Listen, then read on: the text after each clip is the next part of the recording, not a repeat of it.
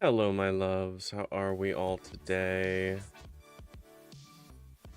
And today is a face cam day. I'm feeling like I feel like I'm pretty set for face cam. That we're at like frame rate. Oh.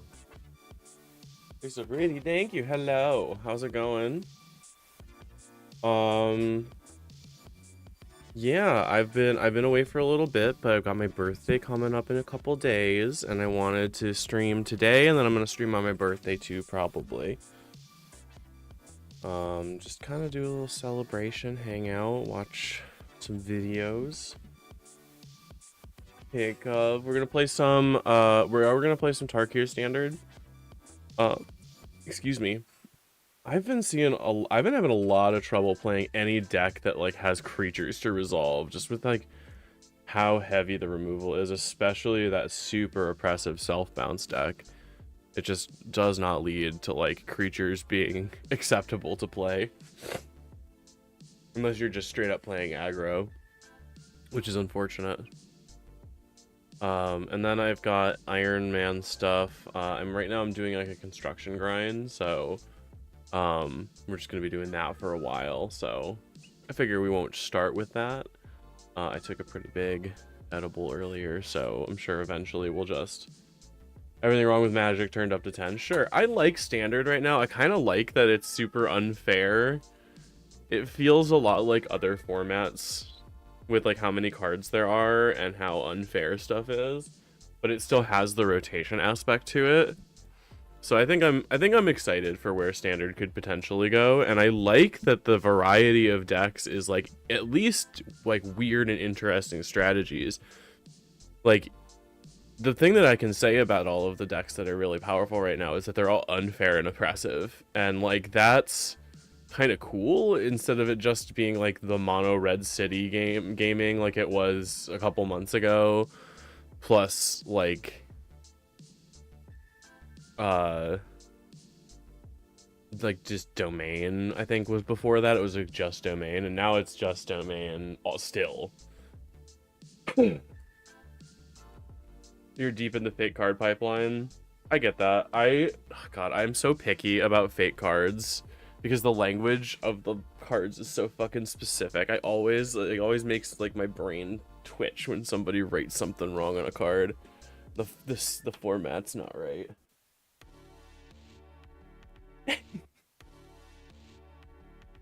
Um, but yeah, we're just kind of hanging out today. I don't have any. I do have a couple of things I wanted to go over. So let's pause this real quick. And I want to bring us over here. I wanted to start with the daily briefing, do a little good news, and then a little like laugh at somebody. So we'll start with our daily briefing, which is what I'm trying to do at the beginning of every stream, just so we stay informed. We have that section. Looks like we're getting. Again, we're using ground news for this, which is a news aggregate source that gives a percentage of like an aggregate of a bunch of different resources, shows the sources where they come from and the lean of the articles. So I'm trying to be as like open and like transparent as I can about where I'm getting information. Format I play as a person who meticulously goes through correcting wording on cards. Fair. That's awesome. I'm glad you have somebody like that. It's like that quality control that I feel like a lot of the fake cards miss. So I'm glad that you have that. So we're getting Doge is backed down to $150 billion, which is, I believe, like less than a 20th of what they originally saying they were gonna save. True, Bunny in chat. We also have the stream up on YouTube, so if it's easier to watch on there, just let me know. And you can watch and chat there. You just won't be able to use the emotes and stuff unless you're on Twitch and you won't appear in chat. The multi-chat, like you can stream to multiple services without paying money, but for some reason to get your chat displayed from multiple services is such a pain in the ass unless you pay money or like use up so much screen real estate, and it's just not worth it. So right now we're just sticking with Twitch on screen until I can figure out a better way. Every warns Trump tariffs could trigger a historical economic crisis. I think that one we definitely know. Everyone, you know, I hope we're staying safe out there, because things are looking weird with especially with the instability of everything. It's insane. Was Constantine accused of killing parents in plot to assassinate Trump? Lived with their bodies for 12 days before filling with $14,000. As investigators found ties to the neo-Nazi group of Order of Nine Angels. Oh, crazy. Crazy. Another person who is going after Trump, who's a weird neo-Nazi, has ties to like crazy organizations like that. That's crazy. How'd that happen? It's crazy how it's 2 for 2 not gay people. That's wild.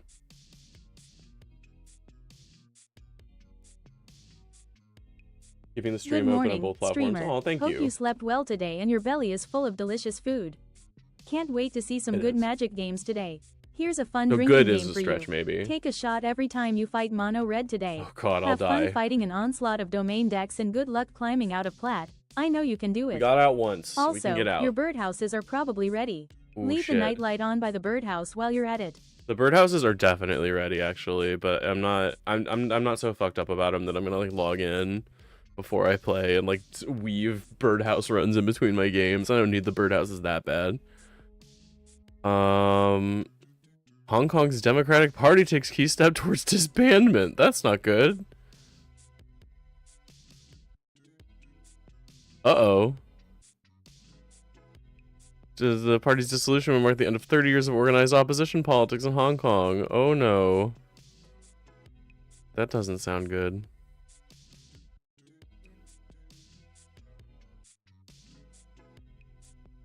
Erroneous deportation emails from DHS target U.S. citizens and legal residents. Cool. DHS erroneously sent deportation notices to U.S. citizens and legal residents.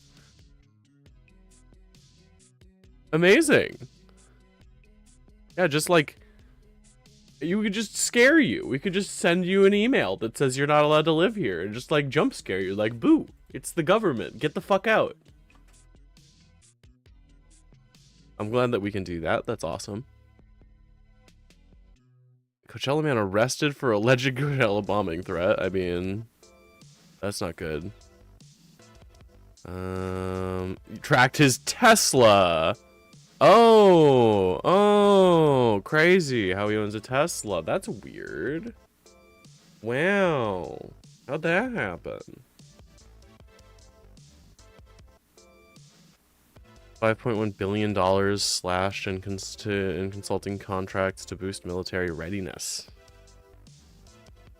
Oh no.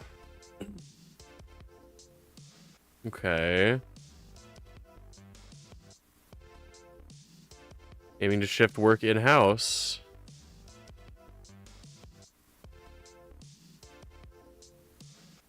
That's really okay, so that's interesting. We're getting a lot of... There's low coverage from the left on this one, which is sort of strange.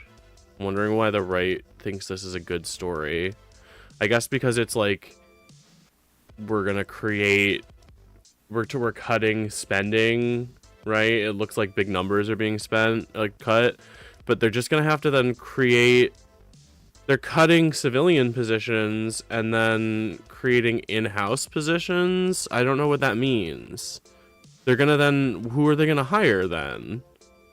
I guess they're gonna, instead of hiring consultants, they're gonna have to make the positions in government. I guess the idea then is...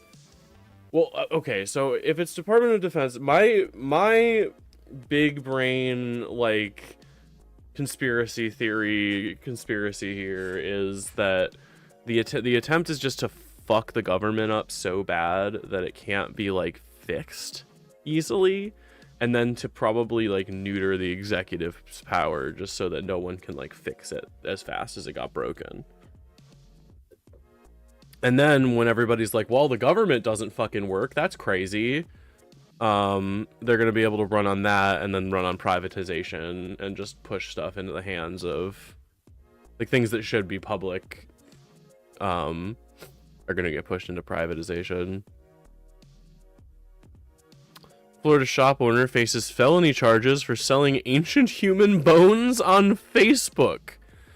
That's definitely illegal. Low coverage from the left because it's just nonsense news that nobody gives a shit about. But that is crazy. Yeah, ancient human bones. In Orange City, of course it's Florida. Just selling remains dated back 500 years on... Stop selling human bones on Etsy challenge. Facebook Marketplace, even worse. Incredible. Study reveals significant environmental impact of pet dogs. Oh no. No, you can't tell us that dogs are bad. That's fucked up. No, it's just saying that you can reduce environmental impacts of them. No wonder the right isn't covering this one, though, because, like, dogs are man and cats are woman and whatever. Fucking. Alright. Well, we got that out of the way. Not too much that I didn't know about, but it's good to stay informed. Again, Ground News is a great resource. It can tell you. We're doing just quick, brief lookovers, but if you like check any of these, it tells you all the liens, all of the extra information, all of the sources covering it, and then you can redirect to the article where it's talking about that thing. You can see the liens of these sources. You can see all of the sources that they have. You can, again, news aggregation, resources that are going to give you the information up front. Ground News, I'm not sponsored by them. I just think it's a really good tool for keeping yourself informed right now. We're gonna move on to a rare spot of like a big dub. Two content creators that I really like. They didn't collaborate, but they recently interacted.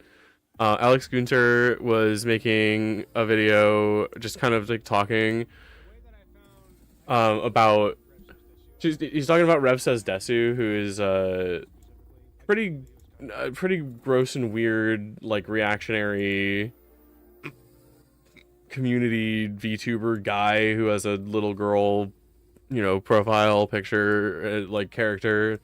Not weird at all, but a bit of a spat with this person named Yara VT. If you don't know we're talking Yara. Let me shield her a little bit because I just subscribed. Yes. If you're a big VTube person, which I'm not. Shill her. Aggressive and cool. You know, anti-trans groups won't divide the LGBTQ plus community. The real trans regret is not transitioning sooner. I mean, great shit, right? So if you're trans and you like VTubers or you just support trans rights and like VTubers, perfect fit for you, right? Yara VT herself is trans. She's working. I know I've seen a few posts about her working on her voice. You're doing great, queen. Keep it up. They got into a bit of a spat on Twitter. We love that. I love, like, again, this is one of the reasons that I'm still on Twitter, is just to catch up with shit like this and follow things like this. Nyara is so fucking funny. She gets in huge spats on... Yeah.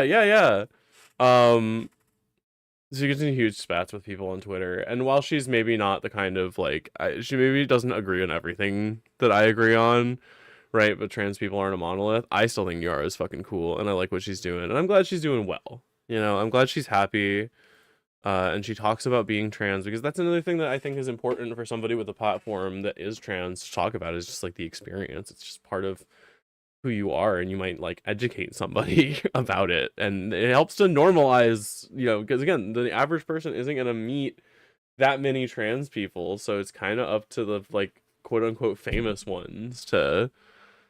you know, get it out there. By the way, Alex Gunter is great. Small time, not small, definitely not small, way bigger than me streamer, but smaller considering, like, than the people he's punching up at for sure. But always calling out people. He's a guy who went from more right leaning to more leftist, and just has put that all in his streams. Puts a lot of really good shit out there where he calls people out for the dumb shit they say, and I really like him. So there you get shilled out, but it was really cute to see her. She eventually, like, this is a half-hour video about why he's, like, yelling. He ends up, like, talking about this stupid idiot Rev who's, like, yelling about the new Harry Potter casting choice to make Snape black or whatever, or who fucking cares. It's not only am I not going to watch it because it's a project run by J.K. Rowling, but I'm not going to watch it because it's like Harry Potter, because it's like I just don't want to watch it. I've already seen Harry Potter. I don't really need to watch it again. I'm good. I don't want to support anything J.K. Rowling is working on. I also just don't fucking care. I don't care that Snape is black. Why do you care that Snape is black? That's weird. Yeah. We watched it the other day. That's what I'm saying. Is like Alec. This was like a rare thing where, rare dub where. That is you. Because I just subscribed to her. If you're a big VTube person, which I'm not, and now here I am. It's like cool. This is fucked up. Groups won't I'm like there's too much. I need to get out of here. Divide the LGBTQ plus community.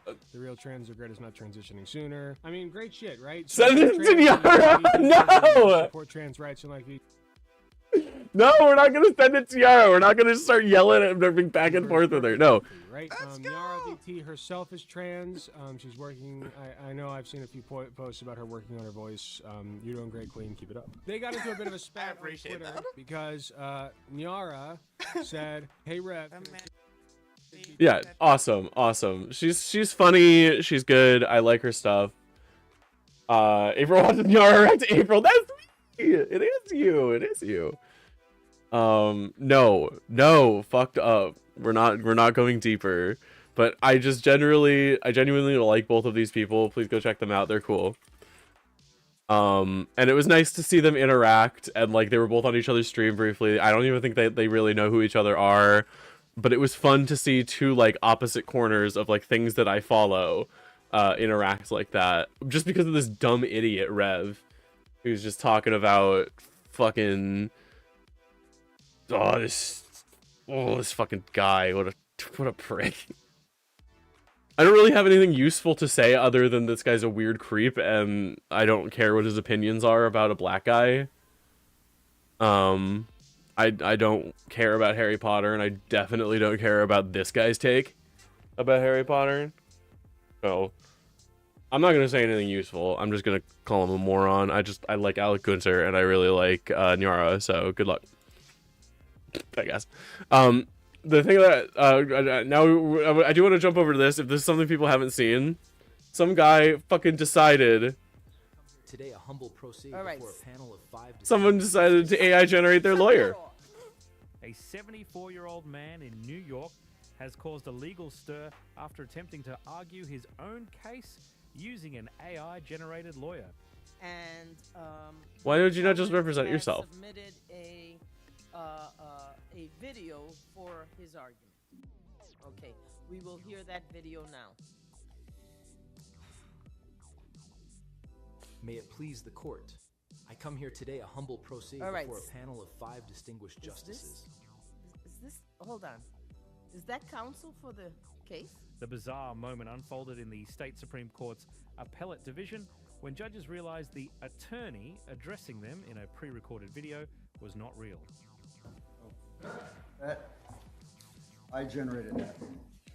I'm sorry? I generated that. That is. Of course you can tell instantly. It looks like dog shit, and it sounds like dog shit.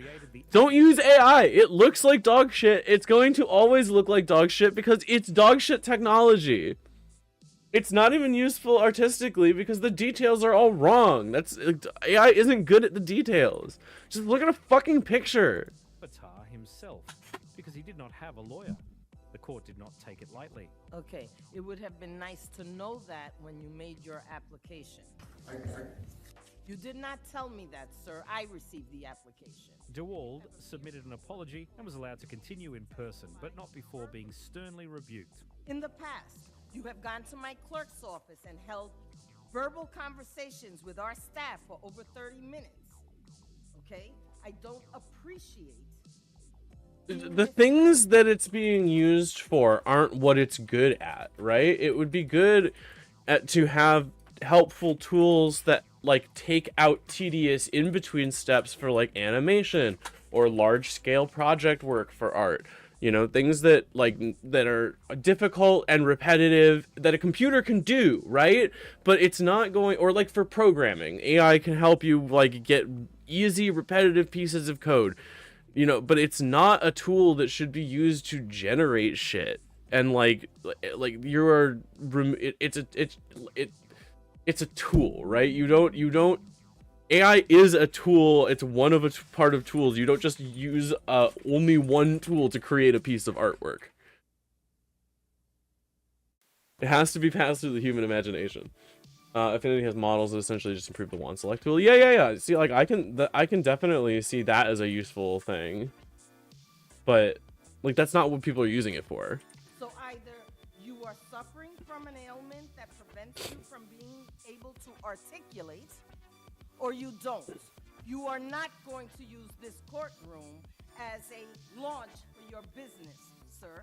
It follows a series of recent AI-related blunders in US courts, including fictitious case citations and hallucinated rulings, prompting concern over the growing role of AI in legal settings. It's just, yeah, it's fucking crazy. AI is just like, I think it was recently AI like hallucinated court cases.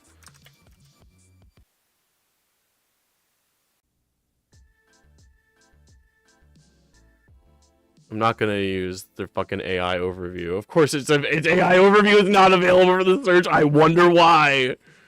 Oh, that would look a little embarrassing if it was wrong,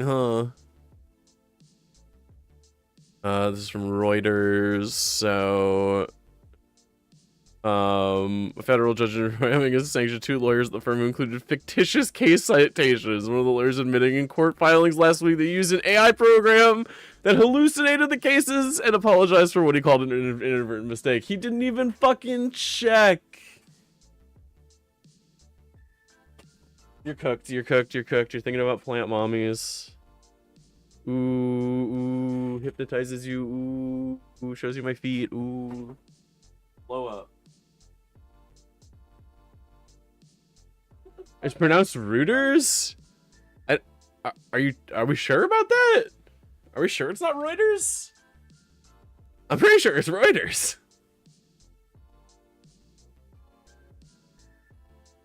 Alright. Fuck you.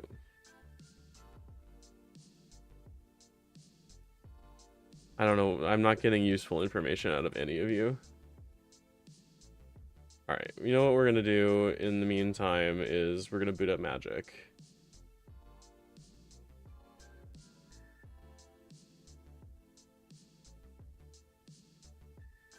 Reuters. I love Ryu, and so does 80. In fact, I can hear her typing right now.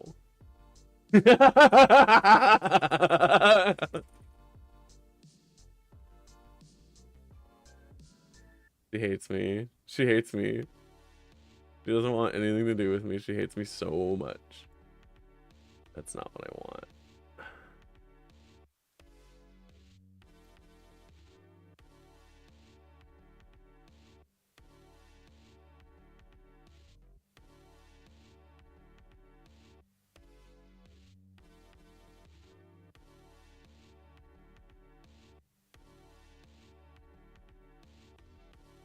Alright.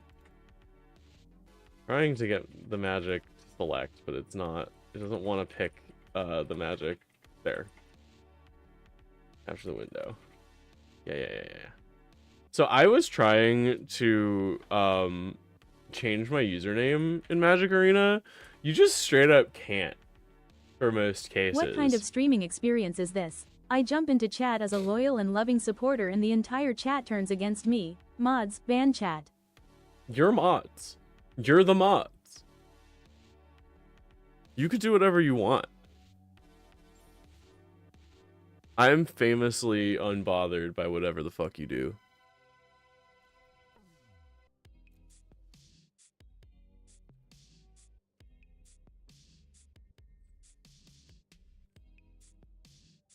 Mods, ban these mods. I'm banning the next person that plays mono red. Alright, let's I tuned up a Boros control shell a little bit. and I was having some fun with it. So we could play a little more of that, but I think I might want to try out this either Orzhov Sacrifice deck or an attempt at something I saw somebody do where they were playing Season of Weaving to make copies of their Monument to Endurance and then just playing a bunch of like spells with like artist talent to draw and discard and then lowering the spell cost. It's like, this is a fucking fun deck. I want to give it a shot. Caretaker's Talent, my beloved. Play mono red. Yeah, Boros Control is awesome in Standard right now. I also put up together a Sultai Roots deck that uses the new Kishless Skimmer. It's almost entirely just a normal Roots deck, except it has a single copy of the Flesh Crafter and Kishless Skimmer. Just because this is such a good card, I couldn't ignore it. It was so cool. It also opens up, like, I mean, I've got the Balos in the sideboard. Like, it potentially could open up, I do not want to listen to you, Sparky. But let's try this. Caretaker's Talent is such a good fucking card.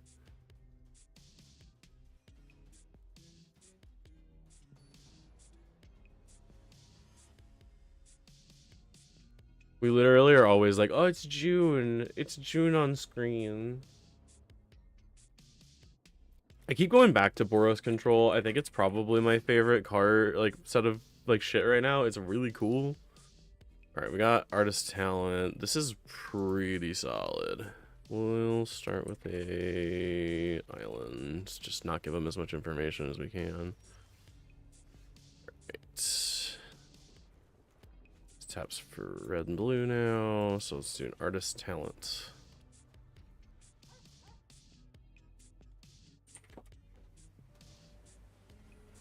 Hi, Helpful Hunter. He's so helpful.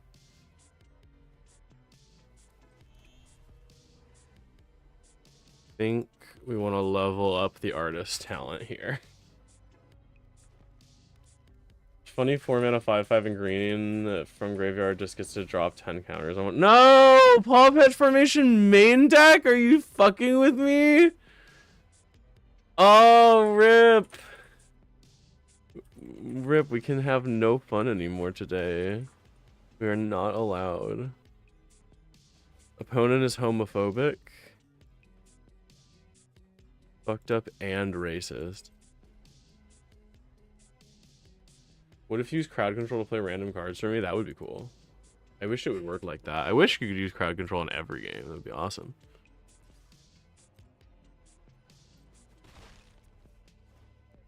There's Caretaker's Talent.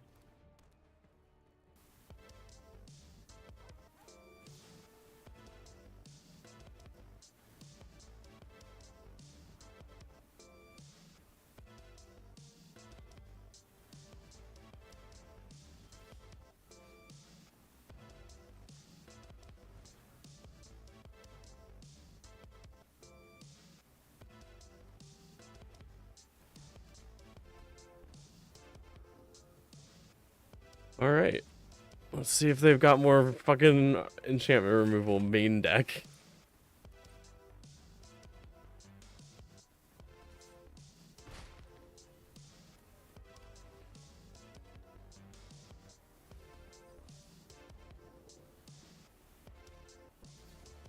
They did. No fucking way.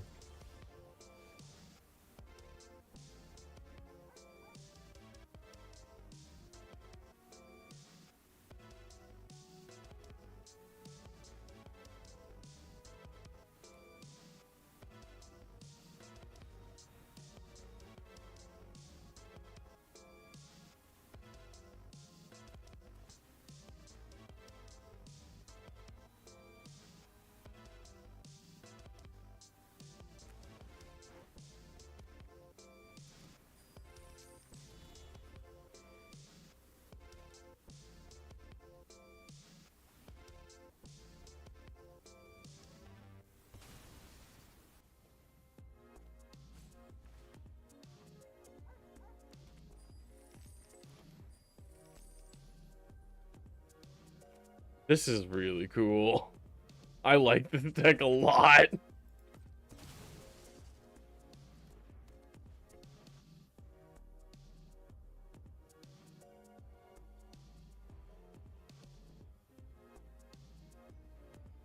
We might need a card that reshuffles our deck, honestly.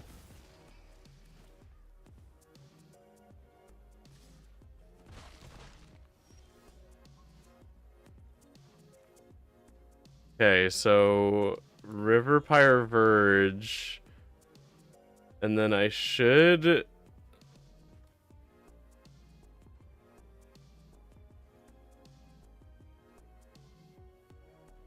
I should be able to do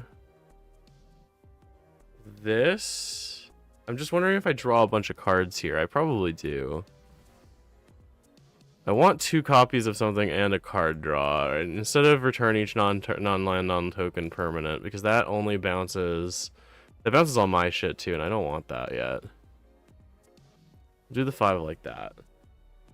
Discard this island. Draw a card. Draw a card. Draw a card. I would like another Monument to Endurance, please. You pet the little pet. Did you delete somebody's message? Imagine. Okay, so I'm not feeling like I'm in any immediate danger.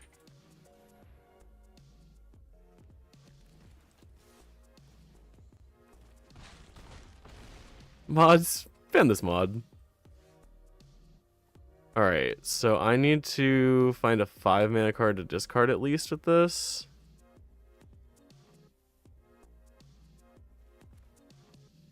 Let's... If I do this, make my non-creature spells cost 1 less, and then I ill-timed explosion, I can still do it.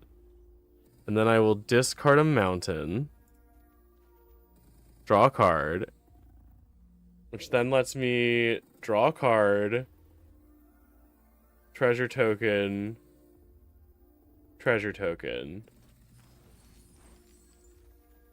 draw 2, discard 2 cards, and then X is the greatest mana value discarded this way. So I can only deal 3 right now, which is fine, because that's Brotherhood's End would already do that, I think. So that's fine. We'll discard like that, which should give me a treasure token. Each opponent loses 3, and I draw a card. And each opponent loses 3, and I draw a card, and each opponent loses 3. I would like to draw all of the cards, please. And then I'll play this land, and then I'd like to play a Braid and deal 3 damage to your Overlord. I'll pay with the treasure that I have. Oh, and now I have to discard a card. I'll discard this land. And then I guess I don't have to do anything for now, except I can just seize the spoils. Actually, why don't I just wait until next turn? I'll just have it for next turn. Now I have counterspell open. That's fine.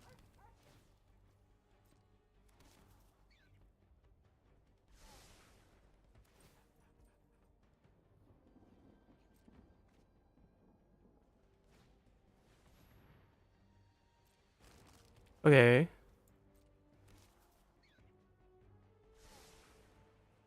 Okay. Oh, that's it. Okay. I'll discard a card. Pay red. Discard land. Draw a card. Opponent loses 3. Opponent loses 3.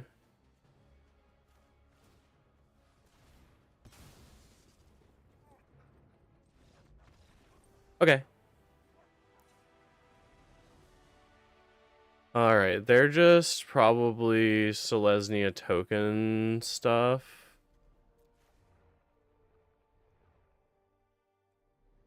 Lots of non-creature spells, so maybe negate and some more 3 steps would be nice. Broadside barrages are not going to be very good into them. Brotherhood's End is really nice, though. Torch the tower, not super effective. Essence scatter, not very good. Yeah, I think that's probably fine. Just more counter magic. We just want more counter magic. That's all we need. 80 better not be watching this game, otherwise I'll lose.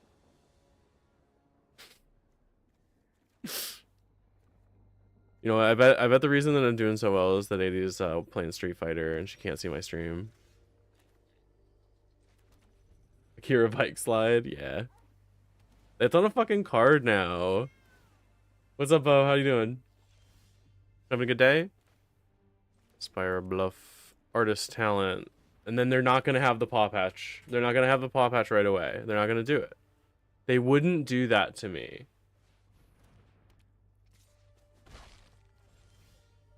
Alright. Island.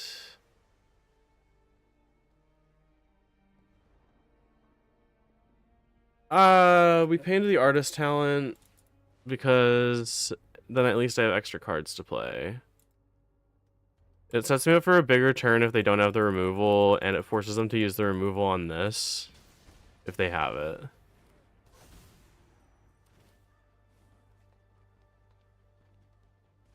Okay. Not bad. And Everywhere Land is... Getting a copy of the Everywhere Land is really fucking good, actually. I really like that. Alright. Play a mountain.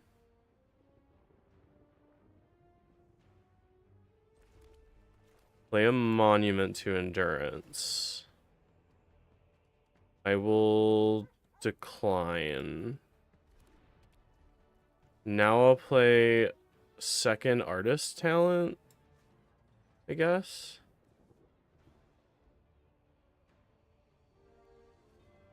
Yeah, let's do second artist talent. Discard a card. Draw a card. Fuck! Seize the Spoils, still too expensive. Plotting next badger drawing, cool. Should make him sit on my face. I mean, what?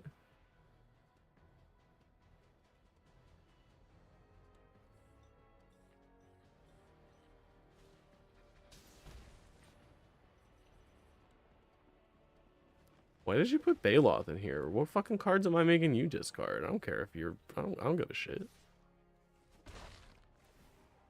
Okay. The question here is, do we make our spells cheaper again? I think we might. Because Seize the Spoils is really good into that. Yeah, that's pretty awesome.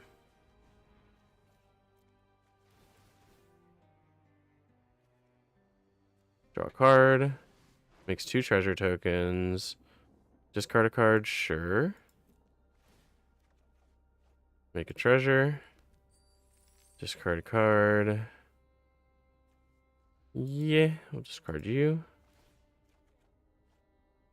Your opponent loses 3.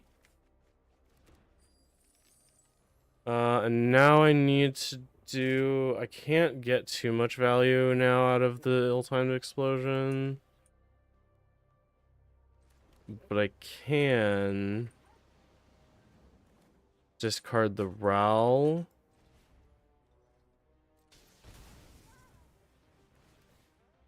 I will decline. Draw 2, discard 2. We're discarding Rowl and an Abrade. They won't trigger my monument, but it'll deal 4 damage to everything, and then I can use my last treasure to play the second monument to endurance, which I will decline to do both. Because next turn, I'm going to play a huge Season of Weaving if they let me. And it's just gonna fuck. It's gonna fuck their whole game plan up. They don't have a shot. Yeah, okay. It's game over for them, and they don't even know it yet. I don't care about attacking. This deck is not about attacking. It's about the fucking Monument to Endurance all the way. It's just gonna fuck. It's just gonna fuck. I'm gonna play this Season of Weaving, choosing to make 2 copies of an artifact and then draw a card. I will discard cards. I will discard. And then I will draw a card. Discard one of the demand answers, which triggers Monument to Endurance, which makes a treasure token, which makes a treasure token, which I'm going to copy the Monument to Endurance, and I'm going to copy the Monument to Endurance, and then I'm going to play a Monument to Endurance. And I'm going to discard this Seize the Spoils. And I'm going to draw. I'm going to make you lose 3 life. And then I'm going to make you lose 3 life. And then I'm going to make you lose 3 life. And then I'm going to draw a card. Oh, I can discard a card. Okay, I'll discard this. And that discards a bunch of stuff. So I'm going to make you draw a card. And then I'm going to make you lose 3 life. And then I'm going to play another Monument to Endurance. And I'm going to discard this Abrade. I'm going to draw a card. Okay, cool. I'm going to make a treasure token. And I'm going to make a treasure token. And then I'm going to make you lose 3 life. And then I'm going to... Good game. Discard a card. Discard Seize the Spoils. Draw a card. Oh my fucking god, please.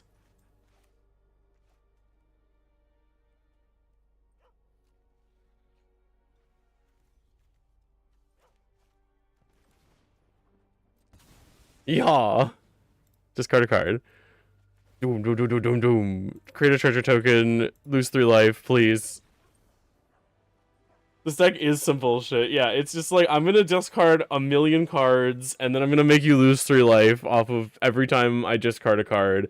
And I have 12 triggers on the stack, and you need to die. We're not gonna get to the bottom of the stack for a little bit. We're gonna be here for a second. Pedro. I like that the opponent said nice deck. That was awesome. Extremely cool little Is It combo deck. I saw some people using this with like Capricious Hellraiser as well. That could be really fun, probably. As just like a huge value guy. Might as well be a good sport. Exactly, yeah. It's fun. It's fun when the combo happens. I think I need to play more combo decks. I think I need to do like a Kona Omniscience combo or something to like breathe like joy back into my life. I've been playing too much mid-range lately, and I just get like fucked over trying to do like tempo, and I don't want to do tempo. Your sister's boyfriend was pogging during that Pedro meme's relevance because his name is Pedro. He made that a song, his Discord sound for a while. Fuck yeah. Thundering Falls. I guess I can't really say no to a counter spell, huh?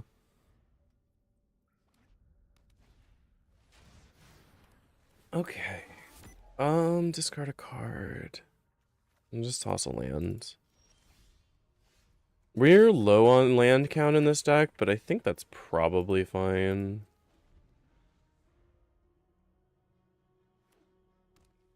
I voted for him. We're gonna demand answers, and I'm gonna discard Seize the Spoils. Are you gonna fucking counterspell me? That would fucking suck. Alright, Artist Talent.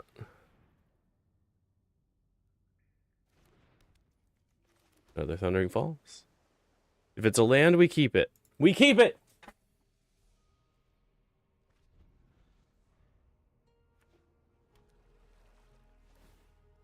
Ooh, I don't like when they hit me with the 2/3 land.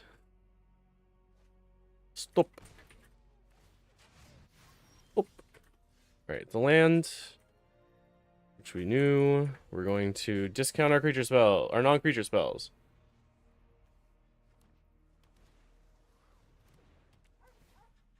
We should be really strong against self-bounce, I think.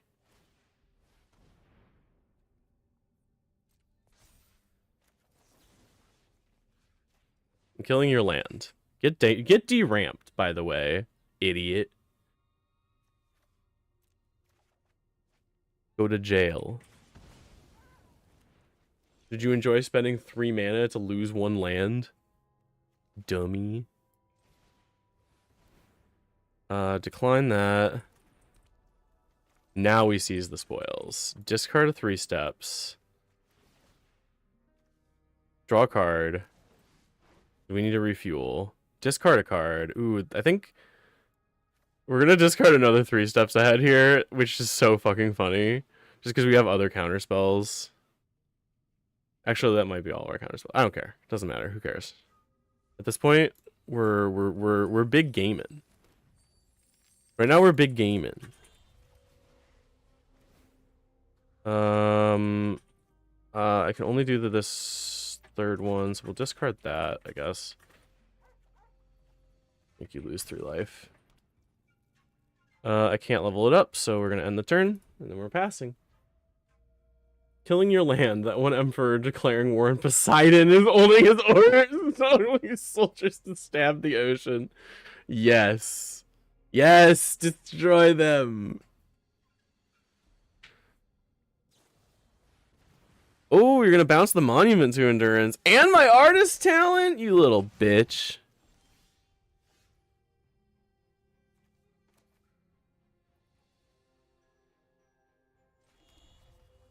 I mean, we're just gonna level up again, I think. I think we're just gonna do the thing we were already gonna do. Discard a card, yeah. Discard that. Play another artist talent. The way it already was.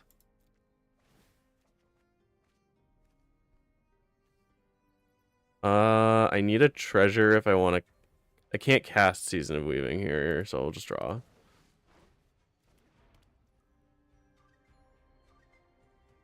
Nah, not worth the treasure. We'll use the treasure, hopefully, next turn to storm off with the Season of Weaving.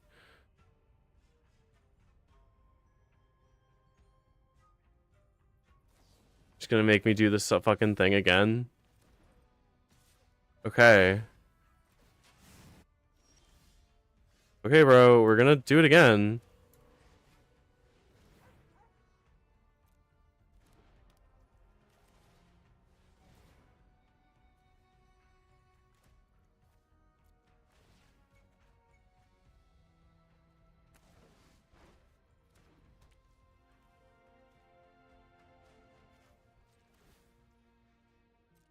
I did fuck up a little bit. I forgot to level up the guy first.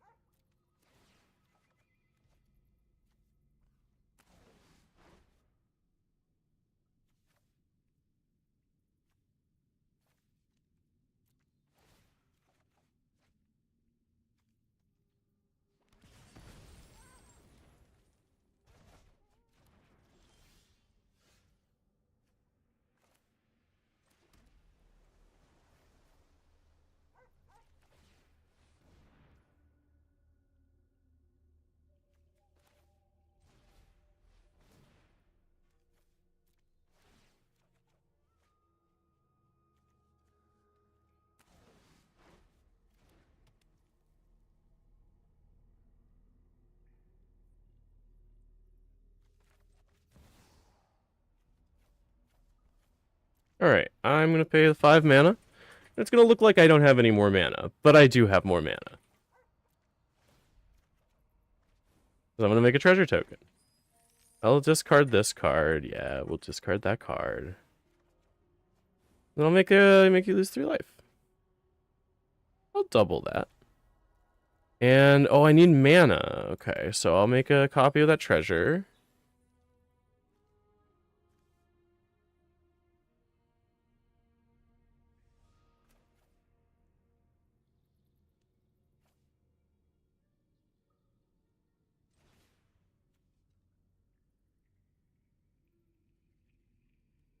I misclicked.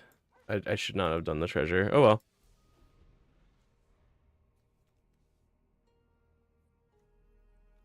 Yeah, if they play another creature, Roadside Barrage can be played. I just didn't realize there wasn't a creature on the board. That was my bad. Probably should have just made another thing, but I didn't.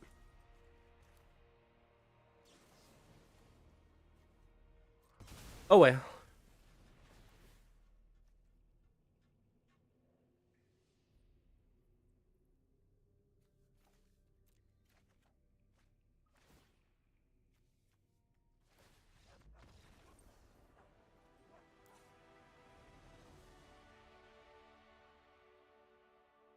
Yeah, me too.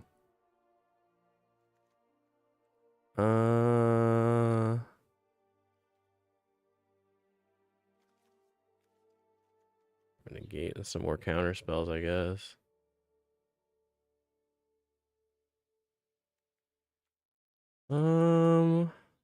Braid doesn't do anything against them, really.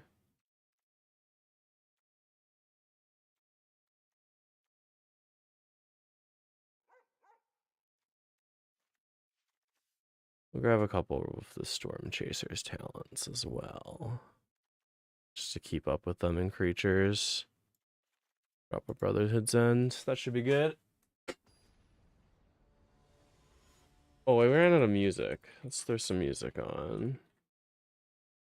I'm just gonna listen to music from Demon Slayer and nobody can stop me.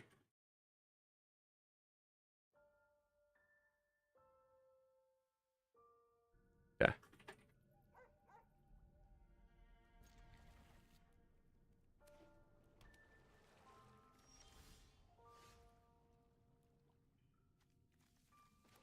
All right.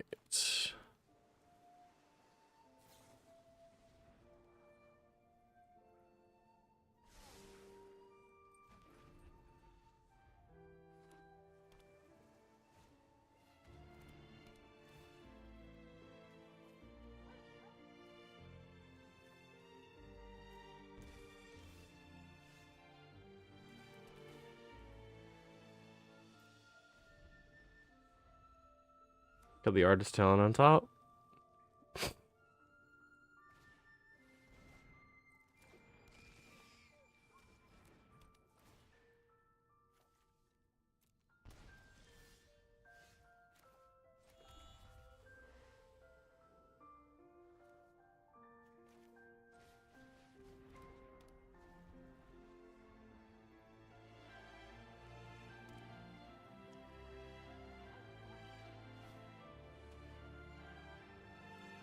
No creatures. Yikes.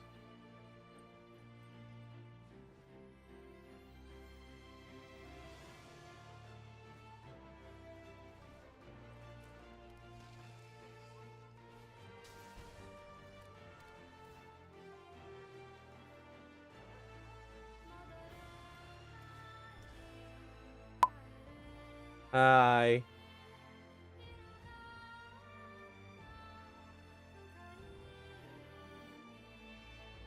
How's it going, Switch Chat?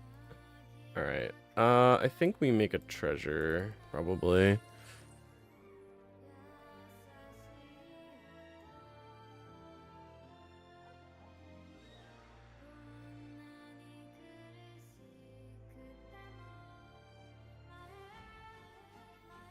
I'm doing good. I'm doing good.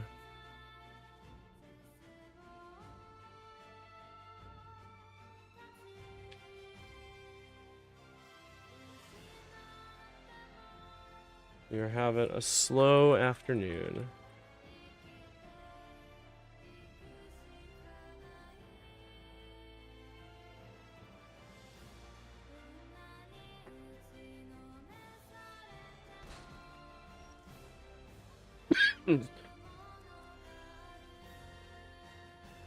Alright, we want the artist talent, and then we can't afford to do the down tick, so we're just gonna seize the spoils.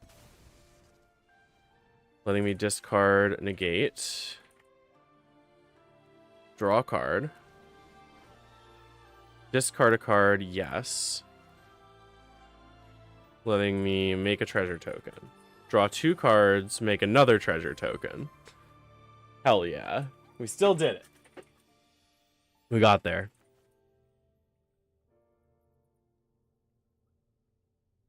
And then next turn, we can artist talent, level up, and play Brotherhood's End.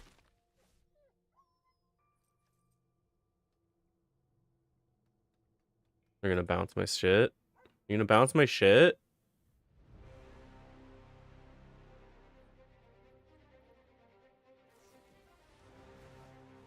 Imagine.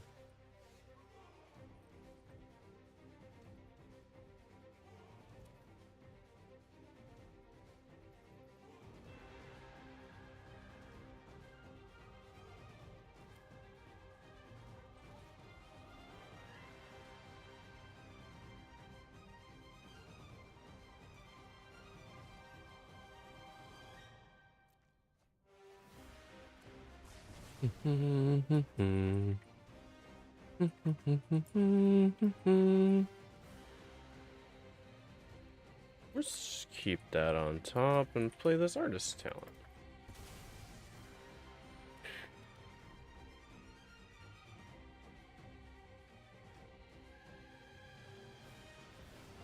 Ooh, hard casted Kaito does not feel good.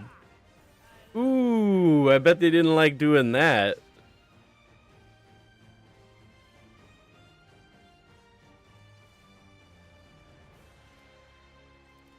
Yeah, that can't have felt nice. Monument to Endurance, please. Let's decline. Raul, I am so fucking sorry, but you need to go in the bin.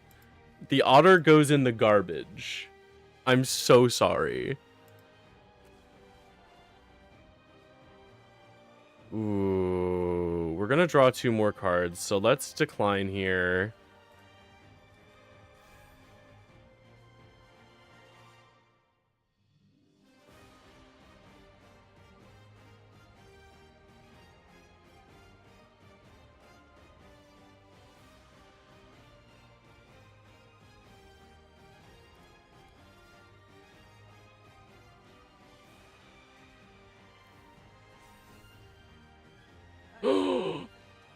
Oh, fuck. Okay. Woo!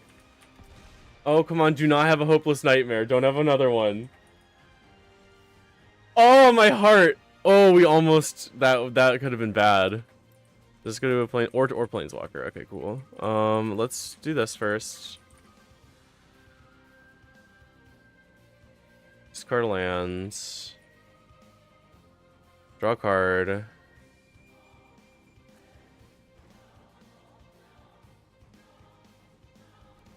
Second one. Play a second one. Discard a Demand Answers. Make a treasure. Draw a card.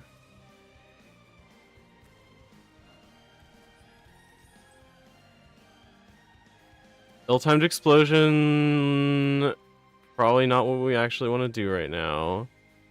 Because it's only damage to creatures. Let's deal 5 damage to Kaito. Oh shit. But do we want Storm Chaser's talent for the 1/1? Probably not. It doesn't really matter. Yeah, we'll discard the Storm Chaser's talent here. Ill-timed explosion gives us potentially more discards, and we're gonna get a bunch of treasure tokens from this. Token. 3 life. Draw a card.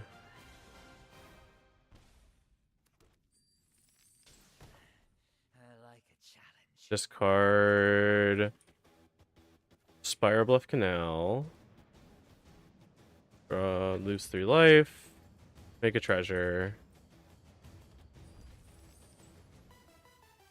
Brotherhood's End, 3 damage to each creature and planeswalker, please.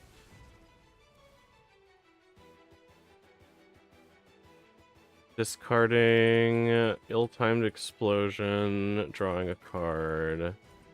Lose 3 life.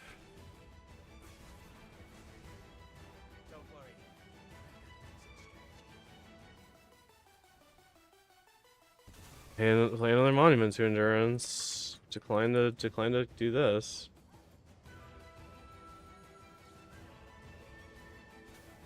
Rip. Couldn't get there. Couldn't get there.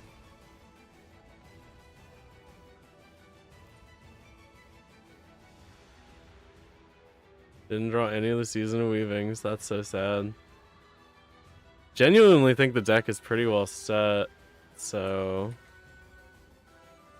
I'm not really too worried. I guess we could Essence Scatter, would be cute, but I think I'm more worried about the non-creature spells they play, so yeah.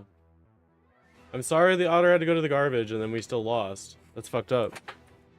If I'd waited maybe one more turn.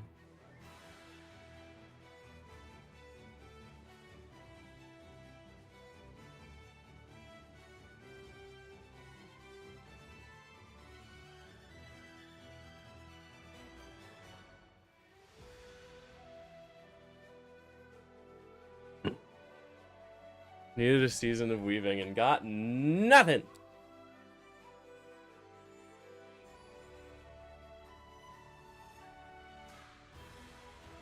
You really need that Season of Weaving to get those run in.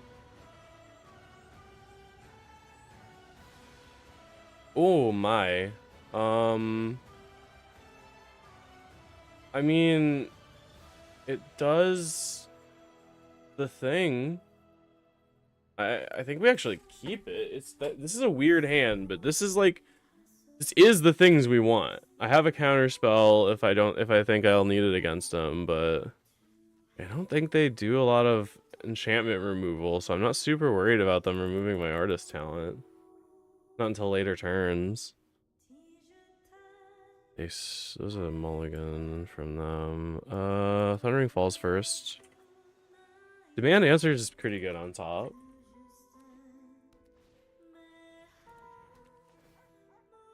No one can take our talent away. That's what I'm saying. I'm gonna play artist talent.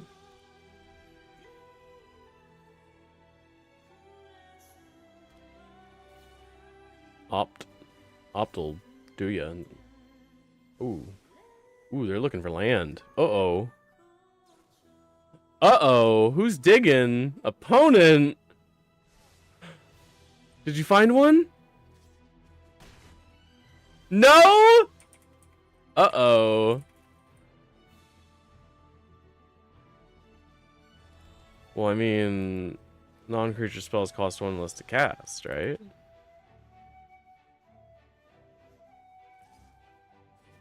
Ow. Fuck. What a curve. I don't have a monument to play here, but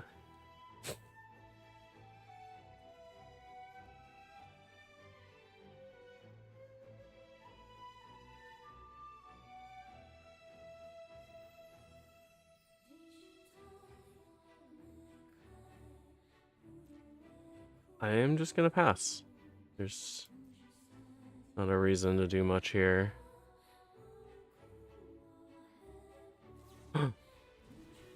Wait, they want to do stuff to me? No.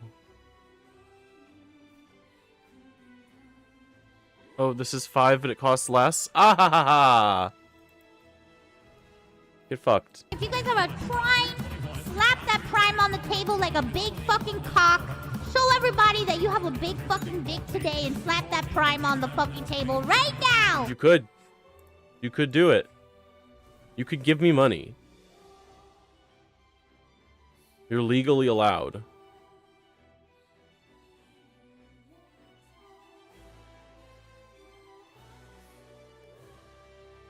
And it's almost my birthday. Sorry, accident.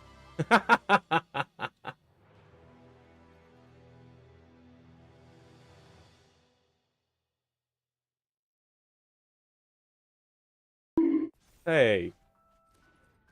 No, that's just rude. 80's giving me mixed signals. Oh, come on. They bounced it again anyway. I mean, I think I just play it and do the thing. They're, like, wasting turns bouncing it back to my hand, but I'm still gonna develop my game plan. Yeah, go ahead. What do you got? Oops, no monument. Fuck you.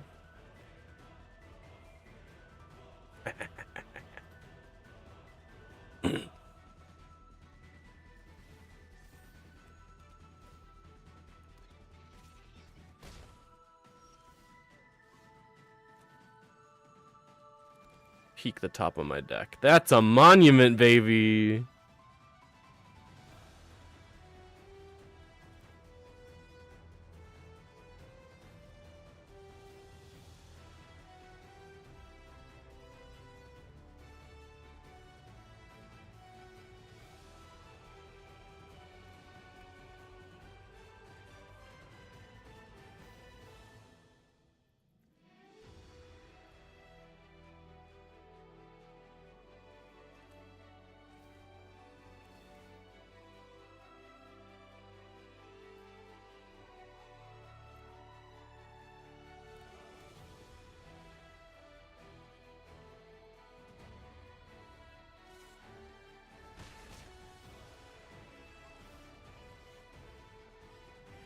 This leaves me enough mana for a counterspell. Let's give her a shot.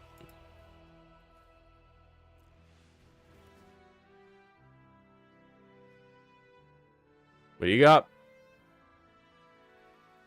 Make him have it. Figure it out.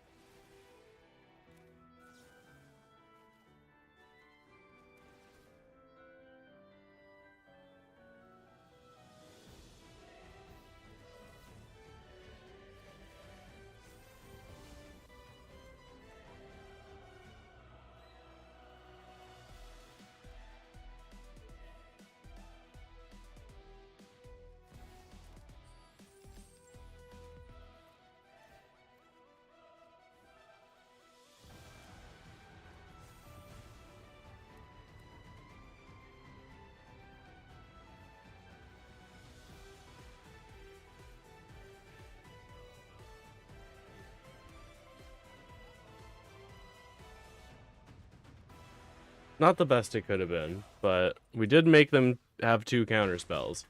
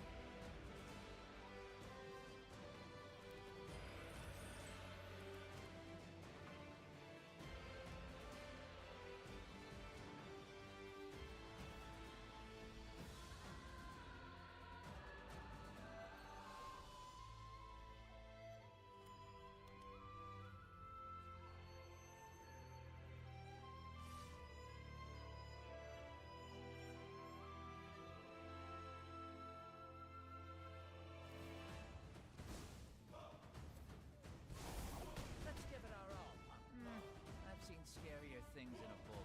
My eyes are as sharp as my sword. Okay.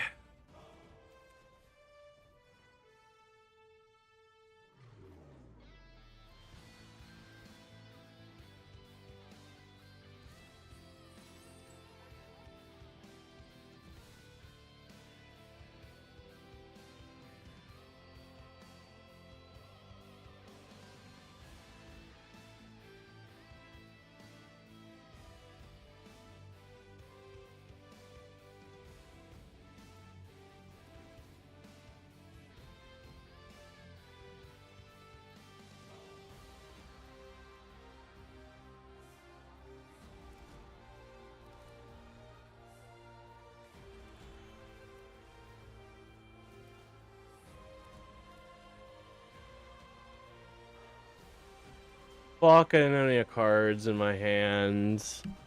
Ah, we got close. This sucks.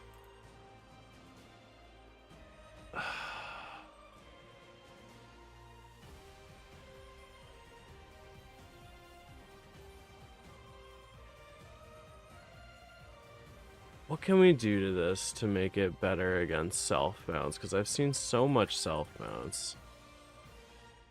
Is it really just...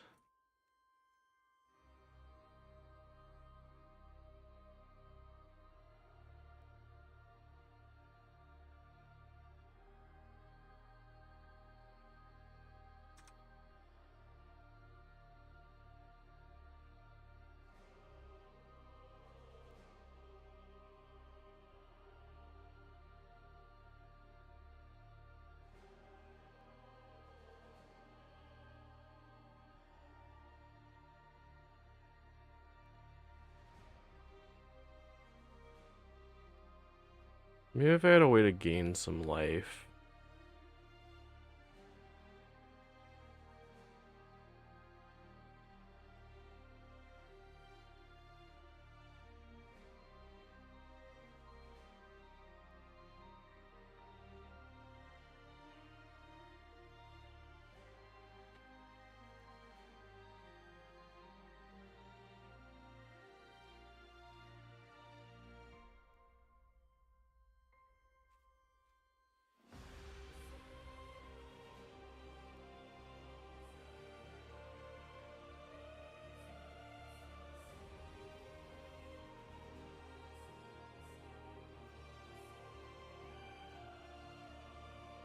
This Glacial Dragon Hunt feels better than my Broadside Barrage. Maybe we put those in the sideboard in case we have like a Sheoldred to play against or something.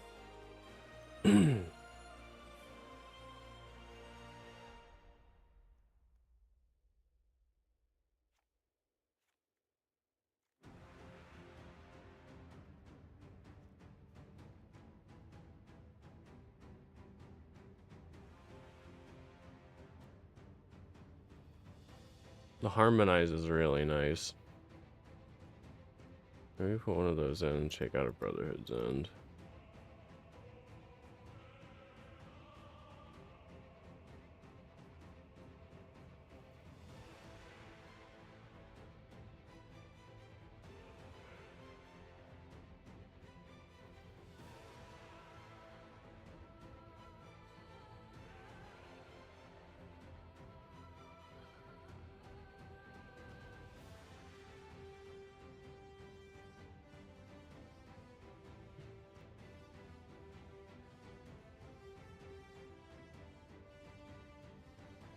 It could be cute to put in the Stormcatch Mentor.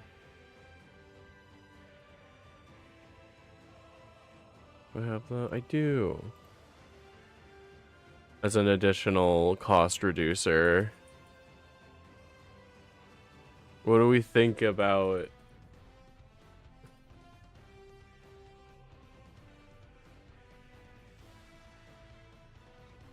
What do we think about Stormcatch Mentor? I think it looks alright.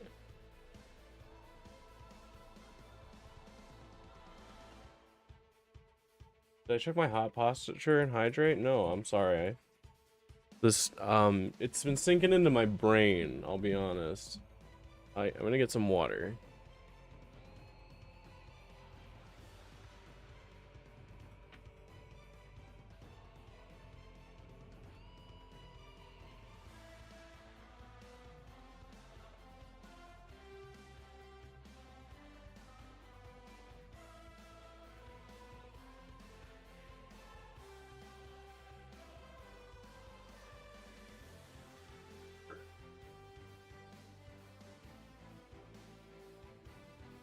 You're not you when you're Bungo.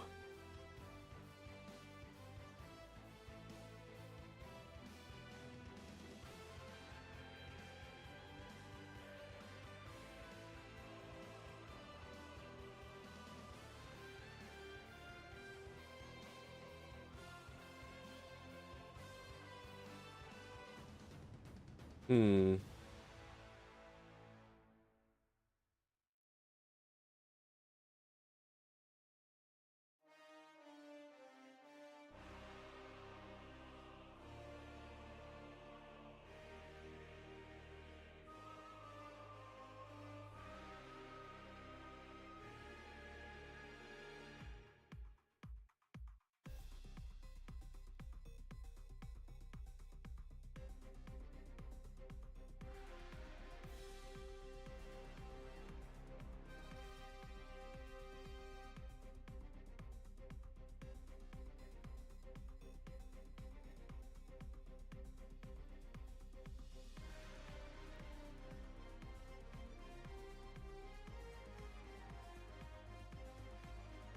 You know what I might need is something like bounce off.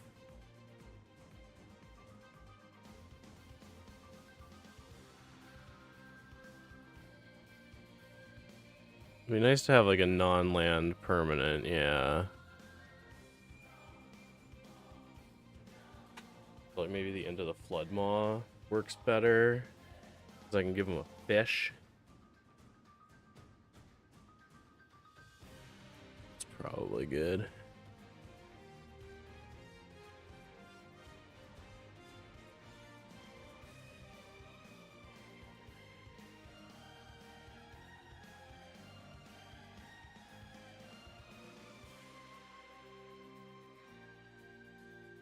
Oh, hello, Morgana.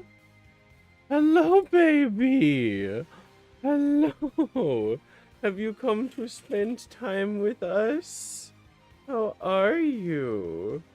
Everybody say hello. Oh no, no, you're done? You're done immediately.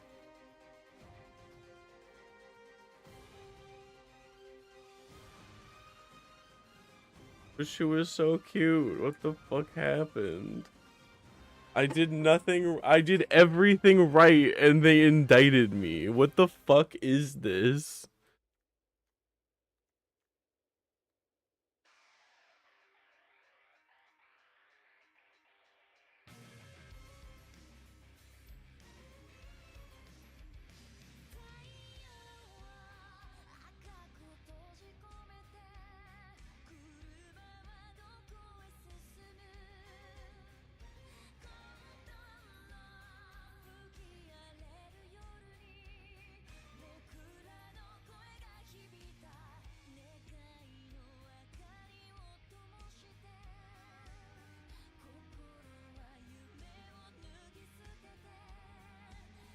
Alright.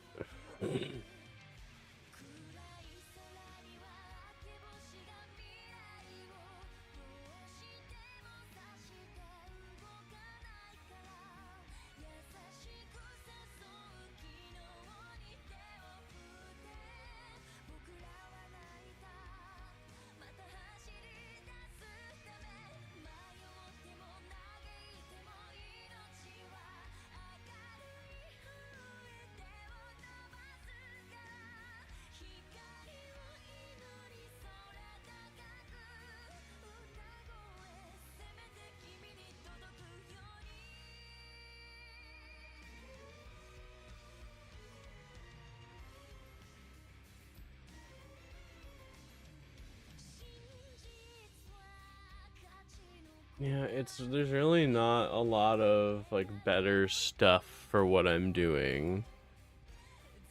I think that's basically the only major upgrade I can make is to swap in that Glacial Dragon Hunt, and then I put in 2 Broadside Barrages into the sideboard so that if they like a big 5 toughness creature, we can kill the fuck out of it. We do need one more sideboard piece, so I guess we'll do another Into the Flood Maw.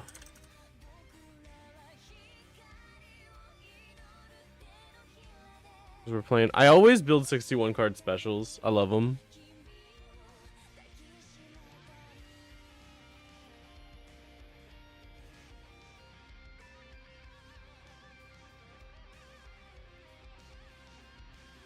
All right, let's hype it up a little bit.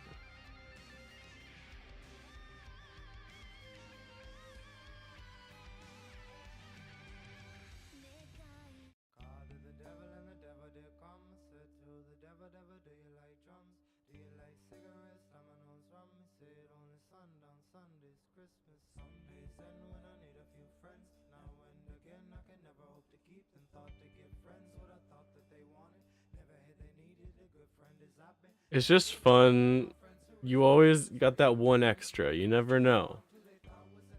It's like I'm always like, oh, I always feel like I can't fit all the cards I want into this standard deck, but if I add just the one extra, I'm happy. It's just like in this deck, I'm like, I got all this, like it's got to be so tight and efficient, and then I can have one Ral. I can have one Ral Crackling Wit in there because it's a good card sometimes.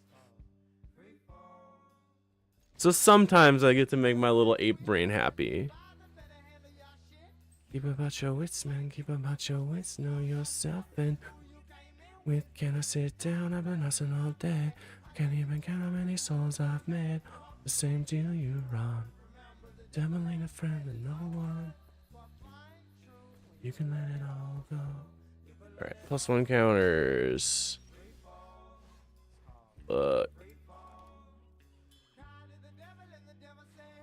This is probably just gonna be like Selesnya bunnies.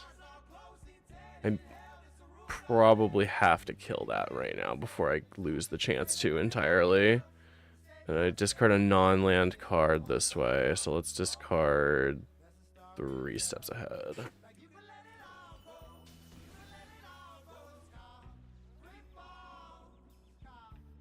Yeah.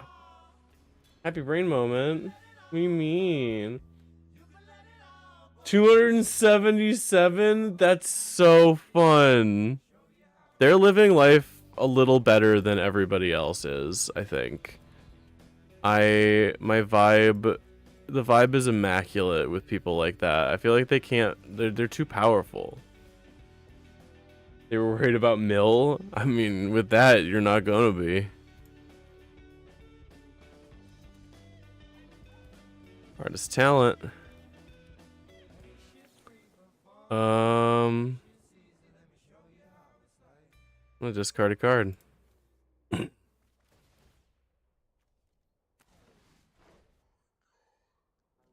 gonna discard another card.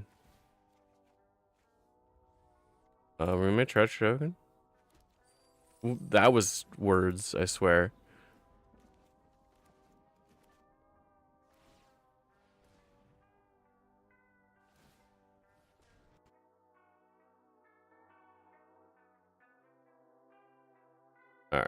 Alright. Ooh, Raul! See? We get the sometimes fun. This actually might be a really strong Raul. Let's play Raul. What are they gonna do? Fucking explode. Discard a Season of Weaving. Make a draw. Play Raul. Draw 3 cards, discard 2 cards. Draw 3, discard you, and discard you. Make a treasure. Make you lose Slayer Life. Play an untapped land. Now I have 3 mana. And the best thing I can do with 3 mana is play another monument, I think.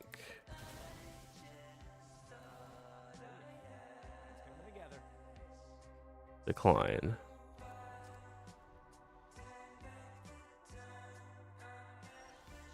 Ooh, that's rough, buddy. Yeah.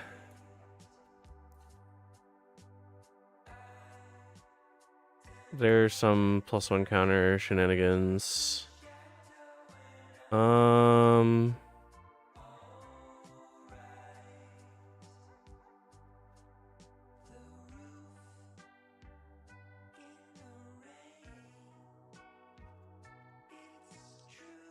I'm just gonna go full in on fuck 'em up. No counter spells, no shenanigans.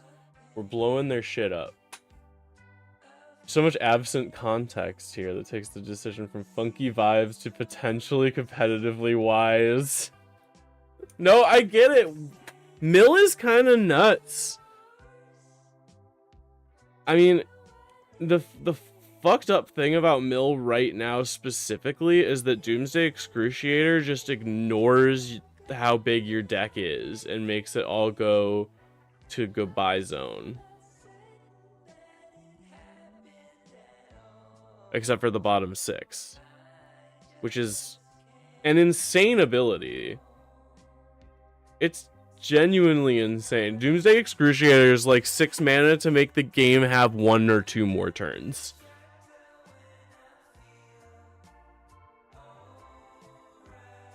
Oh, it's custom magic? Okay.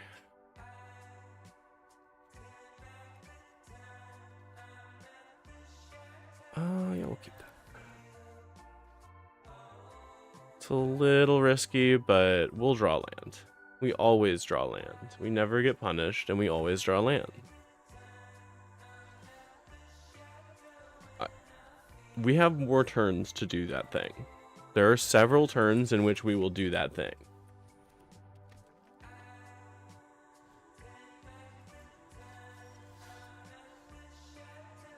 Alright, we draw the land. See, we never get punished. We never in our lives get punished.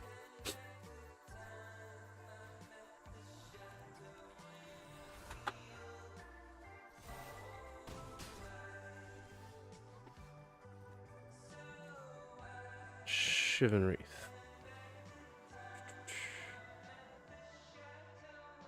I think the best thing to do is play the monument. Declining here.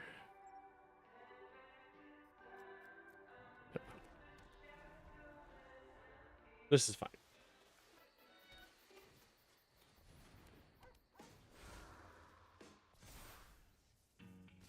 This is fine. Everything is fine. It does begin to look grim. I can see how one might believe that.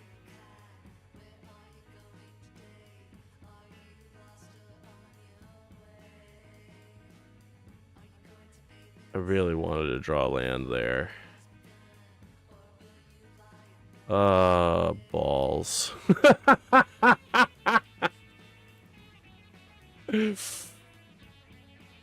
Oh, that's rough, buddy. I guess we make a treasure. It's fine. It's fine.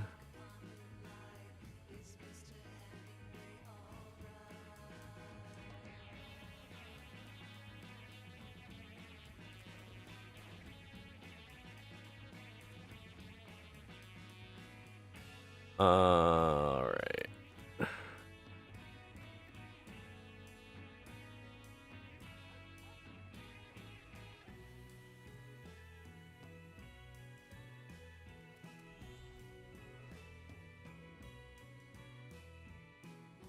We don't die on board next turn.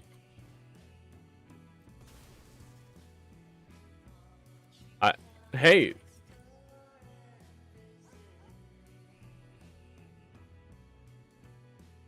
Hey. We're not immediately dead. See, we're not dead. That's not a number that makes me not alive. Oh no.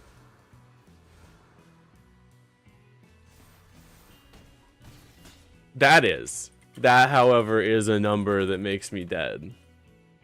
Rough.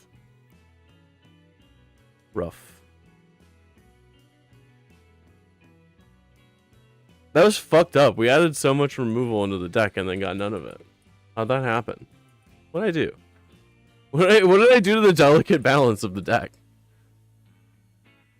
I was too greedy, I guess. Sometimes the shuffler humbles us.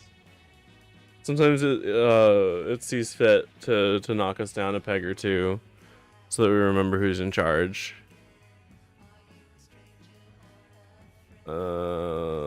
Fuck yeah, we toss a mountain back here. It's a little rough, but we'll get there.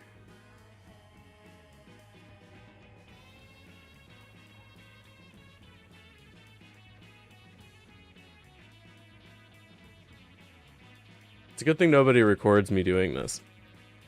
That'd be really awkward.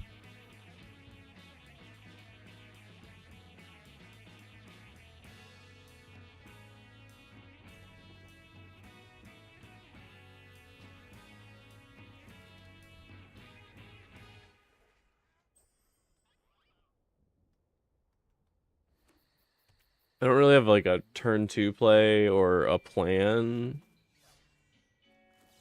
But I am gonna make that go back into their hand. I have concepts of a plan, okay? If it works, if it's good enough for the President of the United States, it's good enough for me.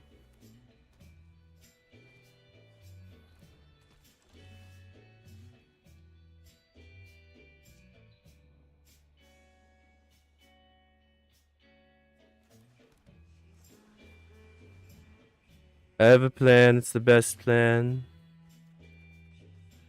Motherfucker. I love draw Season of Weaving again. It's a good card, don't get me wrong, I just don't know if I can cast it.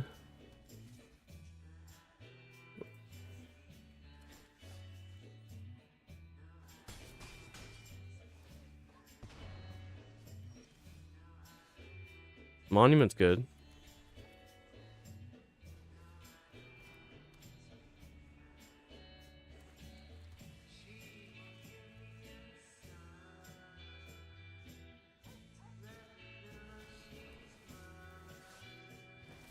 Season of Weaving is also a board wipe, and I do need to remember that. I think last game would have gone better if I think I had a Season of Weaving I could cast, and I didn't do it.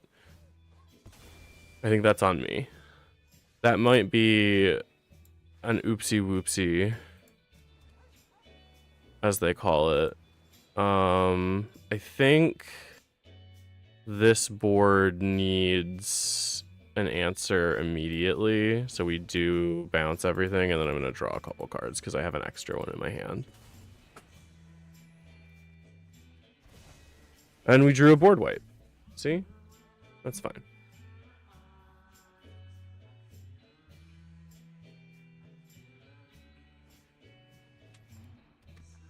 It slows them down a lot, makes them lose a bunch of tempo.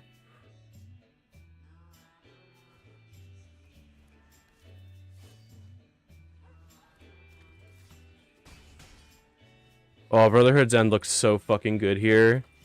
I'm so excited for this. Are you ready?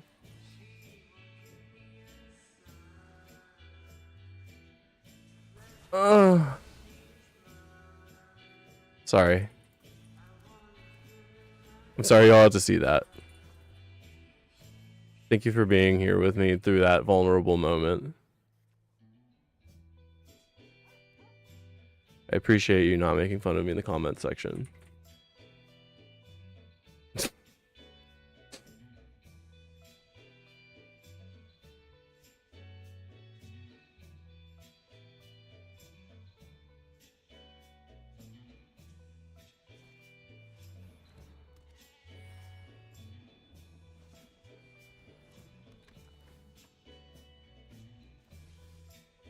Okay. We just do a Season of Weaving again. Make 2 copies and draw some cards.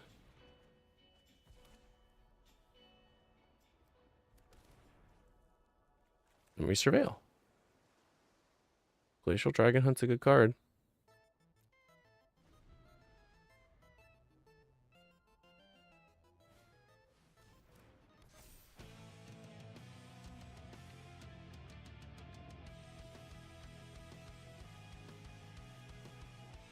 Oh, this is a cool card. Just Anthem. Yeah, fucking sure. Hey, looking good. Thank you. Appreciate it. How are you doing? Whoa! Ethereal Armor, good card. Holy shit stick. Fucking forgot. Is the game's category still just chatting? Oh, thank you. I'll update that real quick.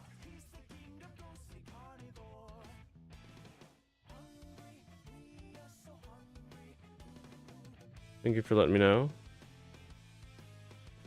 Hope you're having a good day.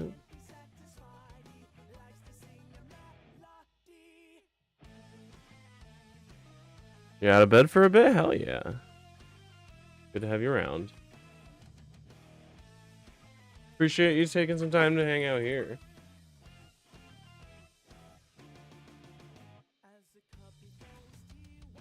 What is this guy? Cost a bunch of artifact. Cast a bunch of artifact spells even.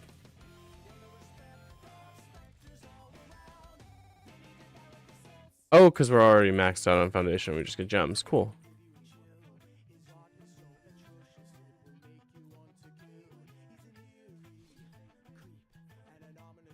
Alright, we're gonna play more. We're gonna play more of this like weird little Jeskai combo deck. I like it.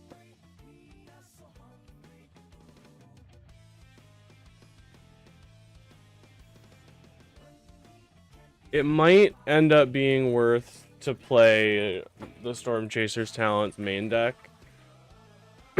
Or the Blood Maws. But I don't know, maybe I'm just not playing it right yet. Maybe I haven't logged in. That's what I'm thinking. I'm thinking maybe if I get to a certain level of cool over the course of the rest of the day, we'll manage it. I don't want another season of Weaving very much. But thank you. I do appreciate it, game. Ooh, this is gonna be graveyard or sacrifice for sure, which is rough. This might end up being a game 1 loss, but make it up with the sideboard. We're gonna end. Oh, that's a fucking sorcery? I'm stupid. 3 damage. Wham. Whatever. We were fine. It's fine. It's fine. It's everybody fucking calm down. It's fine. It's fucking fine. Shut up. Okay, Brotherhood's End does not answer this board, so we're gonna get rid of it. I'm gonna draw. It's pretty good cards, but I don't know if... Well, if we do... Ral does answer Ariat by discarding. You're gonna fucking take my treasure token? Rude, dude! Fucking holy shit! That's awesome! This guy's a hater. This is a professional hater. He's in it for the love of the game. Holy shit.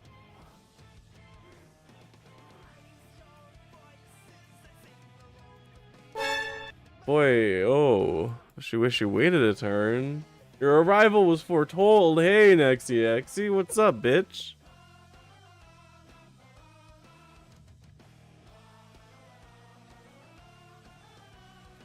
Okay, he had another one. So that's why he used it on my treasure token. It did suck that he did that, but this turn is gonna be really cool. We're gonna draw 2 cards and then discard Rawl and Brotherhood's End for now. Ah! Dab? Like take a dab? I don't have any. Or no, are you dabbing?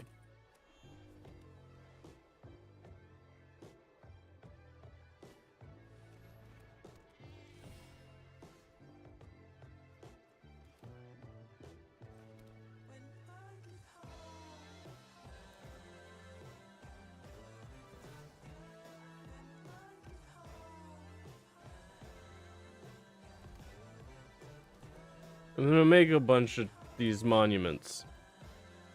I like them. I just like them. I just think they're good. I just think they're good, and I want several.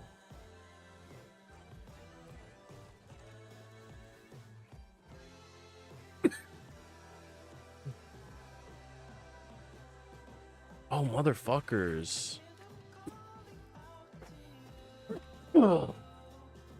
Knave was stalked by nightmares. I've never seen this card in my life. Return target enchantment to your graveyard, your hand, or enchantment your controls put into a graveyard from the battlefield. That's cool as hell. Wait, what? That's it's because it's overcosted.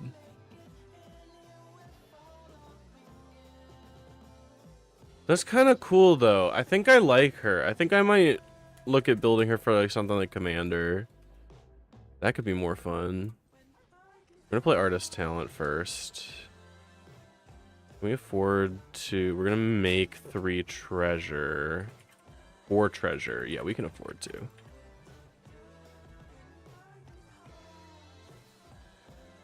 Discard a card. Discard one of the Seize the Spoils. Make treasure. Make treasure. Draw a card.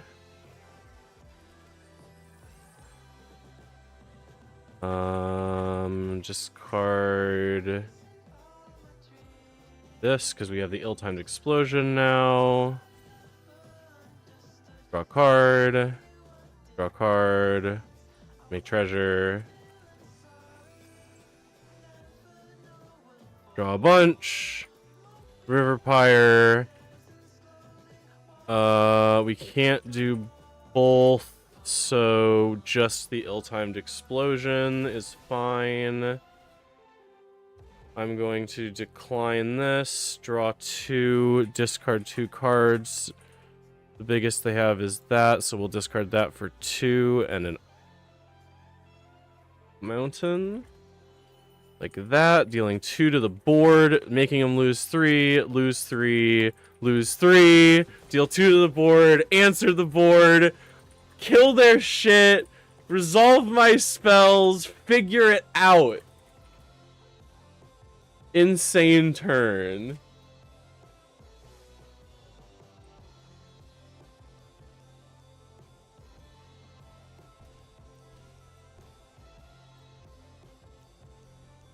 Oh shit.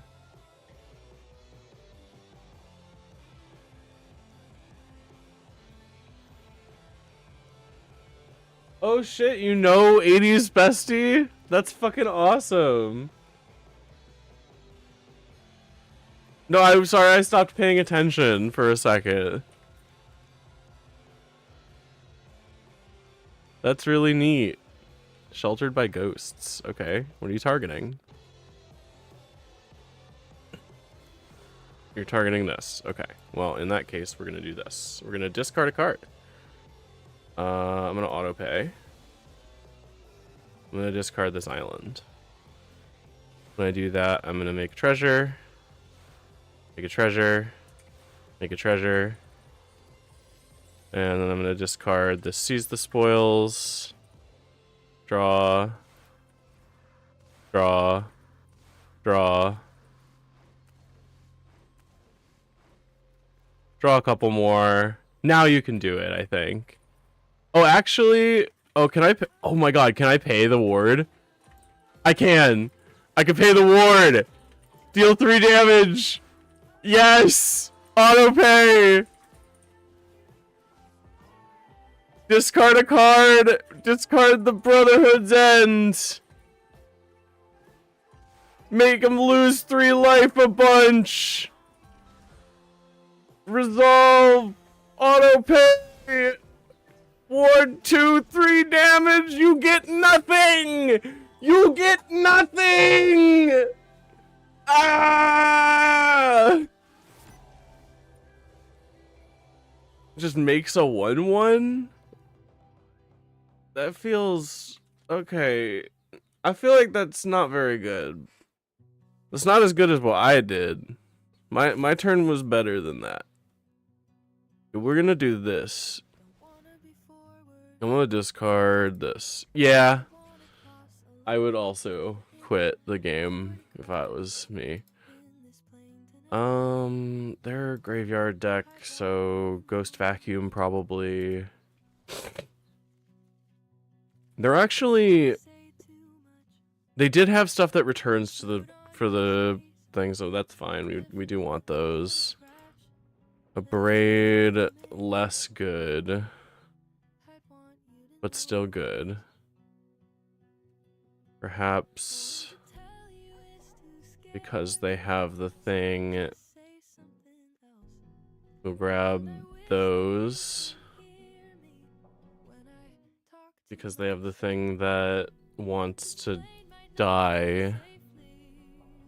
You know what I mean. It has a death trigger, so I'll make it exile instead. Which also might mean... No, Brotherhood Sun should be fine. I don't really care that much. It's fine. It's fine.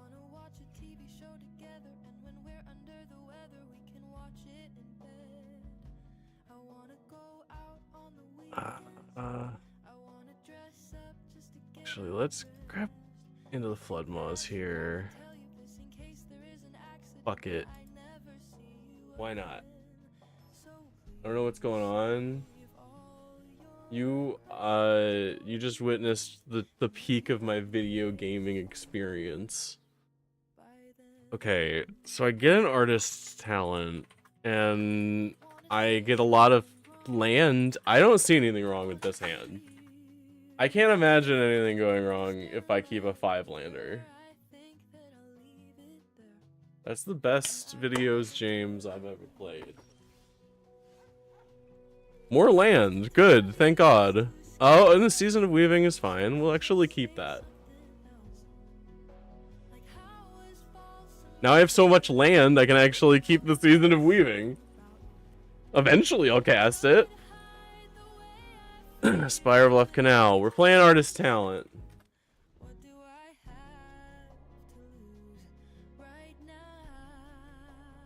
This deck wants to discard my hand so bad. I'm like frothing at the mouth to discard my fucking hand. I'm like, I fucking hate these cards. I need them in the garbage. You are all more useful to me dead. We are going to deal 3 damage to everything. And I'm gonna get this back.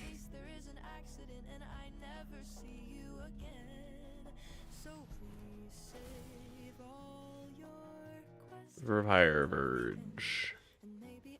Make my spells cheaper. Because I can. I'll draw a card I can cast. It's gonna be fine.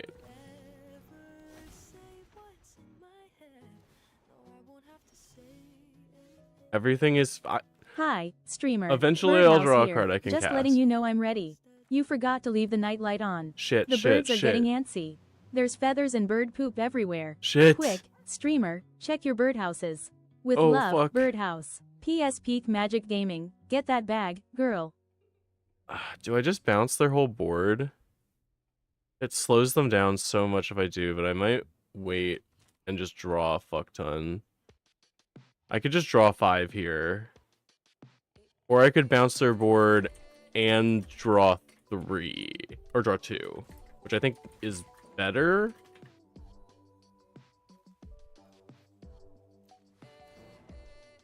Sorry, I'm very... I'm just so full of soda, you know? More Season of Weavings! Perfect! That's what I wanted! I would love to reset the game to turn 1 every time.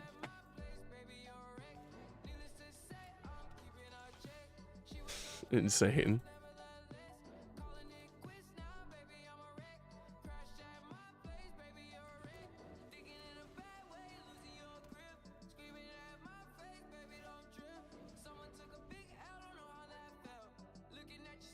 What if I swapped to using the Ryu Pog? Just always?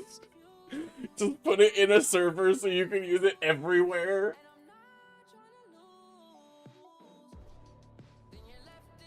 Oh, this motherfucker!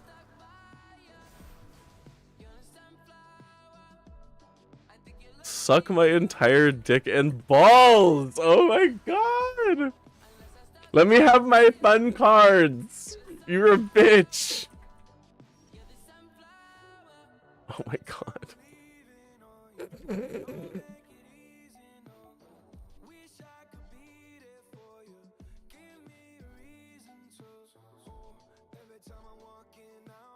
Fucking seize the spoils, I guess. I gotta draw something.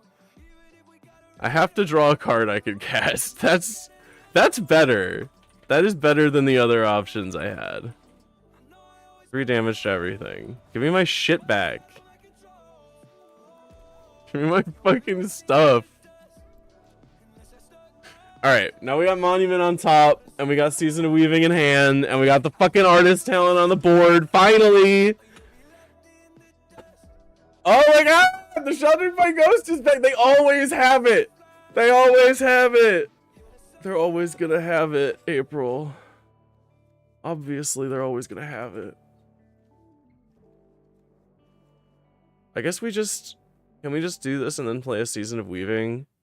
Because I have 4/5 with the treasure, and then I have an untapped land, so if I just do Shivan Reef down, Monument to Endurance, decline here, let this resolve, play Season of Weaving, make 2 copies, draw a card, and then I autopay here. Now I can discard, get advantage. Probably just draw a card here. Just go into next turn. Yeah. That seems good. Why am I gay? Drink up piss, girl. What the fuck are you talking about? Shut up.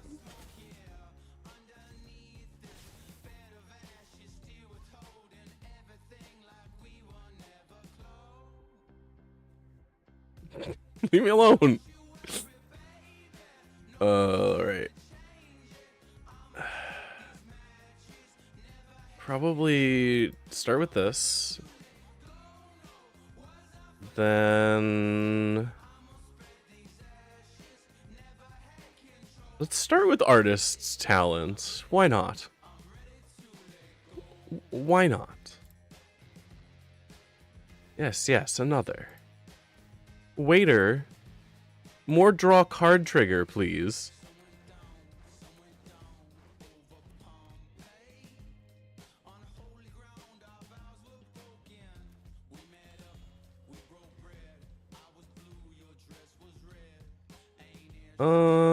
How about reduce spell cost leaves me with, okay, this is 3, and then this would be 4, so that's 1, 2, 3, 4, 5, 6, 7, 8, 4, 5, 6, 7. I can do it. Math is stupid.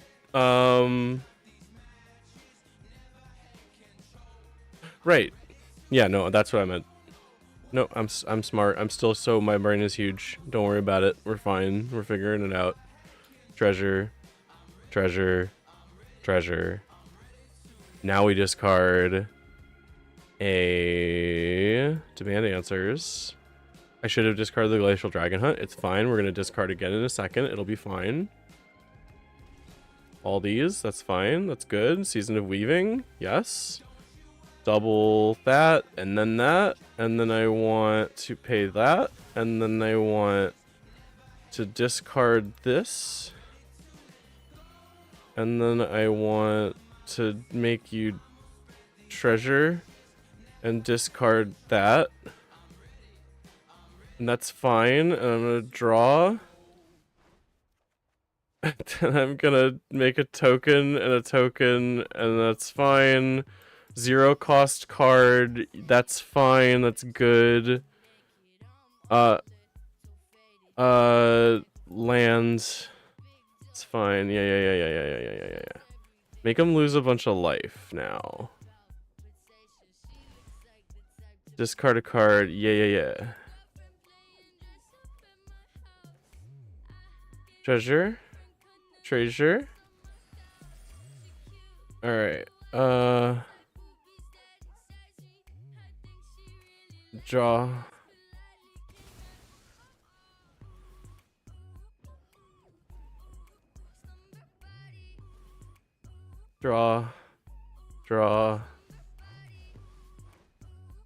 Discard a card. Yeah.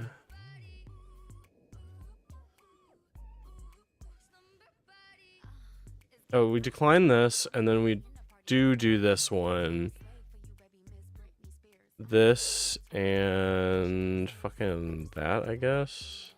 No, 2's fine, so we can do that.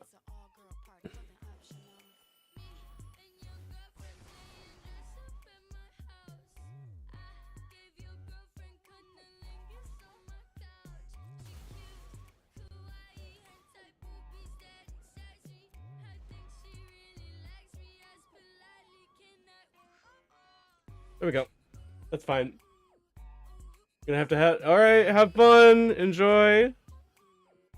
Have fun at the tournament.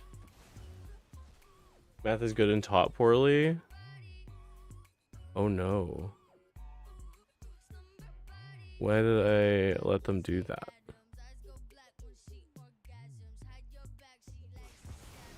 Oops.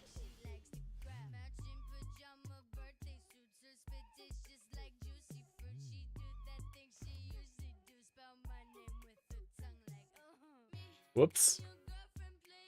I forgot how magic works. I'm bad.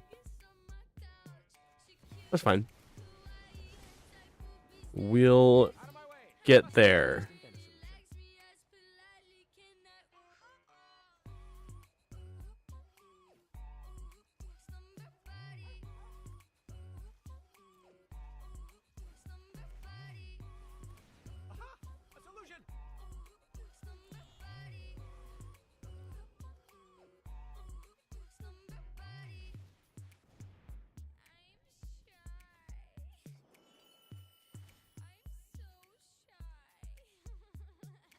I am confident this will work. All right. Everything's fine. We recovered. We recovered.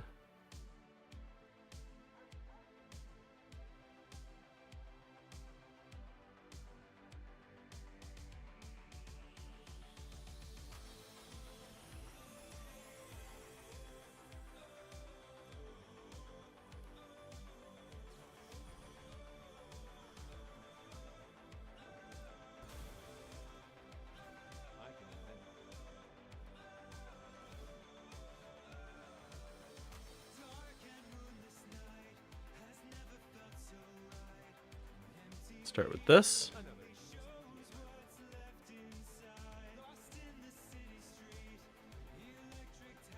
Do this.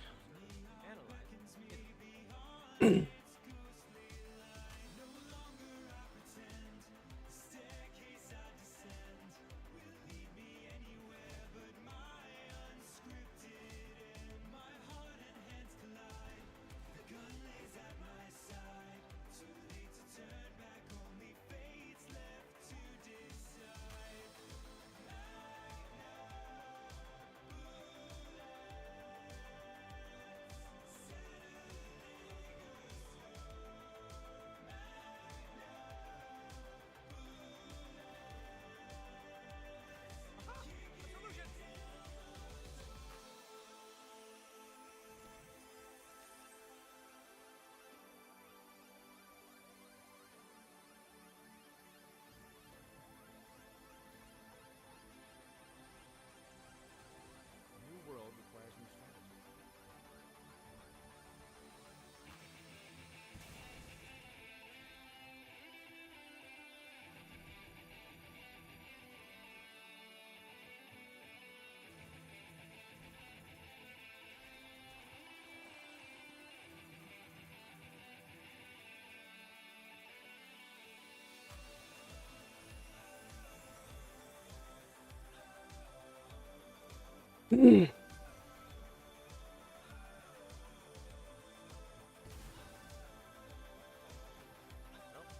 Gotta work with what's available.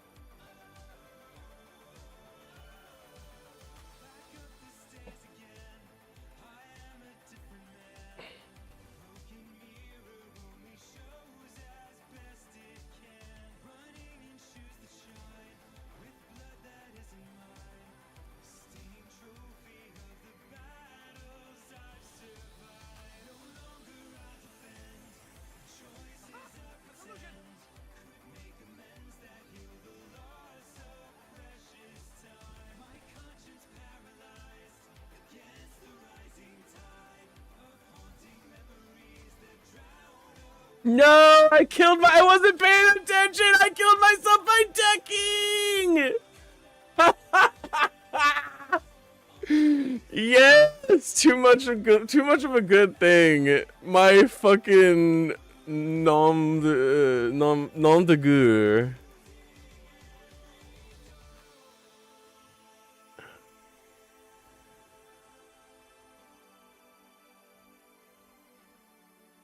What? I just looked over to the chat and we still got dumb fuck deer and drink up piss girl. What the fuck is happening? I'm doing fine. We're doing fine.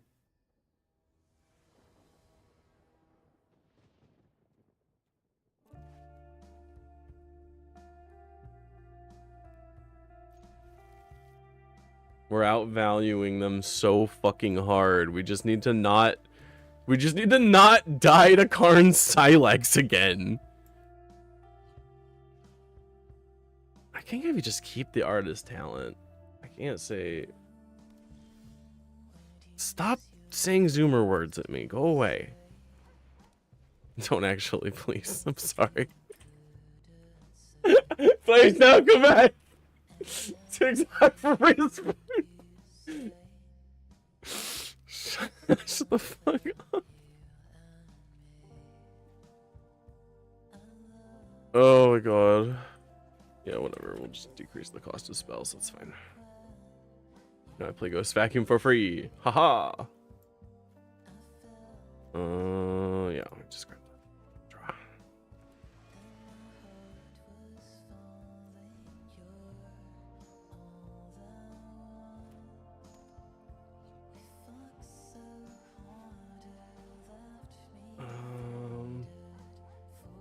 Huh. Okay. That's cool. This dude's a believer. This dude's playing a whole different game of Magic than most people are playing in Standard. This dude's a believer in the enchantment sacrifice strategy, and I fucking love it. It's been working. It's kept up with me, and I've been doing pretty well against stuff that's in the meta. Not to fucking stringus my dingus about it or anything.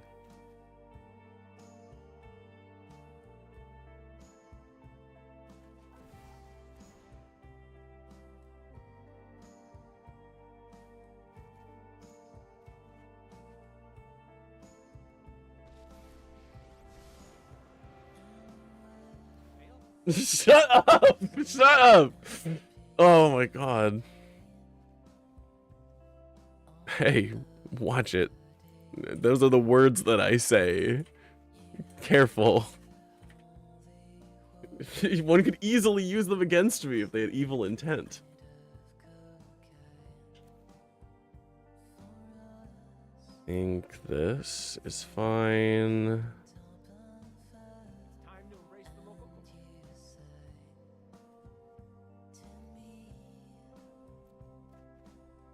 That's all right. That's fine.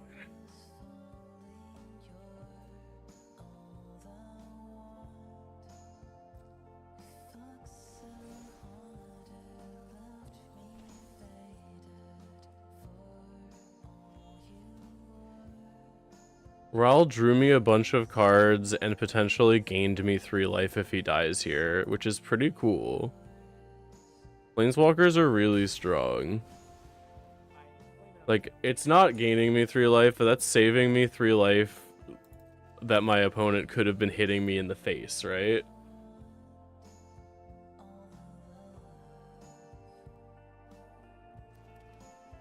Nexie, I love you, but why the fuck would we have known that? Why would we have known that acronym?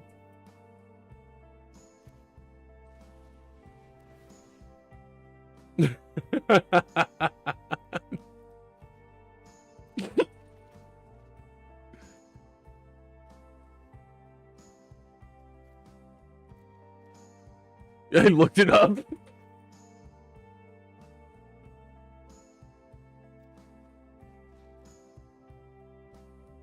No, that's awesome. I love that people are still playing Minecraft.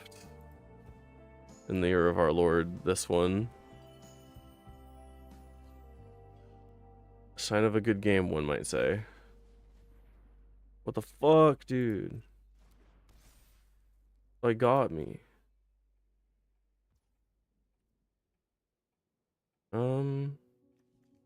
I'd like a fucking monument, dude.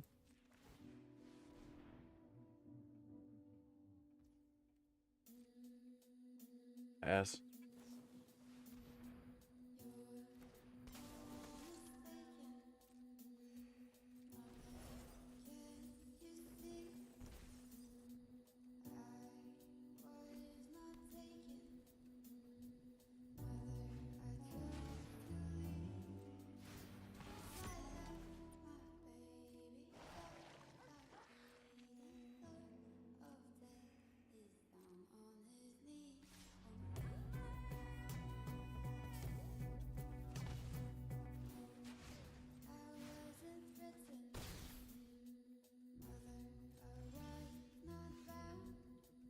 Okay.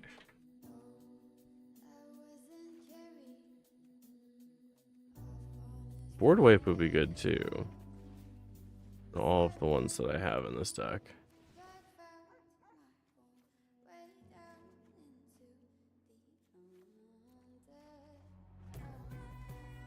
There's one. And a second copy of it actually fucking really rules. I can't discard the okay, that's perfect. I can't discard the second talent, ill-timed explosion, because I have to be able to discard one of this. And we can discard the dragon hunt because it has the harmonize in the grave.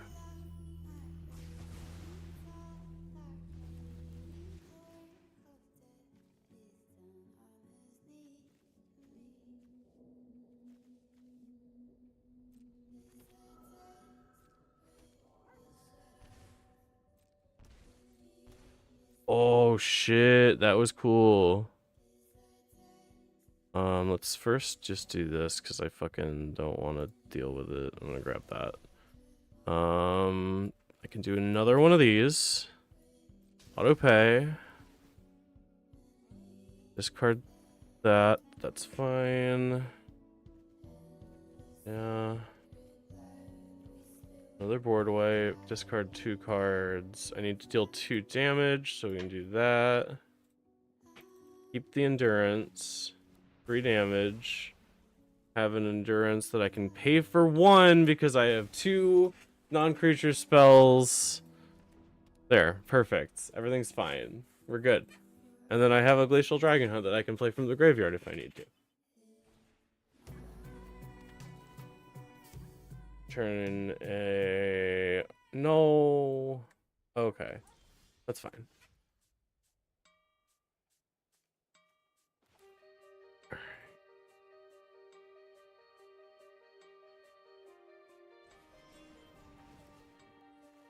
Alright, I'll discard that. Draw a card. Discard mountain. Treasure. Discard. I needed it to be a non-land card. Deal 3 damage to Neva. Make them lose 3 life. No more things on my turn.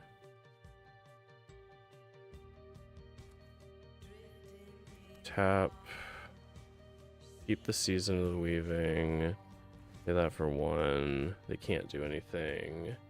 Tap this. Just do the thing. Grab Neva.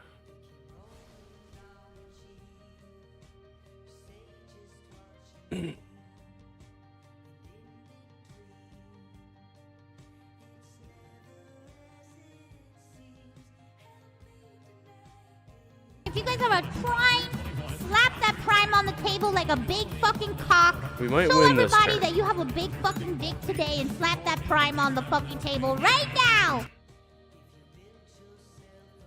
This is rough because we can't really play the Season of Weaving. We have to go with the Glacial Dragon Hunt because we need cards to discard. So we have to discard this.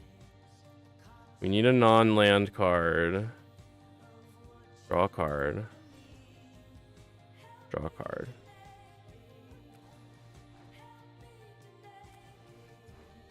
One discard this turn.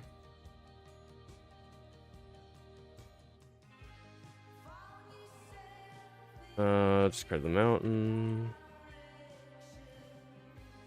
Treasure. Treasure.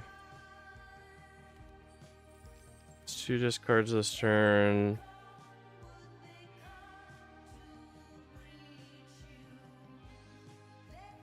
He needs to be a non-land card to deal the damage. Make him lose the 3. Make him lose the 3. Kill Illicit Core. You might have the Shard Mage's Rescue. That's fine. Gets them out of their hand. I can't discard again this turn. They still lose the 6. Play the land. Pass the turn. Go.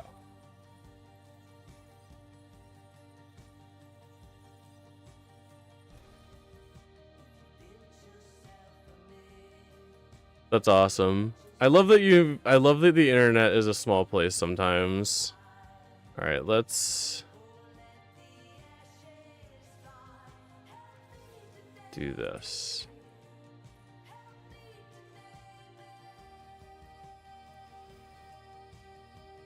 Draw a card. Draw a card.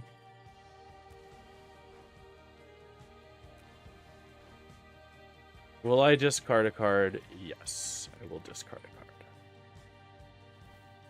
I will make a treasure. I will make a treasure.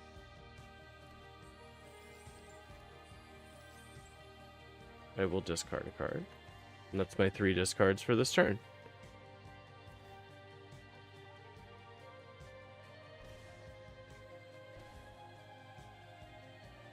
Draw 2. Alright.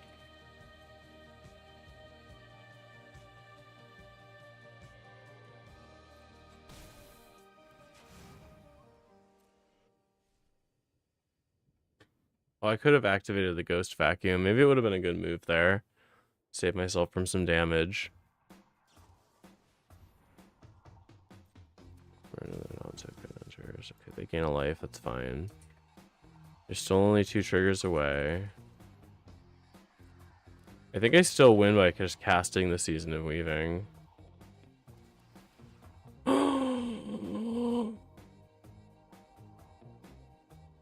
Does this kill me?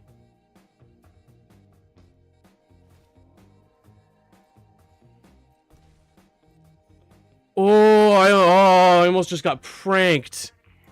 Holy shit. That scared the piss out of me.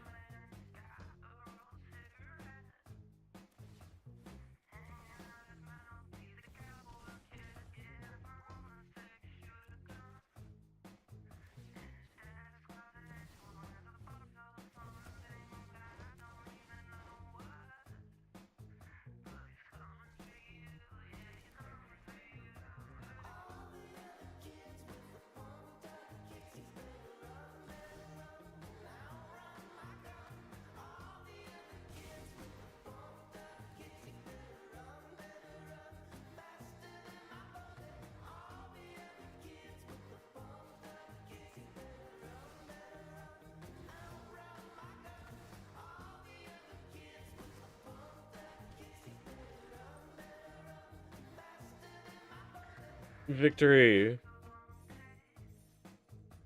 We did it.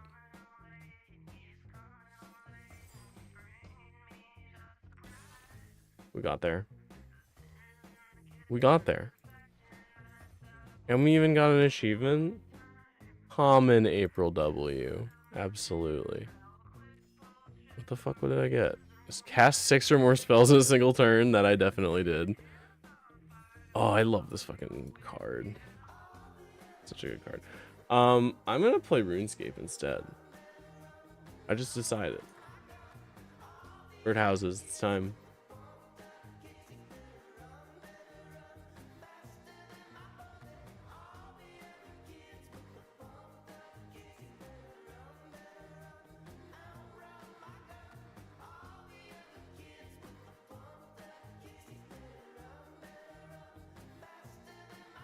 I gotta change my category too. One sec.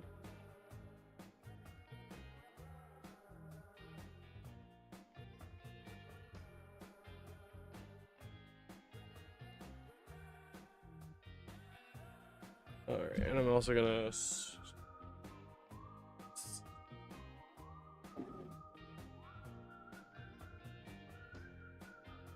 Hello, kitty. Hello, you're so cute.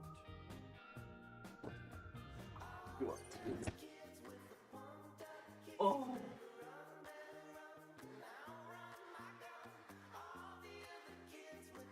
Oh, do you want water? Did you grab her some water? Thank you.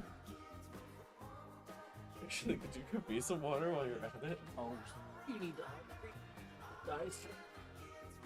Let me finish this off real quick. I'll be back. She'll be back. You sure my onions don't die? They're not gonna die. It'll be fine. Give you no mine.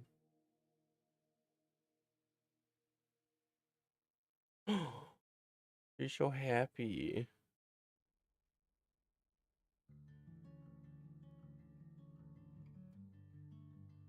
Good cats. Love them. No, my plants died. Oh, thank you. You're a darling.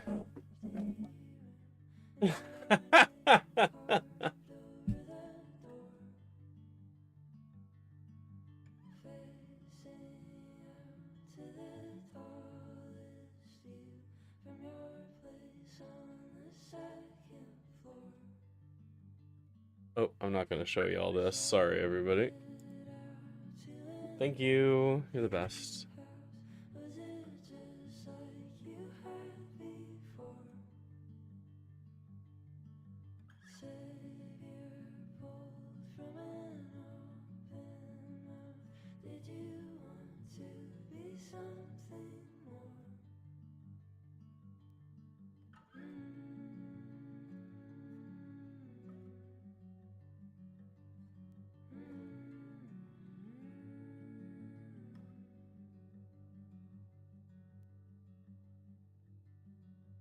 Don't fucking telegram me drink up piss girl.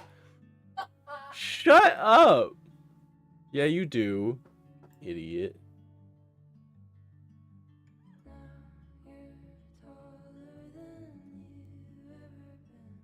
Imagine.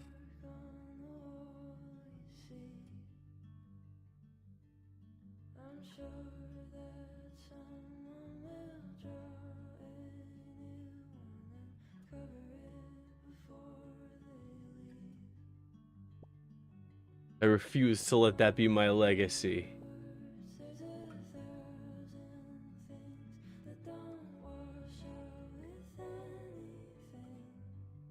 Good fucking luck.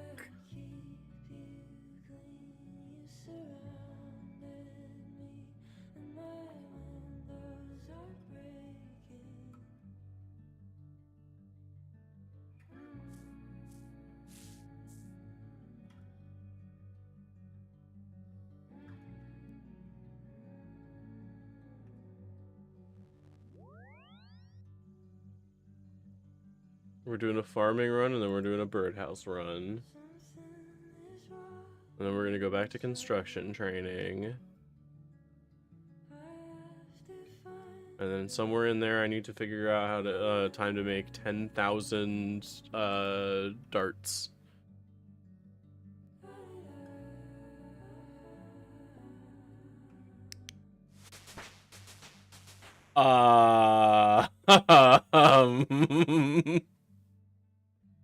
I forgot about that.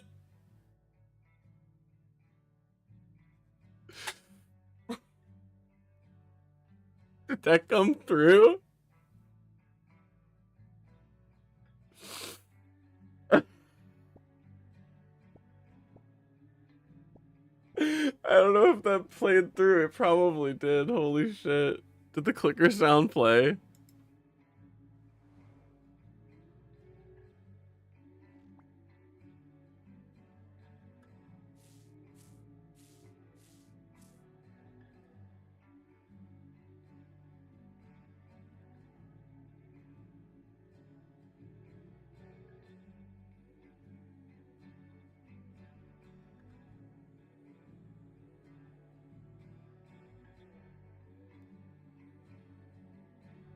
Okay, I don't want to do pineapples right now.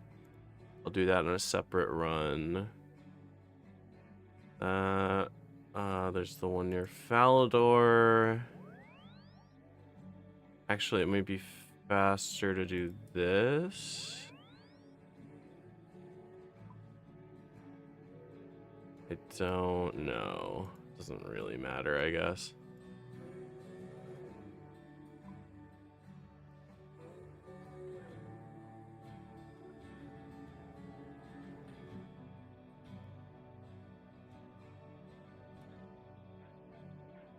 Ultimately, I am running equivalently about the same distance. And I won't have a better teleport here until I do the Lumbridge medium diary, I think, for the cabbage ring that teleports you here like 3 or 4 times a day. I have it on my main. I don't have it on my Iron Man, though. Iron Woman! They put pronouns in RuneScape. It's woke now, everybody.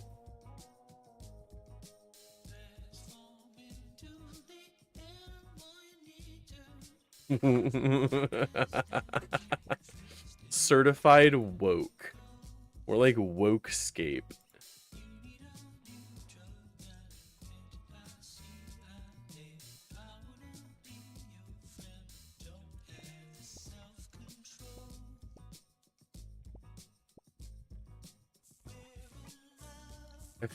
Can I just say that I fucking hate that that's become like a colloquial?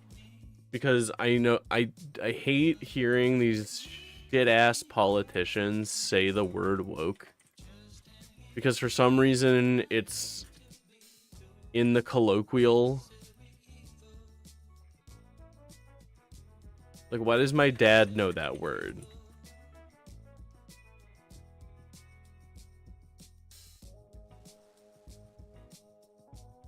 Had a little nappy earlier. Yeah, for sure. Alright, I did ultra compost them. Good.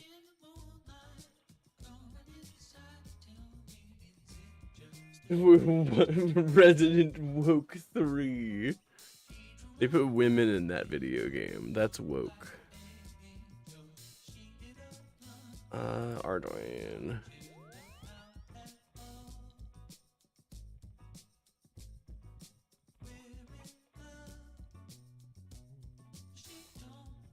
I'm pretty sure I already did the one in Canopus. I can check. Yeah. I have a timer that lets me know.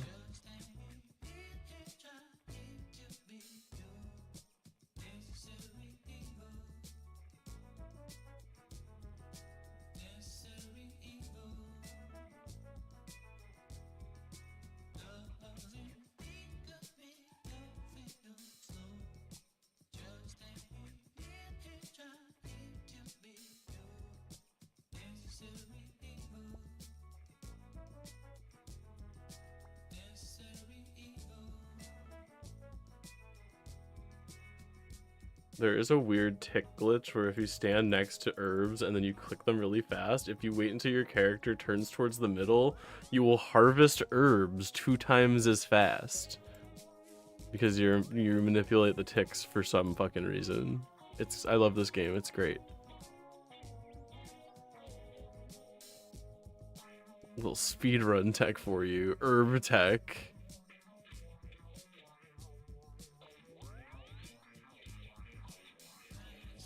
I'm pretty sure there is a RuneScape speedrun community. I know that one of the Herbskip, I think one of the community groups does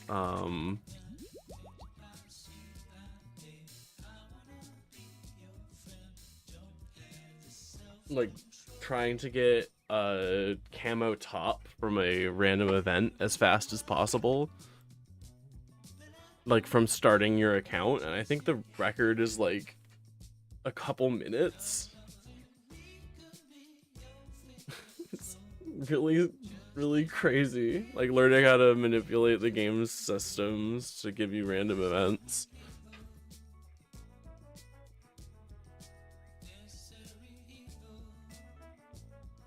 People go pretty crazy with their Snowflake Iron Man accounts. I think it's really cool. I'm not as cool as a lot of these people are, but I do like that I'm doing everything myself on this account. I'm not very good at it, but I like that I'm doing it. And I guess that's the lesson, if I could give anything a lesson out of this, is just go do stuff that you think is fun. I'm just gonna go Castle Wars. When summoning's all gonna cover the competitive RuneScape speedrunning community. That would be fucking hilarious. Oh, I need the teleport runes. Toss these in. Toss these in. I don't need these. I need this. How many spaces is that?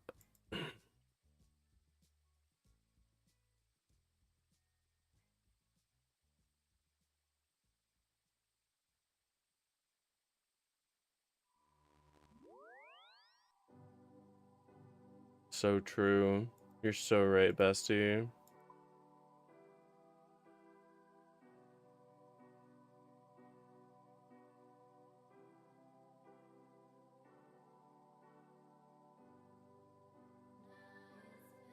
No, you're so real for that.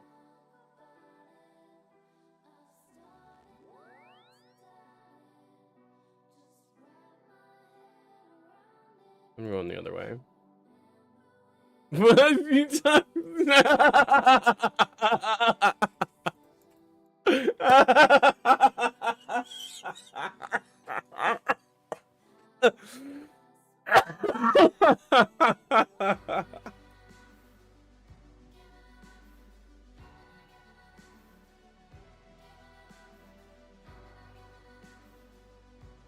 Just the way that you said that, the way that you wrote it made me laugh. It just made me laugh. I'm sorry. I'm a little silly. They describe me as a little funny.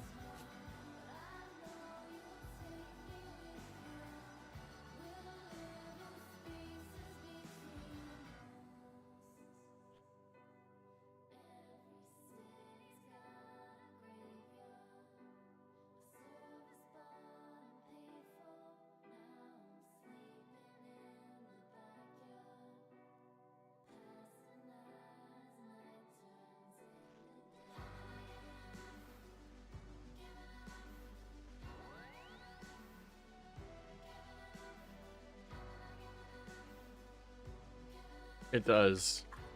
It does do that.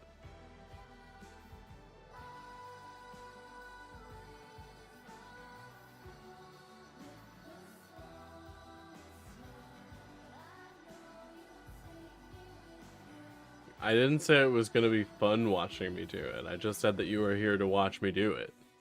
You apply the volcanic ash to the super compost in the compost bin. The super compost transforms into ultra compost. Bars.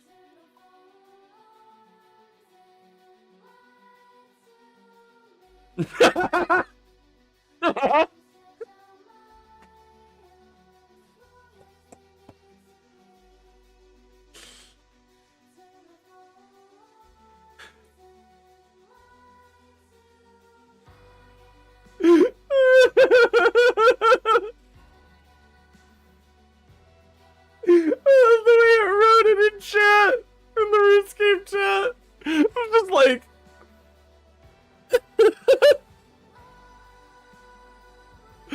The RuneScape chat is fucking flabbergasted, downright discombobulated.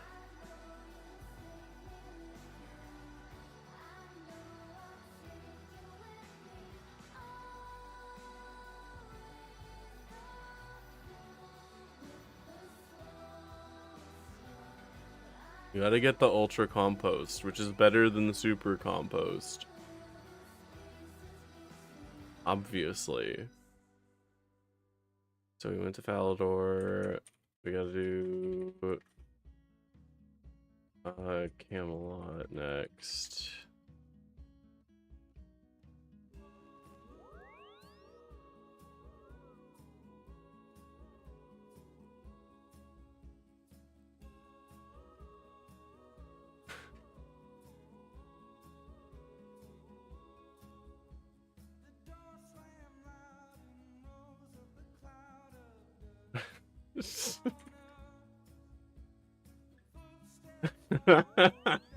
It's funny.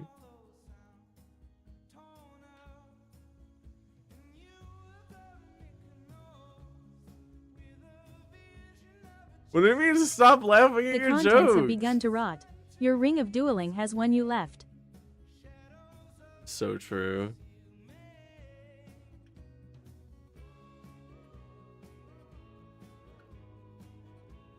What do you mean, fuck off? What did I do? I do nothing wrong, and everybody hate me. Everybody want to hit me with sticks and rocks. Talking to yourself.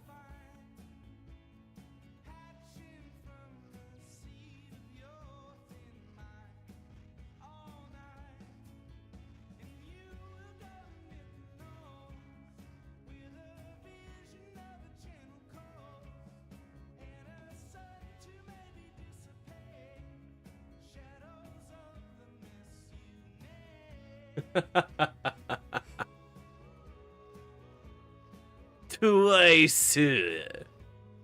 I have been really enjoying My Hero. I've been taking it kind of at face value and just kind of having fun with it, and I'm having a lot of fun. I just talked, that doesn't make any fucking sense. I just said the same thing 3 times. That's where we're at. That's where we're at. This is the good shit.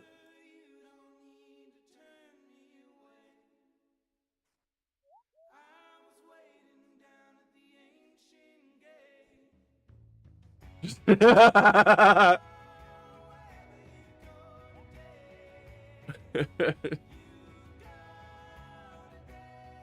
a fucking oh god.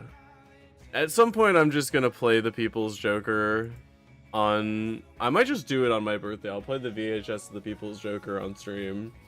That sounds fun.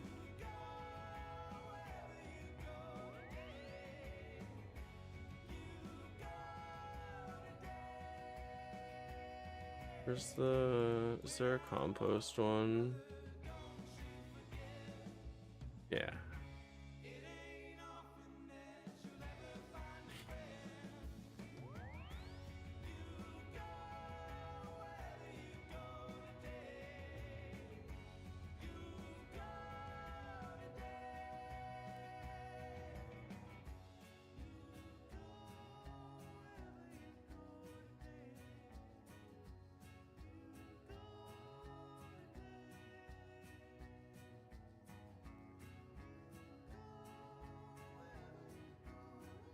An AI art defender help bully them? I mean, potentially. I don't really want to bully anybody, but I will take a look at whatever you're talking about, if that's what you mean.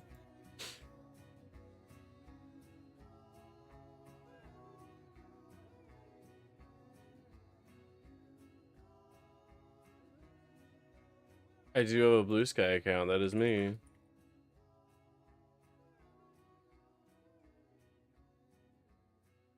I have a couple Blue Sky accounts. I like Blue Sky a lot. It satisfies the Twitter itch that I have, and I don't, because the feeds are shorter, I don't feel like compelled to scroll very much.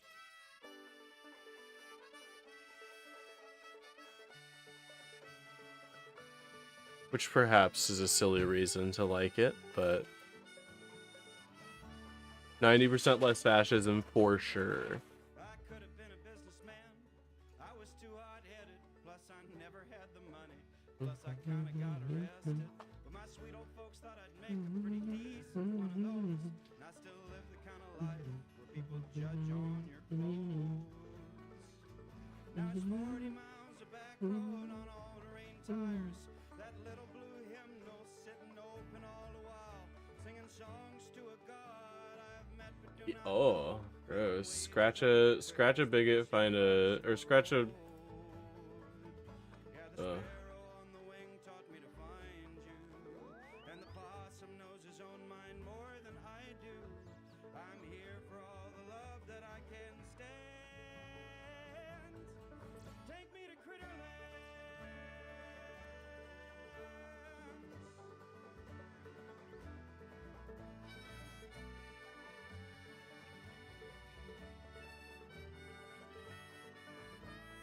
All right, for future reference on Blue Sky, So young, I've come to know the seasons by the lashing of your tongue.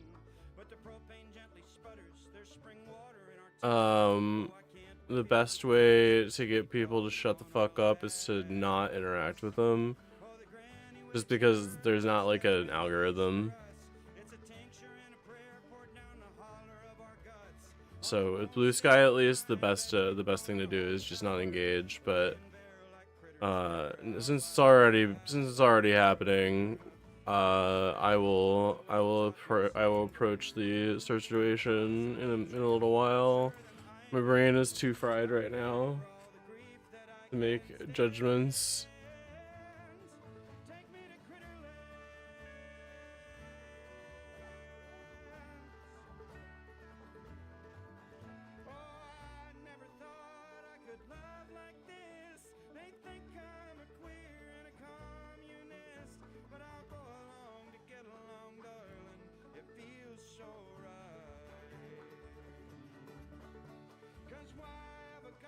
April might be petty enough to hate this. No, I am petty. That is absolutely true. And join in, potentially. I think I won't probably ask him to do things, but I am gonna...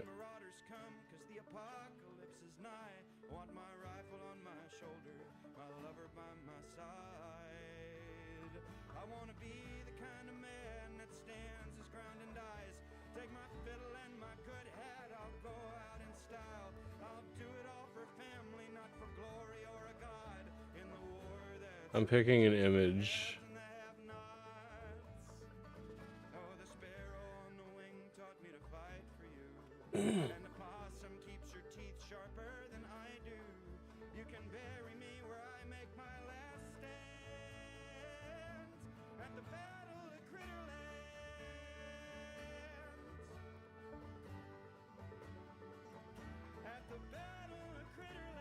I'm posting this image. Actually, I don't want to reply to him. I want to retweet him.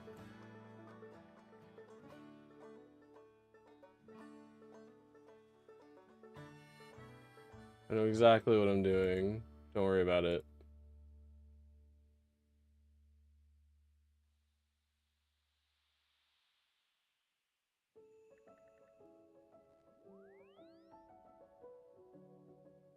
There you go.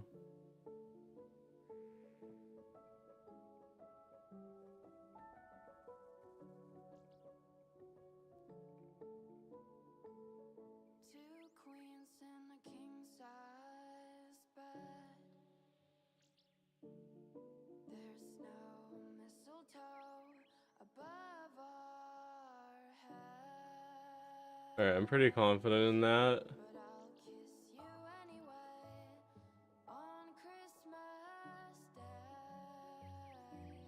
So, I'm a true queen. Yeah, thank you. I'm great. What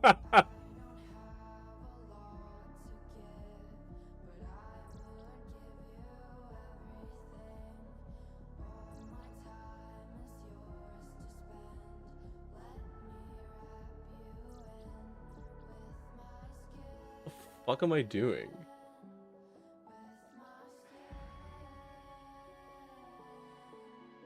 I'm so lost on my own. I was like trying to do something. We're good.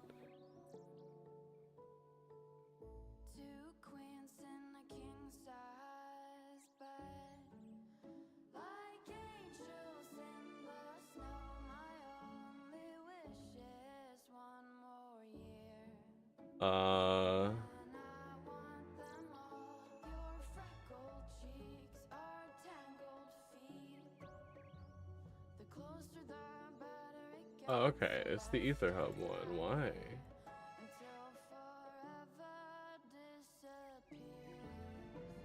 Am I smoked yet? I would never do that.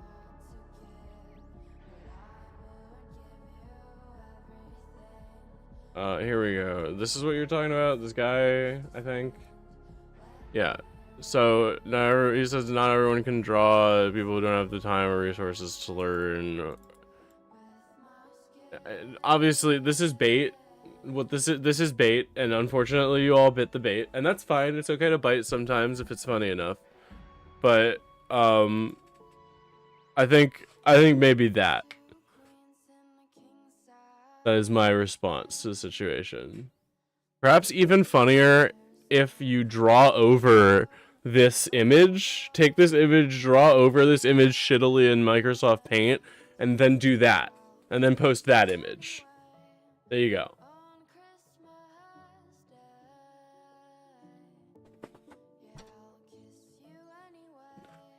Draw art of the rat blowing him up. Plague be upon thee.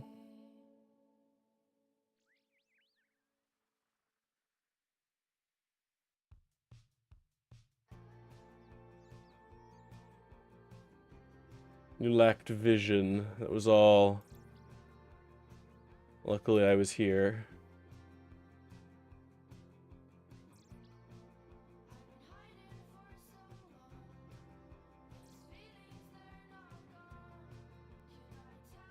Go ahead. Go ahead, King. You're allowed.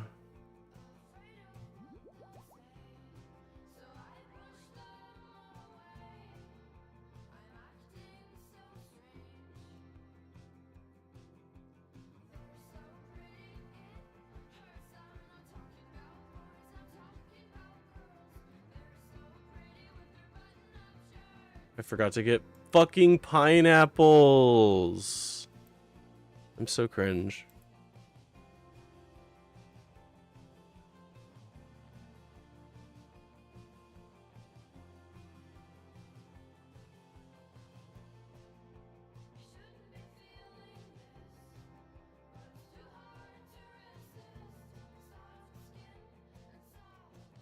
Nice.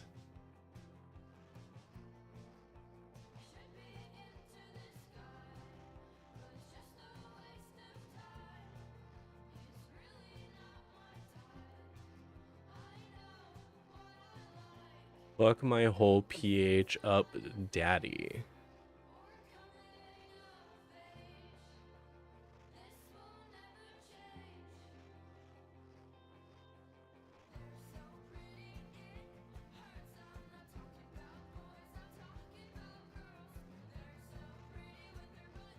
All right.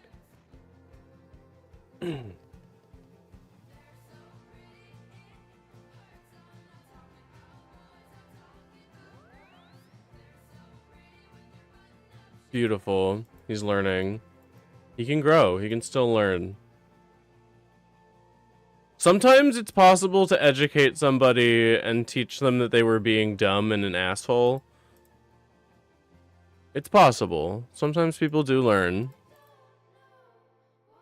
Some people are just lashing out because they're angry and they hurt. And that sucks.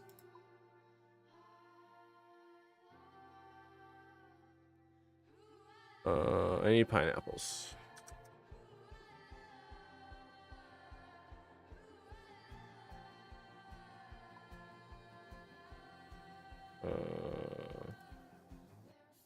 Yep.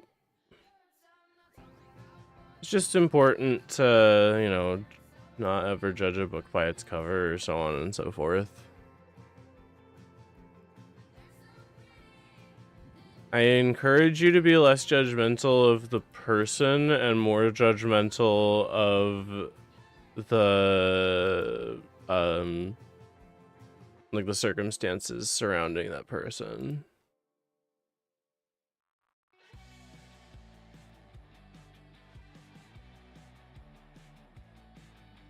I agree that pointing and making fun is a really good way to like encourage, like getting someone to like feel like they're in on a joke is gonna help them actually like learn and grow.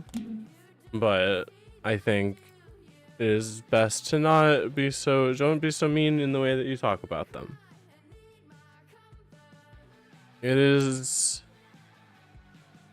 years of practice, trust me. It's not always not always my first instinct to be reasonable.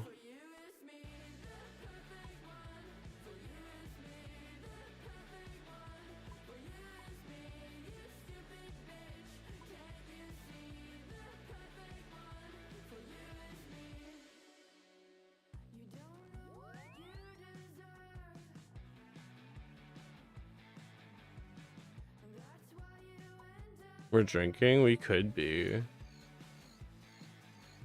I don't know if we even have anything.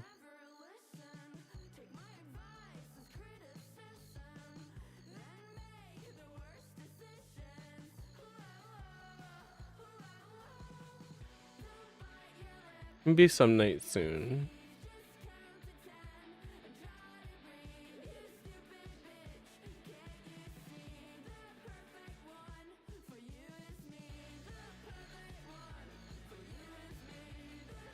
I popped 200 milligram edible like a couple hours ago. We've been slowly losing motor function. We're working our way through like easily digestible tasks.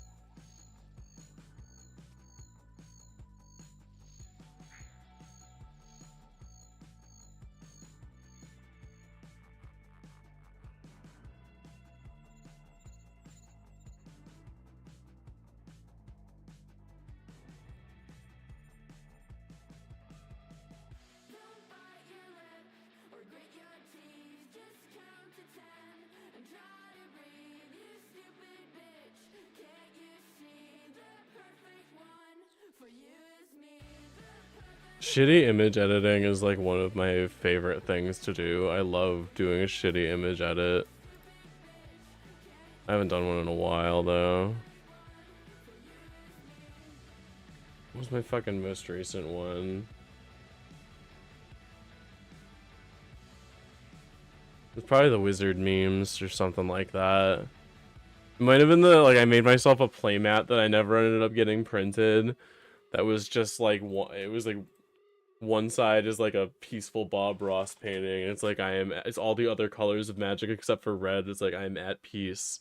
I'm at one with my surroundings. I am, you know, whatever.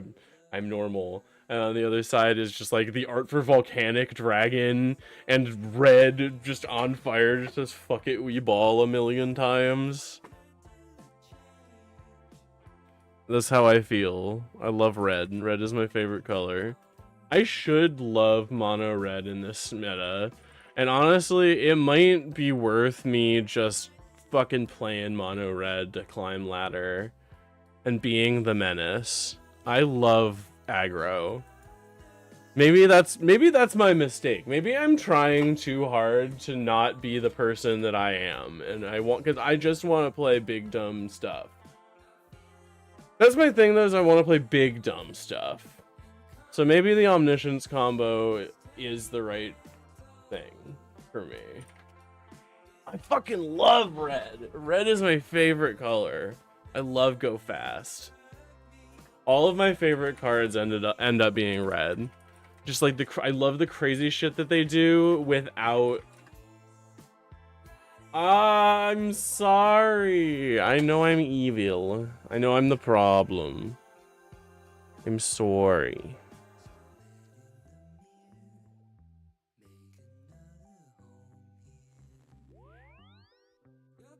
I would like to try making an off-meta mono red deck. Blue-green enjoyer. I get a little bored by like big value engines. The only like blue-green that I play is like crazy splashy emote deck that just does a million cascades because I think it's funny. It was really just like, I have all these blue and green cards I never fucking use, so I'll just put them all in this one big deck.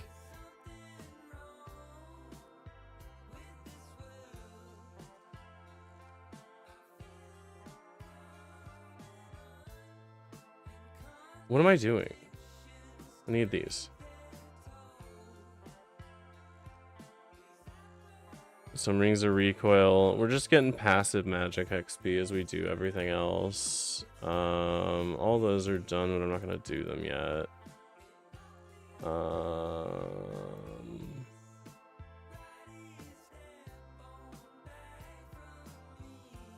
I think we're back to construction. Cascade is find free shit, basically, yeah.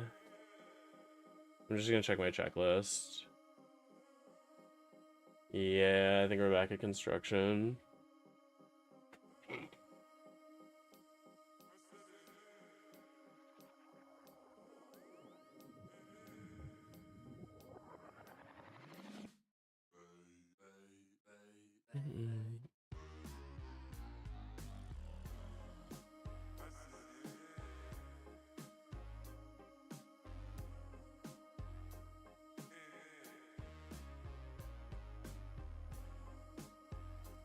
I want to listen to more by this artist.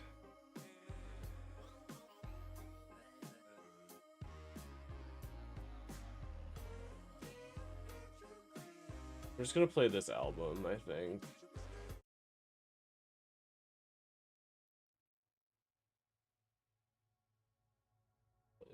That whole album.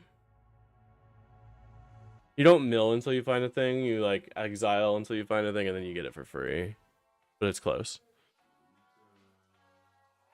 And then the exiled cards go back into your deck, which is the fucked up part for everybody that's not me. Ha ha ha.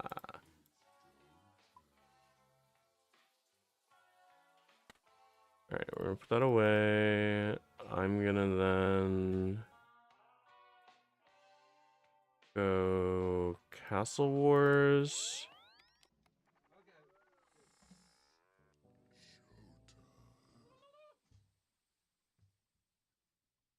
Ruin of Varrock.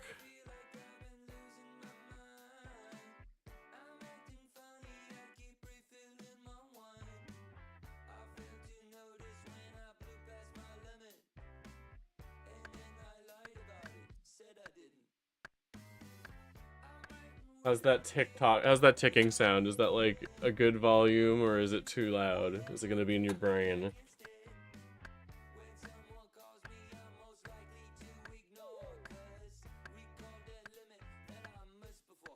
What?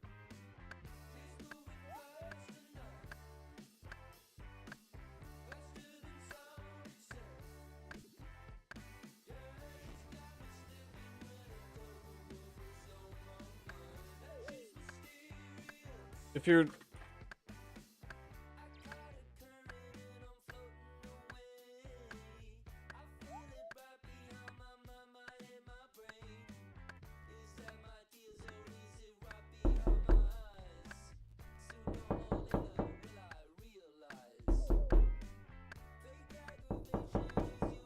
I'm not mad. I'm not mad, I'm just disappointed.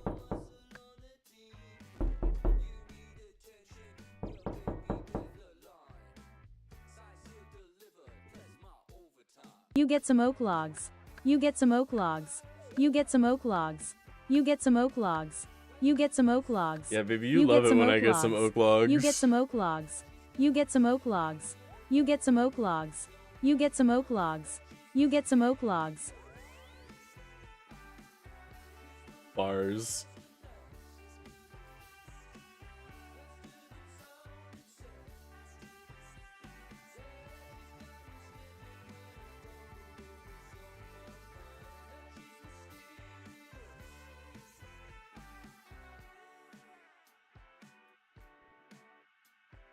We need about 1,500. Oh, I should actually do the math.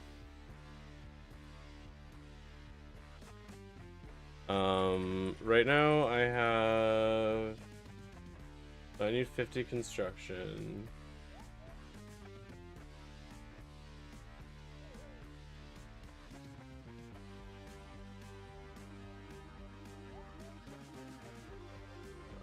All right.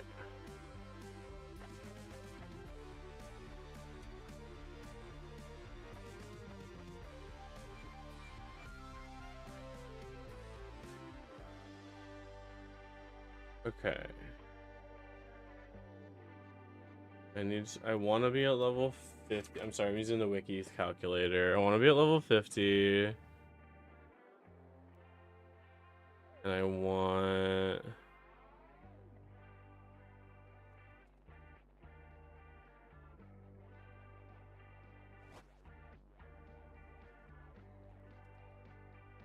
Oh, what the fuck happened?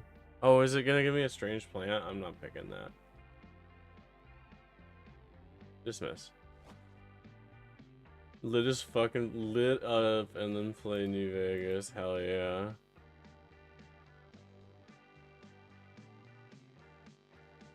Alright, so it's saying make oak dining tables into oak larders.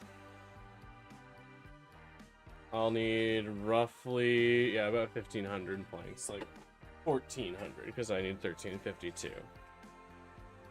So about that. And that'll get me level 50.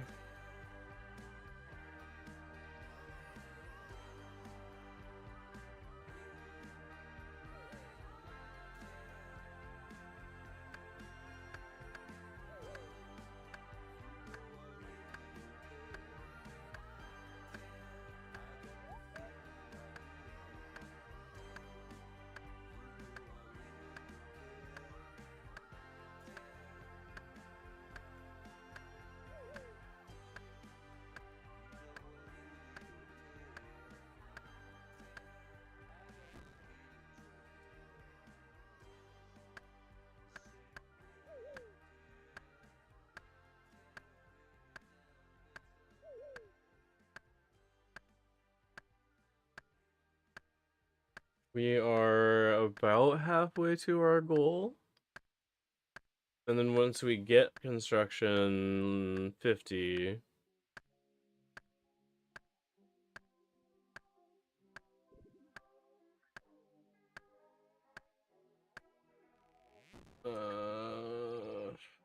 looks like adding the Hasidius house for the farm patch, and then a bunch of quests while fletching iron darts.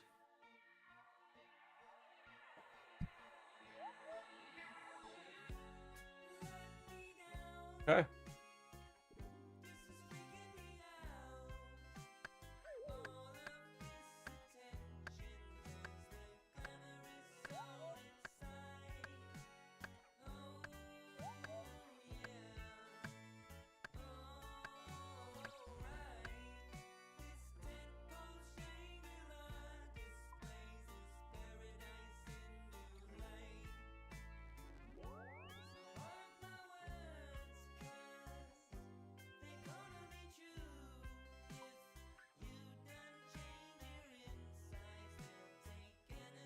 What are we at right now?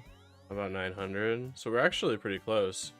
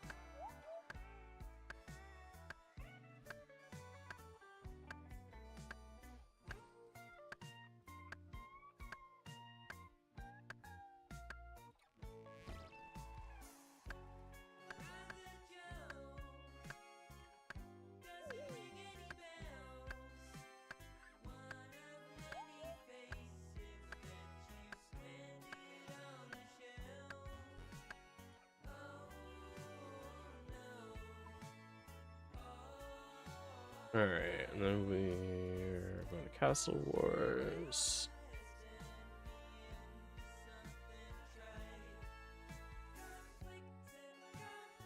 Closer every inventory.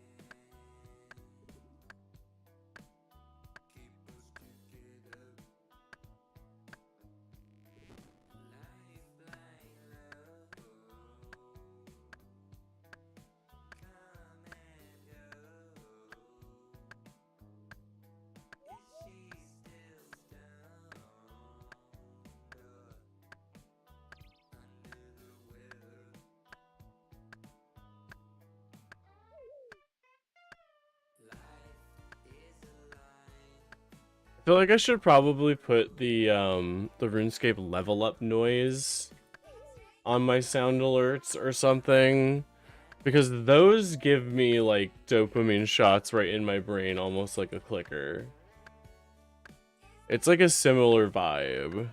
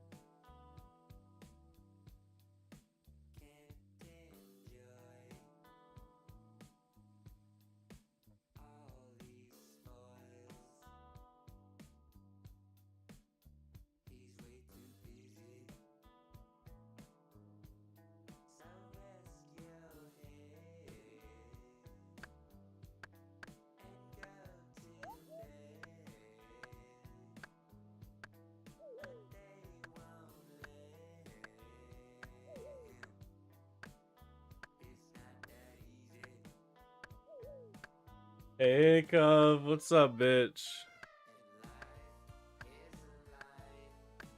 Sorry, why did I just saw you? You lost? I'm sorry.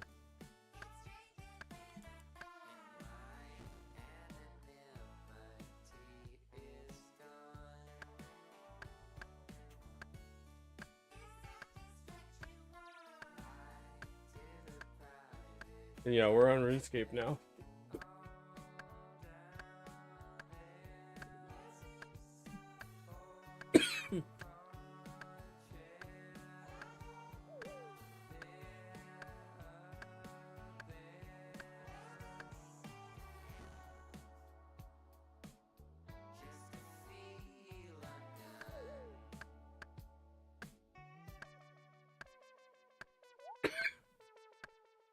Well, you know, if you wanted it to be fair, you wouldn't play Plane Chase, right?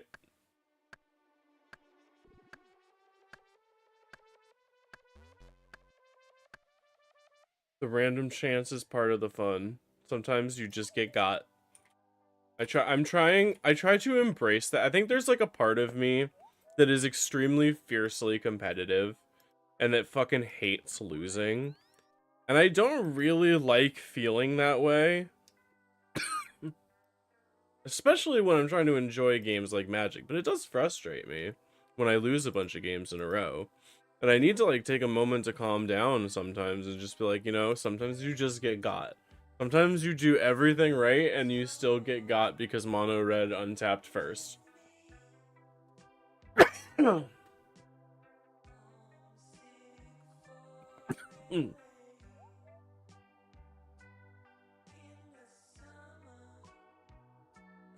Hey, what's up, Sketch? Oh right, I need logs. I forgot to do that step. That's really fun.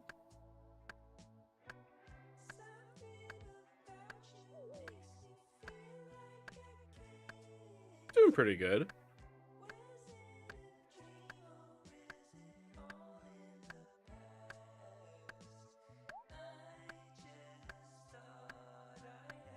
My birthday is in 2 days, and tomorrow is Monday, and I'm gonna have to go. I don't have to. I signed up to go to dinner with my mom.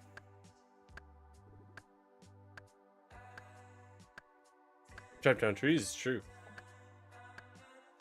Thank you. Yeah, we're gonna stream on Tuesday. I've also just kind of want like a nice relaxing day. So I'm just gonna do everything that I want on that day, which is usually just kind of do nothing. That's gonna be perfect. I just really like streaming, so I'm just gonna take it to do the hobby things that I really like to do, including streaming. You can connect RuneScape to Twitch chat, you can.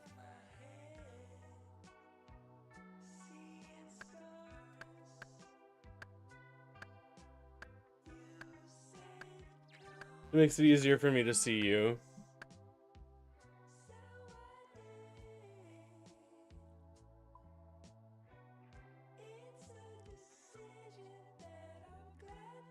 I think I can type in chat too.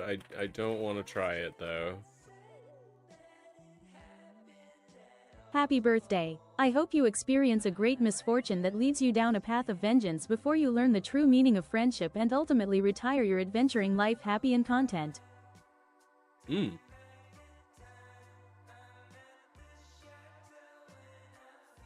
I'll take it. Thanks.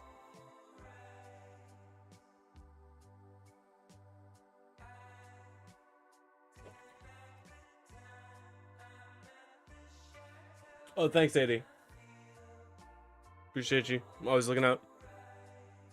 I love that the RuneScape chat just makes you look really confused. Being trans in the US? So true, bestie. Being visibly trans in the US couldn't be me. Oh. Friends, gamers, I met a boy. It's been very good for my self-image. He's very nice to me, makes me feel very girly. It's one of those things that, like, I think was a personal hurdle I never thought I would jump in my life. Where I would have a boy that was interested in me. So. Yeah, it's gonna be really nice.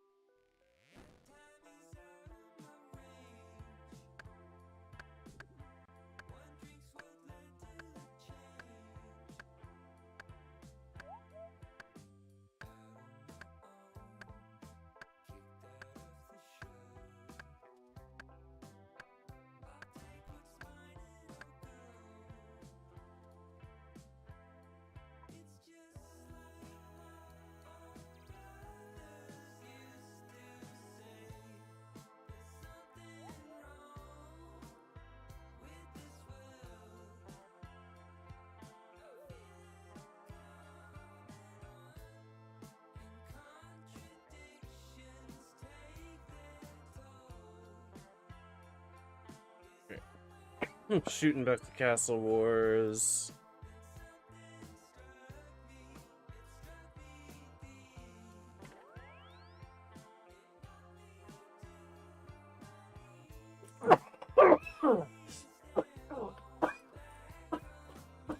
Excuse me.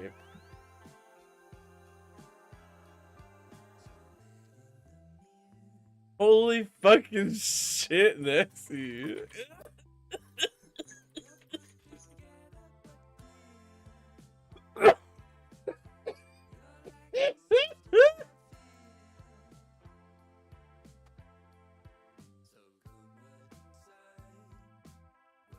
You're so mean to me. Everybody hate me. All I do is sneeze and cough, and you want to hit me with hammers.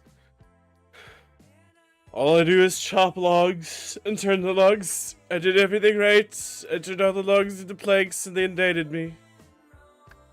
I pay fair wages to the sawmill operators. Beautiful handcrafted wood. Locally stocked from Gillinor. Locally sourced. Oh, our 27 inventory space is free. It's okay. It says right there in the chat window.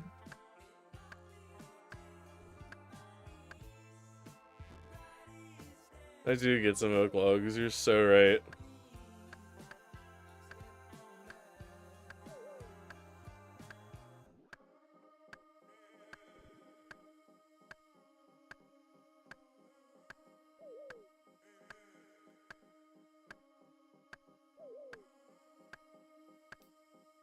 Please invite your friends.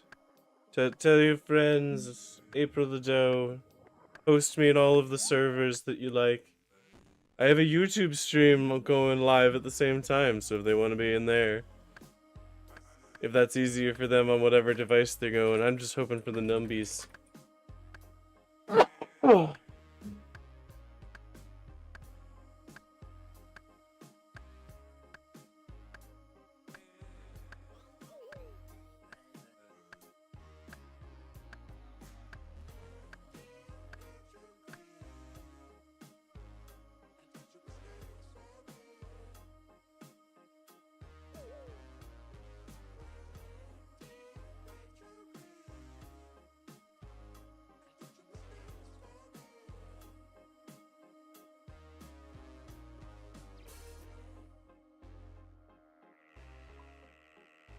You're not the fucking boss of me. I can say whatever I want.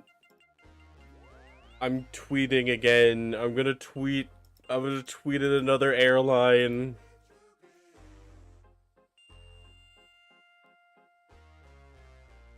They're so fucking afraid of me. They're so scared of me. The airlines.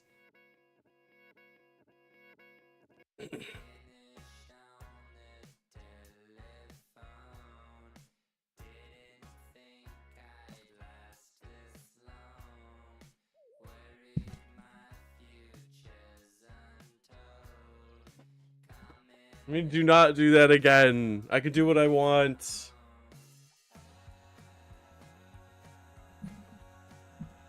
I fucking forgot what I did already. What do you mean where grandmas are playing? What are you talking about? Are you kidding me? I haven't even crested the beautiful hump that is 30. Where are all the sexy grandmas? Beautiful sentence.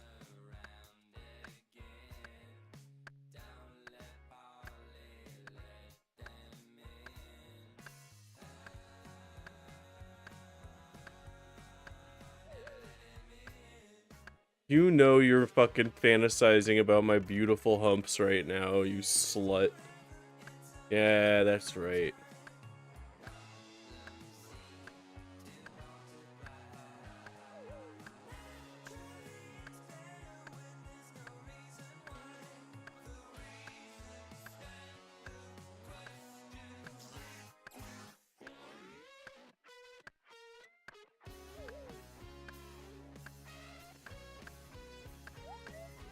You get some oak logs. Oh, you shit. get some oak logs. That's so true. You get some oak logs. You get some oak logs. You get some oak logs. You get some oak logs. You get some oak logs. You get some oak logs. You get some oak logs. You get some oak logs. You get some oak logs. You get some oak logs. You get some oak logs. You get some oak logs. You get some oak logs. You get some oak logs. You get some oak logs.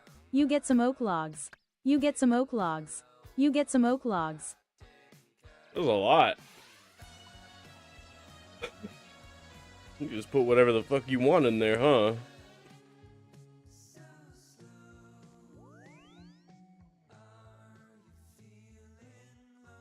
You did.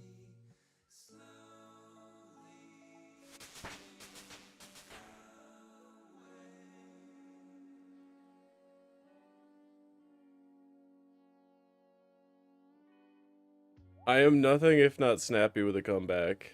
Sometimes. Maybe not right now. Right now it's like... Right now I feel like my brain has dial-up. I need to think a little bit about everything. Not like a lot, but enough that it's noticeable.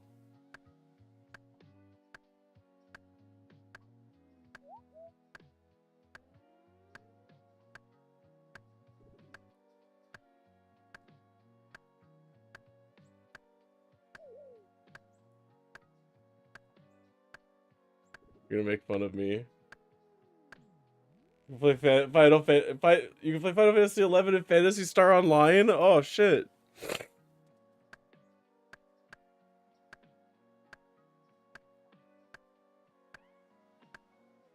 I felt like there was an 80s style zinger coming after when you just wrote dial up. It just felt like this, like the pull back on a punch. I was like preparing my jaw for you so you didn't like knock out a couple more of my teeth. Shut the fuck up, Nexy. What do you mean piss up drink girl? Appear at my house. Square up.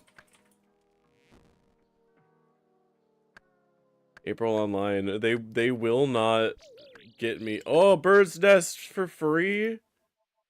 They cannot kill me. They forgot I'm her.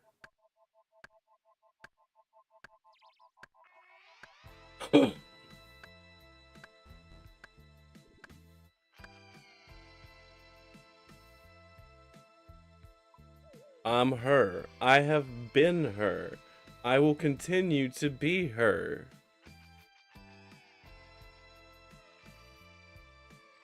Bars.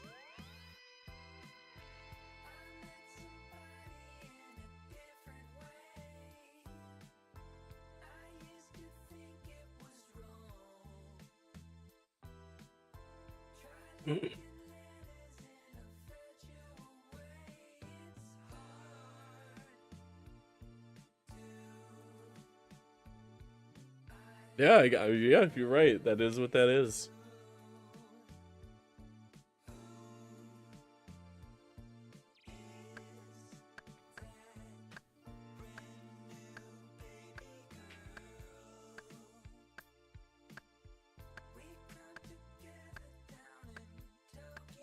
Or it's like that scene is like, you know, me when my trans friend won't stop shit talking herself. You're not the guy. You are not my guy. You are not the guy. I used to have a guy, now I don't. You are not the guy.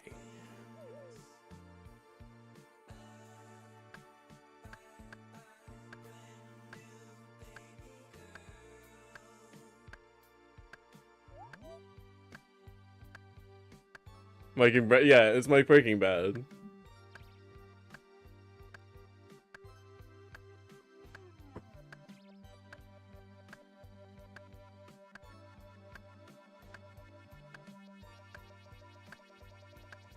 Kidney finger.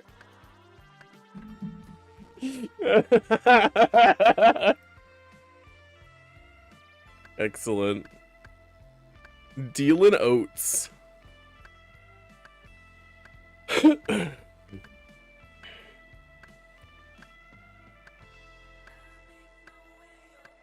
I'm so fucking bad at advertising myself. I just like post a shit post and I'm like all lowercase letters and I'm like, come look at my thing. And people just, you keep coming back, so I must be doing something right. But I refuse to like put any effort into advertising myself. Because I feel like if you're here for me, you're here for me.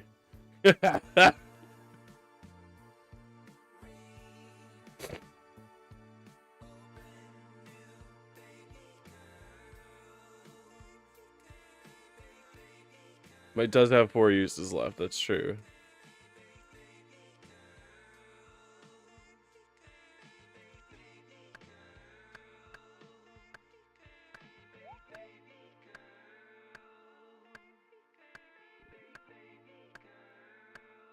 We need to get Demi in here. Breaking Bad themed foot job porn creator, famed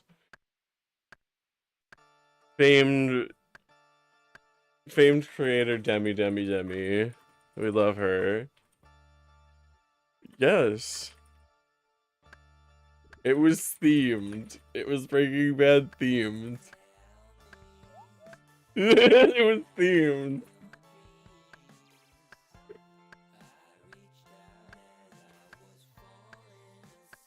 Jesse.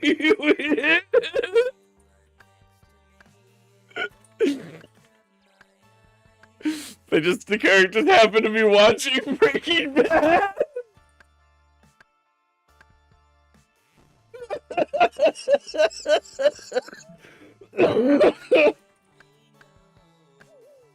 You do. That counts in my book. It does. That counts. What a terrible night to have a foot. Yes. Well, it wouldn't sound as good if you said it. What a terrible night to have a feet.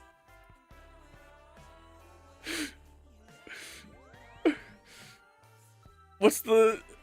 What was the typo from Simon's Quest that was on the Dracula items? I fucking forget.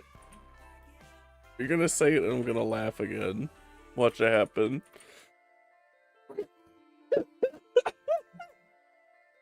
Told you.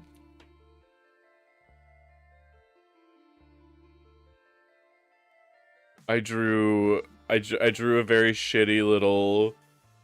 What is a man?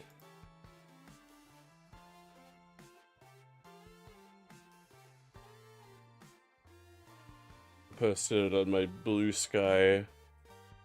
And also, I think, Discord. I don't remember. Do not possess Dracula's heart.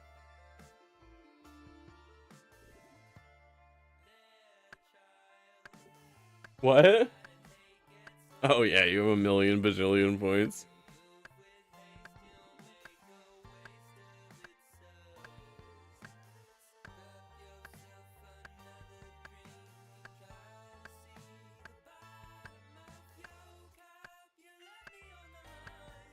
I do swing my axe at the tree, you're so right.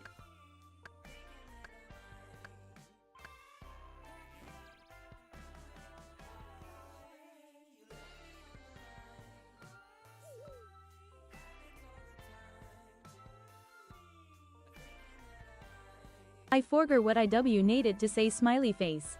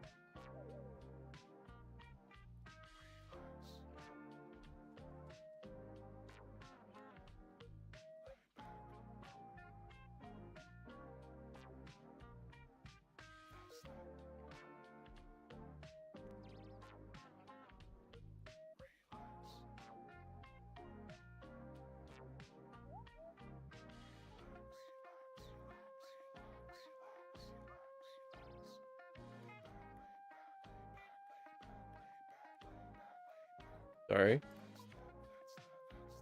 I was trying to update something and it just got lost. My ass got distracted. Do not send monkey emoji at me. Go to jail. Shut the fuck up, all of you. Blow up. I'm channeling all of my energy to drop a rock on each of your heads. In the spirit realm, I would be fucking destroying you right now.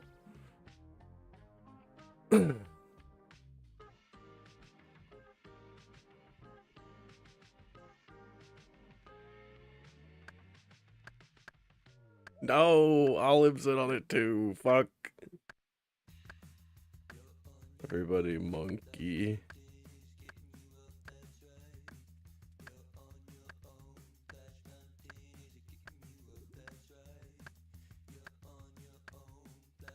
Monkey.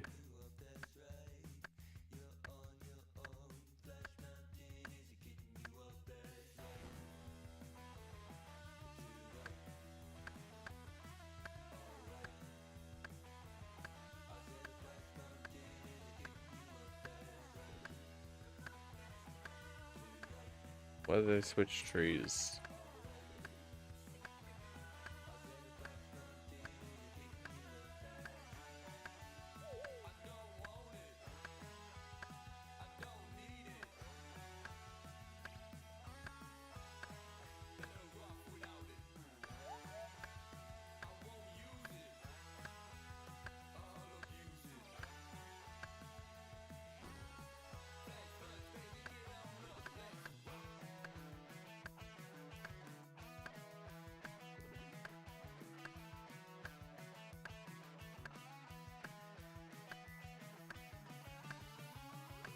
This is so peak. Oh shit, when are we watching Peak? Are we doing that tonight still?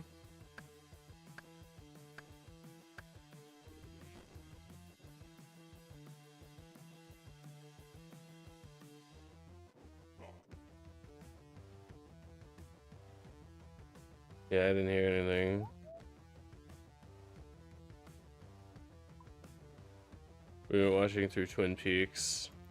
So we have a chat that just says we're watching Peak.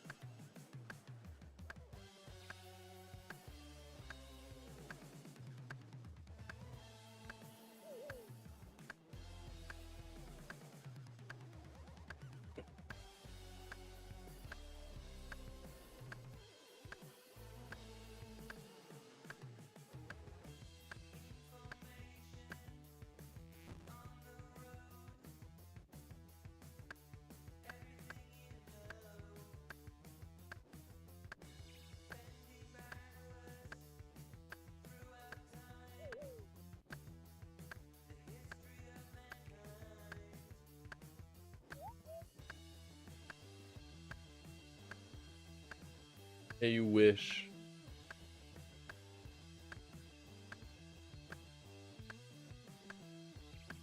What do you think, I'm gonna dance for you like some kind of monkey?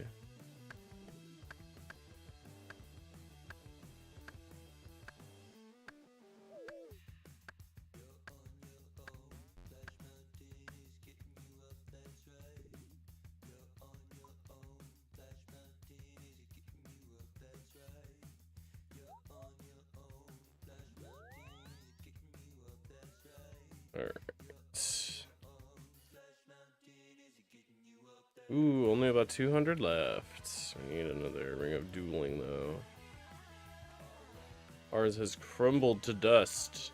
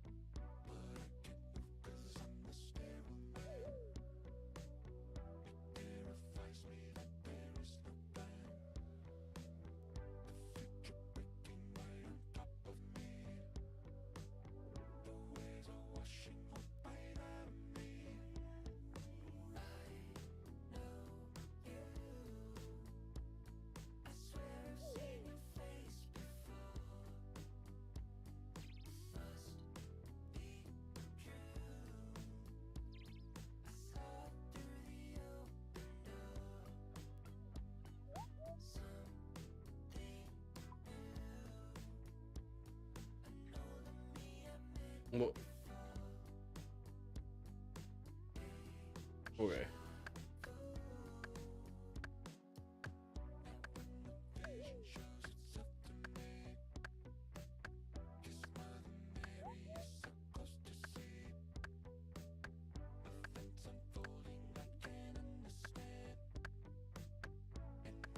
Oh, birdhouses are ready.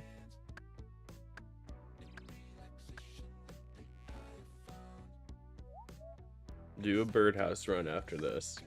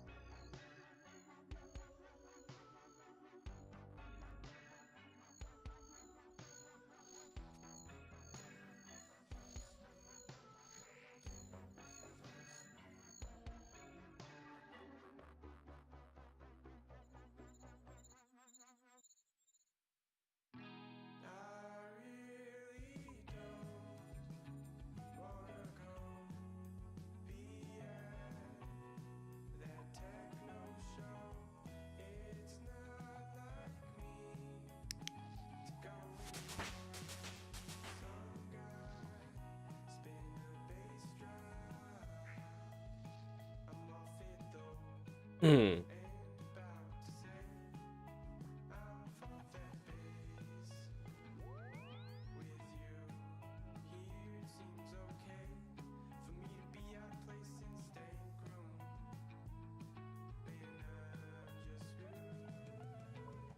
Hello. Hey Stella, how's it going?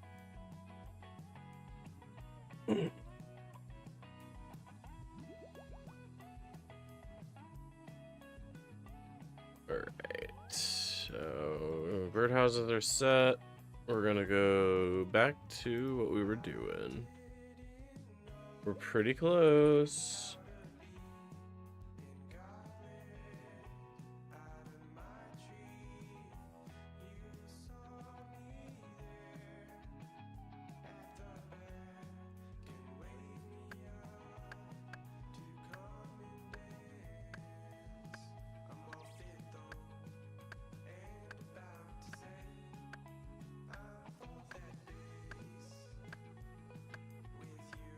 How's your day going?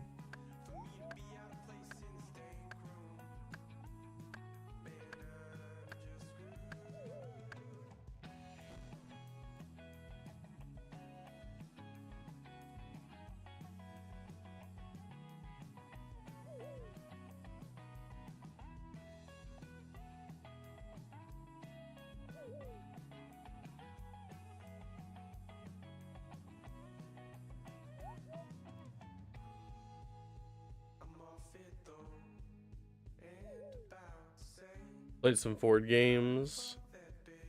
Okay. I have never played.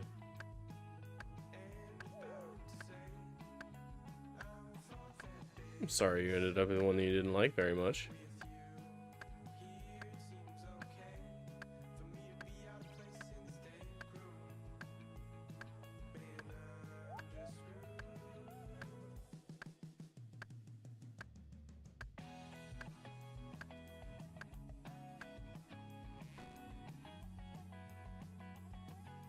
Interesting.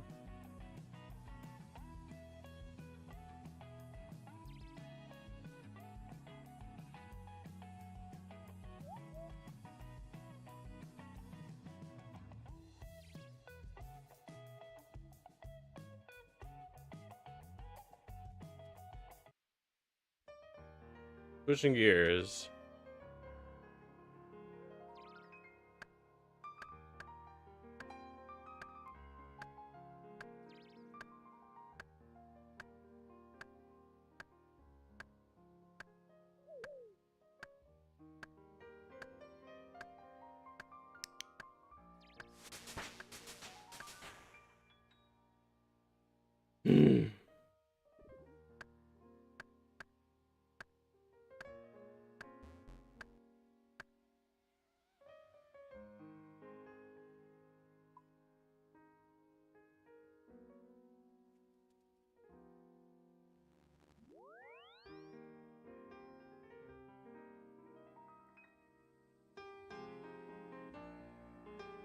Right, I can't take those.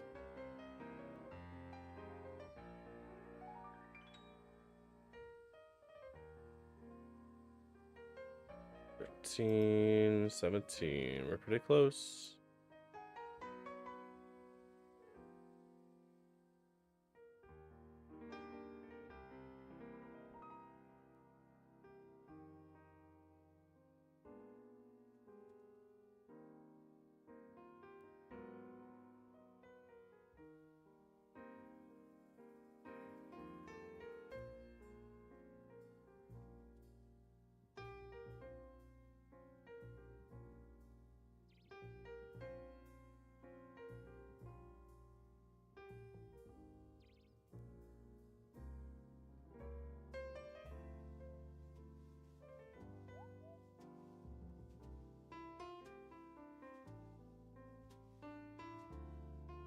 Okay. Sorry.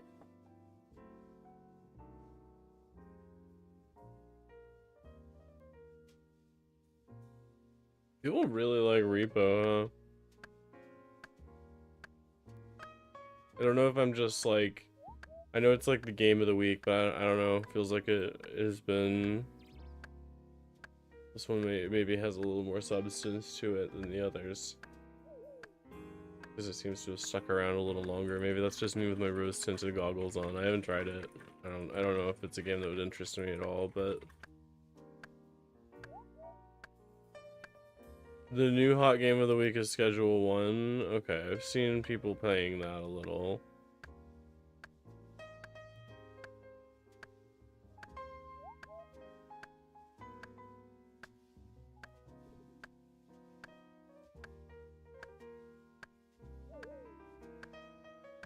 Seems fun. Cool. Responsive devs is nice.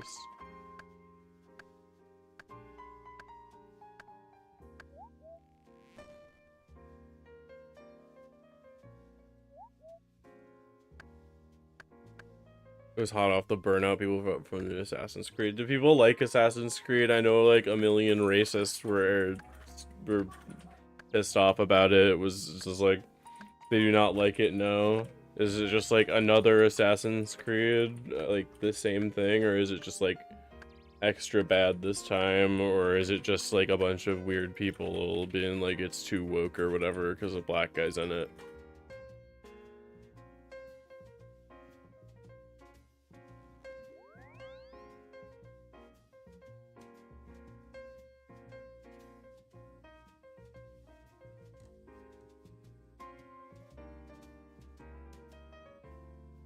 Okay. Because I figured it was probably just going to be like the same stuff that Assassin's Creed does always, but in Japan. And there's a black guy in it. Which, like, again, I said this earlier about the Harry Potter thing. I don't know why anyone gives a shit. I really don't care. If you don't care so much, then why do you care so much? I guess. I don't know. It doesn't fucking matter.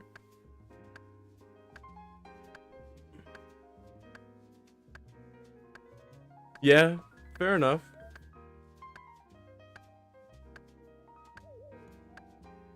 I like controversial stuff. Like I like it. It always ends up on my feed. Obviously, I mean, I'm looking into this sort of shit all the time. I stick my nose in the drama pit all the time. Can't help myself. I'm a filthy little drama pig.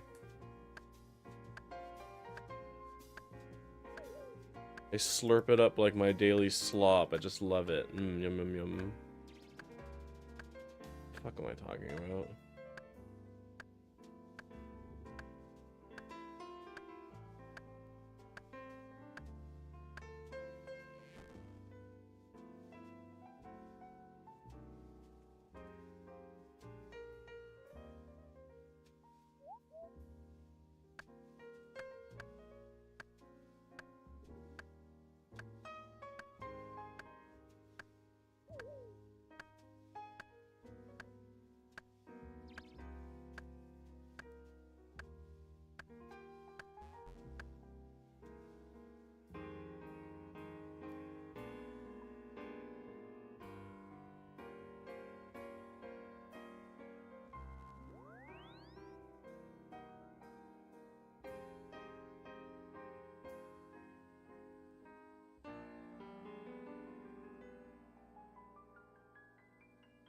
Wait. I might be done. I'm just double checking before I do it again. I think I'm good. Yeah, I think that's enough. Yes, 1352. Yeah, I'm over. Goal reached! Hooray! We did it. We got there.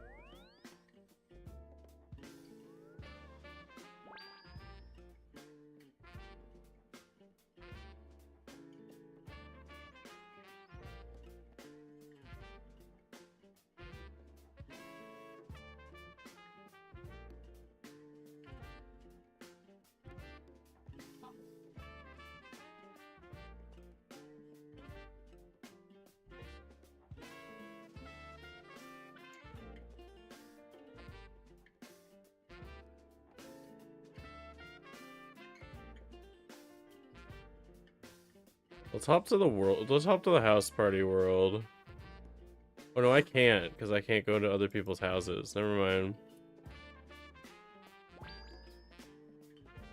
I no longer care. I need a hammer and saw. I'm so dumb.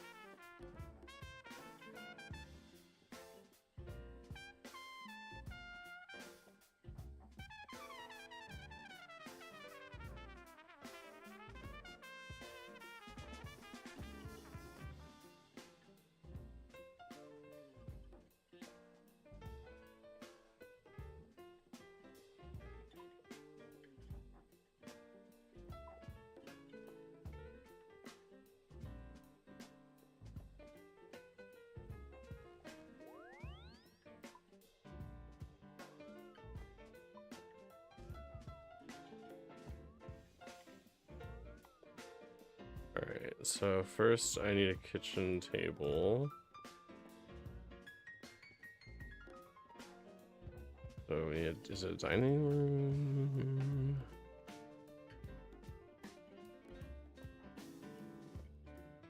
Okay.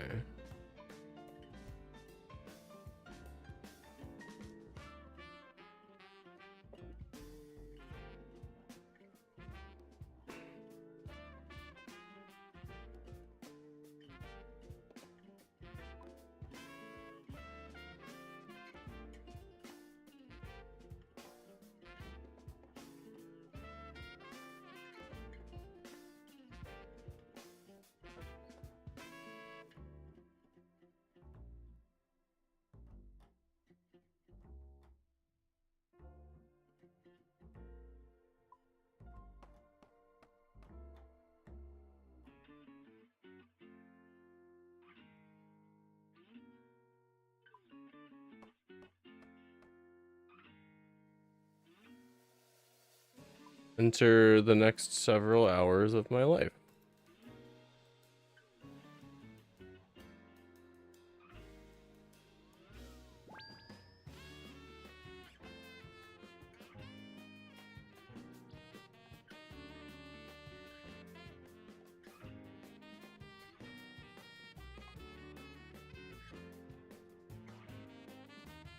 I will be making dining tables until I am out of the range that I need for the until I'm at the level that I need for the larder, and then I'll be making larders at 33. Oh wait, I'm at 33. Fuck, I'm stupid. No.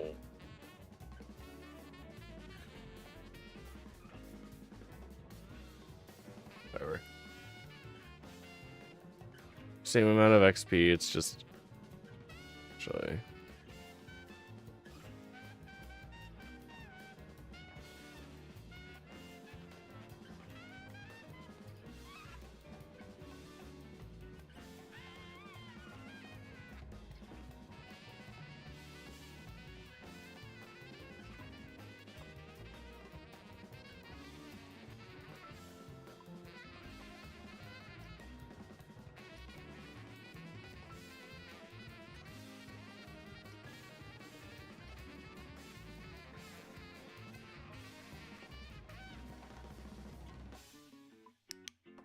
Huh?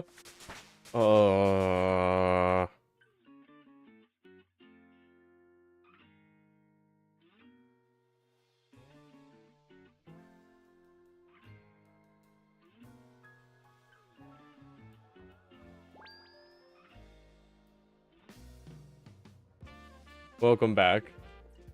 I hope that clicker sound is coming through, because every time I level up I'm getting clickered. And if that's not going through for some of you, I know that's just basically tragic.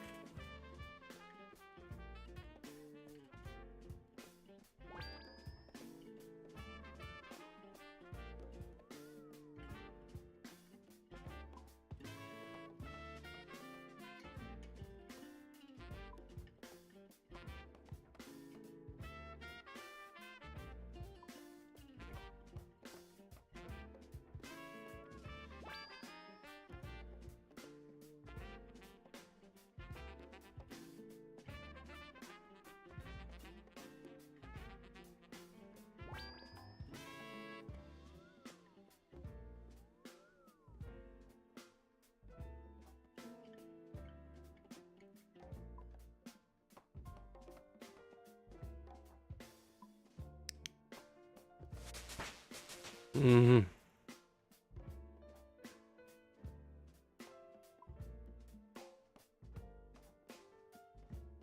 These are gonna be fast levels too.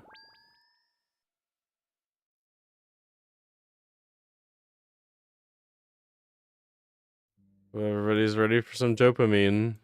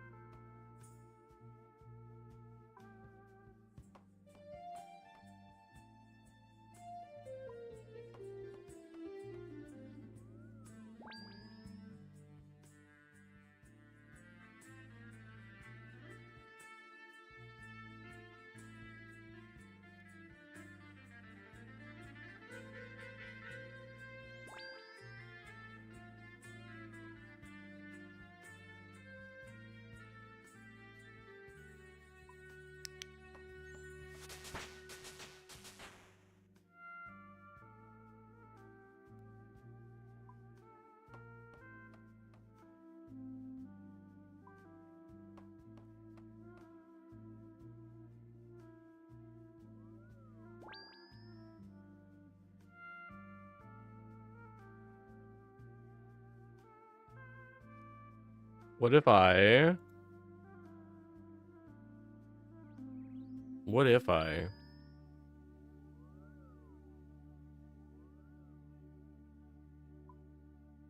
I shudder with anticipation.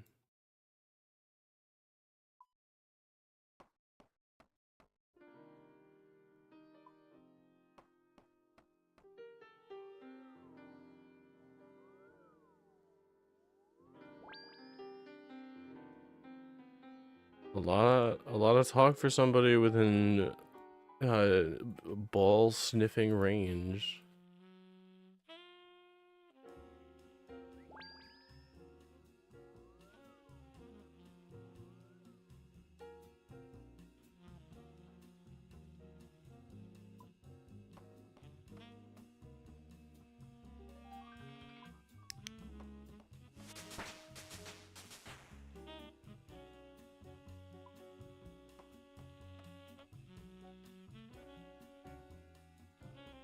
I'll be right back. I gotta use the restroom.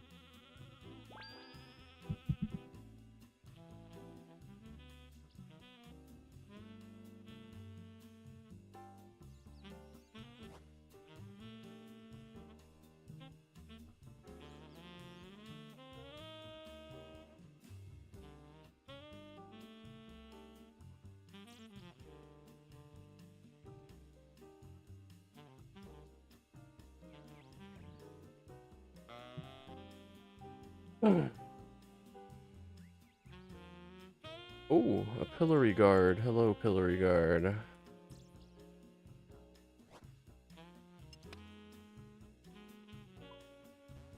Oops.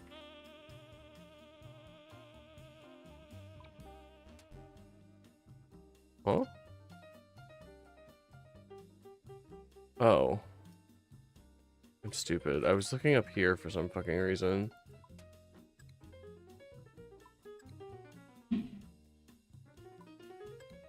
Hey, what's up, bud?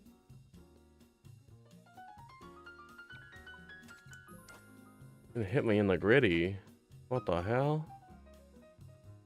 Okay, that actually sucks a little bit. Now I can't, like, do anything with this. It's kind of just in my inventory.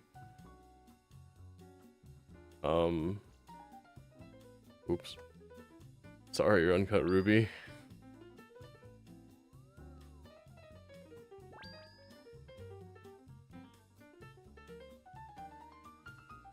I'm gonna make you all watch in horror as it disappears while I go pee.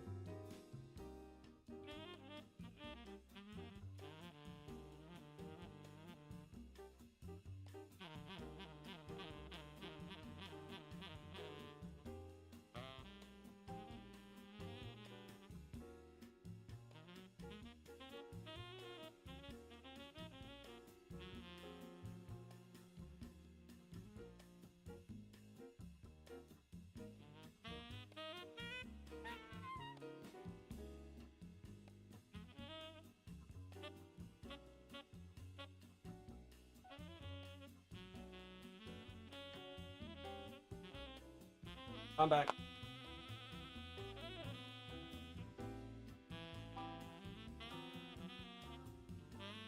Godspeed.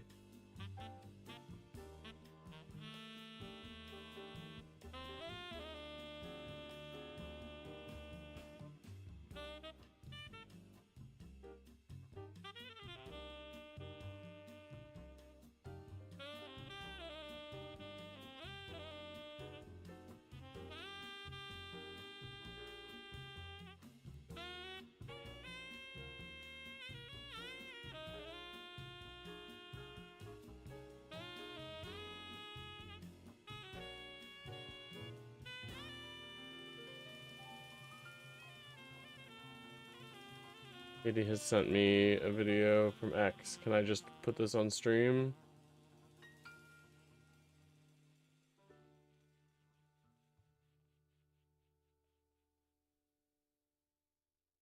Probably. Probably fine. I don't know. I didn't look at it yet. I trust you.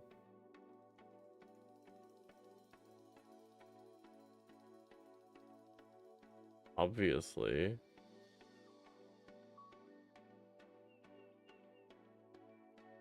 Let's see what 80 thinks I need.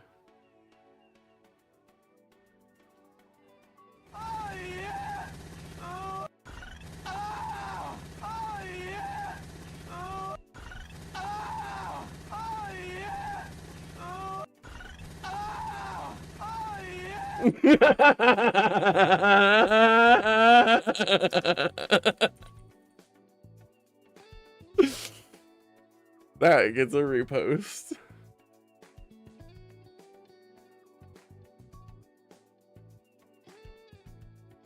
Beautiful. What do you mean, okay, bye?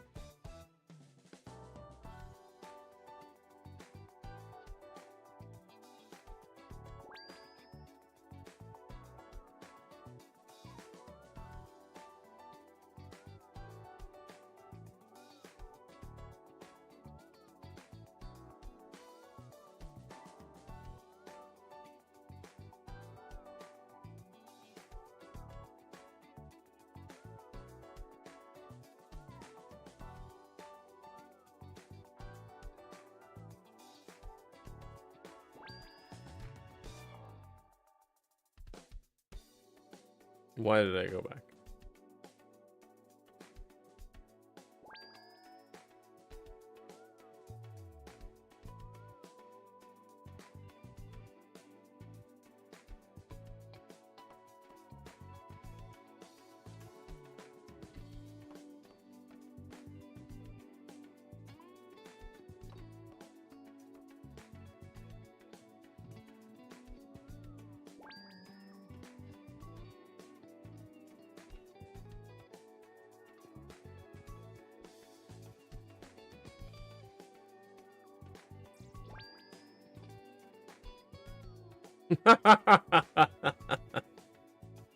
I'm so sorry.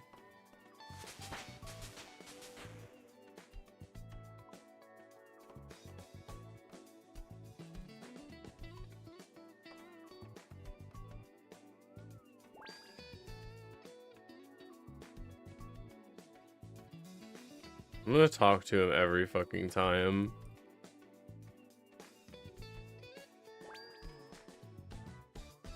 My dumb ass.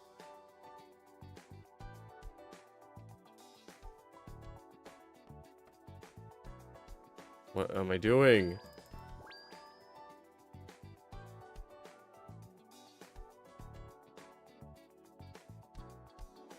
You have a chance to blow your arms off? That's pretty, I mean, it's very powerful. That's awesome.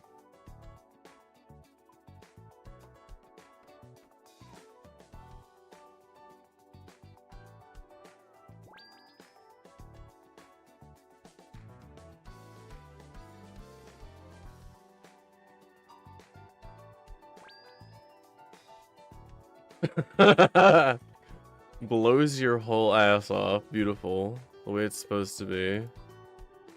Weaker Bible fart. Sentences written by the utterly deranged.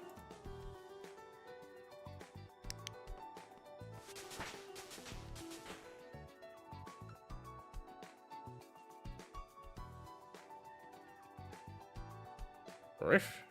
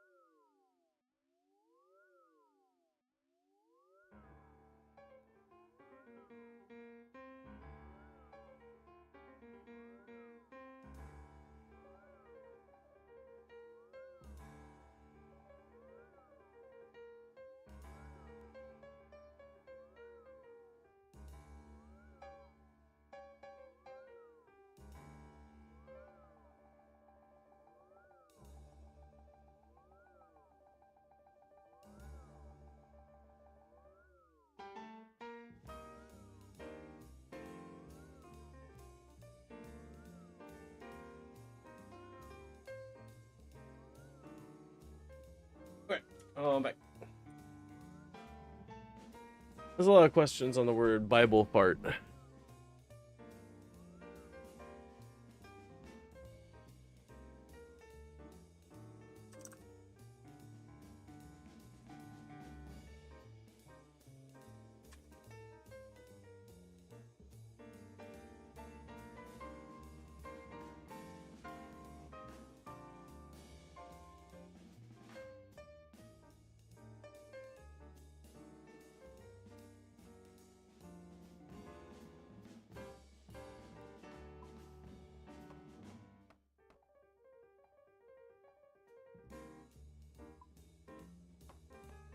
I appreciate your candid demeanor in this time of great crisis.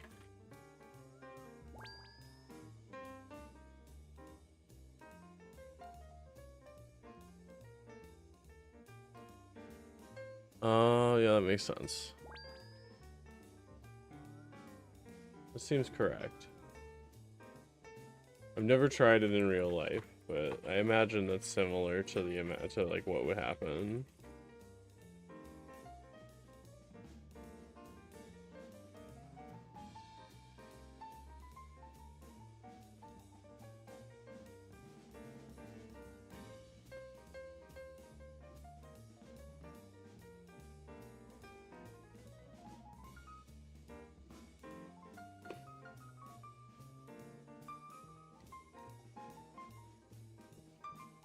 I have chocolate.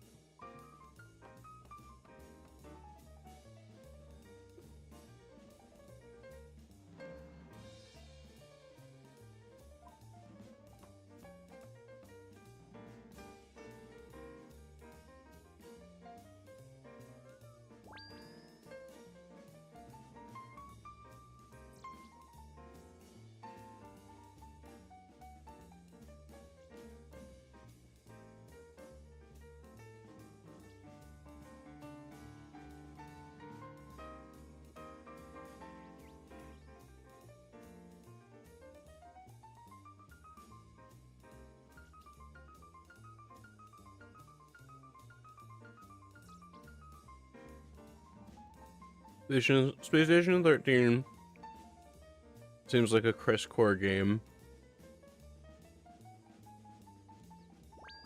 It's a loft core.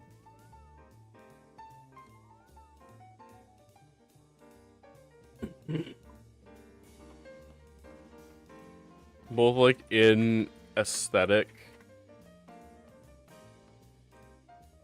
and in gameplay loop.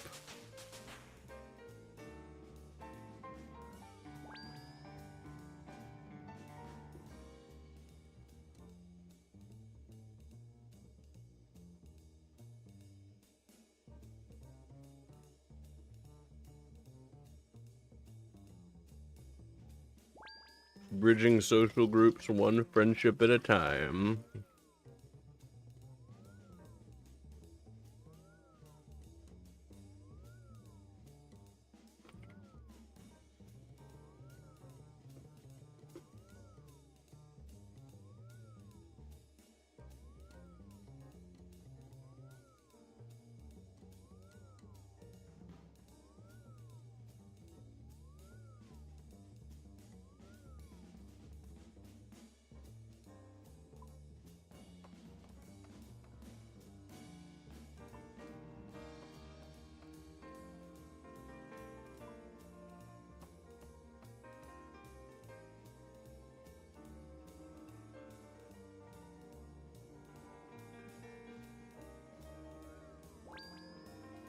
What would that do? What would that turn you into?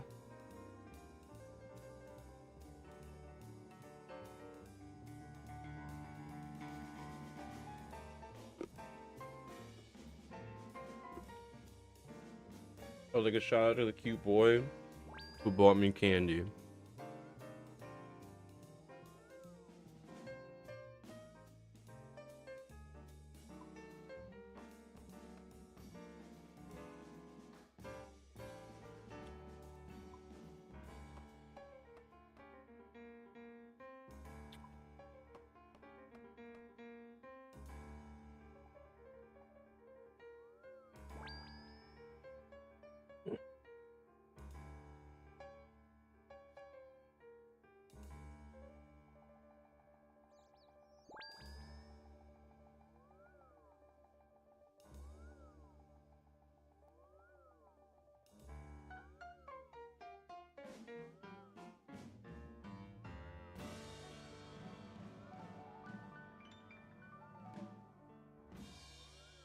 Bingus person.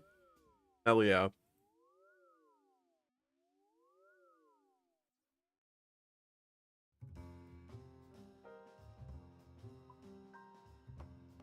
I'm definitely Bingus gender.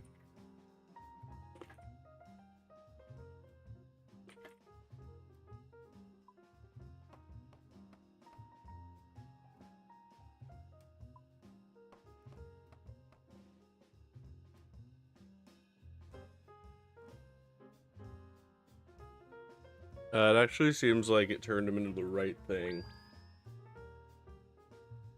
It seems like a correct use of genetic modification.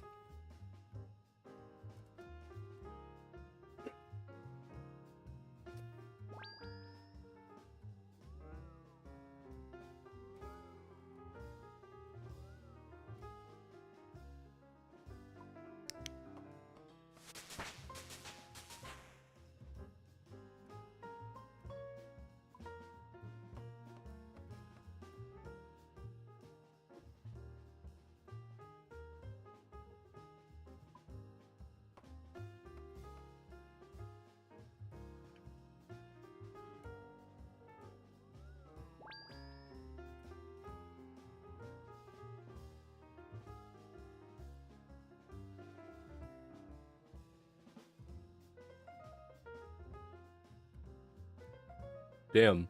And the ability to freeze people, is that not cheating in boxing?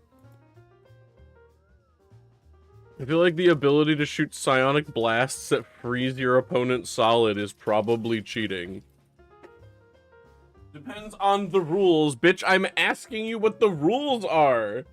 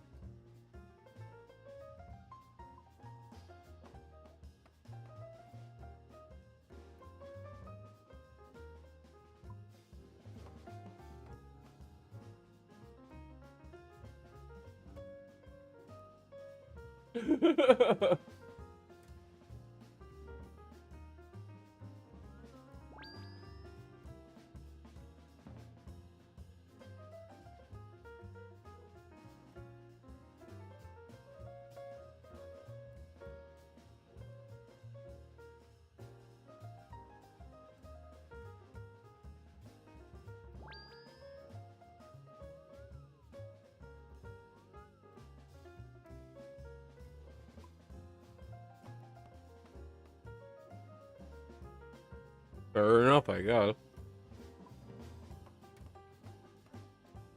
In space boxing, anything goes.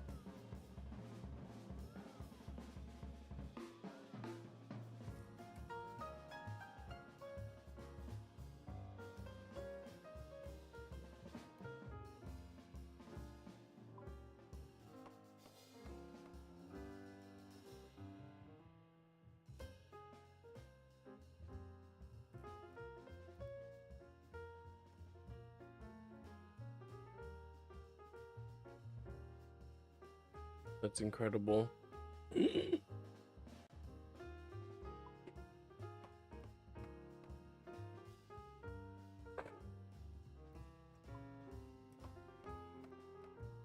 me some of that fruit. Some things are worth it. A gene asteroid, of course.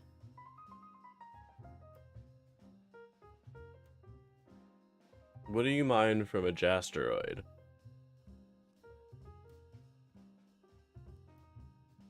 I guess jor?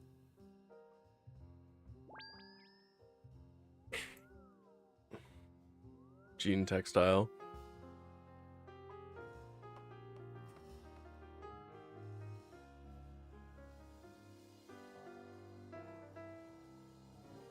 Genim. I won't, actually.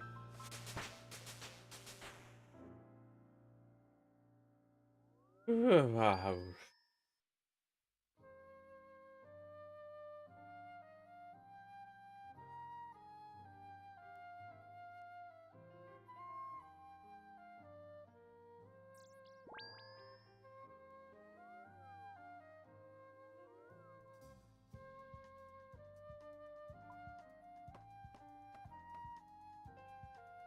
Erebity.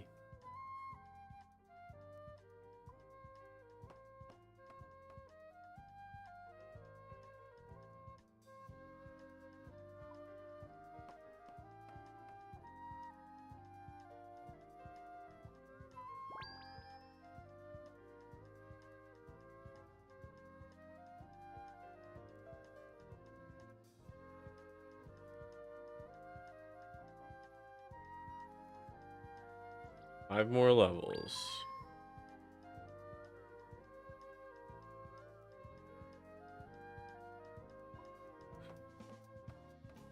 Nice. Sometimes it just be like that. Sometimes you just need to die for the ice cream. It's worth it. I will not shit today. Well, I mean, you should shit like once a day. I just hope it doesn't hurt.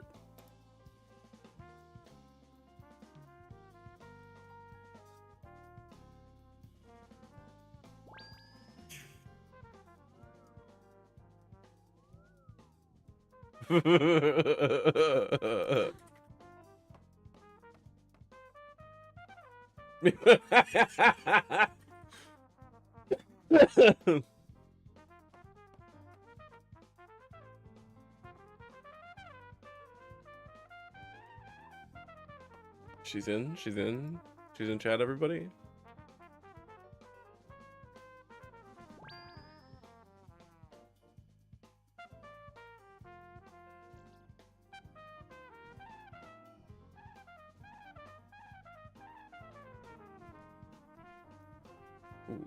Winning. Yeah.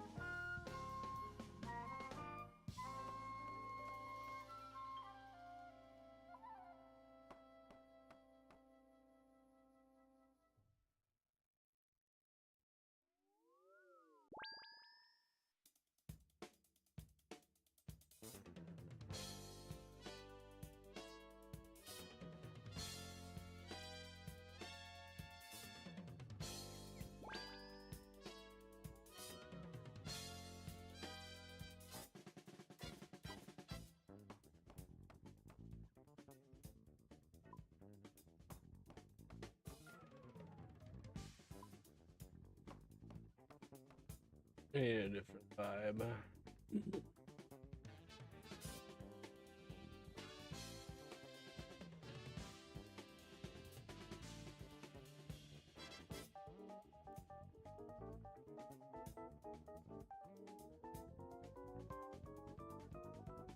All right, see ya. Have a good one. Have a great night.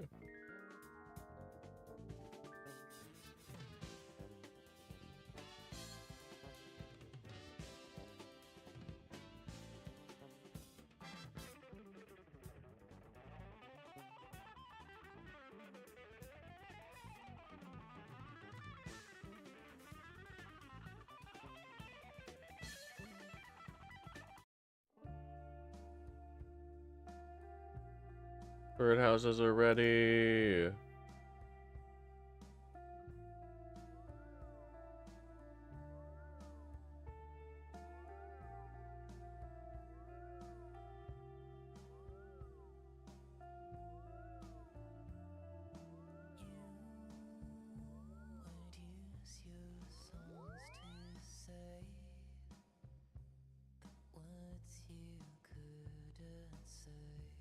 Well, I'm glad you managed it.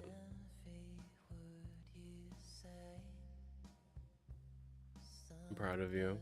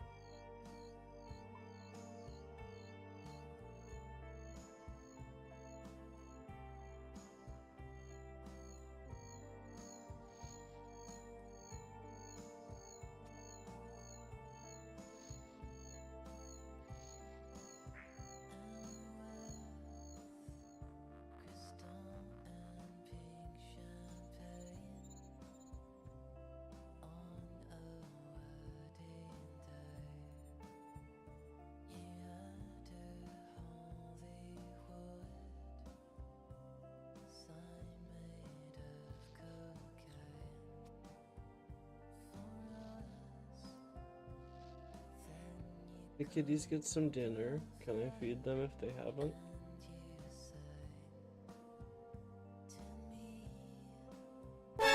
Oh. Imagine. I want to make sure that they have. Hey Delta, what's up? It's good to see you. Alright, everything's all full. Ooh, you did get me a little.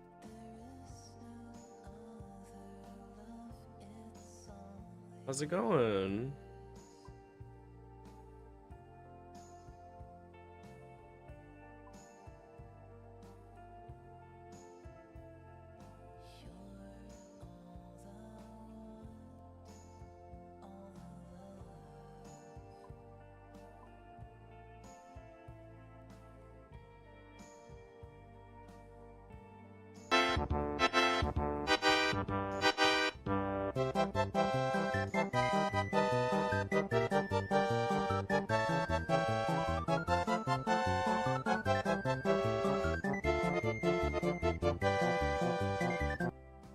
I don't want to fuck it up to the RuneScape music for a little bit.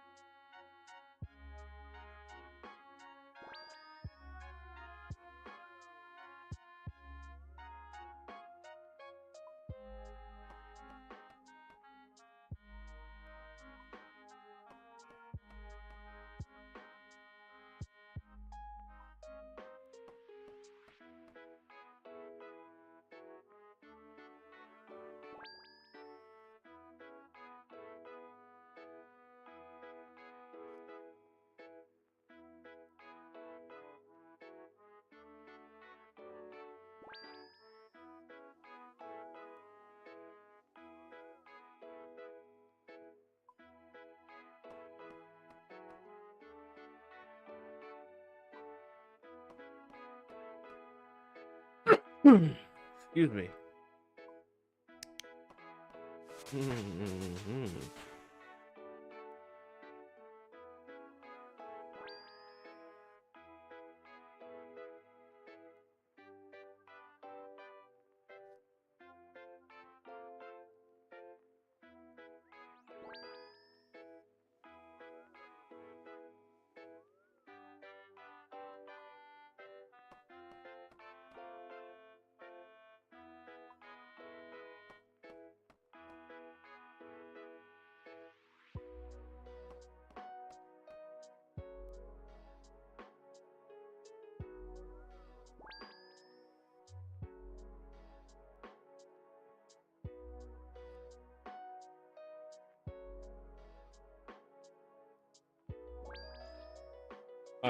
Very true.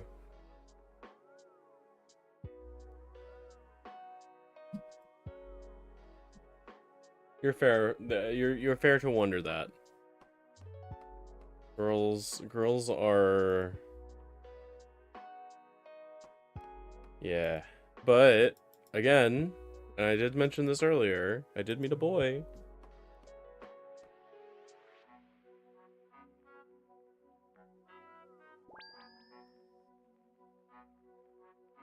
Boys, yeah. There's something about them.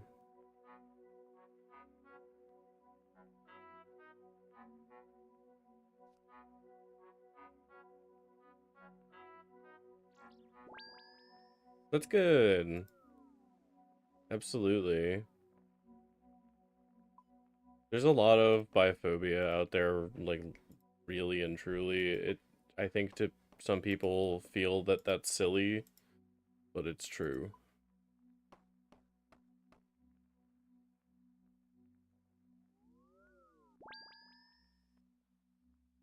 I feel like bi people are seen like the gay people and the gay people of straight people and the straight people of gay people.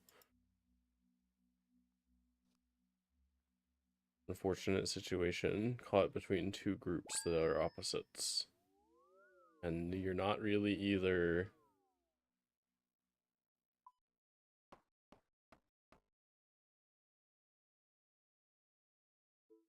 So true. So true.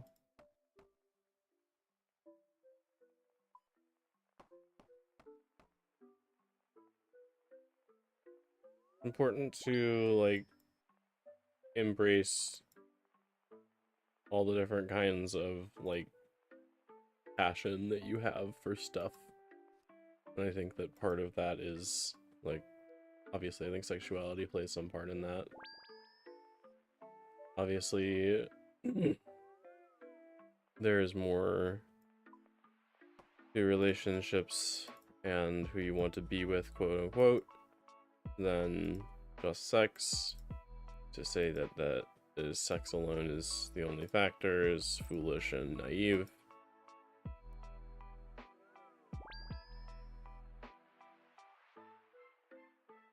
But one understands what I mean.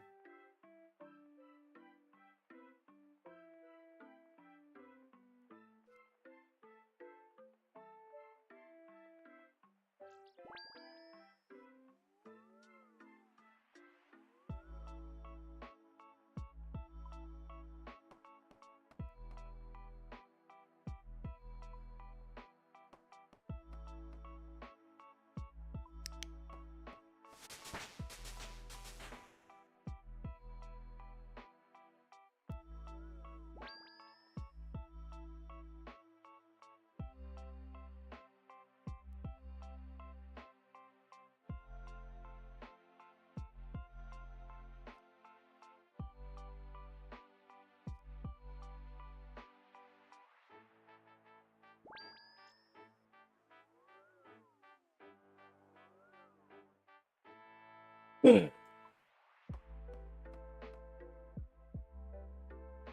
find as a poly-bi person, I kind of just want different things from different people for different relationship reasons. And I think that that's okay.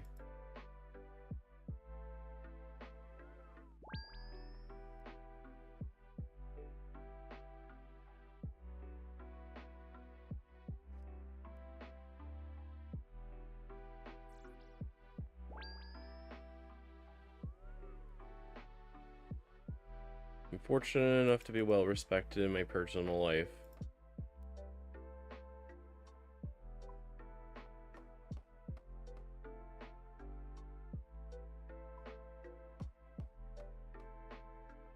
You can fix that.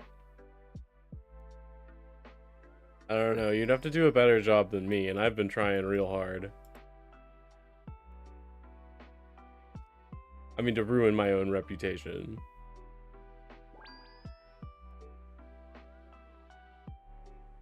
Because I'm, you know, the way I am. All the time, forever.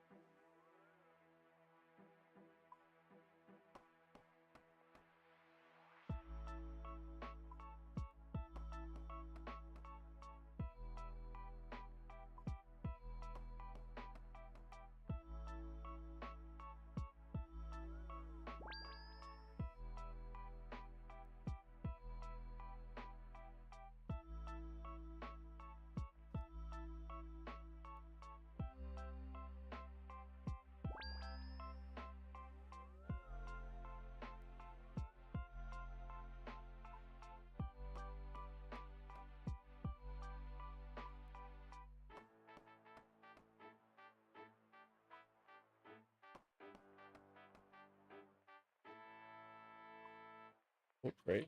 Obviously, we need planks.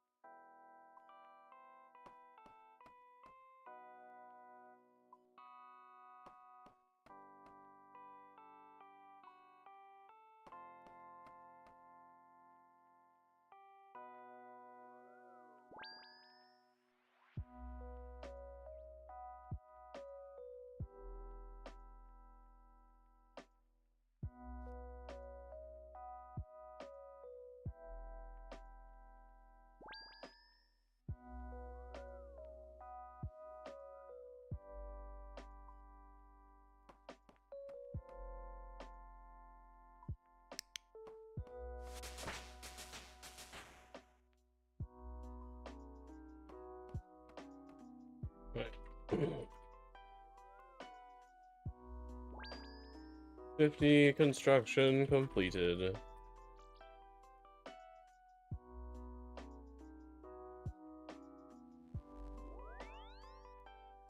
Now I should do my farming run.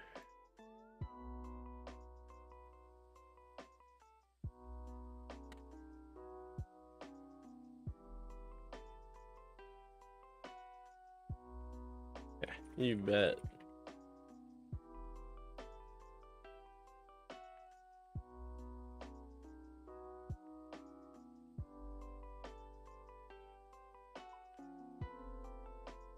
We're about to set off on a quest adventure.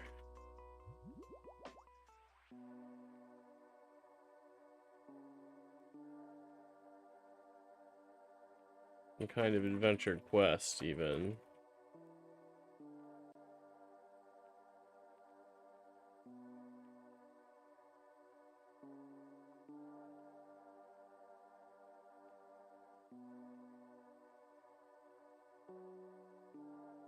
Okay.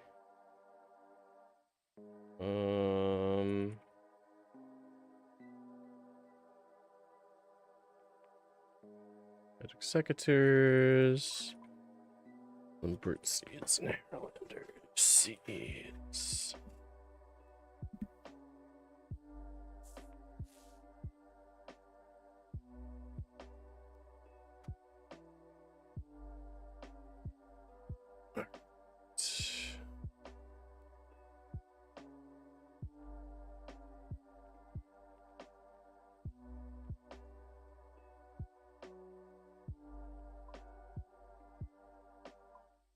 The ecto file. Alright, start with going to Varrock and changing my house location.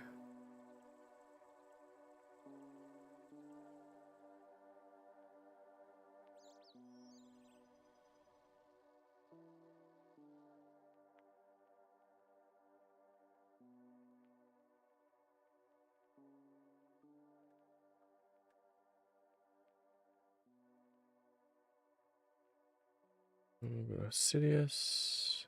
Cool. Alright, now I just need...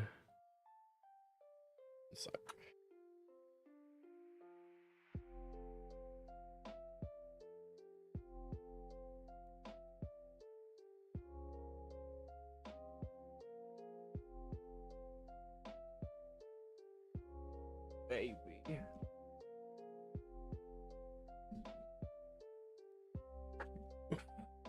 My cat is being very cute.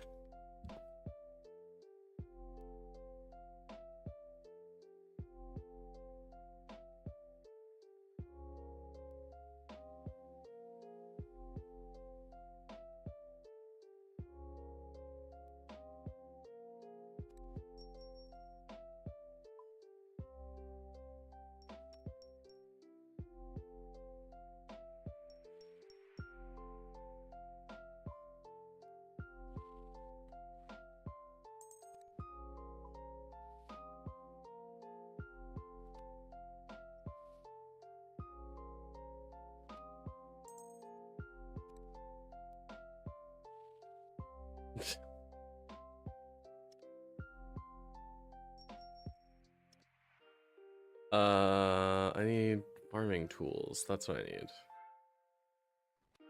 1, 2, and I need a spade, I think.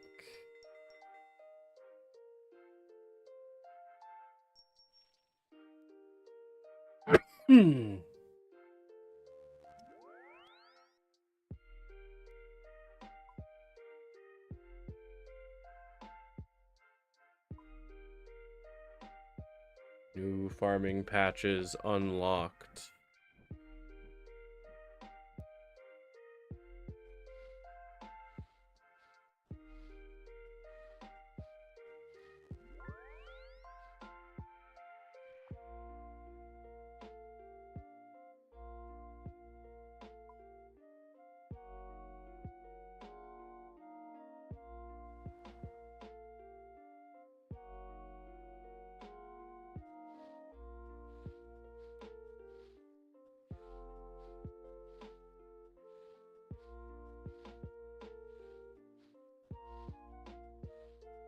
I'm gonna go steal some more seeds for a bit before I do quests.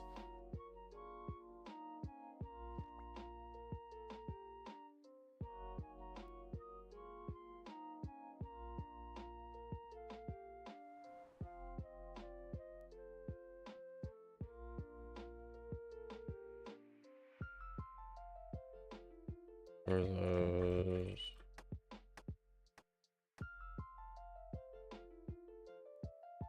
Let's do a quick also. Well, we're not gonna do the pineapples right now.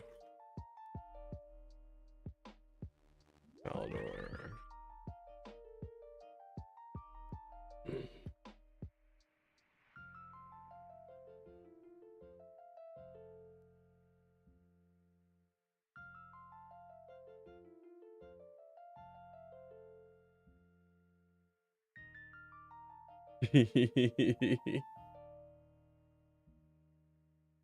I'm glad you find the text boxes as entertaining as I do. I like when the game announces every little thing I do. It's funny, it feels like a little mud, even all of these years later.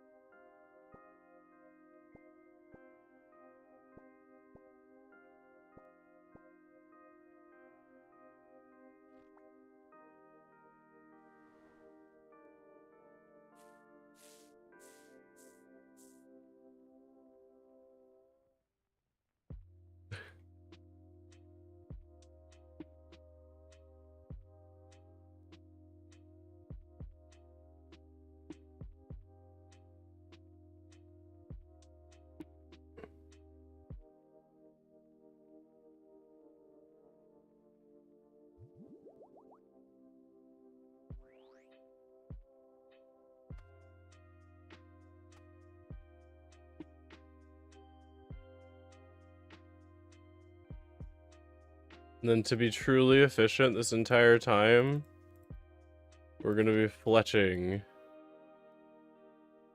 while we're doing quests and stuff.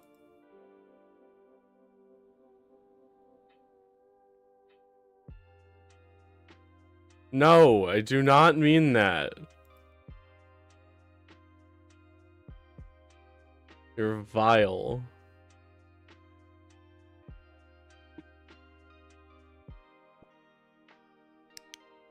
Yeah.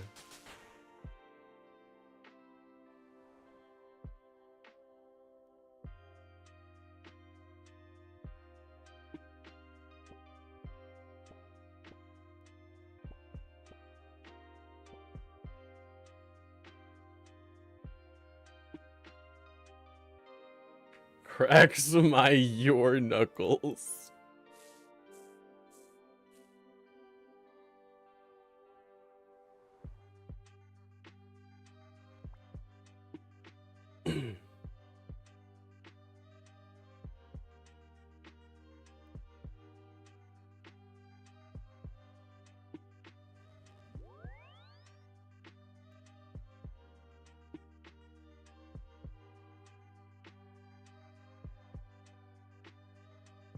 I know.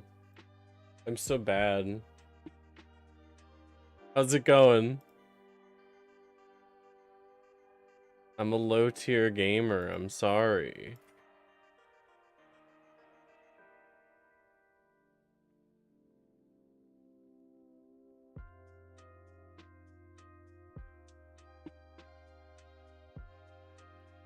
Not even maxed yet? No, I'm not.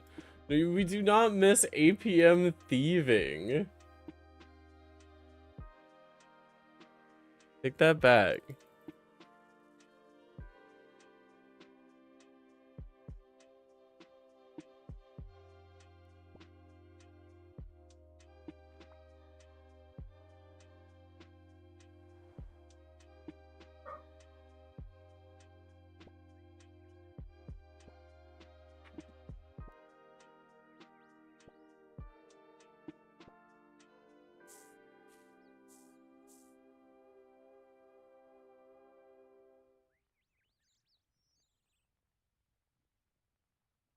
All right.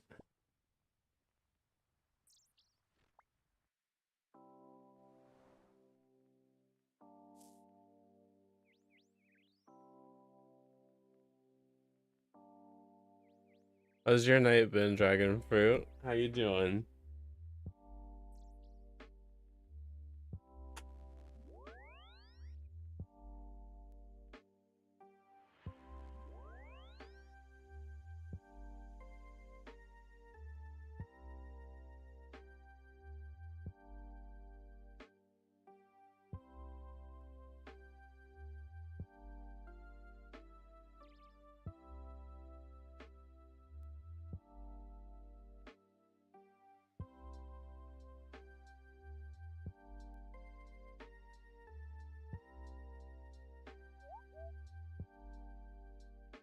Oh, they had to leave for work. Oh, that sucks.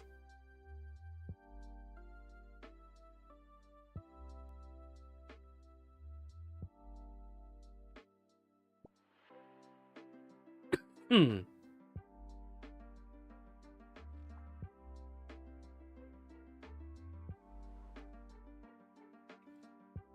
I haven't done Royal Titans. Are they fun?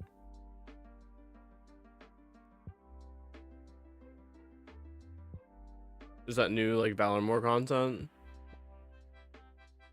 Or is that even, like, older and I just don't know anything because I haven't fucking played anything? I haven't done any of the raids. I haven't done anything. I know nothing.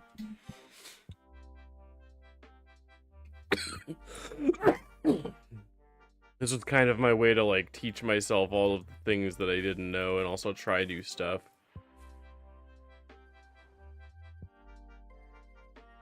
They're in the Asgardian Ice Dungeon. Okay.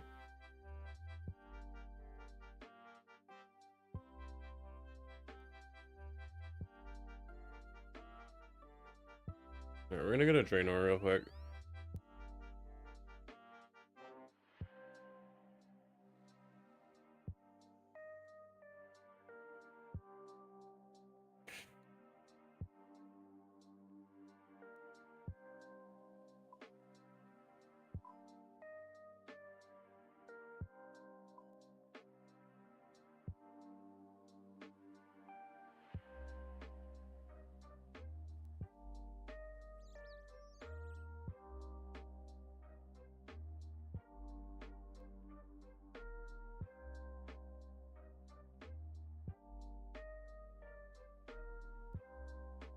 Fast gear switches. Okay.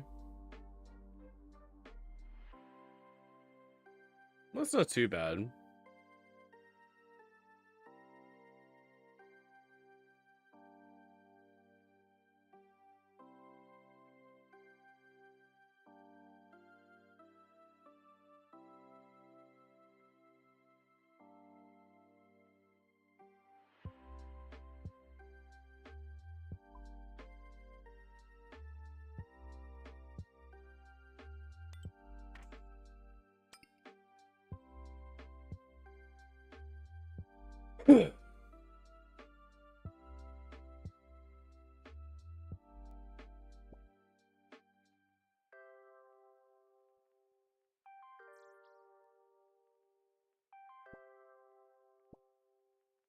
Okay, awesome.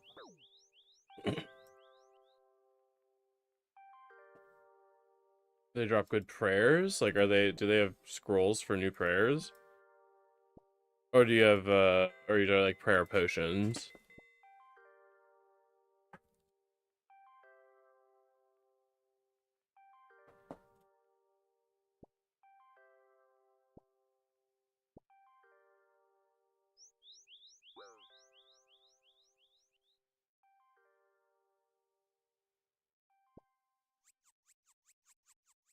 Basketball was illegalized in 2041. That sounds correct. Only slightly weaker than the Chamber of Zarek ones. Do they not show on these ones?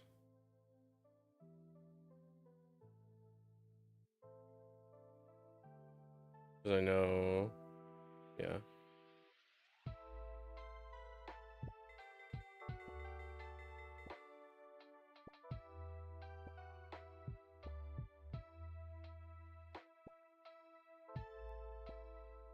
It replaces Eagle Eye in the Mage Mode. Okay. Cool, cool, cool.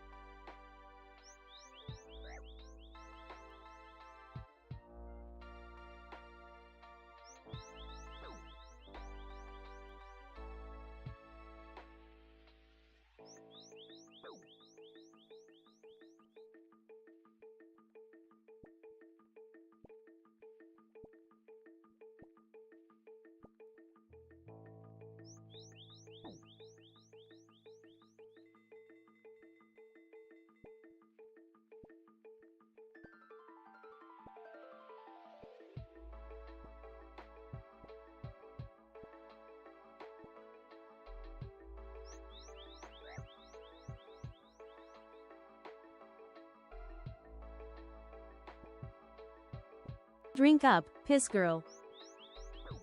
Fuck off.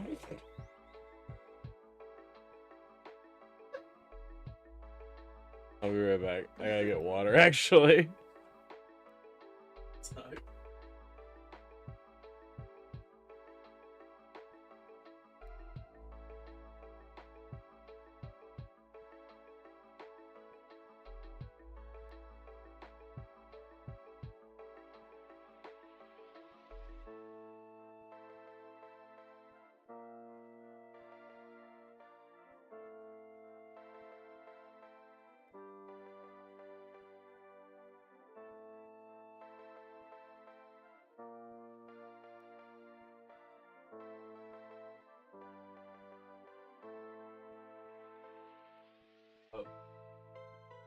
My water is not yellow tinged. Your fucking brain is yellow tinged.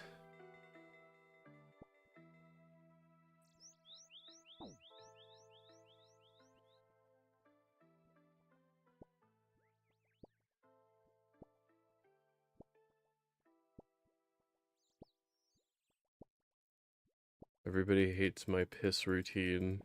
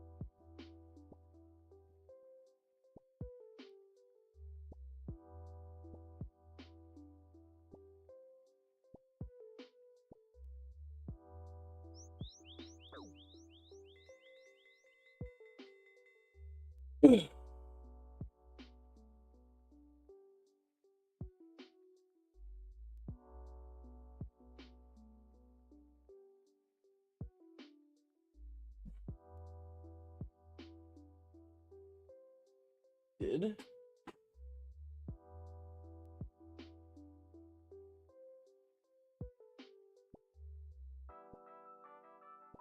Fixed my piss?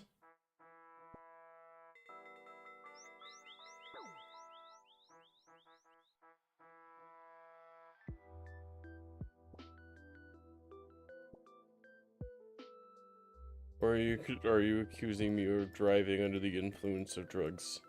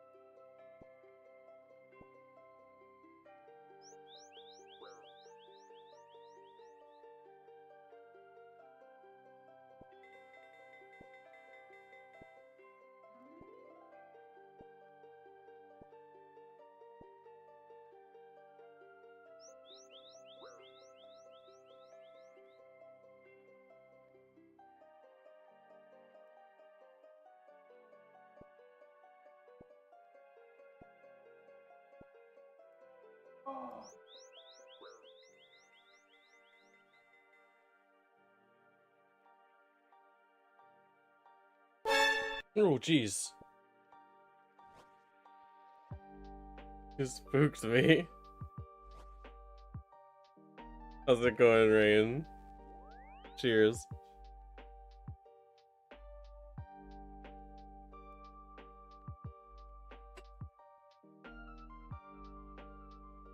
Oh, there you go.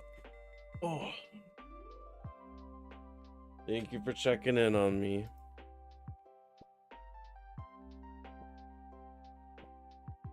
I hope you're doing well.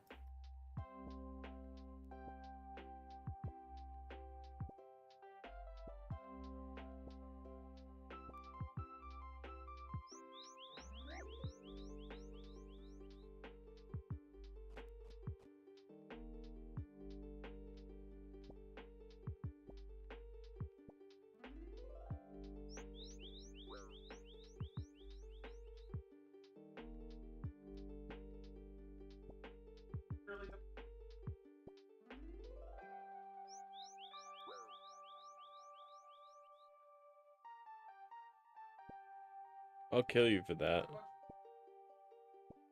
Hi, June.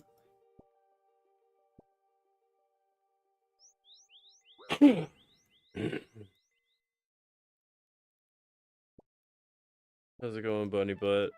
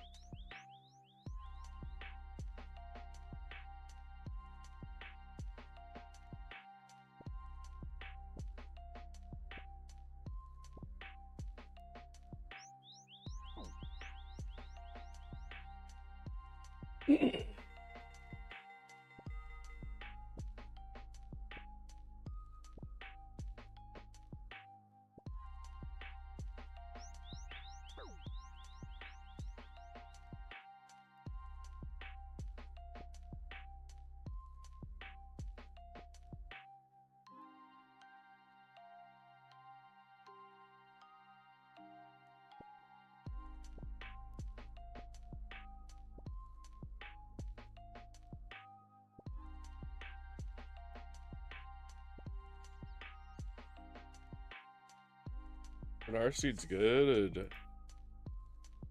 4K pickpocket right there. Pretty good.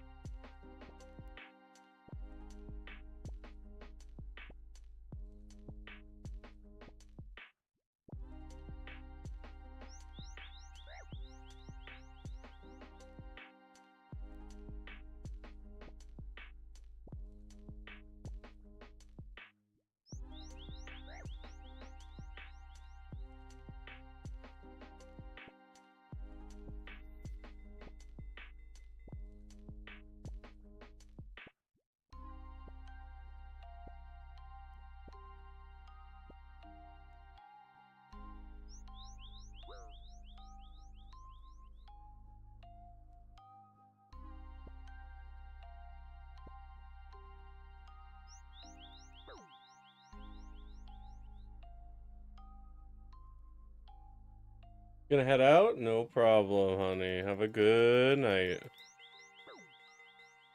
Thanks for stopping by.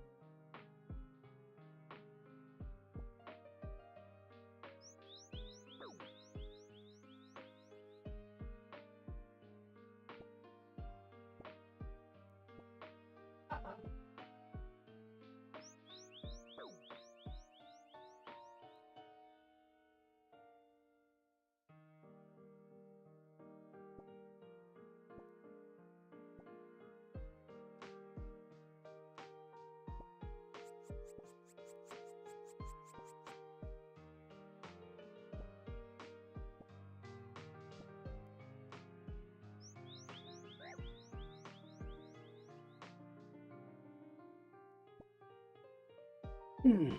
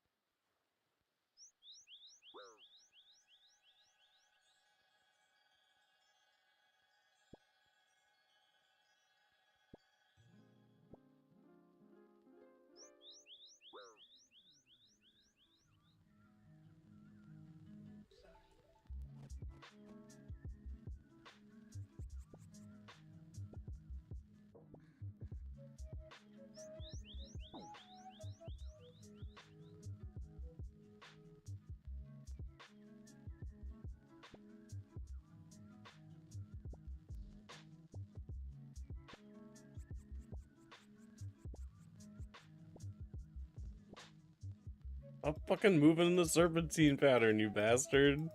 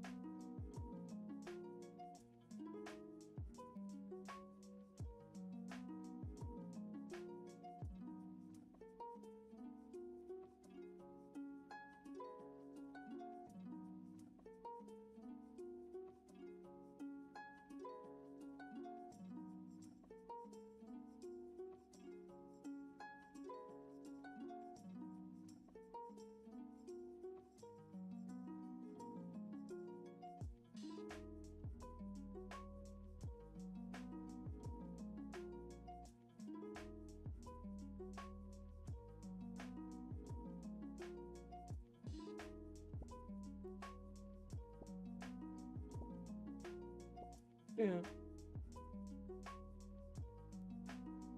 Love you too, honey.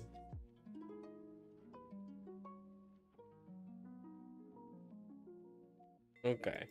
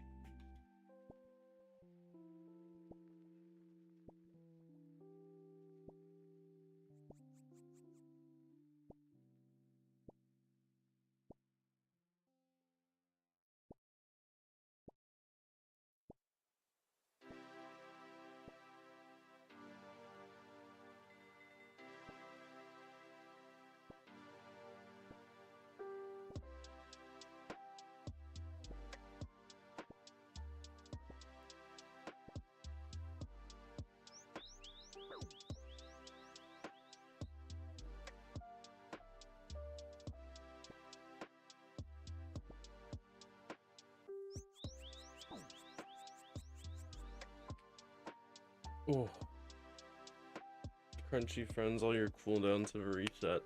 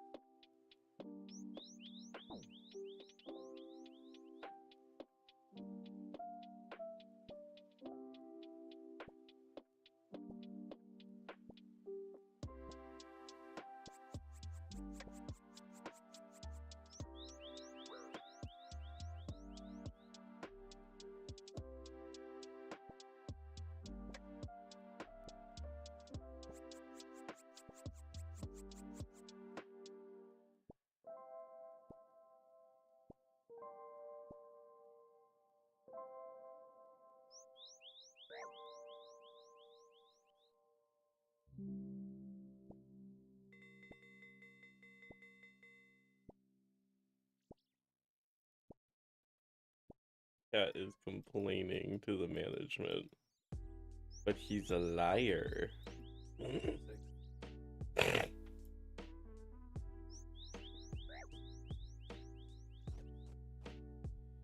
You believe his story? He says he's never been fed ever in his whole life.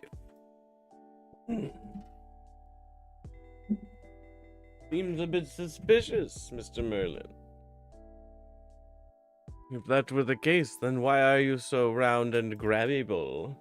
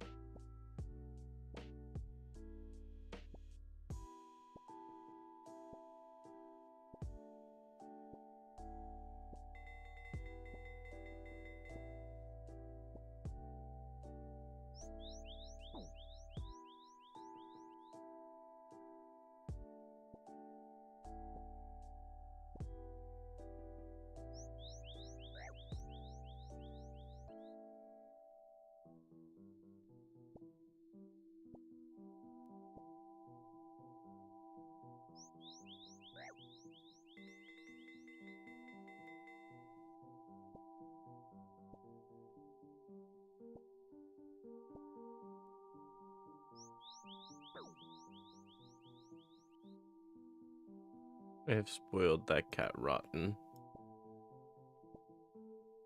I'm suffering my own consequences for him being a spoiled baby boy who got everything he ever wanted in life.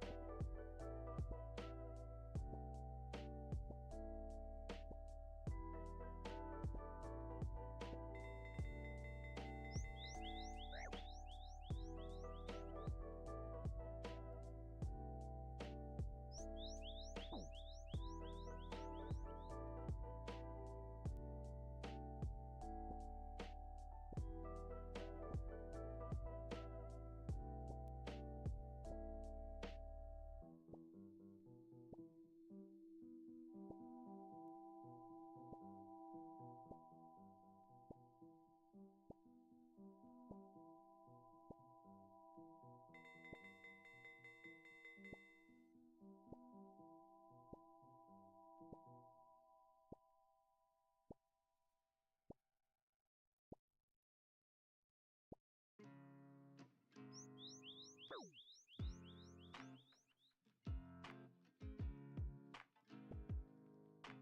This was the only place I could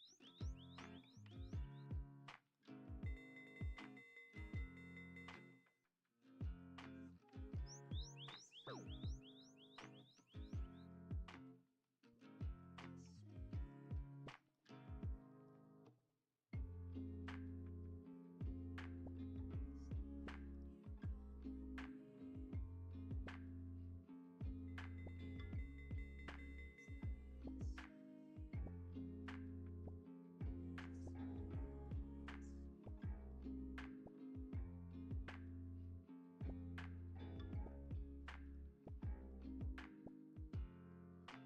just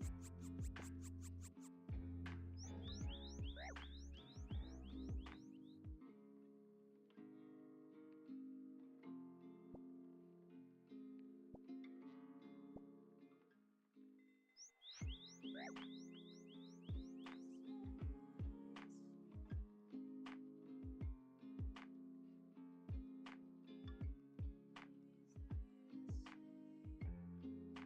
that. Alright. Dump the inventory.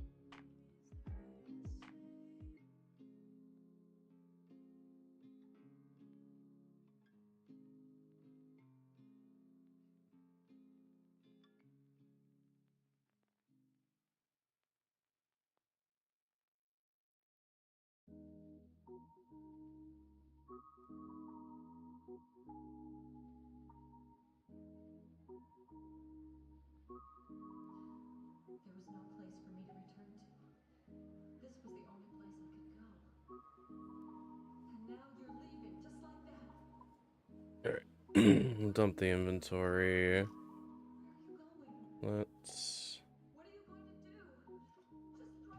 look at the next thing. First, we want... I'm going to find out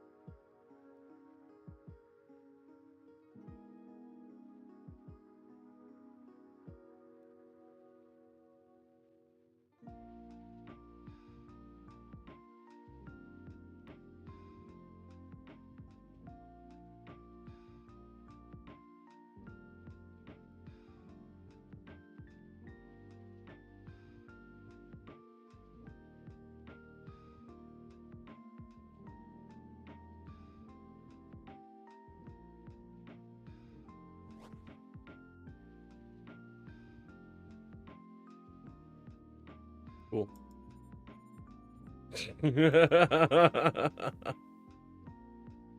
Had to do the mime show, obviously.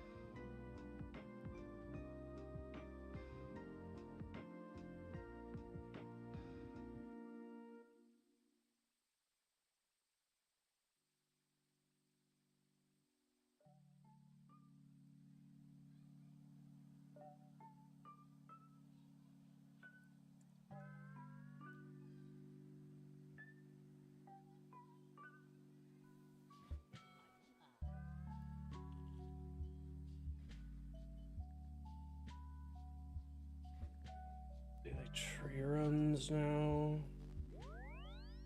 Okay.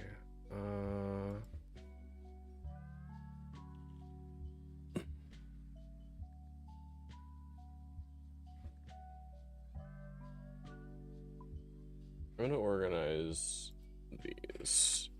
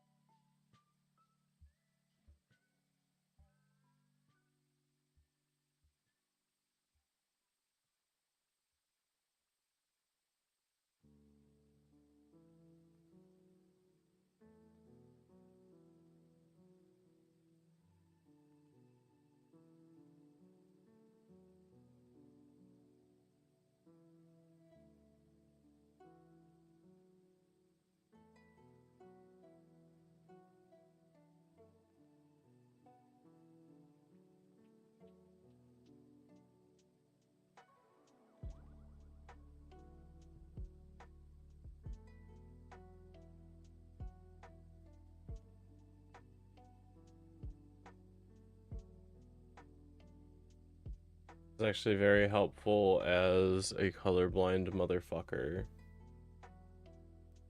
Now we can get shit organized.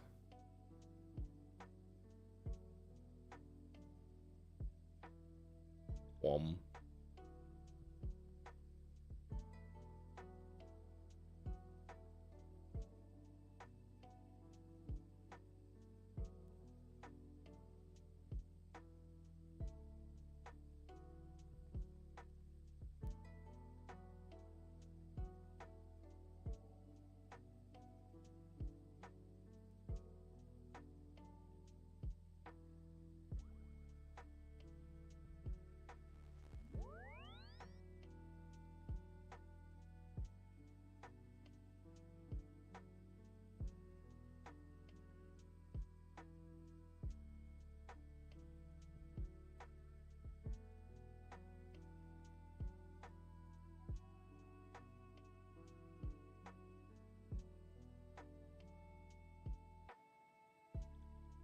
Turn these off for right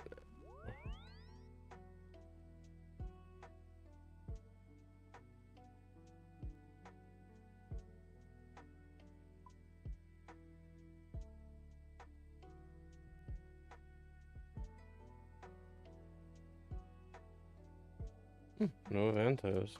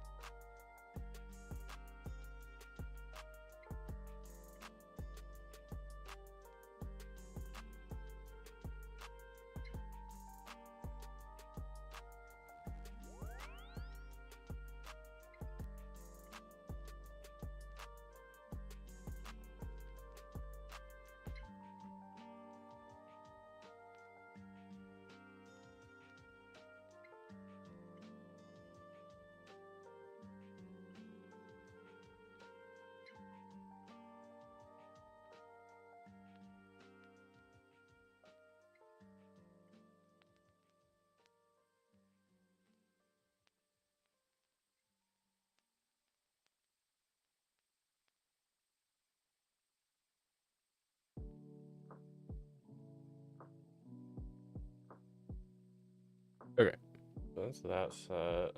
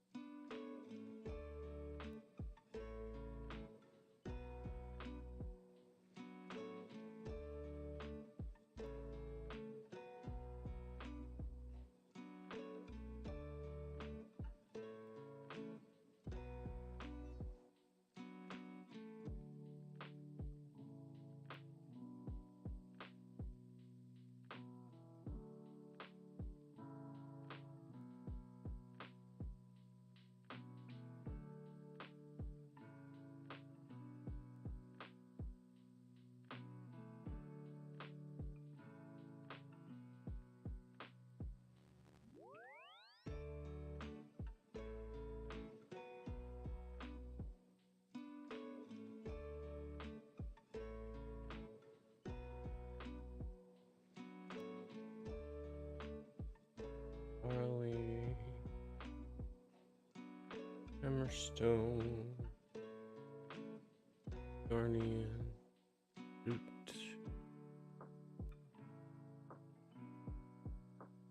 Vanillion, Crandorian, and Wild. Today we are just organizing. We're just doing. We're just tidying up.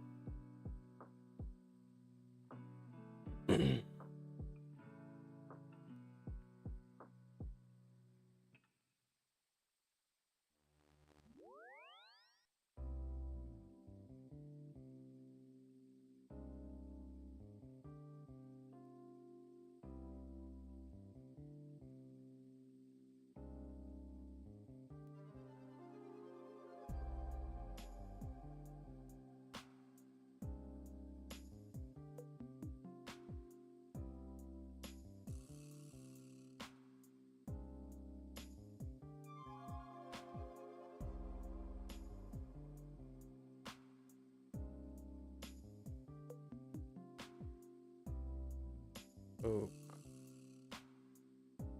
willow, maple, yew.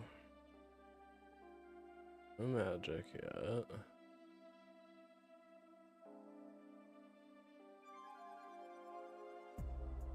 Teak.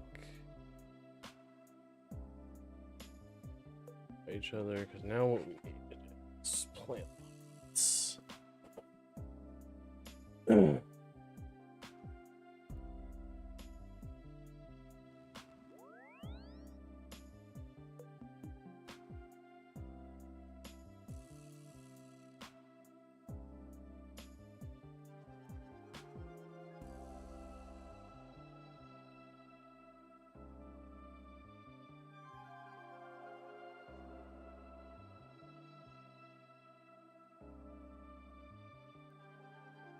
To the farming store here and buy a bunch of plant pots.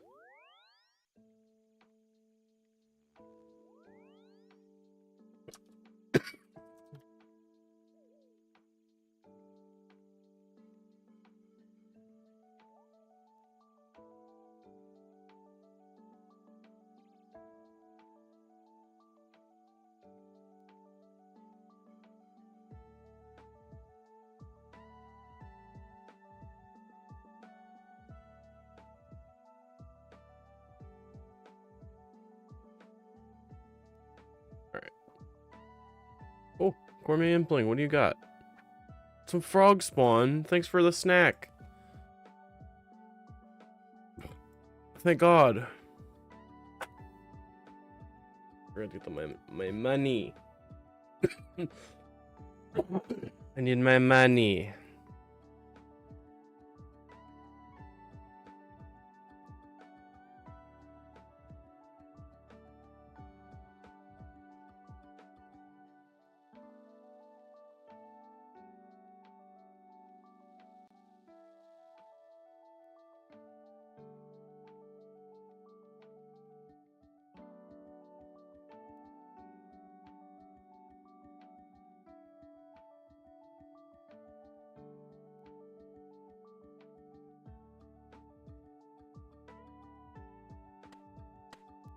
That should be enough plant pots, I imagine. Forever. Hopefully. Can I store in him?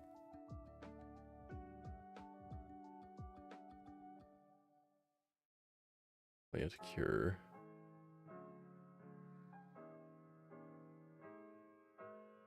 Okay.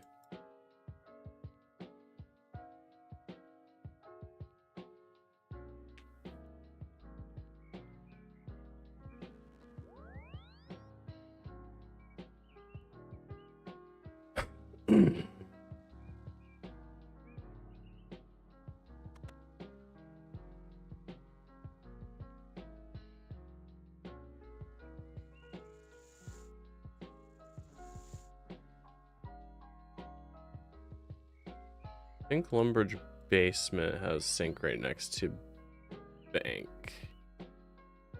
So we'll go there. This is a game knowledge check, I think.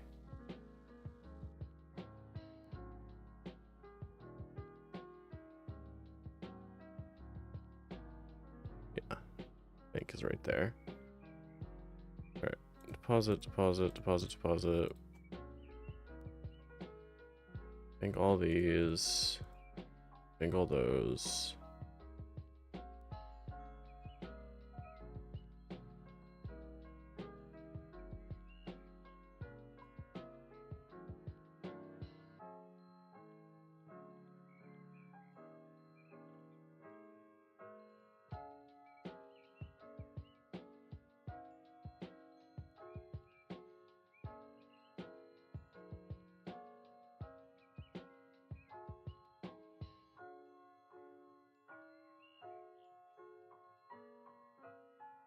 Oh, it just fills them automatically now. Cool. That's way better.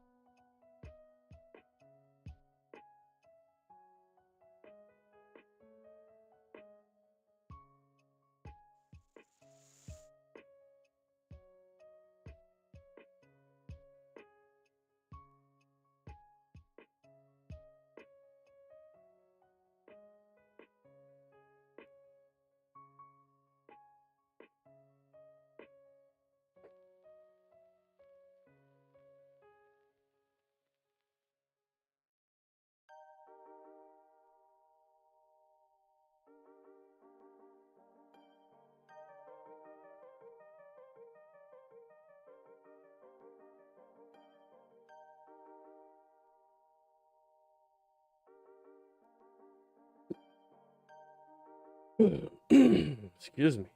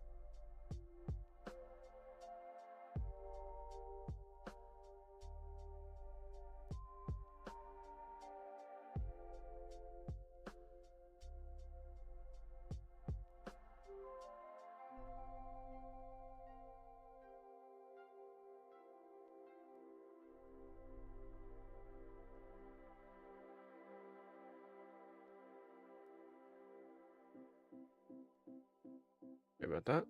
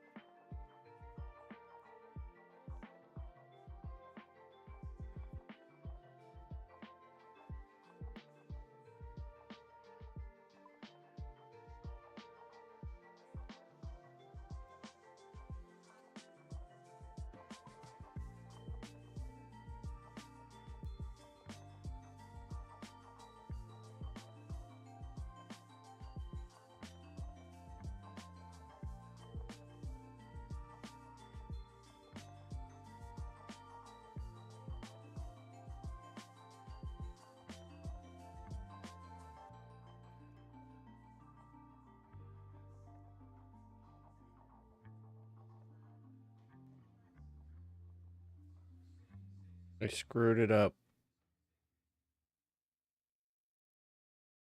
Eventually, I will have a potions page, and I will make it all nice, but not yet.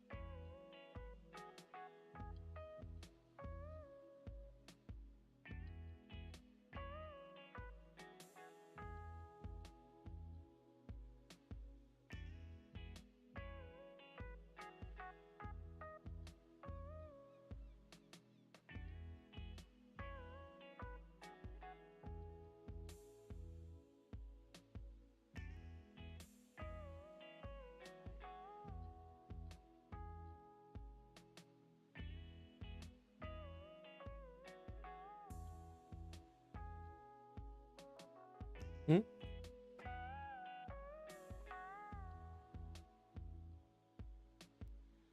Nothing. I'm pulling on that. He's pulling on the fucking screen. Hey.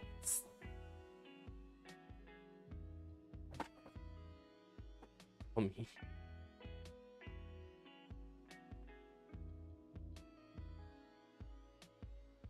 You'll watch it.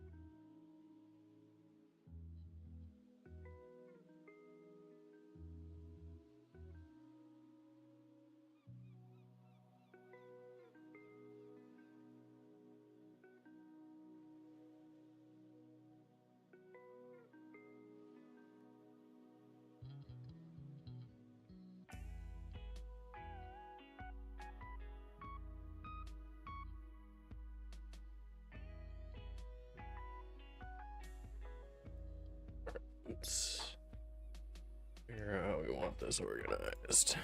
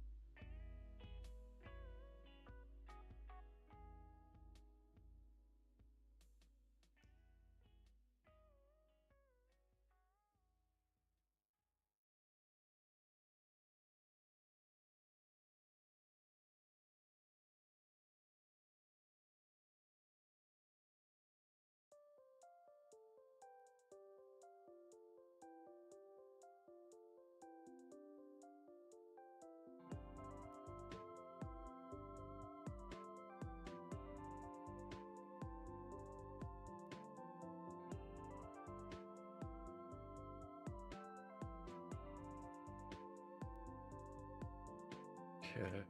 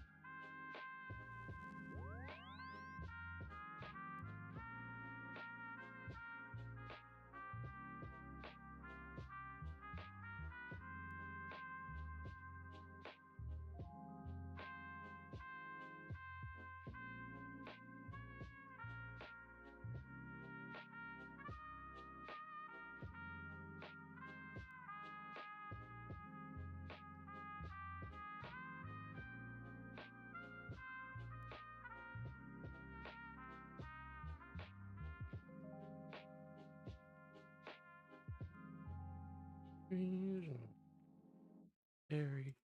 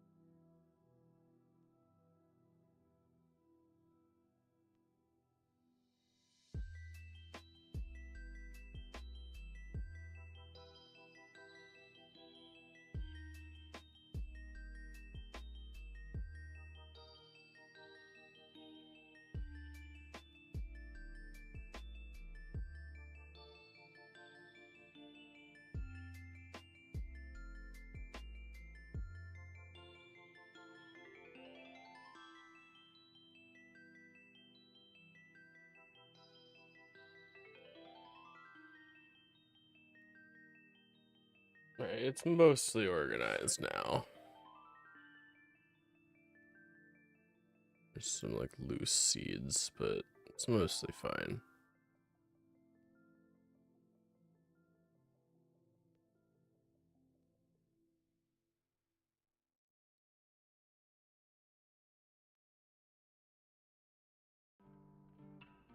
Hell yeah. And now we have all that set up.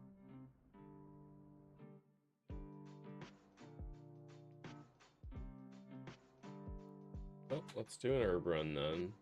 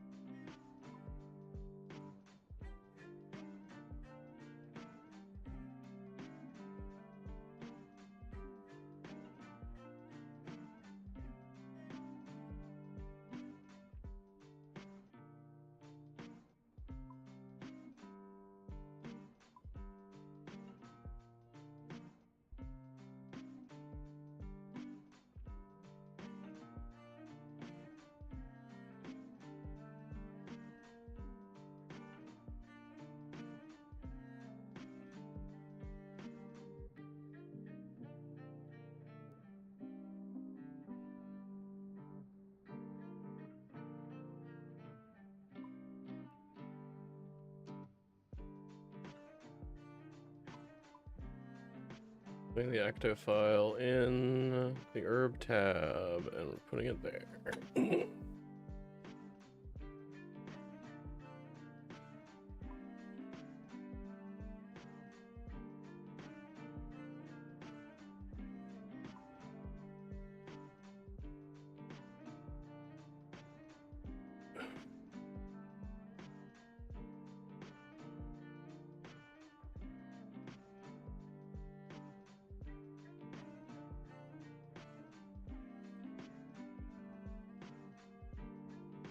And probably 3, 4.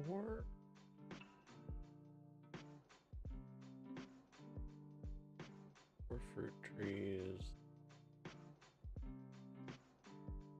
1, 2, 3, 4, 5 regular trees.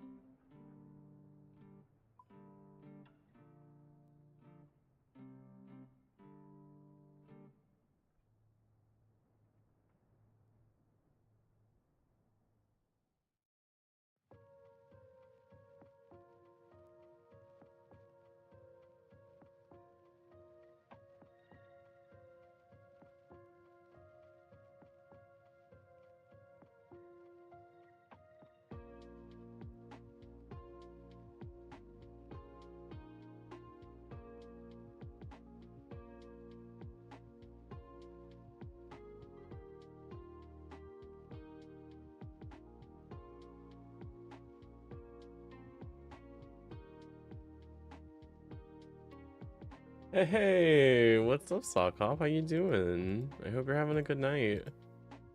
Good to see you.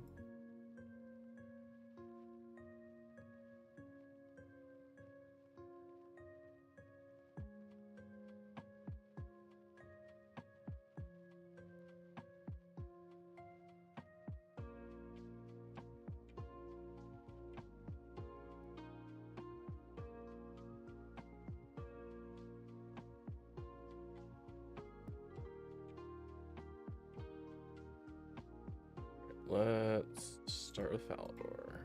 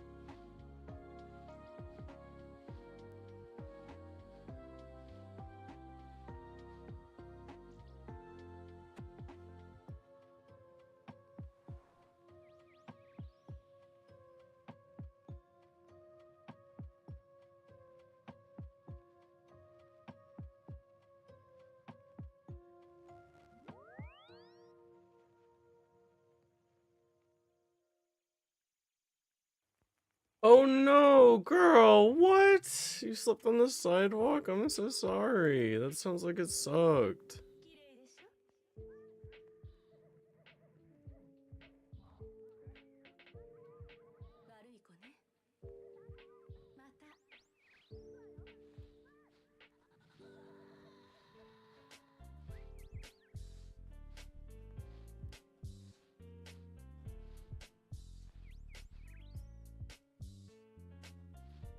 Fair enough. I hope you're doing okay.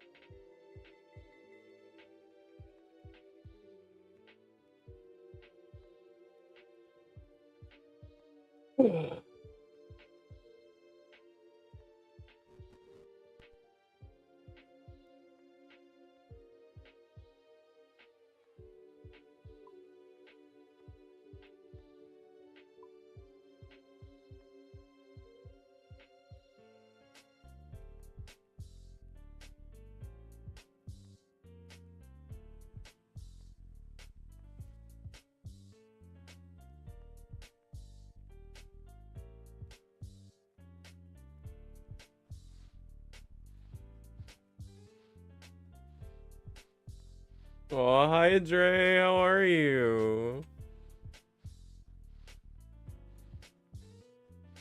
I hope you're doing well.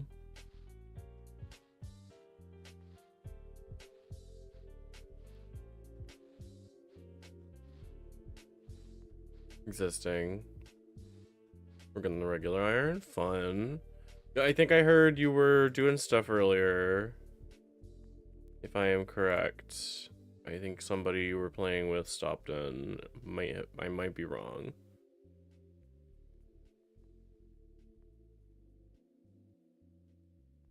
Okay, let's do Varrock? I don't know. What the hell? Y'all are adorable. Okay, if we're going to Varrock, store these. Bucket. Drop these. Use the secateurs. Gotta get the rest of these willow branches for a diary. I already have a bunch on the bank, so I just needed like a couple more. So now I can just pay him to chop it down. And then I'll put another sapling in. And there's the ultra compost.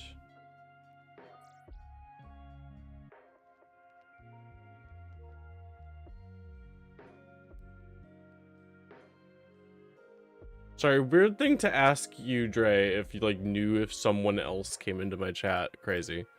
Sorry about that. Weird thing to ask. I am Zootskied. Forgive me just a little bit, but not like a lot.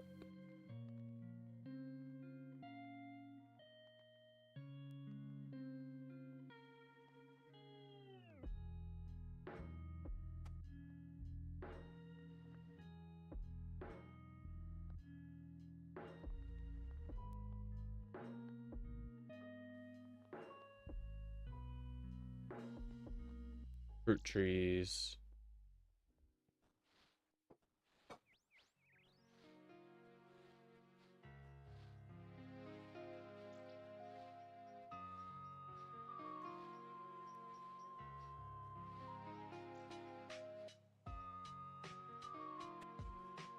Banana.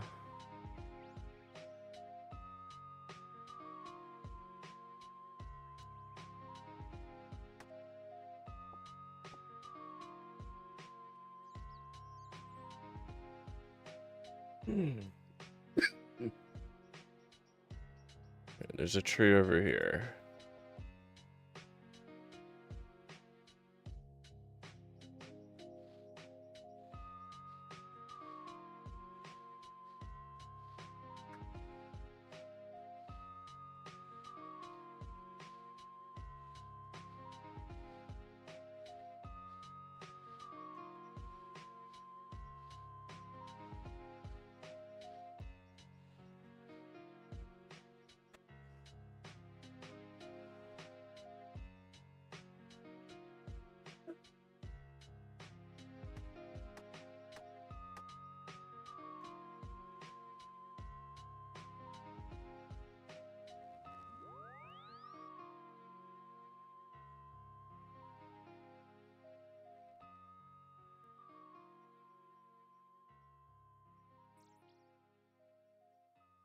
Here to the Treatum village.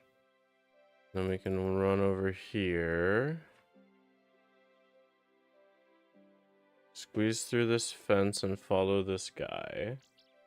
But I'd like Project Zomboid. I've seen people play it. I might like it. I don't know if I don't know if it has the same charm for me that RuneScape does. There's something stanky about it being like a stupid medieval world that doesn't make any sense, rather than like a zombie place that's like more modern and realistic.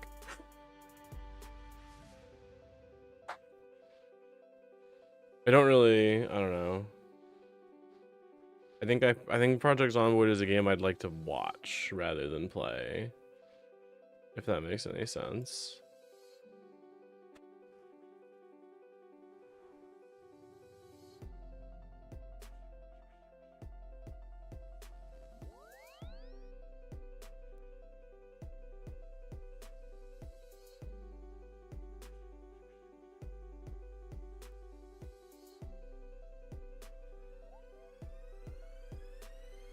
I really like RimWorld, which I know isn't the same kind of thing, but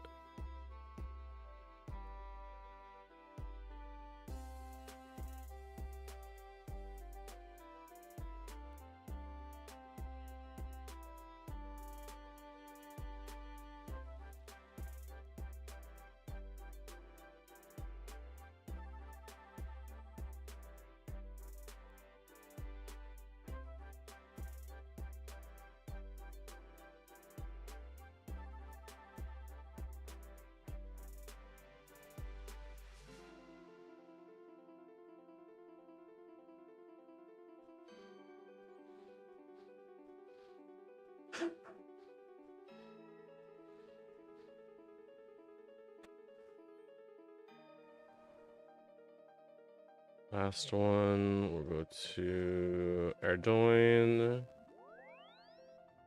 and then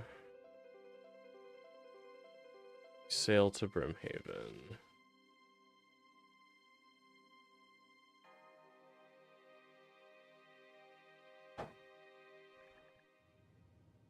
Hop off the ship, and there is a patch right here we've been running by.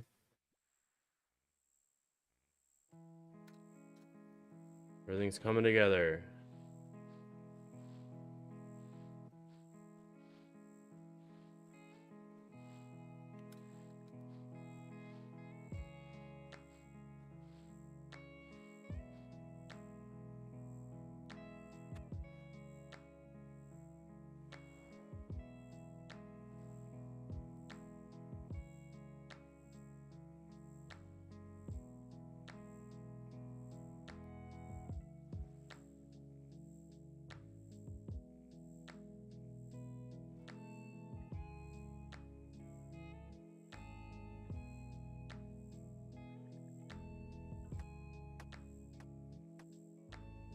Alright, let's stop by Castle Wars.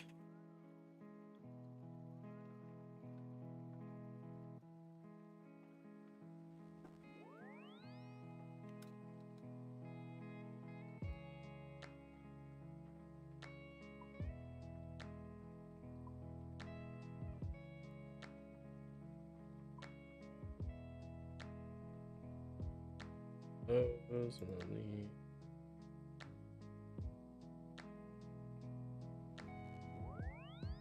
Oops. Misclick.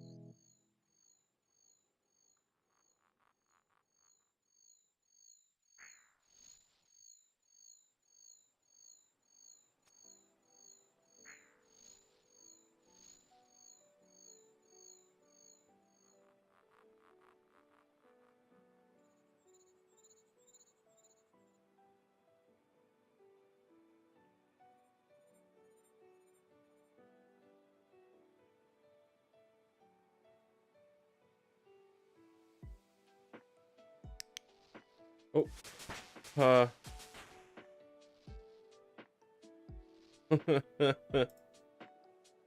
oh, you seed, very nice.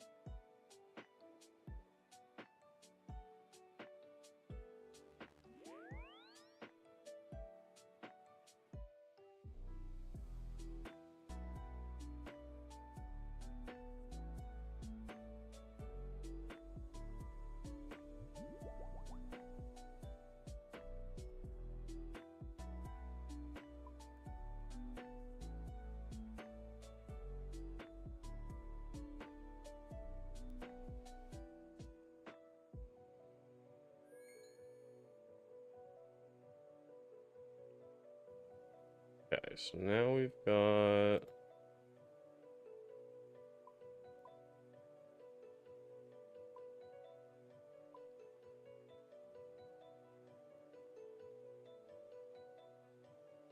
herbs to do.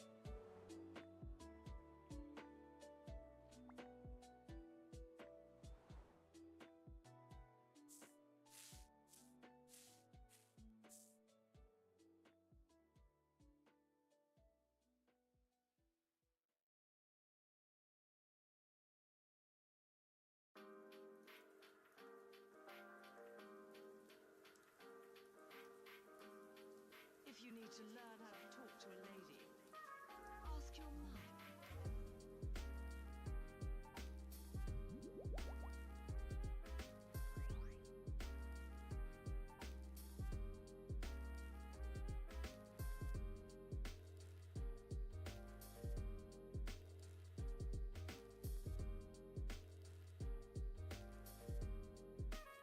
Ask your mum.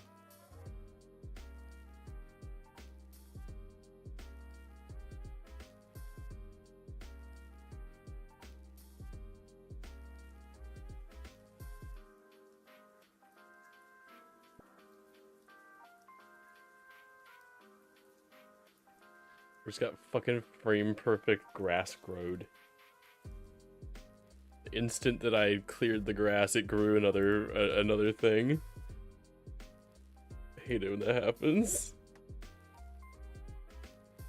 The weeds were frame perfect.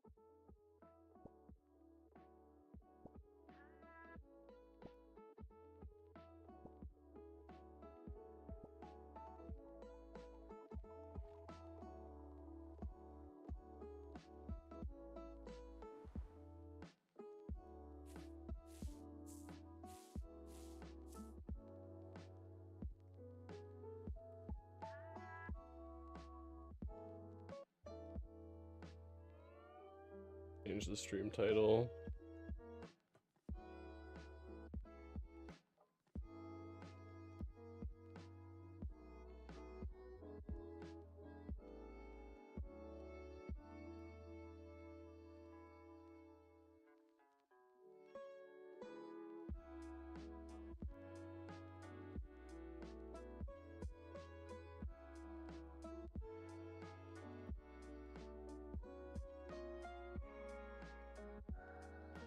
There we go.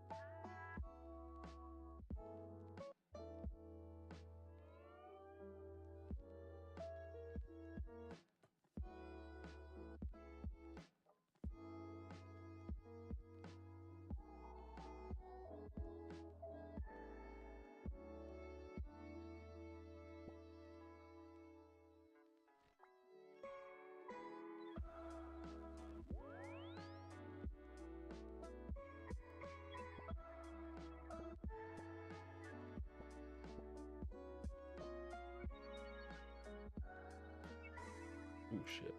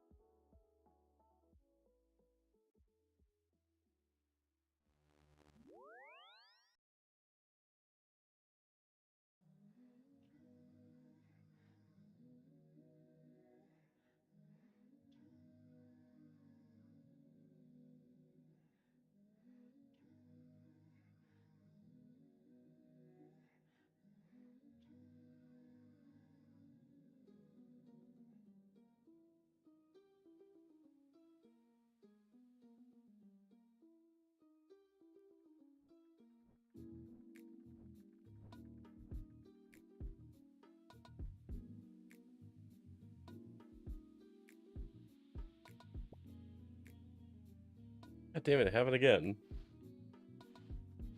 How am I so perfectly good at being bad?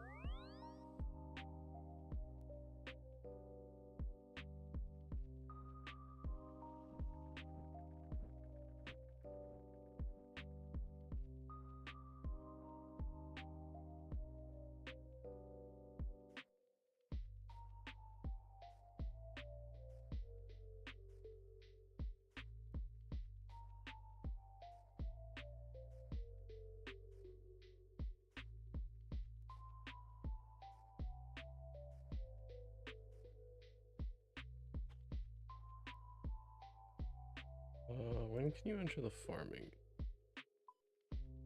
45.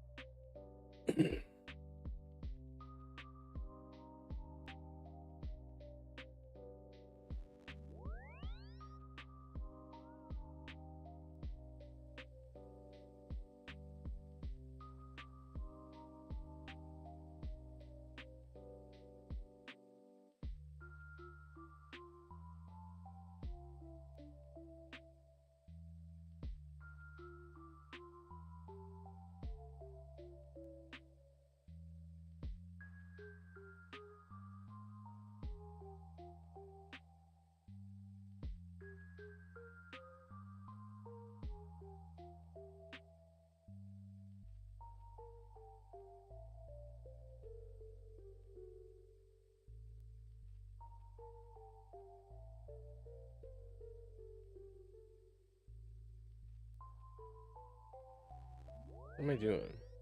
Where am I going? Organ? What the hell?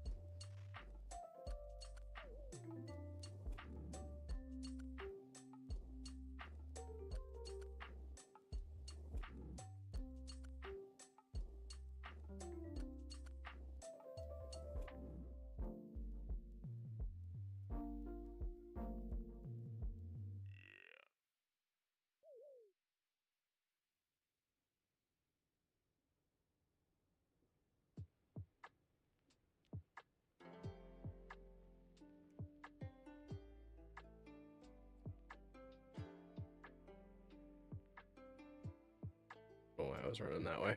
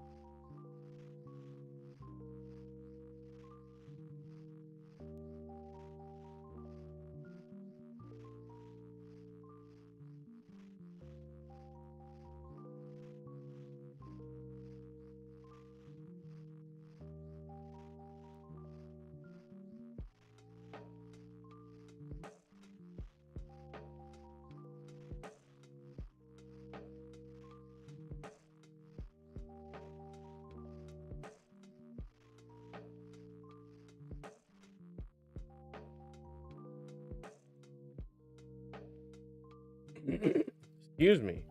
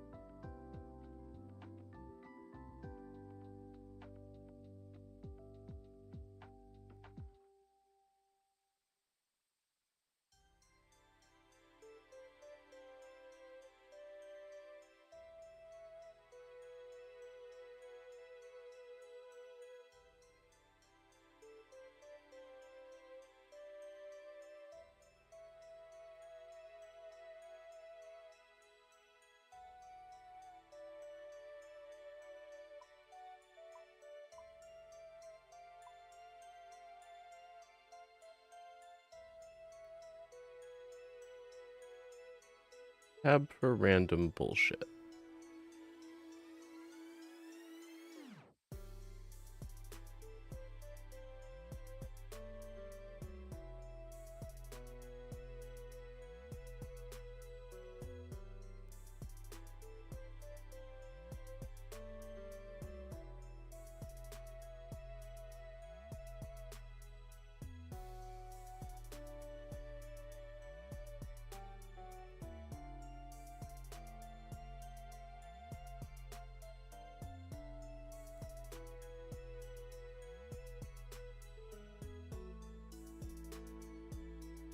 Just moving all of the shit that I don't know what to do with into this bin.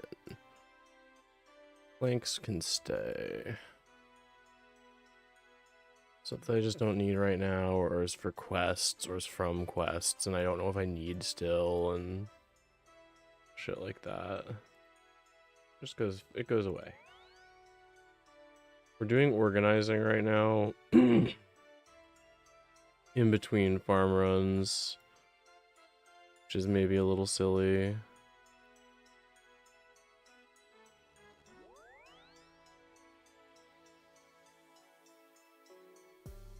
Actually take all of this compost out.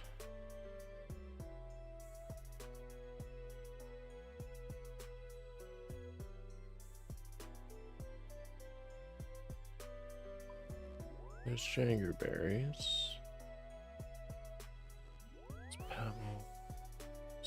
Giant heads, I don't know if I need. We can keep those.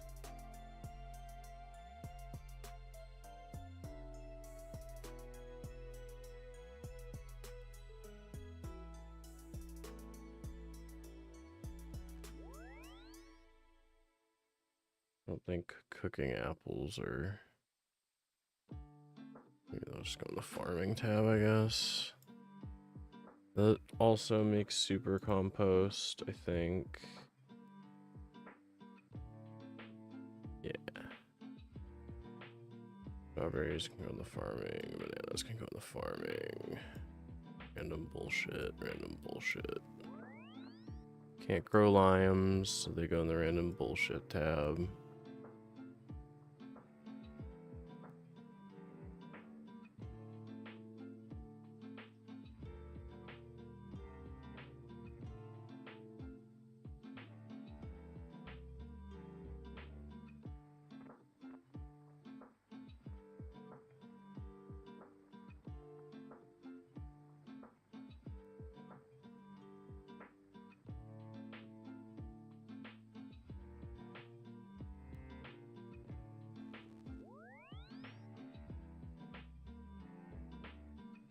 Strange fruit can stay. Small pouch can stay. Super anti-poison can stay. Trowel can go because it's not a gardening trowel. Back potion can stay.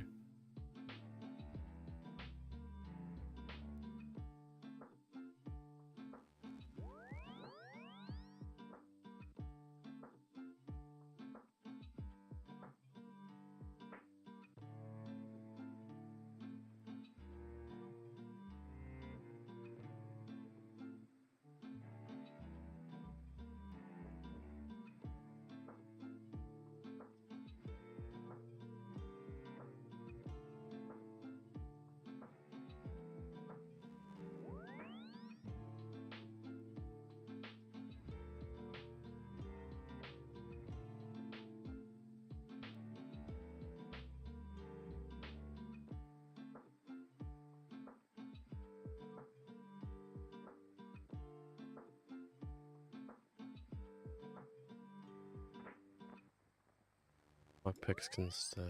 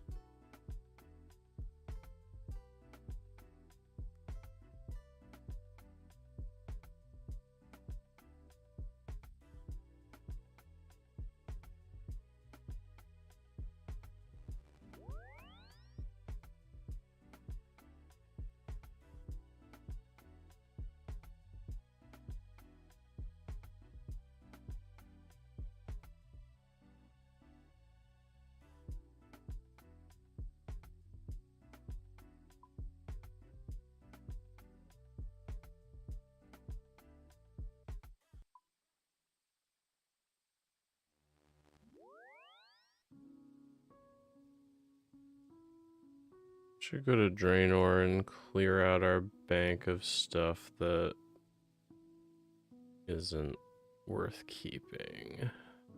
Probably.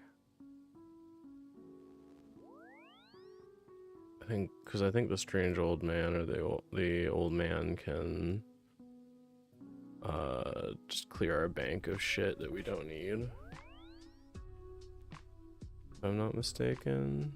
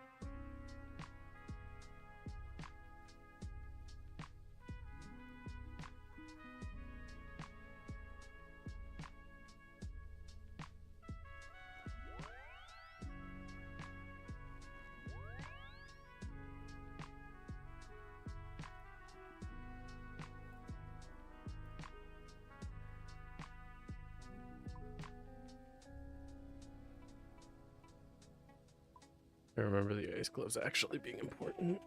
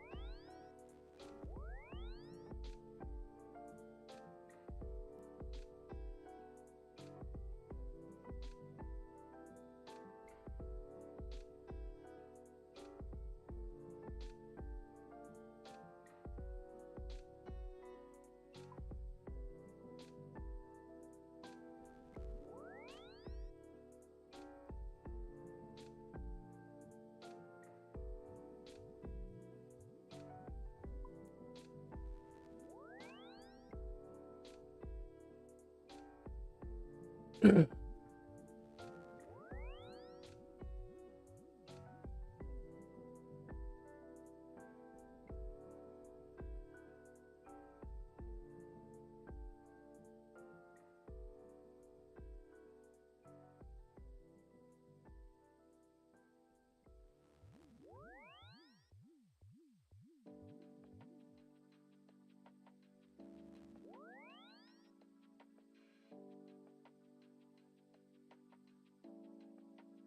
me 1 sec for a bio break and I'll be right back.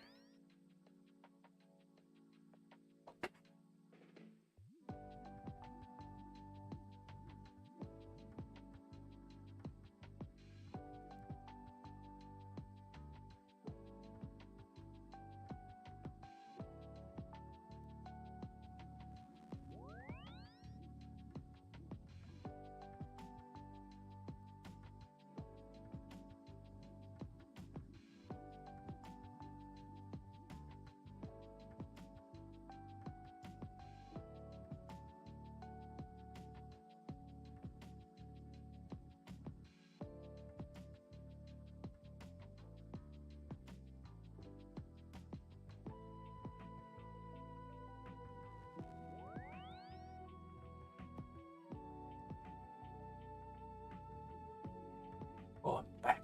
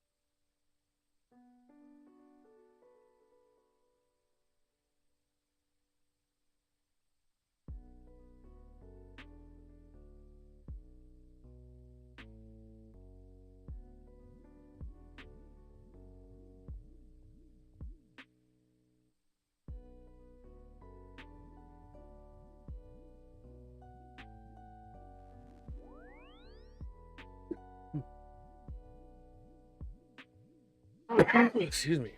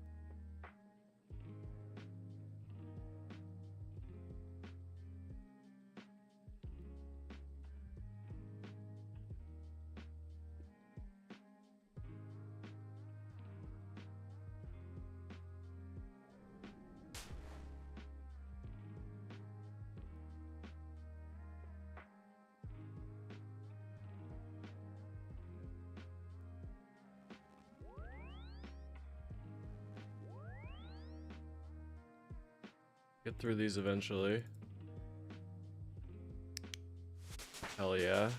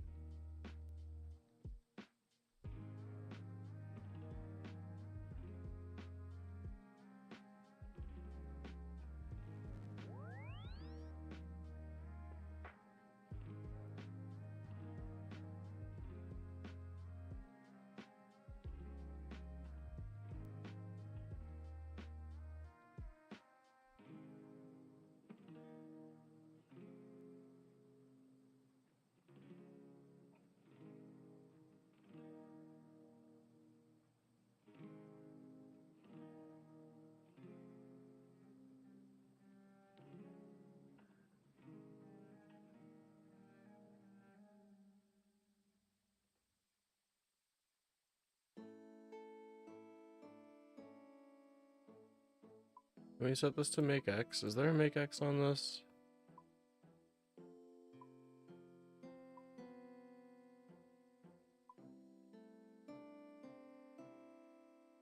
It's not that much slower.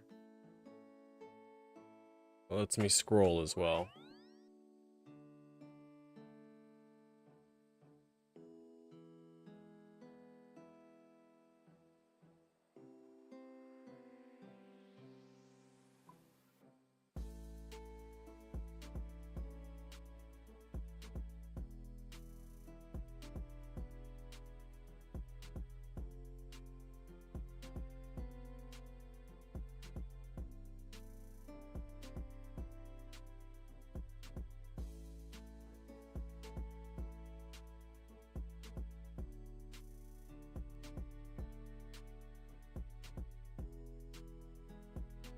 This shit ain't nothing to me.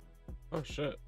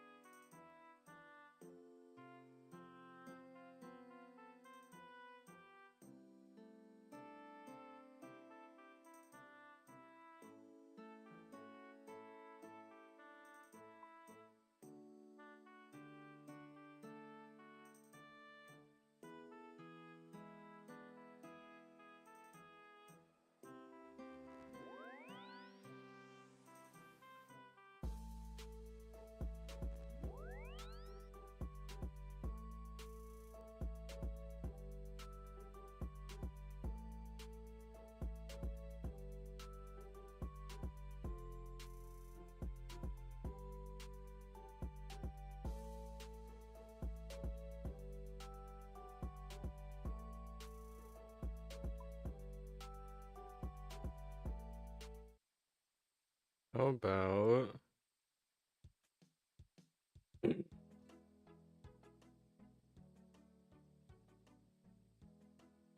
just game music? Then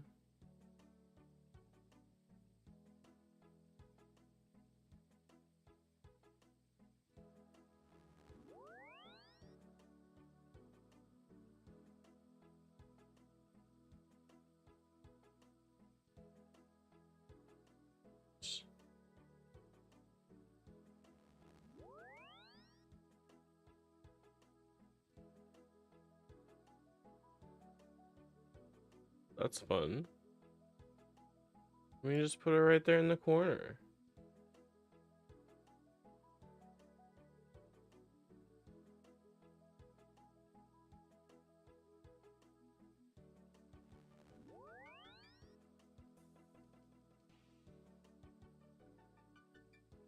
Trans kids have had enough.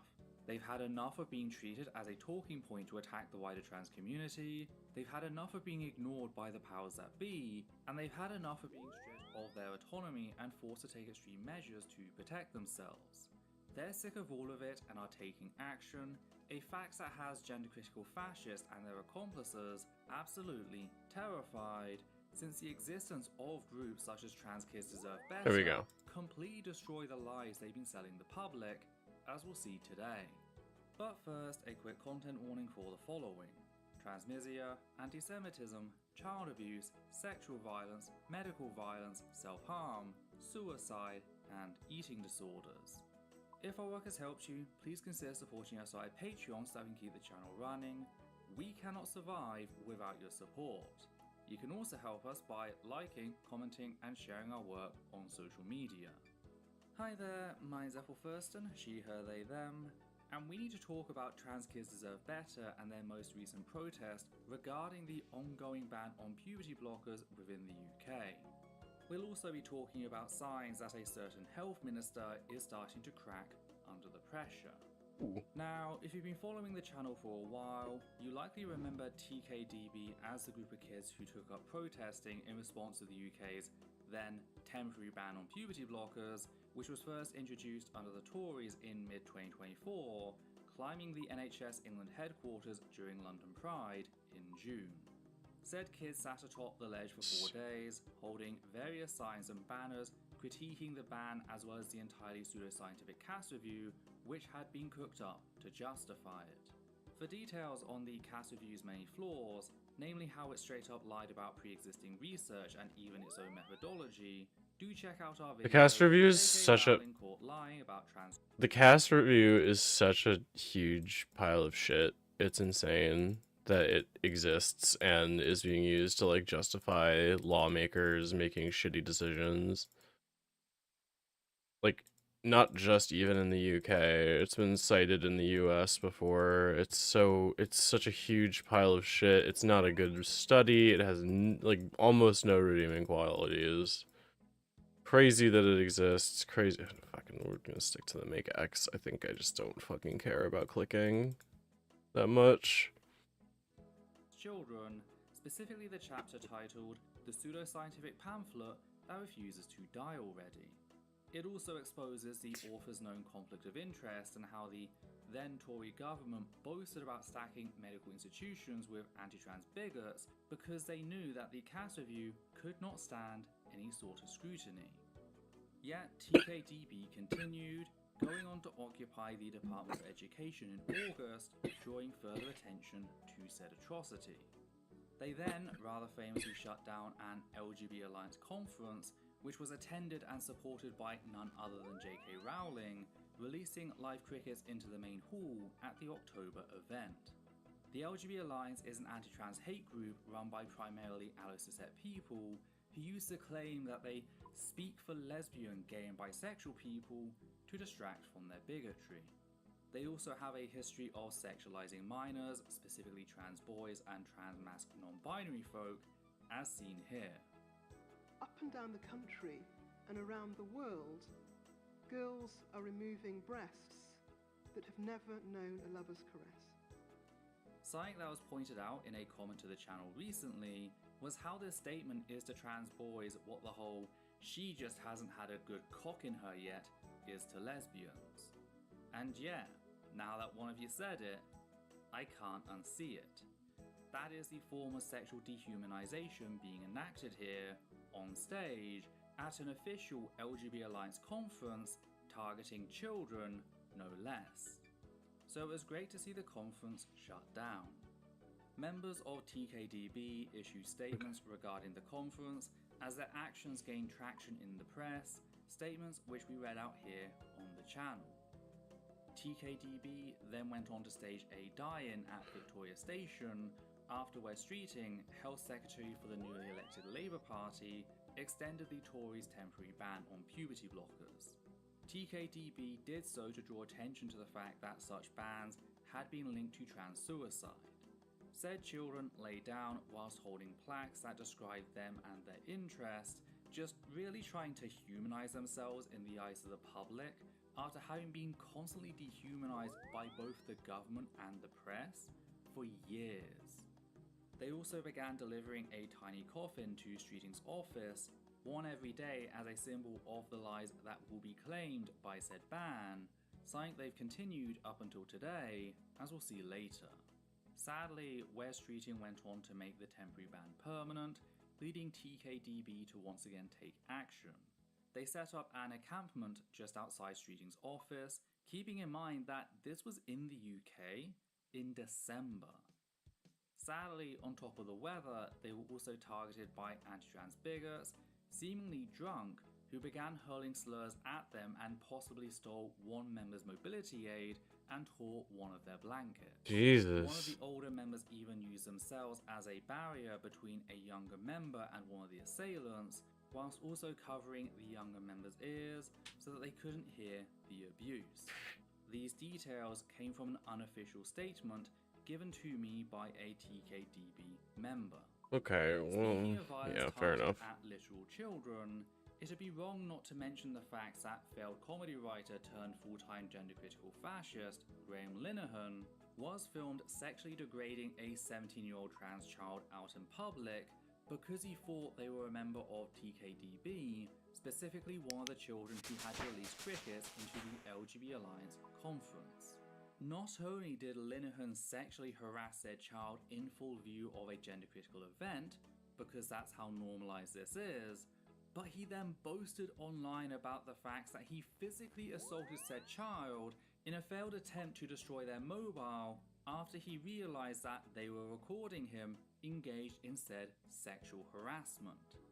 Hopefully this Awesome. gives you an idea of who trans kids deserve better are, what they've done, as well as some of the violence they've been made to suffer. Not just in the medical sense of how they've been stripped of essential medical care, but how they've been targeted by gender-critical adults in an attempt to silence them. I think one of the reasons people such as Linehan react so viscerally towards them is because political action is a clear display of autonomy, and that completely undermines the gender-critical narrative that trans kids are actually puppets being exploited by a Jewish shadow state. I really cannot overstate just how It's so fucking crazy how often when you scratch away one bigotry, you find so much more underneath. It's almost never that somebody's just transphobic or somebody's just racist, right? They're gonna be everything. Or they're gonna be a bunch. Maybe not everything, but you know what I mean. Oh my god, you've been on T for 9 months? That's amazing! Congratulations. Genuinely, congratulations. Good job, bro.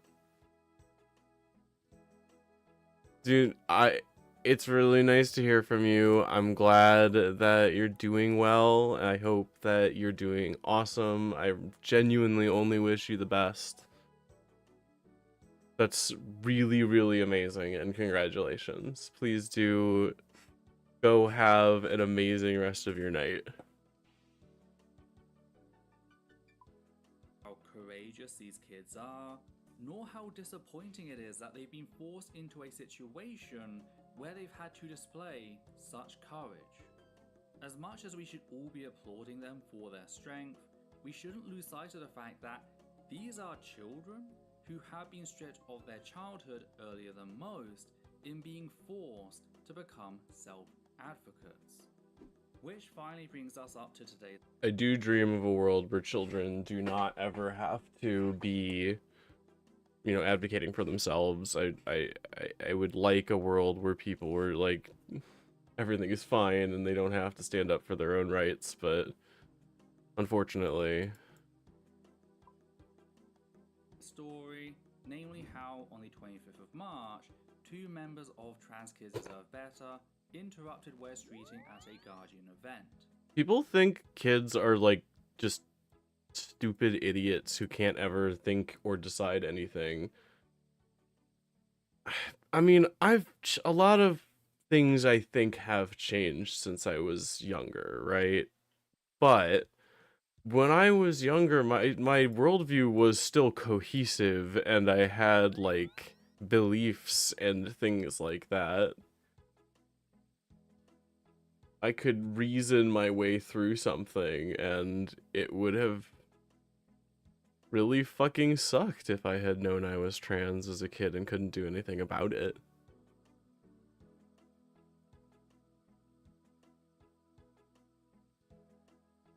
Habanti other than hair everywhere. I know what you mean.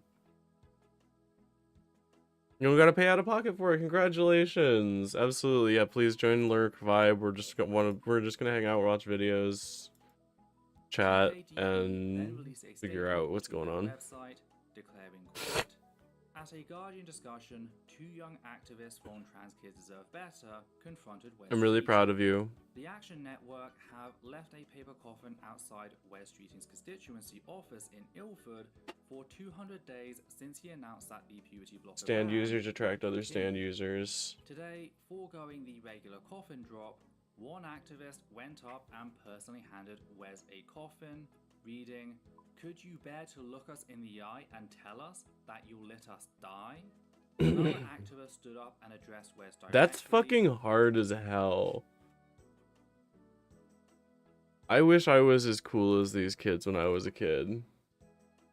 Ho ho. Yo daro. Wes Streeting. Okay, Every day, TKDB drops off a coffin at your constituency. You accept £175,000 from private donations, yet you deny trans Hey, Cove, kids how are a you? voice. Instead, you value the opinions of 8 anti-trans groups. When banning puberty blockers, you interact with parents who believe in abusing us, showing them your support and sympathy. Why not us? Listen to us. Our lives are on the line. That's fucking awesome. I'm glad these kids are standing up for themselves. It's so shitty that they have to. But yeah, I mean, maybe these people, when they realize that these people are real and they're gonna hurt them for real, you know. Deep in the set review minds. Ooh, very fun. What set are your oh no, you're doing custom magic, right? Of the audience reached over a chair, trying to pull him down. End quote. Just wanted to pause here to give additional context. Oh, I'm about to get nerd logged. We're gonna let it happen. 2024 consultation on whether or not to make the temporary ban on puberty blockers permanent. Amongst the groups reached out to as part of the consultation was anti-trans lobbying group Sex Matters, the LGBT Alliance, the very same LGBT Alliance that publicly sexualizes children, as shown earlier, and the Bayswater Such a gross Support clip. Group. That last one, the Bayswater Group, is especially egregious considering how, before the consultation, the Bureau of Investigative Journalism published 2 groundbreaking exposés showing how members of said group boasted That's really about the ways cool. they abused and tortured their children. Now, we recently produced a piece on This the sounds like topic a really after the awesome emerged by project. Wes Streeting, throwing his full support I'm really behind the happy group. with y'all. But to give you some highlights, one parent openly stated that they denied their child No, access I to a haven't rape done anything like crisis that in a very, center very long after they'd time. been That's really sexually awesome. assaulted. I miss Because designing said games and center shit. has I have agenda. this totally fucking unused game design degree. Just cause like the idea of actually going and working in the game design industry makes me want to grow the fuck up. That's really, really cool. I didn't even know that was a thing. You want to do gray boxing? I'm not sure what that is.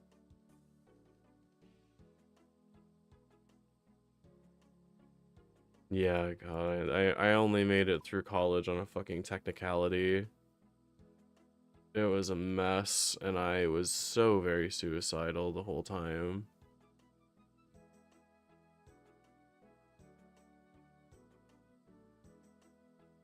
And now it's the most expensive piece of paper that I own.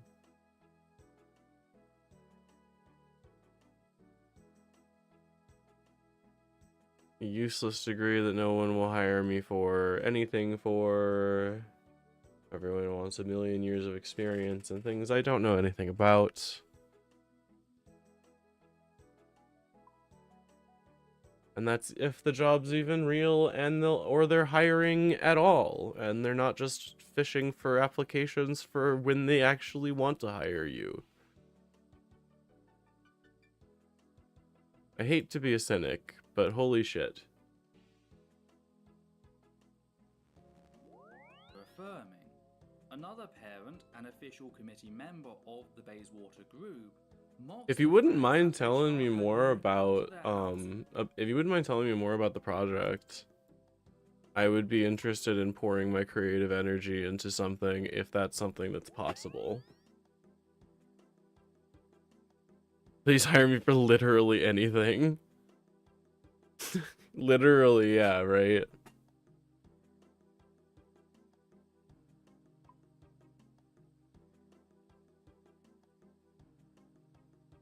I have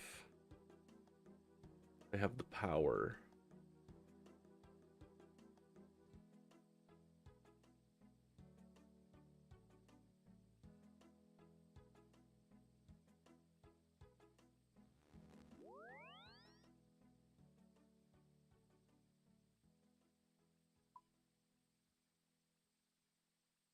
I kind of wish I'd stuck with Epic D&D. It was a really fun project, and I probably, knowing how my lifestyle changed very recently after I stopped doing it. AI review slot, yep, soulless call center gigs and scams. Both of them, yeah, absolutely. I love scam economy. I love AI. I love train AI on your resume and then make up a person. I think the worst shit is when you're like, oh, I want to get this programming job, and then they're like, okay, take this pop quiz, and I freak the fuck out, and I'm like, I can't, I suddenly don't know how to program. They're asking me all these fucking questions about how to code, and I'm like, dude, I don't know, look at my GitHub.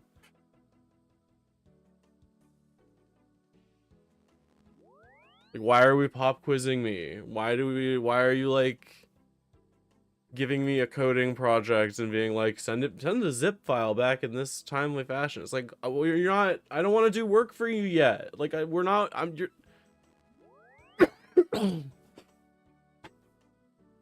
crazy.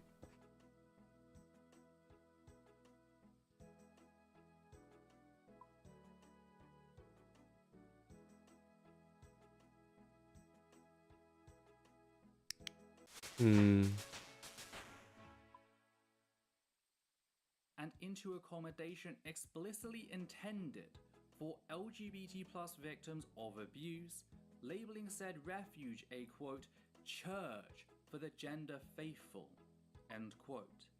There's more, including parents boasting about destroying binders and phones, so do check out our video or the articles. Now, whilst it could be argued that West Streeting was unaware of this, I screwed up real bad, and lost a couple of like pretty good remote and semi-remote gigs, but I just fucking cannot do work the way that they want you to work in these fucking offices.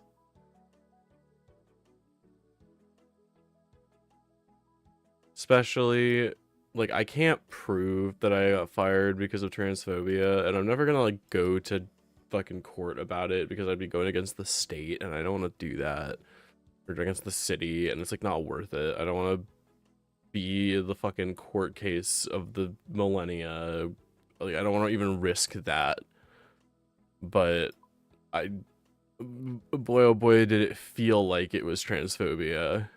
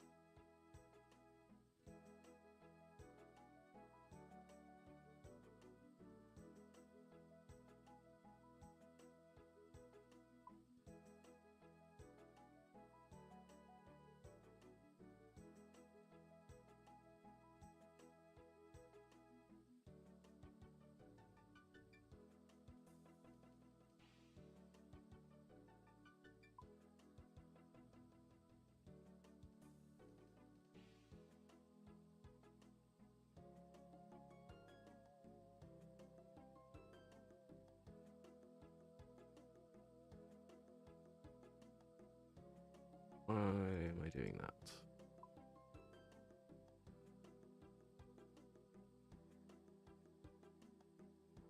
Oh, I keep the video playing, huh? Elections, the same cannot be said of when he and his team chose to invite said abusive parents to be a part of said consultation at the end of 2024.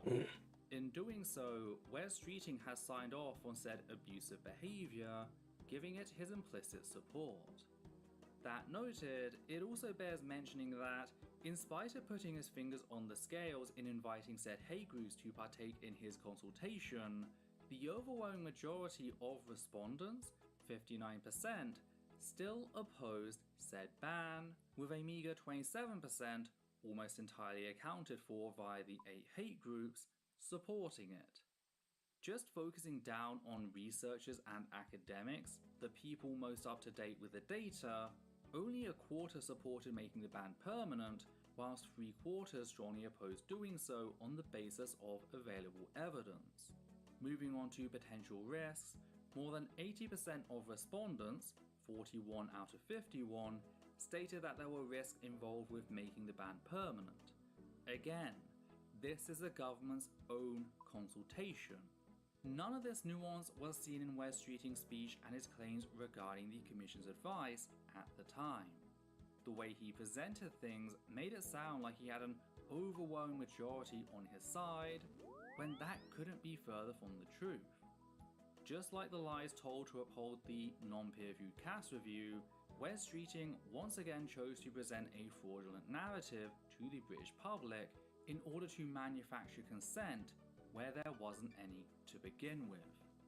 One group Wes Streeting has absolutely refused to listen to, however, are trans children themselves, as expressed in the statement by TKDB, which continued with quote, "In a statement from Woodlouse, one of the activists, he explained, I am partaking in this action because I am tired of Wes Streeting ignoring the community he directly affects with his actions.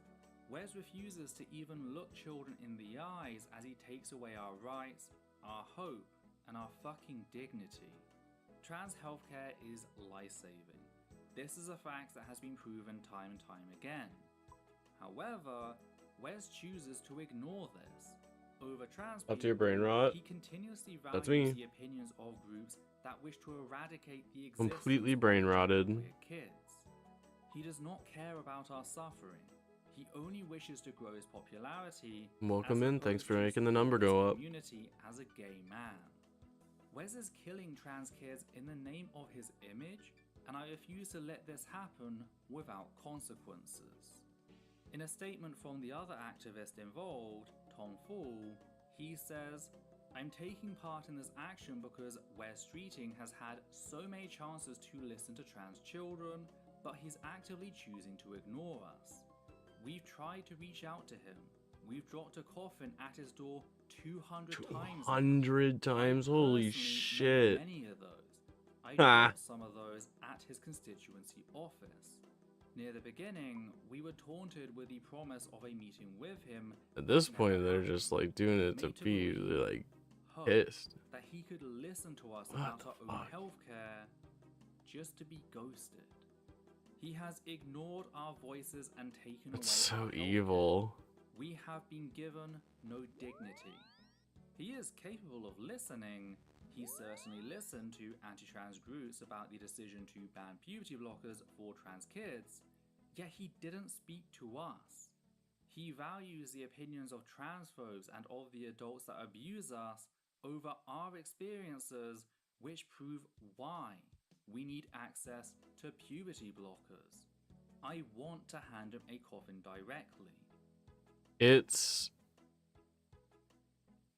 so silly to me when people are like, oh, they shouldn't be allowed to be on puberty blockers until they're 18, and it's like, did you start puberty when you were 18? Like, obviously this needs to be a more nuanced issue than that. You can't just have that blanket opinion. We need to talk about it more nuanced than that. You can't, it's a stupid opinion to have. In person. To make him look a trans child in the eyes, and face his fucking actions. I know he can feel our blood on his hands, and I hope it haunts him enough to make him realize he's doing the wrong thing. End quote. Damn. Again, so much of the conversation about the potential harms of puberty blockers rely on stripping trans youth of their autonomy.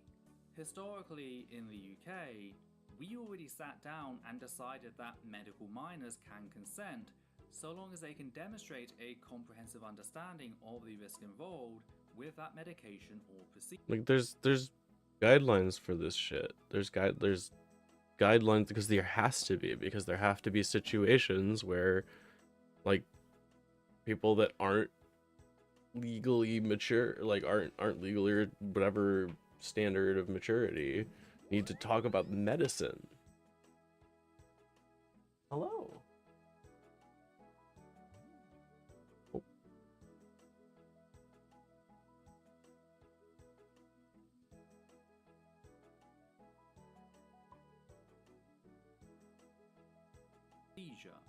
This is a standard known as Gillett competence and was first adopted to allow Oh, cis hello. girls access to hormonal birth control without parental You're technically oversight, off screen, but becoming a resounding okay. success, I just wanted to let and you know went to on make to be sure. adopted as a gold standard for medical care How are you? in general. The device.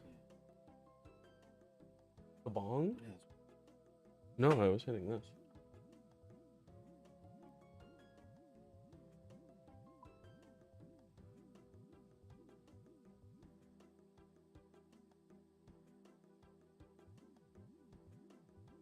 You keep it for a while. How you doing?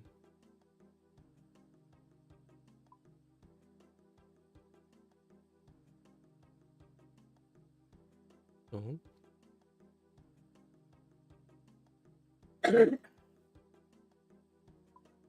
I know what you might be thinking, but Ethel, puberty blockers and birth control aren't the same I get thing. this here. One Yeah, I'm carries just with it lurking in the far greater corner. risk. And you'd be right. Birth control is much more dangerous, medically speaking.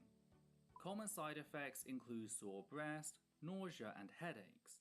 Yet, more importantly, it carries with it an increased risk in the following: heart attack, stroke, blood clots, liver tumors, and, in some very rare cases, even death.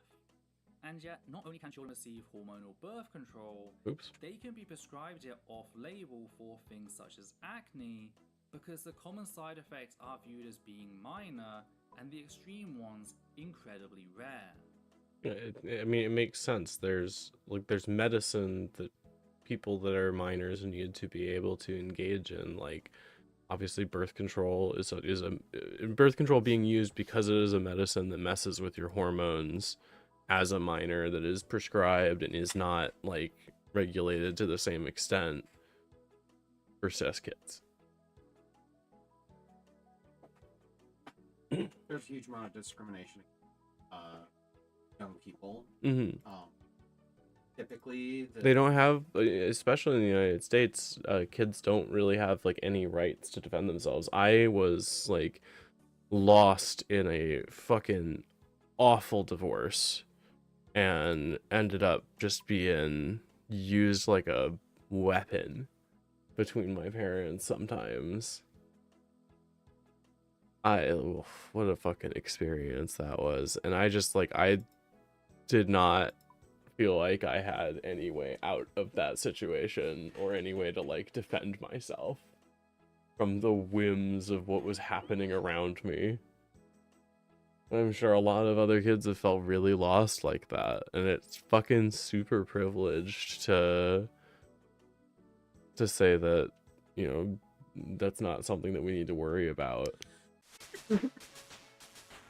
thing. Sorry.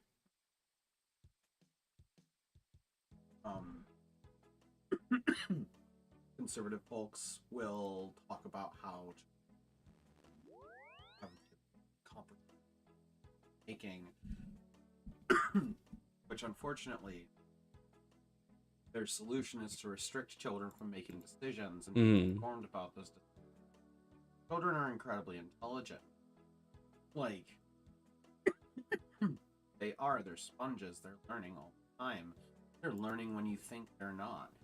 And giving them the tools to understand and comprehend the decisions that they want to make, even if you don't understand why you want to make them, is incredibly important. Children are the only oppressed class that have an inbuilt need to rely upon their oppressors. And that makes them one of the last liberatory demographics.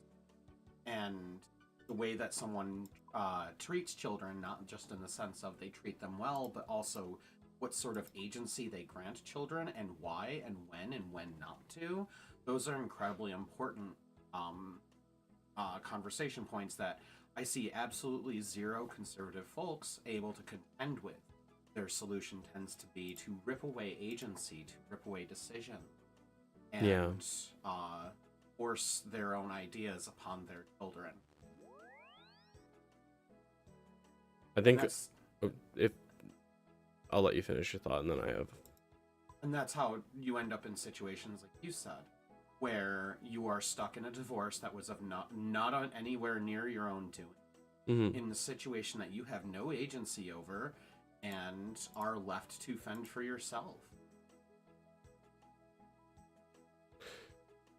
Yeah, I think, I mean, a lot of at least the American conservative mindset is obviously informed by Christian theology. And I think that at its core, Christian theology is one that teaches, subservience and obeisance to the father figure, especially. I'm about to get nerd logged. 10 minutes, chat. We're gonna let it happen. There's an inbuilt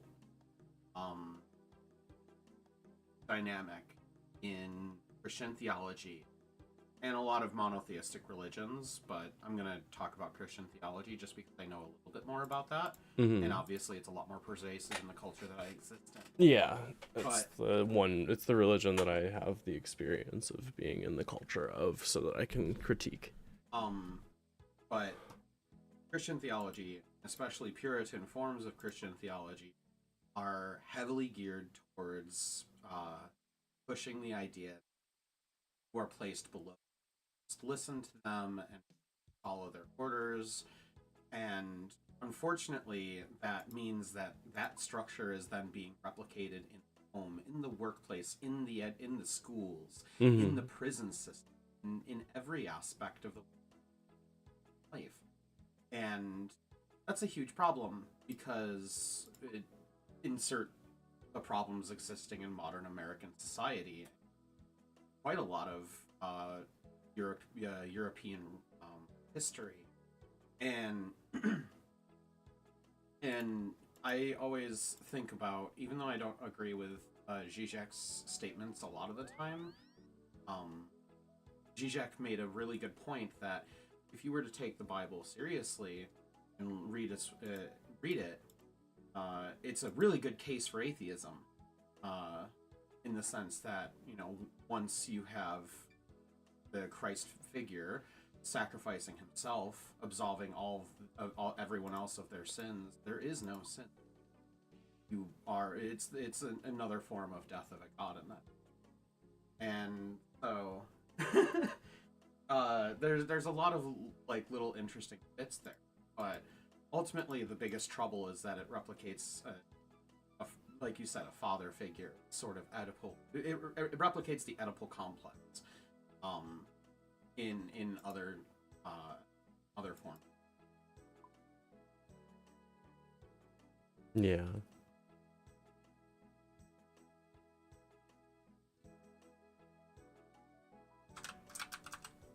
Sorry. I lost my train of thought. But I appreciate your words on the topic. I think you're really correct. I've always thought your opinions on, especially on the matter of like the minors' rights have been very prescient. Thank you. We're in the middle of writing a book about child rights. It's always like it's always such dangerous territory to talk about things like that, like minors' rights, and child rights, because obviously people are going to throw the obvious allegations around whenever you involve that sort of thing, but like you need to be able to push through that kind of stuff for the conversation to happen, because it's an important conversation. Like, kids need to be able to have some way to protect themselves against people that have power over them. Mm-hmm. Because it is possible for children to get abused. Mm-hmm. The most common one you'll see in American culture is discussions about education. Mm. So obviously, I'm gonna preface this because of exactly what you talked about. Right. I'm gonna preface this that I'm not advocating at any point. Absolutely. I don't know if I get that's not a word against TOS, right? I don't honestly know or care that much. Okay. Well, so obviously I don't advocate for epiphobia. I can't say that word. It's an ephebophile, actually. Fucking whatever. I'm not advocating for them. What I am saying is that teenagers, people who start to experience sexual arousal and sexual attraction, regardless of the age, need to be given the tools and education in order to be able to advocate for themselves and advocate for themselves, not just advocate and educate themselves and each other, not just because of ideas like, don't let someone want them to, right, ideas of consent, but also about building experiences, and that includes safe experiences, and explore those things. Because teenagers are gonna do the nasty no matter what you try to do. Right, and the harder that you try to stop, especially teenagers, from doing things, the more likely it is going to happen. You don't just like beat that out of people. People are gonna, like, it's things that are going to happen, so we have to educate them so that they know what's going on and they can navigate that sort of situation safely. Exactly. As long as we can give age appropriate education.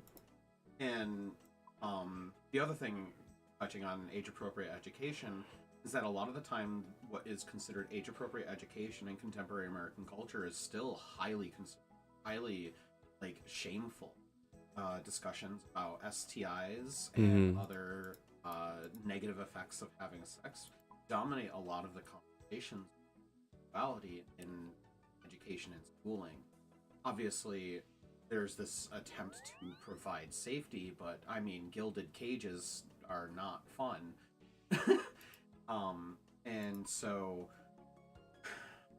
what needs to be done is to provide resources to safely have those experiences with people around their age if they're going to do those things, and to educate themselves why, for example, it is not a good idea as let's say a 15-year-old someone who's 25. Right, absolutely. Because what ultimately is the problem, for example, it's not an arbitrary number of age, because I know people who are in their 20s and 30s who I still don't think probably should be. Yeah. But the problem is power dynamic. Because what does a 15-year-old have to do to protect themselves from all of the social, cultural, like, powers that someone 25 can wield? They don't really have any way to defend themselves, at least legally, or like socially. Exactly. Like, what if this person is somebody that has power? Like, what if they're a babysitter? What if they're an uncle? What if they're a coach at school? What if they're a substitute teacher? What if they're the teacher that runs detention, right? Respected member of the community. Priests, obviously, is the example. I didn't want to go with that because that feels like a low blow. Yeah, and that's not like a discussion that we're having, but I mean, it's part of the discussion because like that does tie into like all these different bits. But I did want to stay away from the priest one just because that one like seems really off. I try to go with the since that would get people who are secular a bit without falling into the religion bad. And obviously I condemn any priest who has sexual. That's just not okay. So yeah, that's like ultimately, I think a really important topic is education and advocacy, and ultimately bodily autonomy, which is what a lot of trans, which is where you see the intersection, the puberty blockers with trans rights. They obviously intersect with bodily autonomy rights, and that specifically, I usually think like women's rights are very tied to trans rights, or like people's right to their own, right to give birth, to carry a child, to consent to the whatever thing that they want to do with their own body. Exactly. Like, oh, I want to get a tattoo. But also like children, also like rights like that, because that's medical, can be the ability to consent to medical, specifically to medical like procedures and things like that in this case. And that's a really good, and that doesn't carry to other categories. That's a really good first step. I think that's incredibly important. Even taking it into categories, typically where I would. We always have to take. I mean, you have to take small steps towards emancipation. Absolutely. I think that thinking about other categories will also inform how you do well. And that's why typically, once everyone's kind of on bodily procedures for children, I typically introduce them to the very like strange idea of, what if your 16-year-old wants to get a tattoo? What if your 14-year-old wants? How do you actually convince them that what they're doing might be not a great idea without just saying no? Because, like you said, if you just say, well, that isn't necessarily going to stop them. Right. You're pushing the boundaries of their autonomy. Well, one of the really fascinating things is, well, why don't you teach them? What are tattoos? They last forever. What can they look like if they get messed up? But you don't want to just focus on. Why not give them some henna? Do you know what henna is? No. So henna is I'm not going to get into the specific. Okay. But you can think of it like a dye or a paste dye. Some people use it in their hair to. I got nerd logged. Huh? I got nerd logged. I was logged in for 6 hours straight. Wild. They kicked me out, but I did finish my fletching. We're gonna do one more run. Henna is something that you can put on your skin, and it will stain your skin. Okay. It'll stain your skin for weeks, right? This is why a lot of people will get henna tattoos. If you were to pull that up on like Google image search, whoever's watching, and look up henna tattoos, you'll see gorgeous design. Yeah, I'll just. But henna tattoos, you can do them of any sort, and why not? If your child wants to have a tattoo, okay, what's your tattoo idea? Let's try it out in henna. Let's see what it looks like on you for some weeks.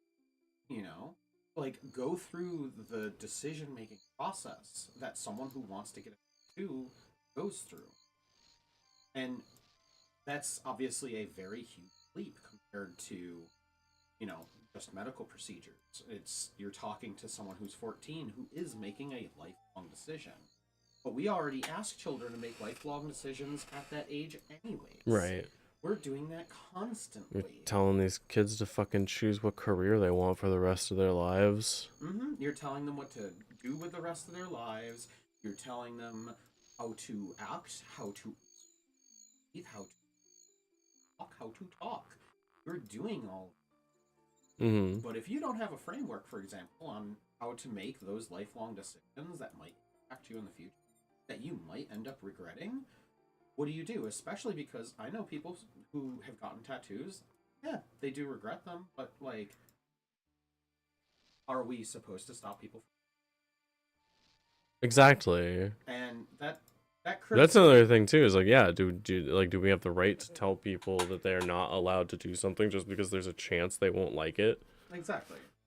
And so the conversations, like you'll notice the common theme of this is that rather than restricting, banning, or removing, it's about adding, being additive with your education, your awareness, understanding is what it even means in the first place. Especially, you know, there's certain cultures where tattoos are highly like revered. I'm the first culture now, mind you, I don't know much about Maori culture, Right. but Maori cultures have fucking like massive tattoos, like tribal cultural tattoos covering people's bodies and faces, especially. Like this is something that in the West is literally considered a job stopper. You are unemployable for the rest of your life if you decide to get a face tattoo. As someone who wants to get a face tattoo, that's a scary prospect. But, yeah, you know, absolutely. But for someone in Maori culture, obviously they do face various levels, especially being in a population. But at least within the culture, it seems like people are respected, regardless of whether they have the face. And so that's generally it. And obviously, there's more to this as well. Like tattoo artists have to feel comfortable to. Maybe you should talk to them about like, oh, if you want to get art done, how do you do that? How do you make sure that they're comfortable making what you want? I think more people should engage readily with the creation of art, even if it's not like something they're directly participating in. Like I think that like purchasing small commission work or working with like artists through raffles for like requests and things like that. That sort of stuff is really awesome. And it teaches you a lot of respect. I hope that it teaches people respect for like the work that the artists go through. Hopefully at some point we will end up finishing our I don't know, biography. Not an auto. A lot of that book is definitely graphical. But finishing the book on child rights. Actually reading a fascinating that talks about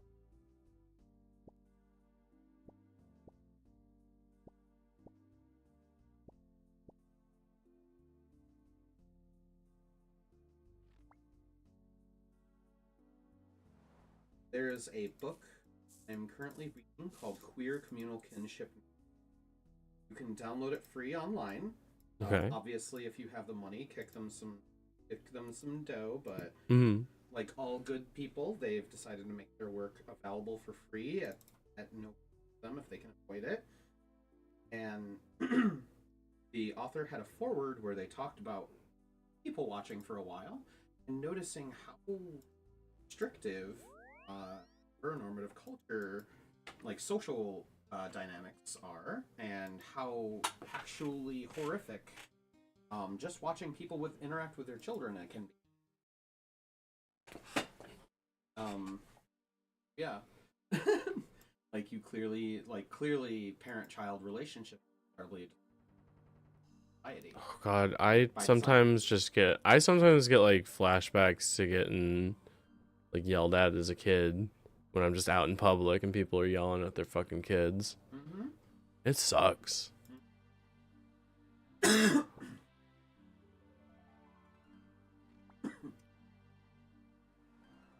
Wouldn't yell at a dog. Why would you yell at the... Well, they would yell at a dog. Fortunately. A lot of them, at least. Yeah, I know that from...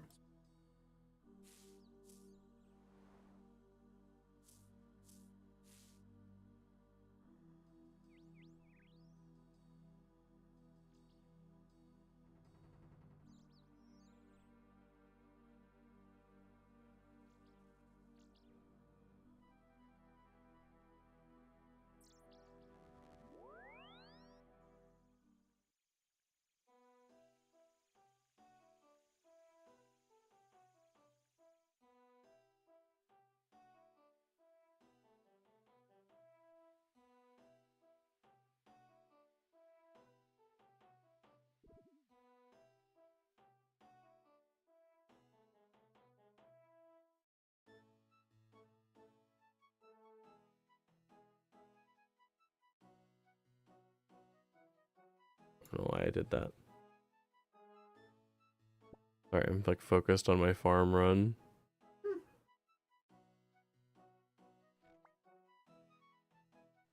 I stopped watching the video. With puberty blockers, meanwhile, there are no known significant side effects. It has been speculated that there might be some impact on That's me. Hello. I'm doing my best out here, you know?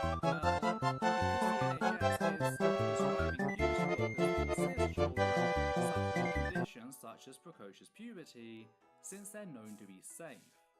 Yet somehow, like magic, that changes when the child is no longer cisgender, which is ironic, since the entire argument here is that trans children aren't actually trans children, they're cis children who are being misled into thinking that they're trans children and will therefore regret transition. So they're actually cisgender, yet their physiology is apparently so different that medications known to be safe for cisgender children are dangerous for them?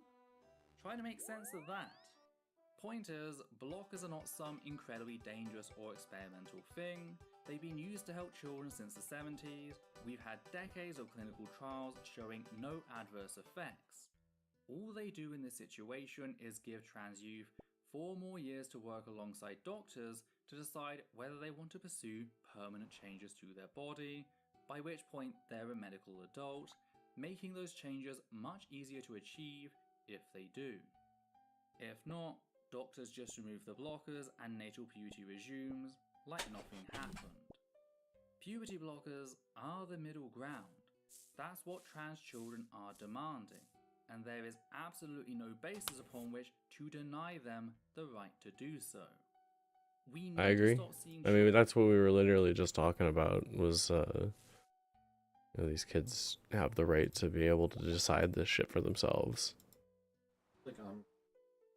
Sorry. Huh? No, I've been talking about the video and we're on stream. I was just talking to chat and everything.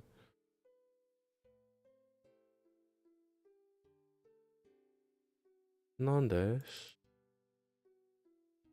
Children as property and start seeing them as actual people with autonomy who are going to have to live with the incredibly harmful consequences of forcing their body to go through natal puberty. Though there was a ray of hope which came in at the end with quote, "This was one of 3 disruptions to the evening, collaborating with climate resistance on their Abolish Billionaires campaign. As long as the wealthy elite chuck money at Wes Streeting, and as long as he callously accepts it, there will be no healthcare justice. Trans kids deserve better." End quote.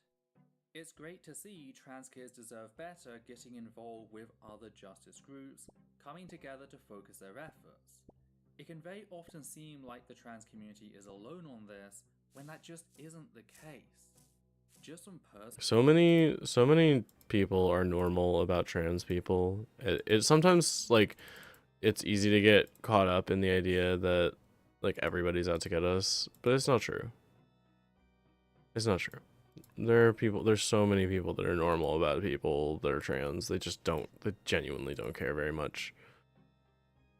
At worst, still received from general society is in time. It's like, oh, cool. Which is both a positive and or like negative. confusion. Like, I don't really get it. That's like, yeah, that's cool. You don't really gotta get it. It's not for you to get. Exactly.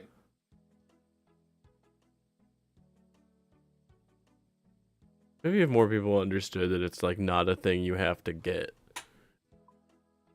Because it's not, it's like, I mean, the thing I usually hear people be is like, how dare you make me do anything? I mean, take any action.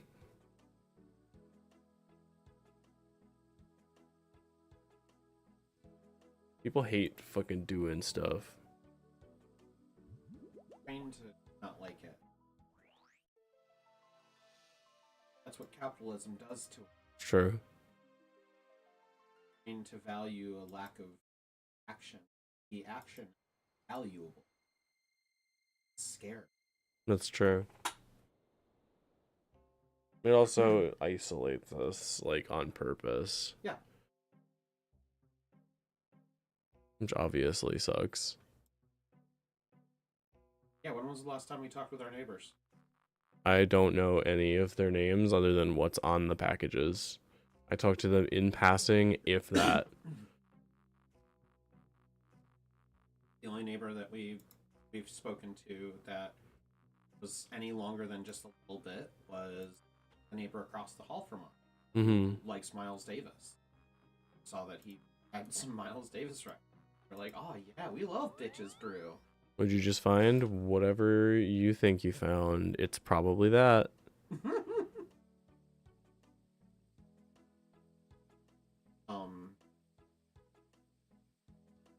That I don't.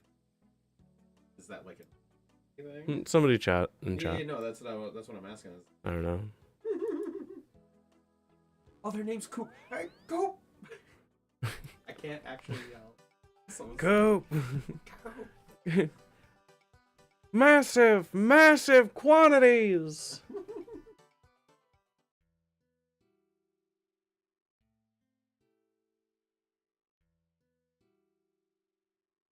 I'm a huge advocate, which is very difficult to do when you're someone who wants to be alone all the time. Yeah. But you can. It wasn't even that long ago that people were mostly, like, houses were mostly multi-generational. Oh, What, yeah. did I just take all of the buckets? I don't want all of the buckets. And that's still a thing in some places, especially some, like, my experience of going over to Japan, Like hearing about 5 people living in buckets. Japan has been pretty consistent. Generation live with each.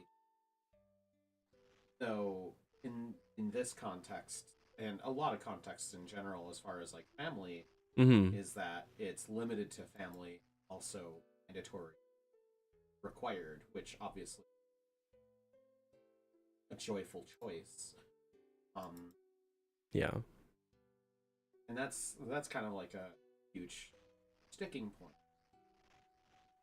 Is that in Western culture, a lot of culture around, the family unit is valued so highly that attempting to get away from it as a central, socially structured thing difficult. Right. Because a lot of the time people act with, oh well, you hate people in general. The answer is no. What about parents' rights? Yeah, what about parents' rights? But if I ask any single mother, hey, would you like to have 11 extra helpers? They would fucking jump on that opportunity. I literally ask a whole bunch of people that. Whenever I hear someone's a single mother, I'm like, you know, have you ever thought about the whole it takes a village to raise a child? No one takes that actually seriously. What if you did? And that's, I think, incredible. There was a really interesting article that I read the other day, talked about certain cultures, and I cannot remember off of it. Sorry. I forgive you. Certain cultures. I believe it or not, I do forgive you for not remembering every detail about the thing you read. Certain cultures will have children who communicate and engage with up to 50 people in a day.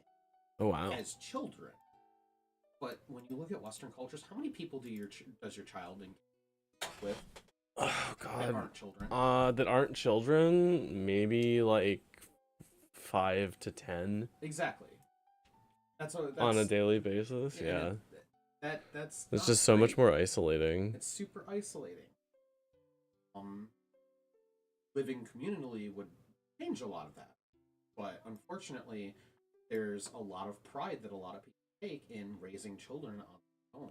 A lot of parents will respond how to their children, but like, it's not like children are that vastly like different in sort of support and needs that they have. Right.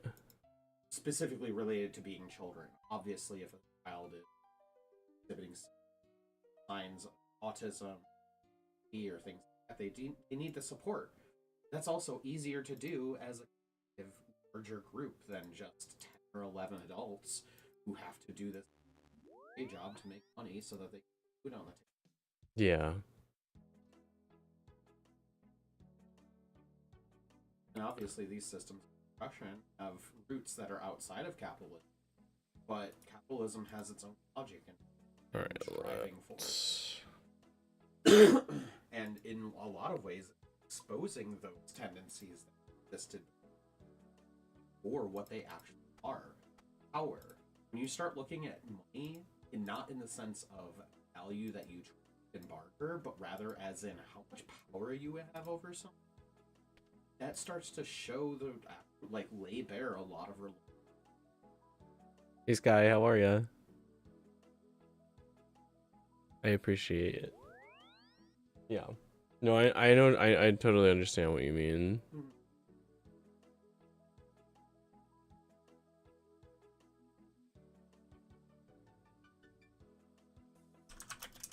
Let's do big chumpy bird hunting.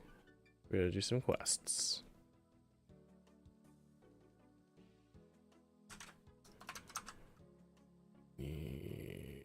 Element. Other.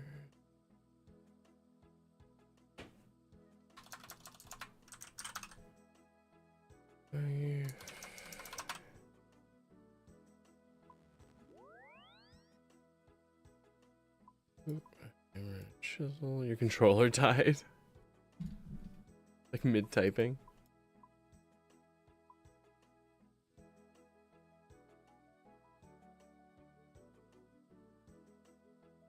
Alright, what's the easiest way to get there? I think we're actually pretty close. We'll probably just run there. So it might actually be easier to teleport to the fairy ring, AKS. AKS it is.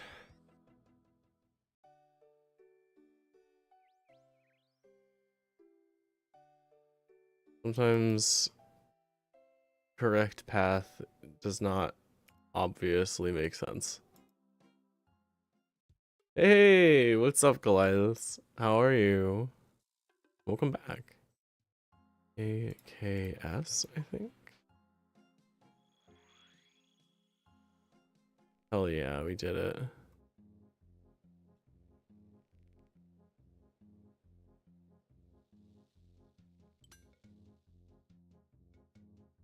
I need to kill wolves. Tragically. Yeah, no, I remember you. Yeah, we had a really good conversation. Very respectful.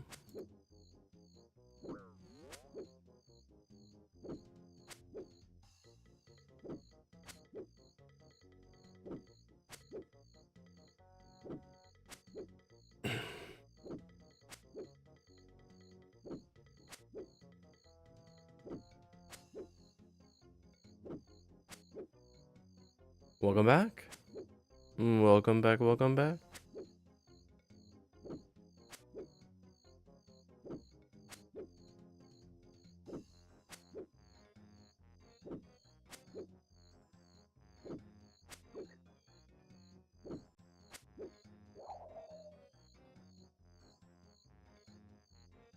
Well, that's a good rule. Definitely a good rule.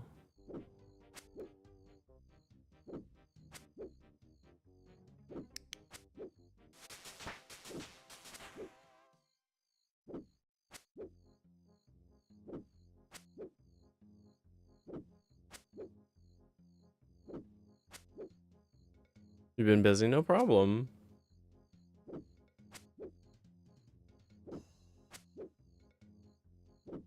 Oh, I'm going out tonight.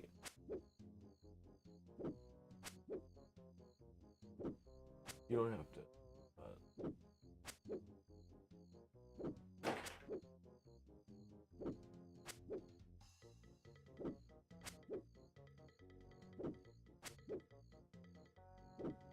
Ideally, yes, but I'm not gonna. But I want you to see how you feel, because I don't want you to like have a really bad time. Gotcha. I wasn't sure if you were. No, no, no, no, no. implying that No, no, no. I'd rather have you than not, but I don't want to like make you.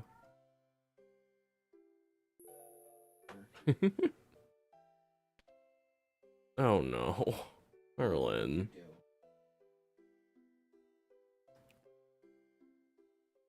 Don't extend it to the point of being a doormat. I agree. I recently, I was in a clan that I was gonna, talk good about, but they ended up kicking me. So, so much for a place for everybody. that clan kicked you. Yeah, they kicked me and Why? theirs. Huh? Why? They never told me. They just did. I can't even say the name of one of their like groups on there. Hmm. Us. Mm-hmm. The Utter Chaos? You absolutely can. I would love to listen in. That's kind of like, I'm not gonna lie. Yeah, it was frustrating, but like, it's not worth fighting over. I'm surprised you didn't. I did. You didn't. I thought I did. I've been talking about it. I haven't heard about this. This is the first time I've heard about this. Well, I'm sorry. I Okay. didn't mean to keep it from you. I don't think you were keeping it from me. When did this happen? Like a week or so ago. Oh, yeah, no. Yeah, it's been a while. Yeah, They had like a weird big shit about fucking this. crazy thing with their server and a bunch of other shit. Last I heard was the race going on, and then a Yeah. bunch of like nonsense was happening. Crazy fucking adult man drama. Awesome. So Merlin grabbed me. Hacking the Oh, so cute. Yeah,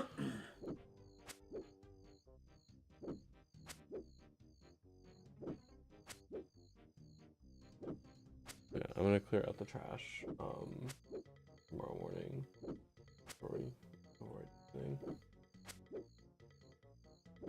So I did the litter boxes earlier, so it's probably not very nice smelling over there.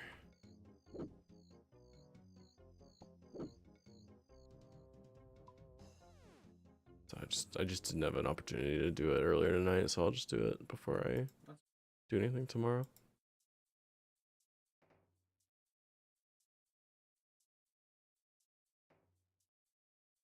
Okay, big jumpy bird hunting. We need some achy tree logs.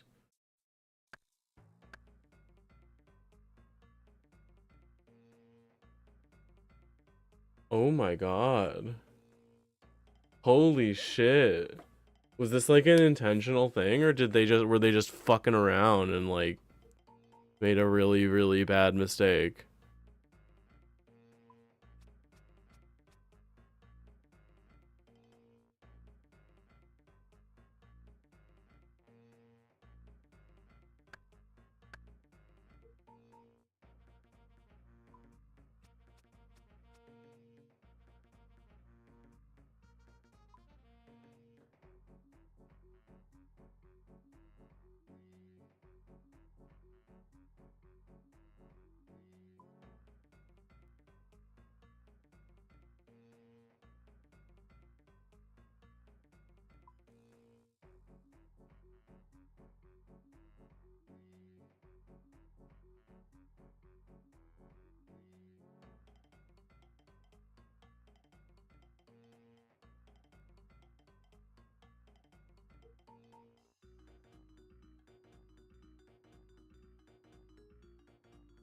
Clinically dim. Oh, cool. Just turn everything on. I worry with things like that, like what would happen like if somebody that actually wanted to cause an issue and then they just like played stupid.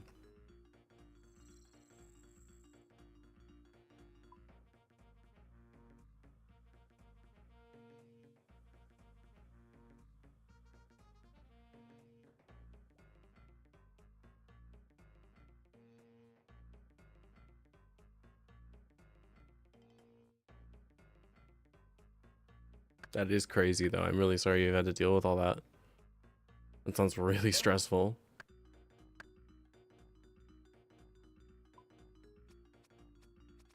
Yeah, obviously, I imagine you would do that. That's fucking crazy. Oh, thank you. I love you. I believe in you. Impossible. So true.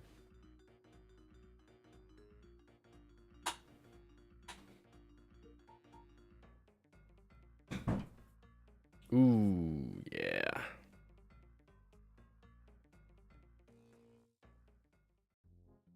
That makes sense. A little bit of nepotism on top, just for fun.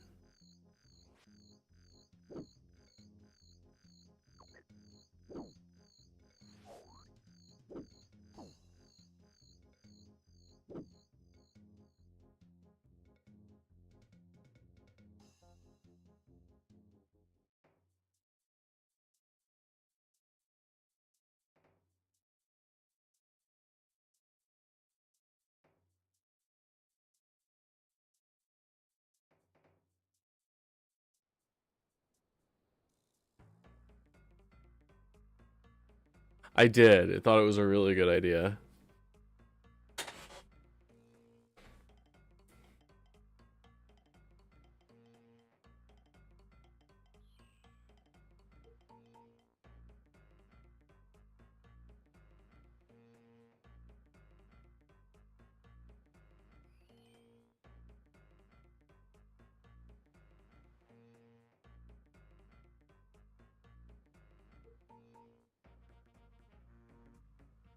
Yeah, sure.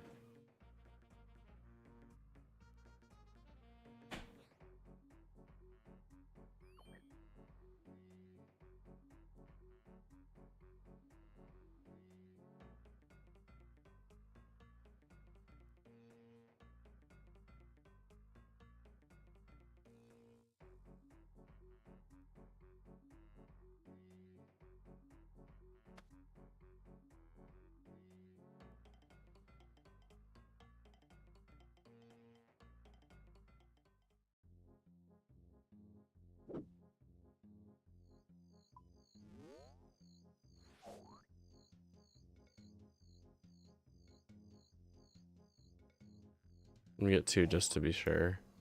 Just in case.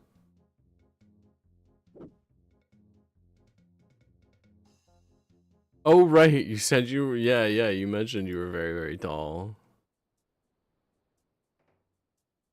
Very nice.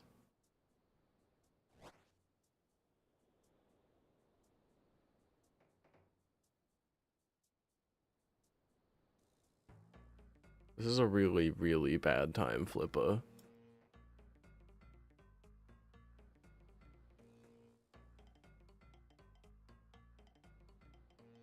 Oh, it's yours, please. I'm begging.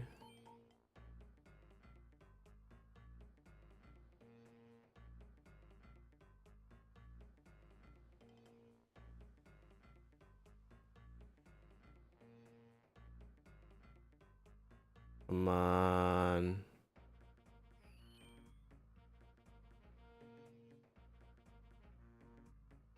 Yeah, fine, whatever. We'll do this.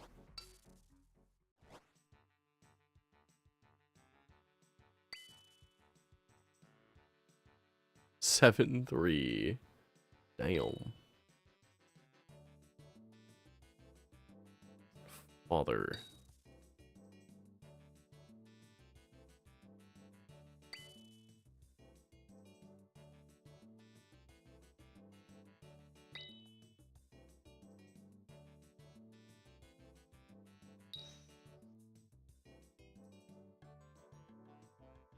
A feud, I imagine, yeah.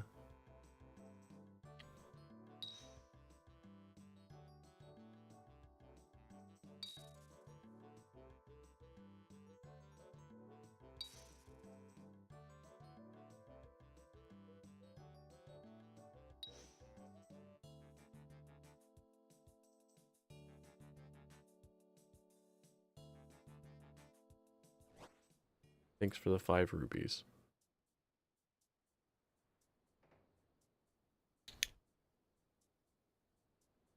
Thank you.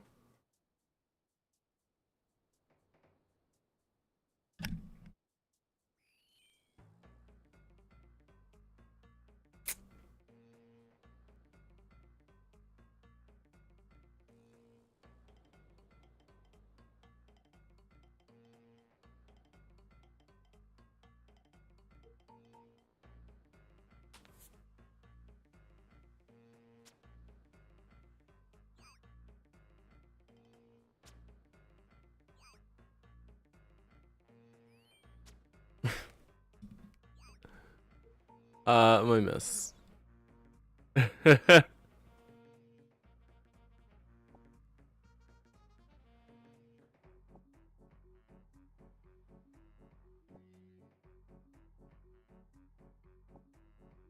And others as of a little more recently.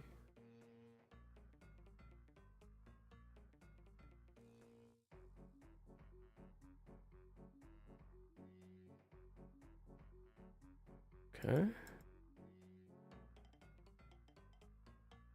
Wait, what? What are you talking about? What?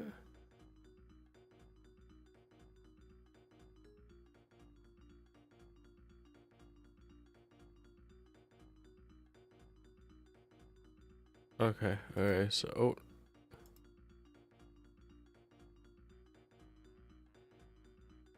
I don't know why it's getting stuck on this step. Oh, also the game has exploded.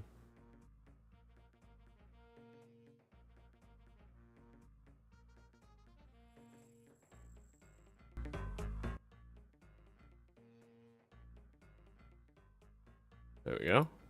Weird.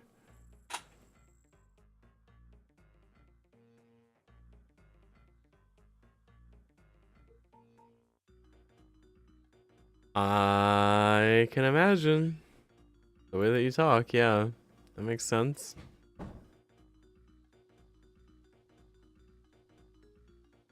I have had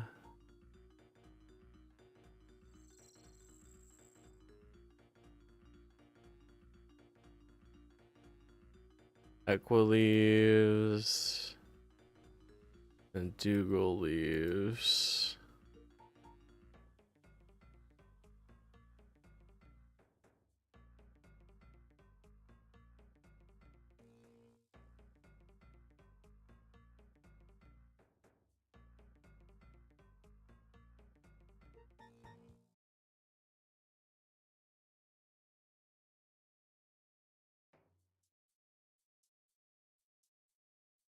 Whew.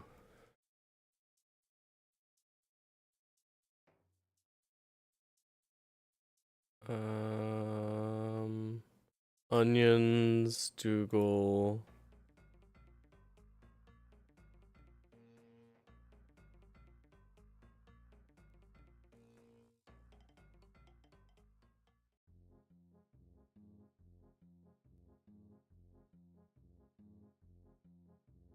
Where are those?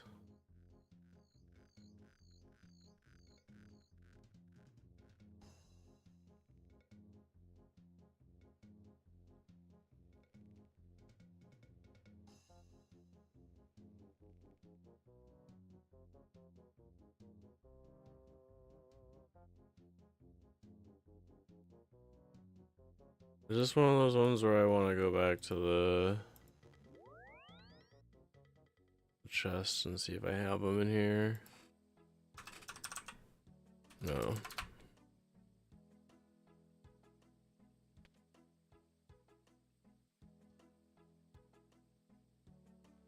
Hmm.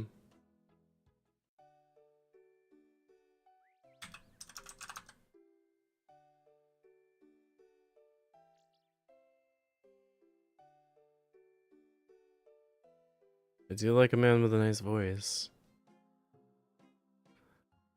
I'd love to give you a listen sometime.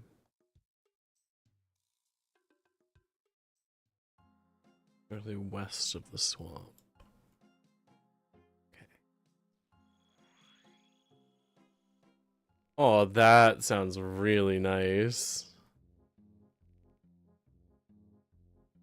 That's a party I'm sad I'm missing.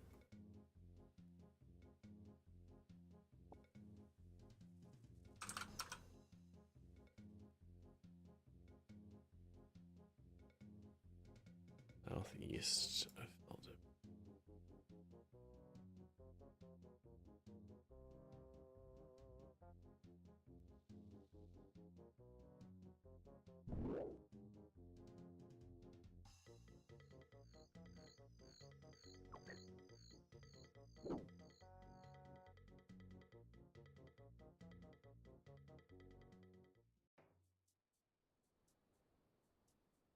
There's some Equileaves.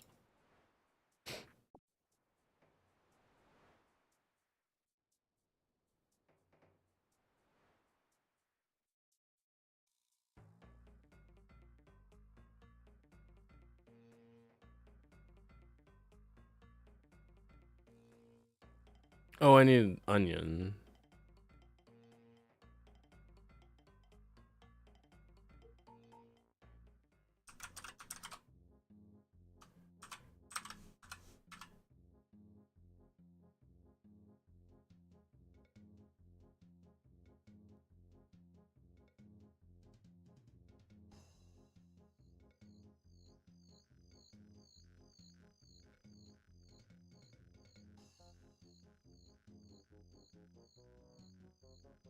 Aww.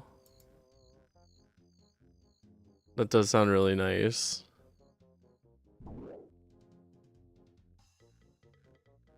It's nice to be able to do stuff like that.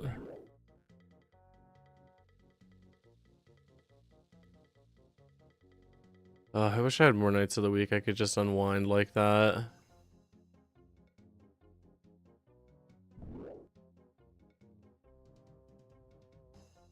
Where is this? I was literally just looking.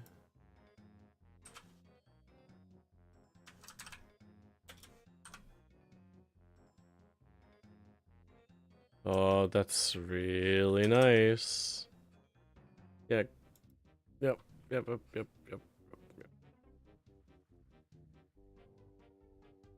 I'm super normal about that, actually. That's not having any effect on me.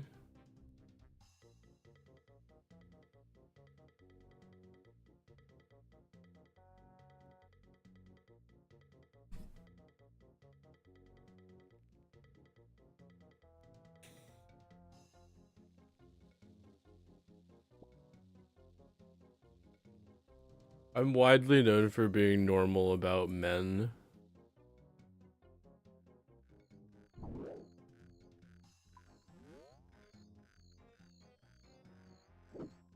It's something everybody says. April, she's just so normal when it comes to attractive people in general, really. You know, it's just, I'm just known for it.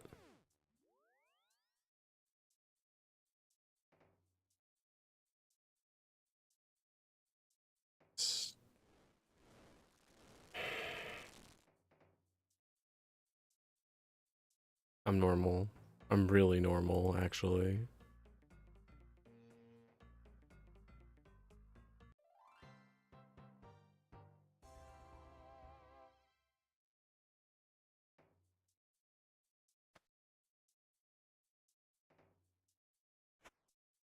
Okay, big jumpy bird hunting done.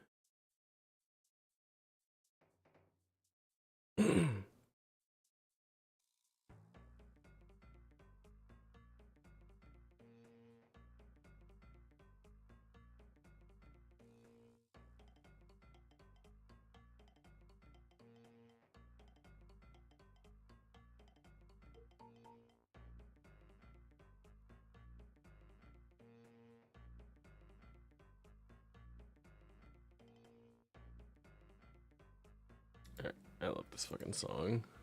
Jumpy bird hunting. Rag and Bone Man.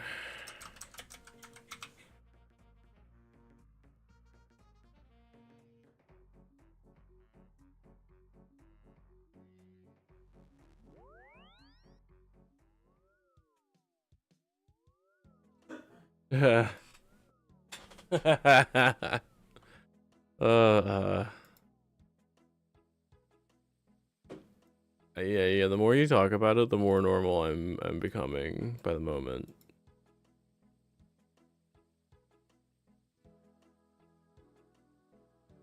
Thank God I'm so normal.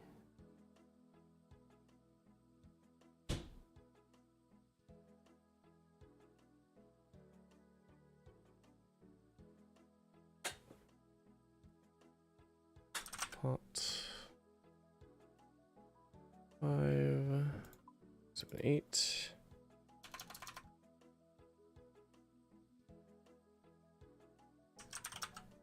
Vinegar. 8.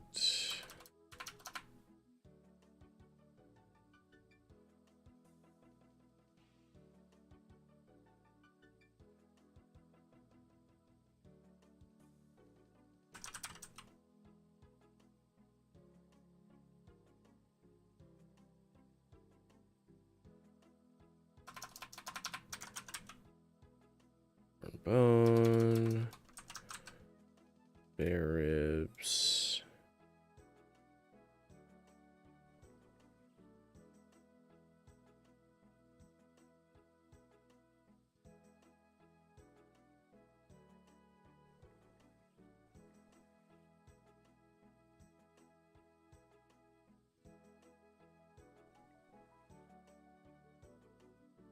Being squished by thighs. Yeah, truly that sounds terrible for you. I'm so sorry.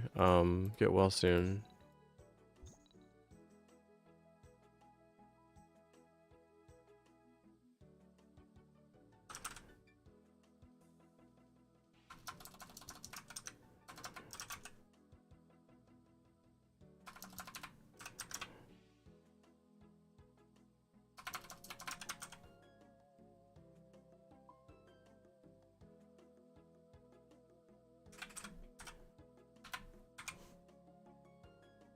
Doing a lot of bragging to me about the situation that you're in, and not a lot of including me in the situation that you're in.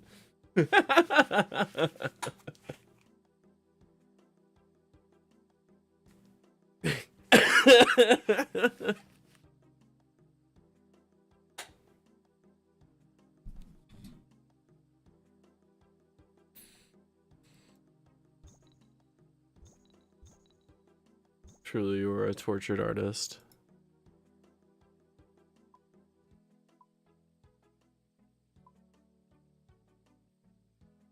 I tease. It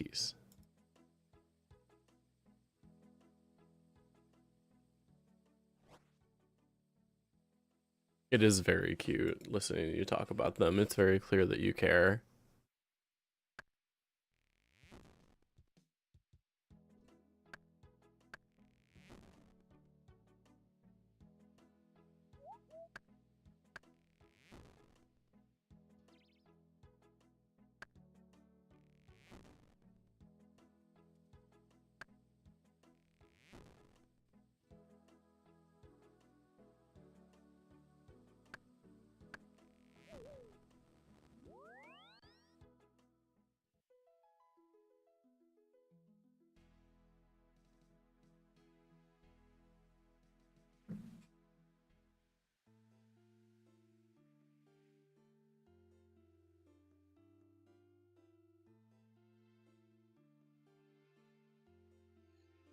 It's really sweet.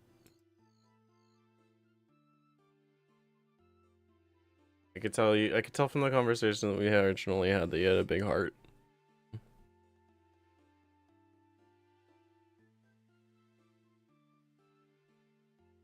You are where I wish I were right now. No. Put the bot on.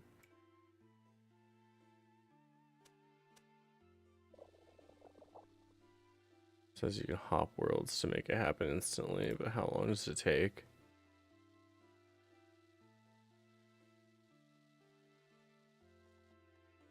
Not that bad.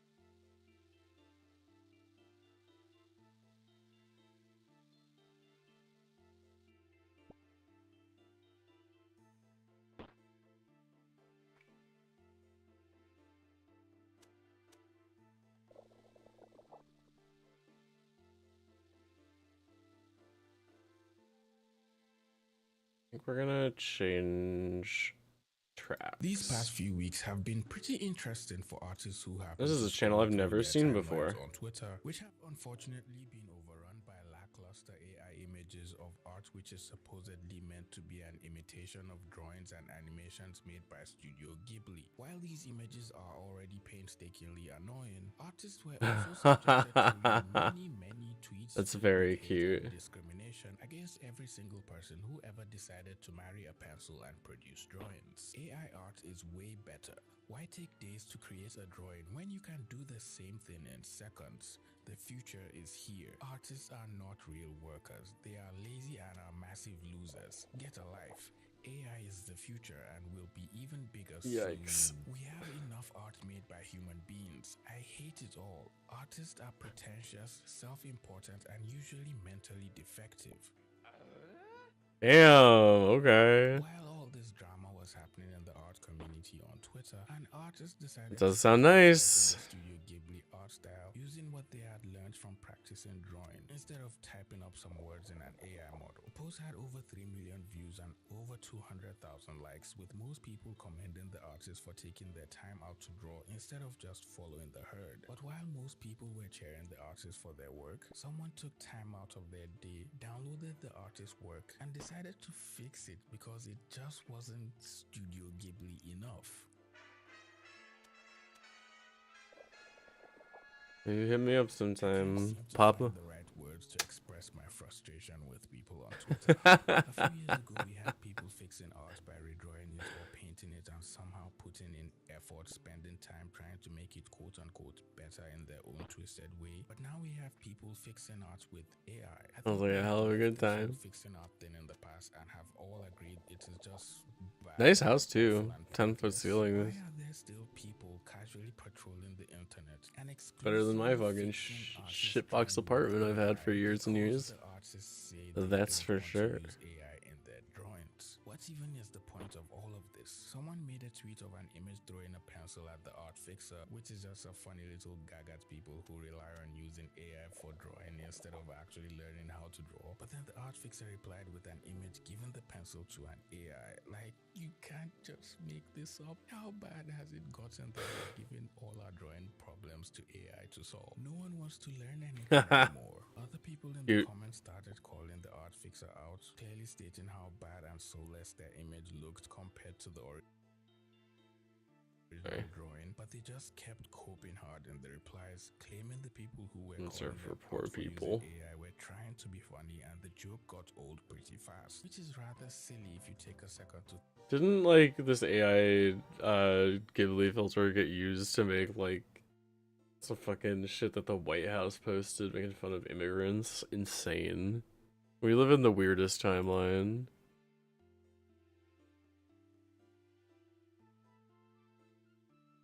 Alright. Finish that out. Family Crest is gonna be up next.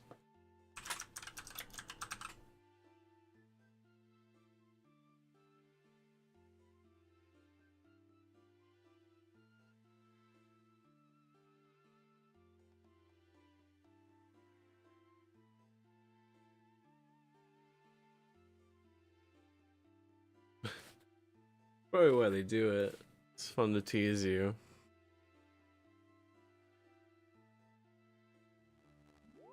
You strike me as the kind of man who's pretty fun to tease.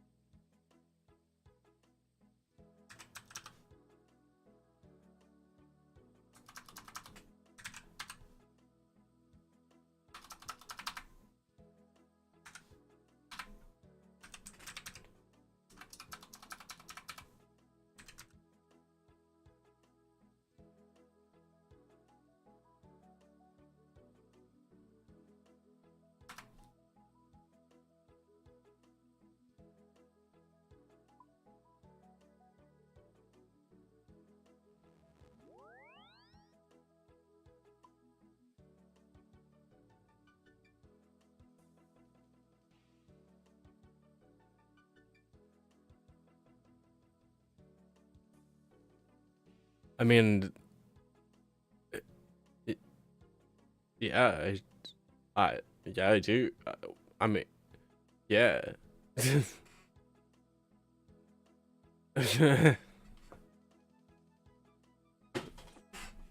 Not exactly saying downsides.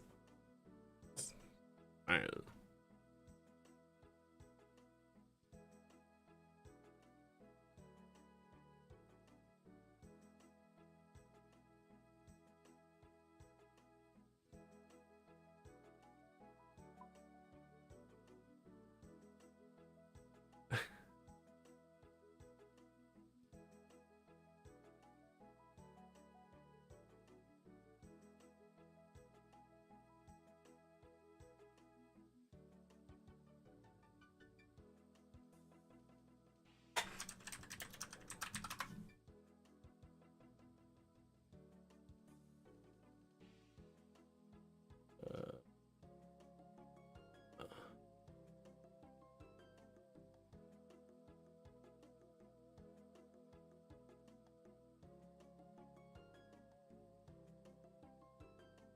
Big fishing nets.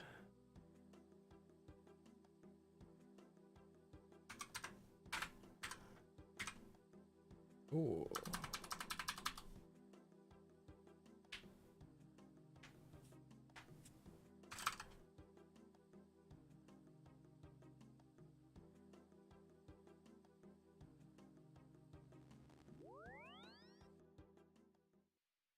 Ooh.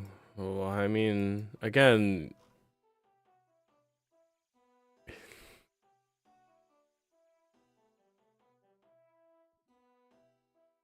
all of these things seem nice. My, you call it, my little heart is fluttering. Be still, my heart, or whatever.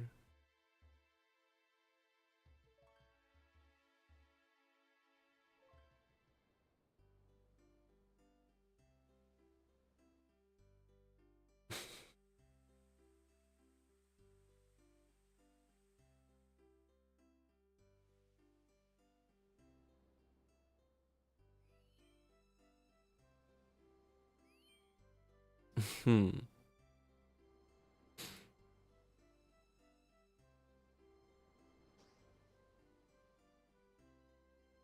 You had me figured out from the moment the sound went.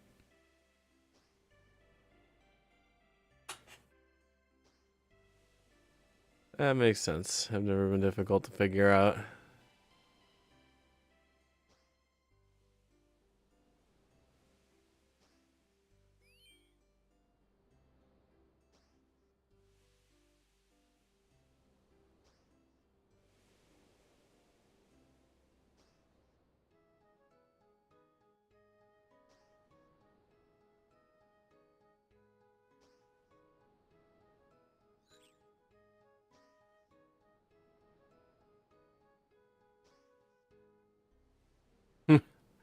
I imagine.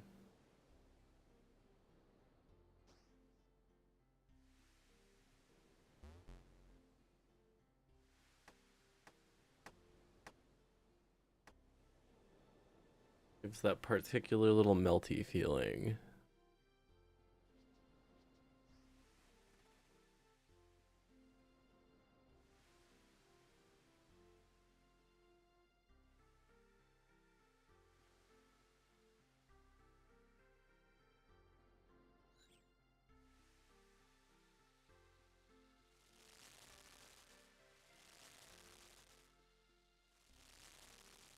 All right.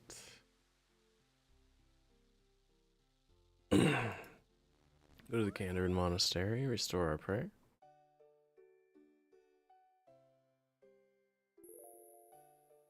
And to Varrock.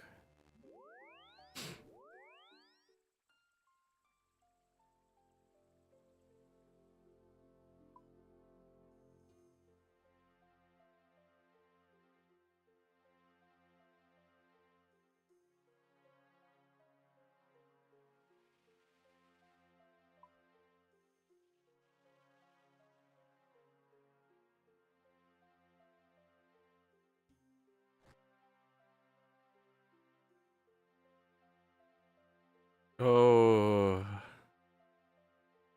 Oh, I know the feeling. I certainly have the kind of artifact that I know you mean. I know you mean.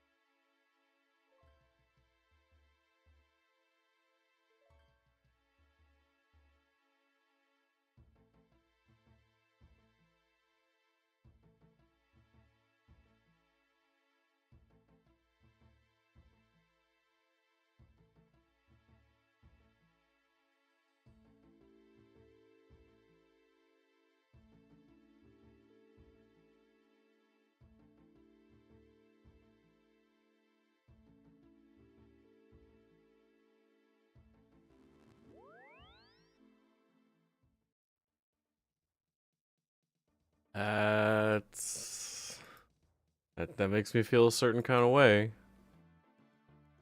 It sure does.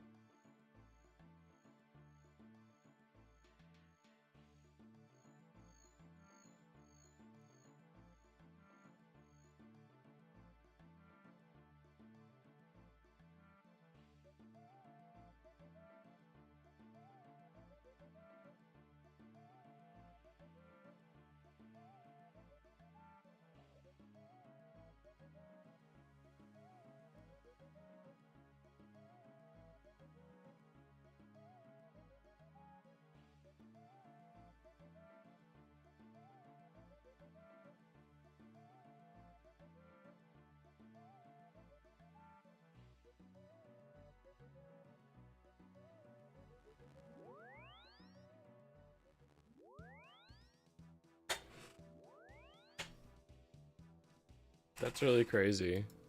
I don't have the kind of like established background or wealth to do that kind of thing, unfortunately.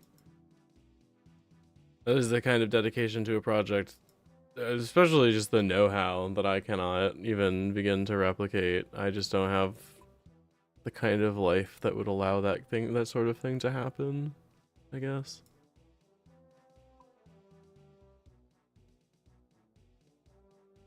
But it does sound like a fantastic life. Color me a little jealous.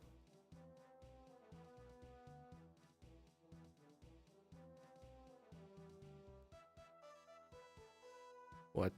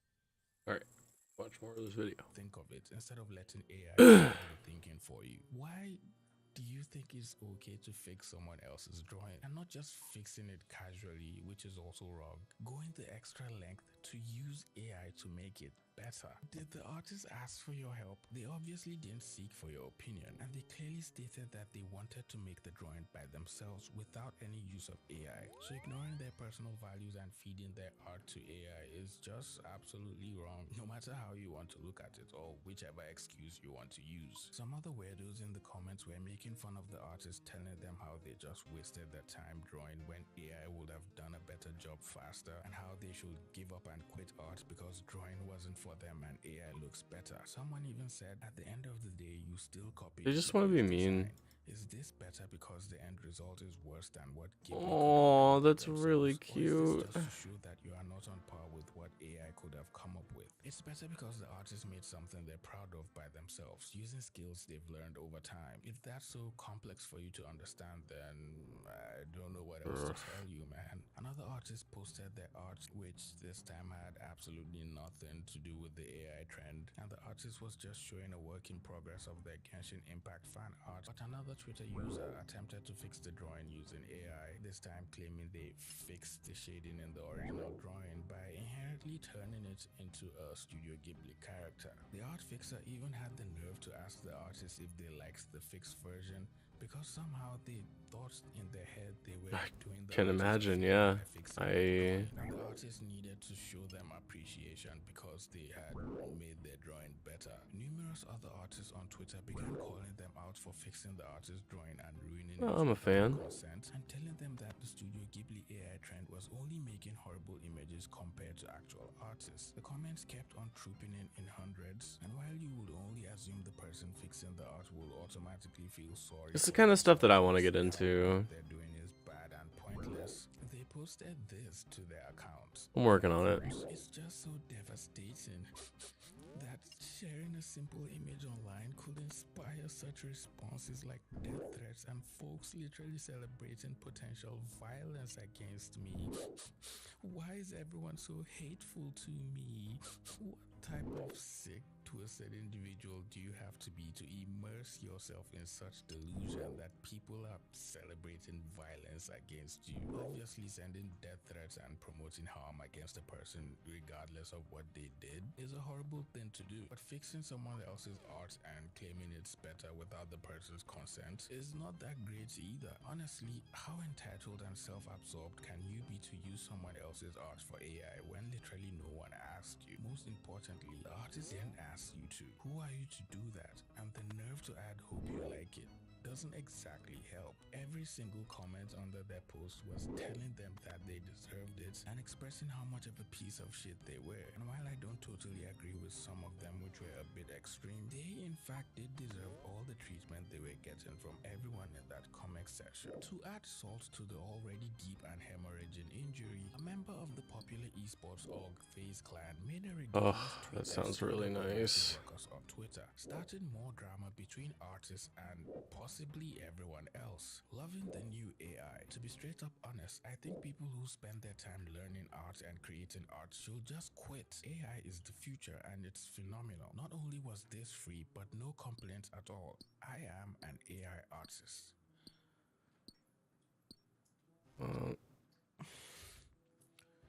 There's a lot to unpack here, so let's unpack it, shall we? To be straight up honest, I think people who spend their time learning art and creating art should just quit. This doesn't sit right to me and doesn't make any sense at all. While this might seem like a rather sensible and groundbreaking Sounds really nice. it really could get you punched in the face saying this in front of Got a me all person who's jealous. extremely passionate about drawing. To artists, making images and spending the time learning how to draw isn't just something we do because we have nothing else to do with our time or because we're jobless. Drawing is a thing we take pride in, spending hours on an image, struggling through the ugly stage to get it right, and then finally seeing the finished image. Oh my god, we got it. We got it. We got it. We got it. We got it. We got it. Feeling you possibly Sorry, I gotta get out of here. understand unless you're passionate about something too. What even makes the situation truly ugly is this streamer has millions of followers and is pretty popular on the internet. So the chances of someone within his young and impressionable audience seeing this tweet and then immediately taking it to heart is pretty high. The tweet itself has over 10 million views. Half of it is possibly because it's just controversial, and a portion of that because some people just automatically agree with what he's saying. Fortunately for us, a number of people in the comments began questioning if he really meant it, calling him out and saying the post was just rage bait, and to an extent I would have also agreed with them, because for someone with a platform as huge as his, making a statement like that is totally uncalled for and is just brand rage. Now you're just bragging to me. Now you're just bragging to me. I may never have seen a tweet that got 9.3 million impressions off a fucking AI picture. Every fucking quote tweet in this is talking about how we hate artists. 182,000 likes. What if we just paid artists? What if you just shut the fuck up? A bunch of fucking losers. 21 gay pride, autistic, ADHD stoner. Yo, I can't make this up! I deadass can't make that up! Shit look corny. Yo, I'm noticing a pattern. Everyone in No, you're just making me jealous. That's all.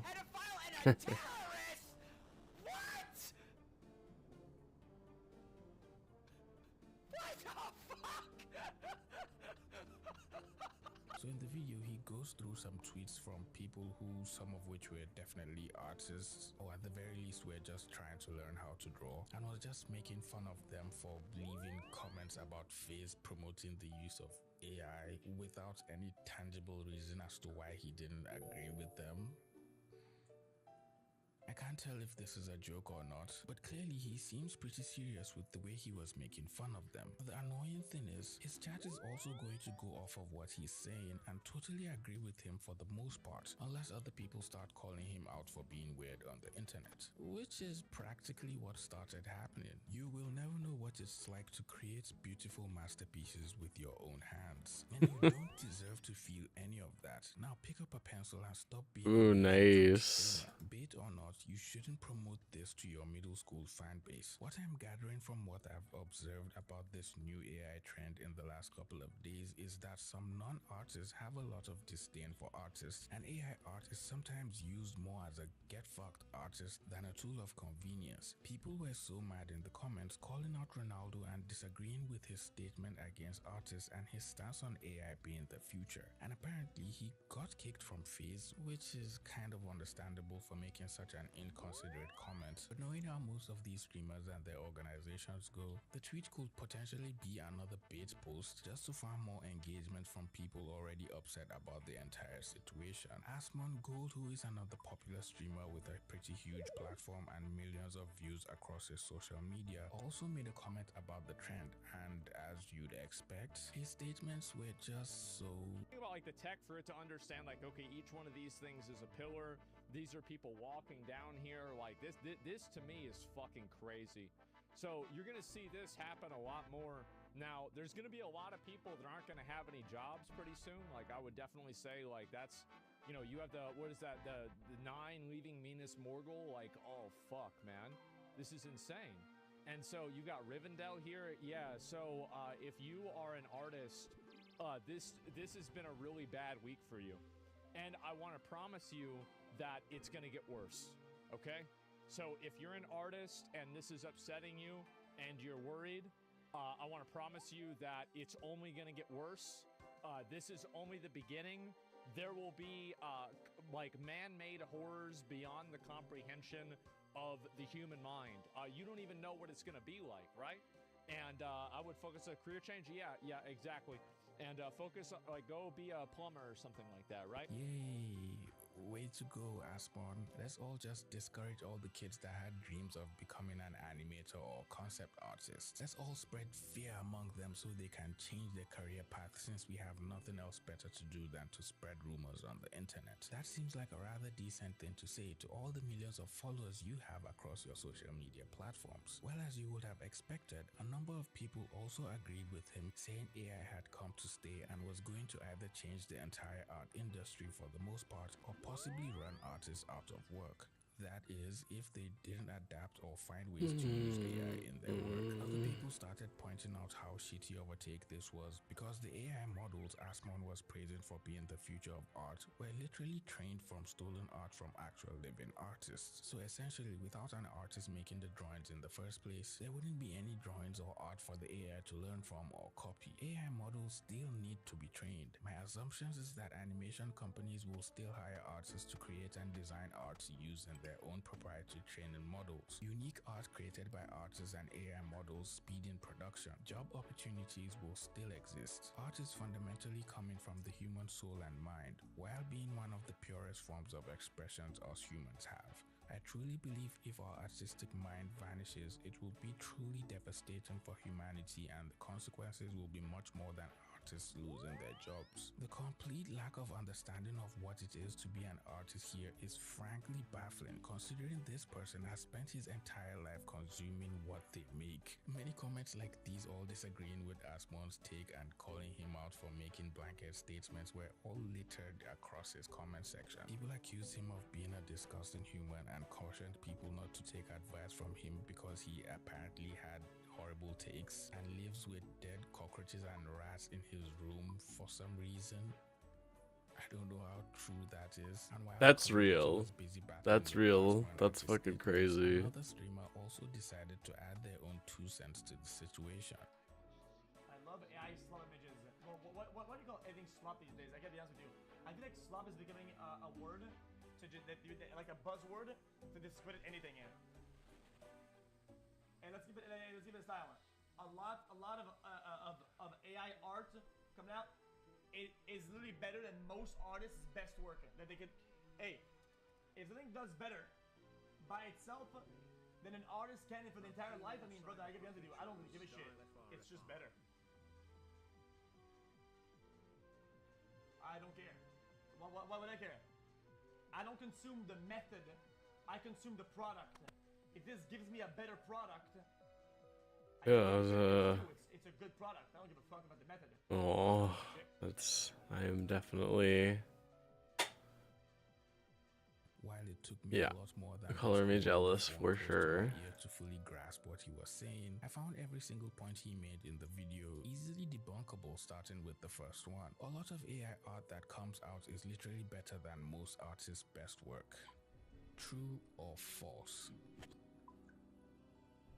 False. To the untrained eye, a drawing made by an AI modeled after another popular artist obviously might be objectively better than drawings made by a real artist, but it actually isn't. And to be fair, the disparity isn't even close. For example, here's this image modeled after the art style of Sam Does Art. As you can tell, it seems to have an understanding of what his style looks like and could potentially spit out drawings made from mimicking his work. But when you put this AI image side by side with an actual image made by Sam, you can see that it's not even close. The AI image looks extremely stiff compared to Sam's art, and it doesn't have the careful, mindless strokes and emotions that come from every single thought that went through Sam's head while he was making the painting. Even when we compare this to another artist who paints in a similar style as Sam, the difference is still not even close. The AI drawing just looks awful all around. So saying an AI image is better than most artists' finished drawing is just a hypothetical statement that is entirely wrong. His second point being, I don't consume the method, I consume the product, is also kind of wrong, because the product you claim to consume could only be made possible with the method you're trying so hard to avoid. It's just like saying you don't care for LeBron's training, you only watch LeBron because he's LeBron. But the truth is, LeBron wouldn't be the LeBron you know today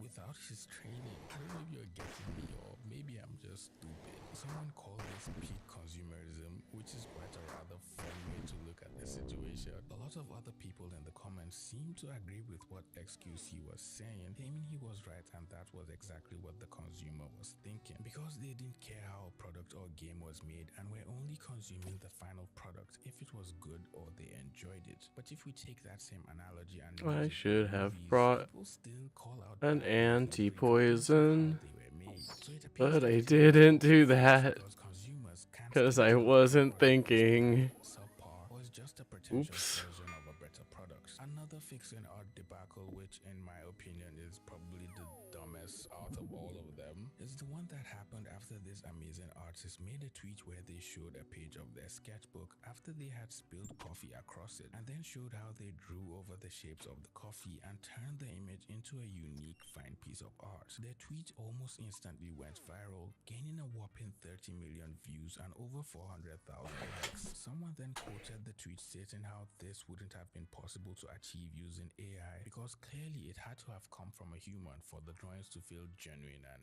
authentic, especially since it wasn't just turning a random image into a popular art style, and instead it was the artist's own visualization of the shapes the stains I made think on the if we page do and this, how it they stops the poison from ticking if we log in and out or swap worlds. and cars, which is what made the drawing feel so much more genuine and remarkable. And to be frank, instead of Jerry, I definitely agree with everything the person who quoted the tweet said. An AI couldn't possibly be able to fathom a drawing like this. But to prove people who think artists are wrong, an AI advocate took the image and decided to fix it, but also blessed They all us gave you with the the remarkable remove. process behind their conception. Oh, artists, not replace them.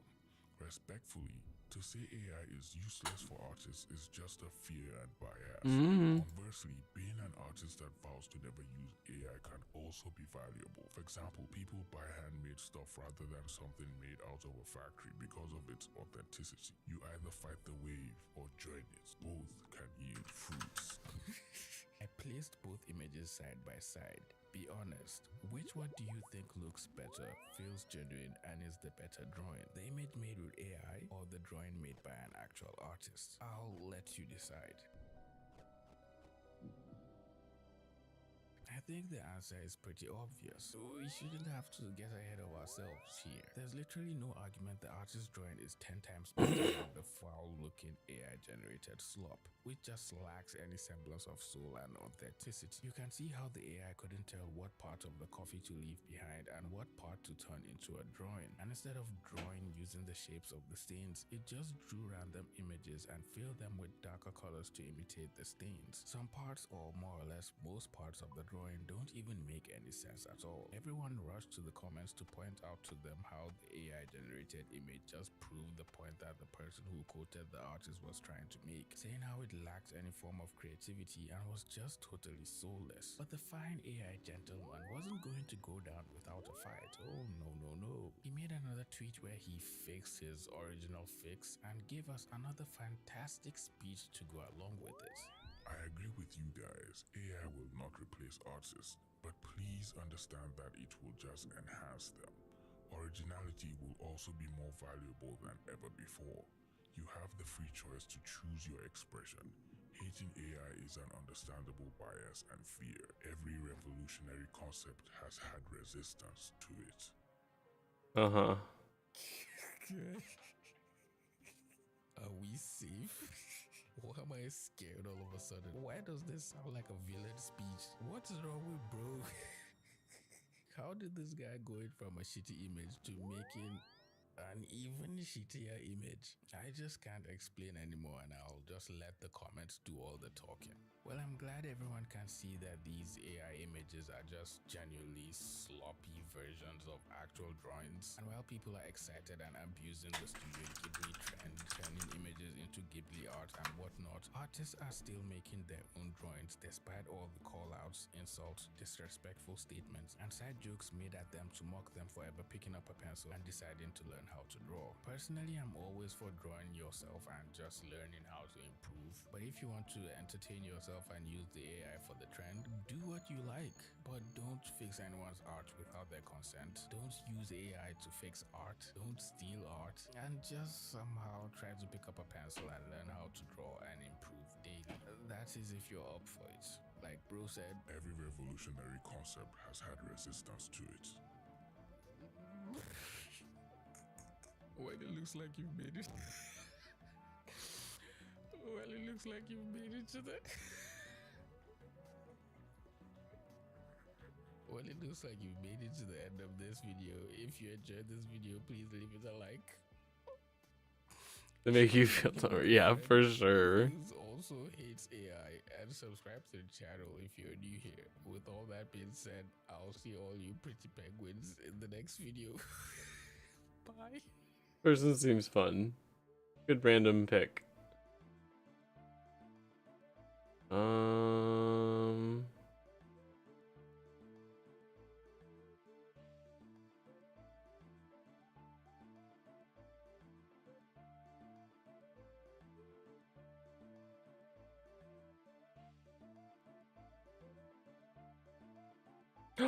Tara Mooney video from a month ago I haven't seen. How did this happen? Scrolling on Instagram. Wouldn't recommend.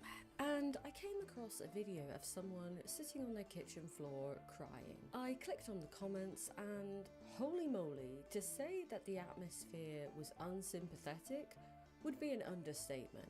It was downright hostile. Now, let's put aside the strange, sad fishing setup of the whole thing. I acknowledge that filming oneself crying and then posting it online is something that would be inexplicable to a medieval peasant. I wouldn't recommend it to a friend. But the comments weren't all about that. In fact, most of them were about something else, saying that she had it coming and rejoicing in her sadness. Now, what did this person do to deserve such vitriolic mockery online? That's why you're good at it. Then I saw poly. It was a poly, of course it failed. Womp womp, polyamory L, Clowntown population U. Oh damn. Wow, a failed poly. What a surprise. Be polyamorous. There's a lot going on here. The internet has gotten too mean. Awesome. It feels like people have gotten meaner. Anonymity and disconnect emboldens people to say things that they would never have the guts to say in real life. At least I hope. I also can't help but notice that most of the comments seem to be coming from people who appear to be men. Why didn't you post the argument online? Would love to know his side. Oops, someone missed the lesbian and WLW hashtags.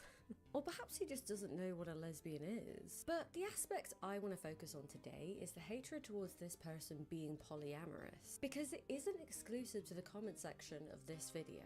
People really have beef with poly people. Me losing all respect for someone the moment they say they're polyamorous. Oh, you're poly?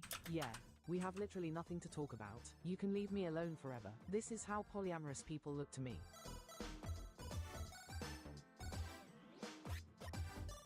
Happy Valentine's Day. My name is Tara Mooney and this is the only channel on YouTube where all videos are written and produced by a cow. She couldn't be in the video today because she's actually hosting a Galentine's event, but if you... A Harlander. She didn't invite me. That is rude. Cancel her. But if you like this video and subscribe to our channel, she might appear in the next video. The word polyamory is on people's lips, especially of late. And despite the premise of this video, social awareness of polyamory is growing. But it's no new thing. The practice of non-monogamy exists across the world. You'll see that today that a lot of the representation of these kinds of relationships, you know, in the mainstream media and the press tends to be focused on middle class and upper income North Americans. But representation does not always reflect reality. In fact, it often doesn't. Ask a poly person to define polyamory. Each of them will give you a different answer.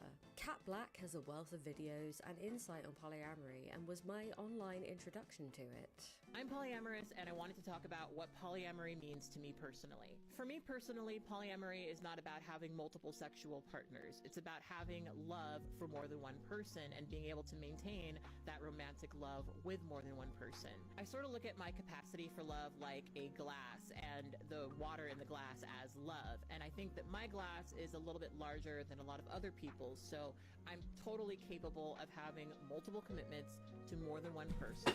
And no, I'm not polyamorous because I couldn't find somebody to be monogamous with me. In fact, I kind of realized that I was polyamorous when I was in a monogamous relationship, and I realized that it was totally possible for me to love another person, and I would be totally comfortable with my partner also loving another person. What I've appreciated about polyamory is it allows me I agree with everything I'm hearing so far. to appreciate my partners for their very own unique qualities, as opposed to resenting them for not being my absolute everything. I have 4 long-term partners, and I'm very, very happy. Now, I think it's important to define my terms to avoid any misunderstanding. So let me do so. So poly comes from the Greek word for many, and amory from the Latin for love. Poly, many, plus gamy, marriage, equals polygamy, i.e. multiple spouses. Polygyny, when a man has multiple wives. Polyandry, when a woman has multiple husbands. Polygamy is illegal in most places. Just because someone is polyamorous doesn't mean they're pro-polygamy. And even if they are pro-polygamy, they may not advocate for it on religious grounds, but more that polyamorous relationships can be recognized under the law. Nonetheless, I'm solely going to be focusing on polyamorous people today, not polygamists. The people I'll be referring to will mostly be in North America, because most of my sources are in English, and as a classic uncultured Brit, I only speak English, I do. That's my cultural reference. I am trying to learn Simlish though. Sleep globe, baba kadloo, gloopsy, grabandoopy, greboken dobin snoke. Group go, gabin stoopy. Oh, and this distinction between Holy shit. versus unmarried does not apply to the word monogamous. We use monogamy, 1 plus marriage, to refer to any arrangement where 2 people only commit romantically to each other, regardless of whether they are married or not.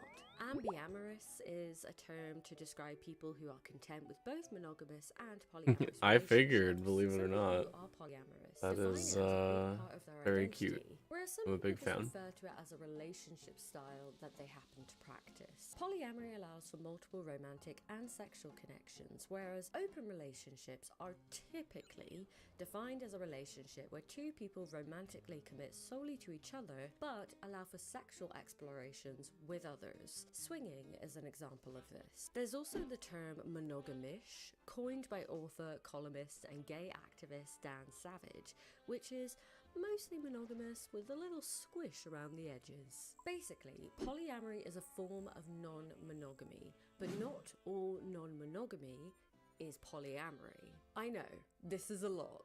Bear with me, I just want to avoid any misunderstanding. There's a lot of it out there. There's a lot of stuff that's confusing about it, and I know that it's not for everybody, but it has made me very, very happy to be able to engage in.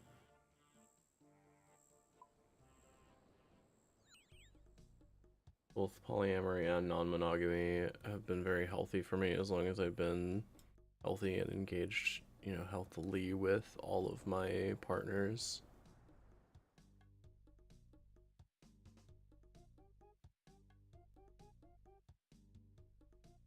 Honestly, the removal of personal stigma has allowed me to engage more safely. Because often when people criticize polyamory, they're often criticizing something else entirely. I've seen people say things like, oh, it's bad and that's why it's illegal. Polyamory isn't illegal, at least where I live, and likely where you live too. Polygamy is a different thing. I could go on for aeons introducing you to a plethora of terminology. Hierarchical polyamory, non-hierarchical polyamory, polyfidelity, solo polyamory, comet partner, metamor, polysaturated, relationship anarchy. Hey, relationship anarchy! Metamor, polysaturated, relationship Love that. compersion, kitchen table I love polyamory. compersion, it's a good word. There's a lot, okay? But if you're polyamorous and you're watching this, you probably know this already. And if you're not, You're and sweet. you're watching this, you might be starting to get a little bit lost. I don't think you actually need to know the minutiae. This video isn't running defense for polyamory as a practice. That's actually not the point. I want to explore why a lot of people online and in real life seem to hate polyamorous people. The people. I make this distinction because I do believe that there are merits in criticizing the behavior of non-monogamous individuals. You know, there are people who practice non-monogamy unethically. Unethical non-monogamy. I am polyamorous myself, but yeah, there's a lot of unethical polyamory. And this particular subsect I like to call Pokemon trainers, because there are people that make spreadsheets, and that's because that's what's best for their brain. But when you are making a spreadsheet because you have to, because without it, you cannot keep track of all of your partners, that's a problem in my mind. Yeah.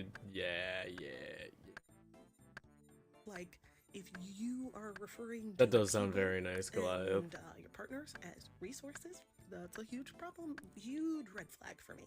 It shows me that you want to be popular over caring for your partners. It's okay to talk about your bad experiences where you felt coerced or where you were dating someone and they didn't disclose it. You're allowed to talk about these experiences and criticize people's behavior and hold them accountable. I will say it's important to remember that in every philosophy, there are people who practice it imperfectly, you know, feminism, veganism. So tarring the whole group with a negative brush is not fair in my opinion. Now, I'm going to introduce you to one more term. Grab the vanilla pod while we're here. i.e. any arrangement where people have consensual, romantic, sexual, and/or intimate relationships. So why would anyone take issue with what consenting adults do in their own relationships and bedrooms? Because they're weird. Great question. It's almost like I wrote it. Well, their issue appears to be. Hey, Allie, how are you? They squeak in their sleep if you squeeze the highs? Yes, do that. Squeeze it. It's the well-known fact that you don't see men. Good to hear, sweet pea. Alright, stand in the west and right click. Complete.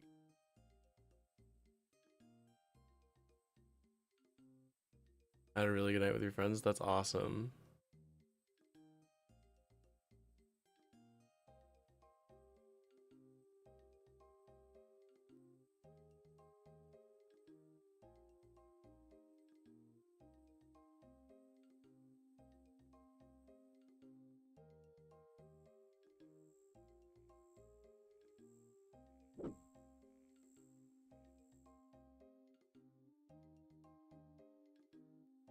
I might have screwed it up and I might have to go back for more papyrus, which would suck. Super sleepy and stoned. Nice. I'm not sleepy, but I'm very stoned. I need additional papyrus. I fucked it up. I fucked it up.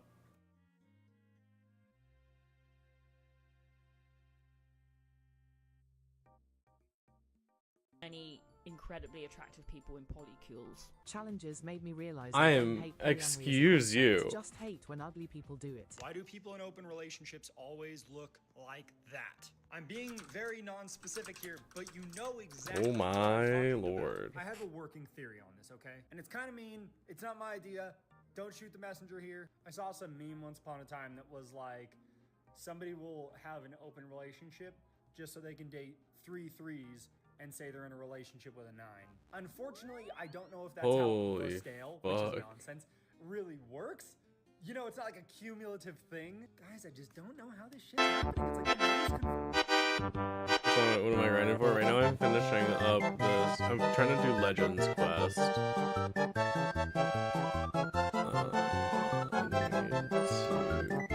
screwed up and I need to get a couple of items again. I need to get more papyrus.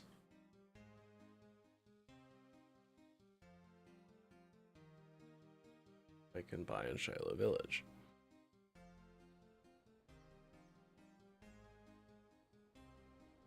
You're dying of cuteness. Well, you are looking at me. Ta-da-da-da.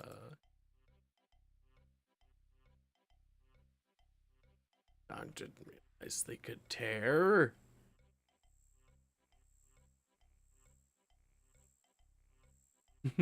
Thank you. You're a sweetheart.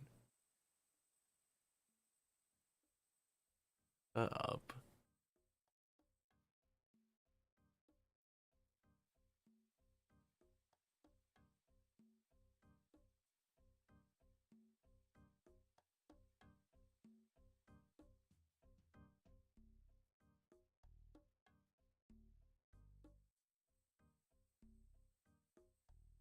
Confusing thing in the world to me. You've never, not never, rarely seen like an 8, 9, 10 in an open relationship. That's all I'm saying. Why do people in open relationships always look like that? I'm being very non-specific here.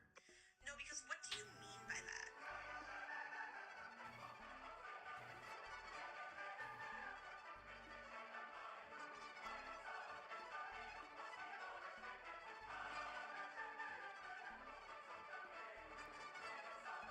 These are all attractive people.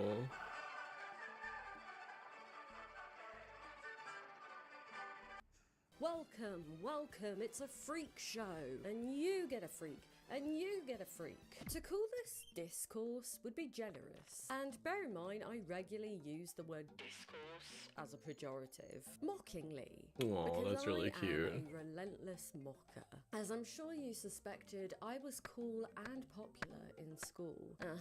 Because tonight will be the night that I will fall for you over again. I was one of those popular kids who would make fun of you for normal human behaviour, like drinking out of a water bottle or reading. Kids are mean. Correction, adults engage in mocking. In case you're employed, there's been discourse for a while now about how polyamorous folks look a certain way. They have a look. You know, the look. Like that. I'm being very non-specific here, but you know exactly what I'm talking about. They look like that. This TikTok about poly people and the aftermath of it, I think, is a really good case study in how there's such an appetite to dunk on polyamorous people, especially online. He posted the first one, got responses, and then, as I showed you, made a second one where he made a compilation of all the people who responded. And as you could see, a lot of them were gender non-conforming, plus size, and alternative looking. He even included someone who isn't even polyamorous, just non-binary, so they made the cut. You know, he likes to claim that this is all a joke, but if you look at the comments he's liked comments implying that polyamorous people are weak, and obviously has an issue with it. Now, we could debate about how much responsibility he bears in all this. I think some irresponsible platforming has occurred. There were people who got harassed. Just sleep? No problem. Oh, poor thing. Sleep well. No, because what do you mean by that? Honestly, what do you mean by that?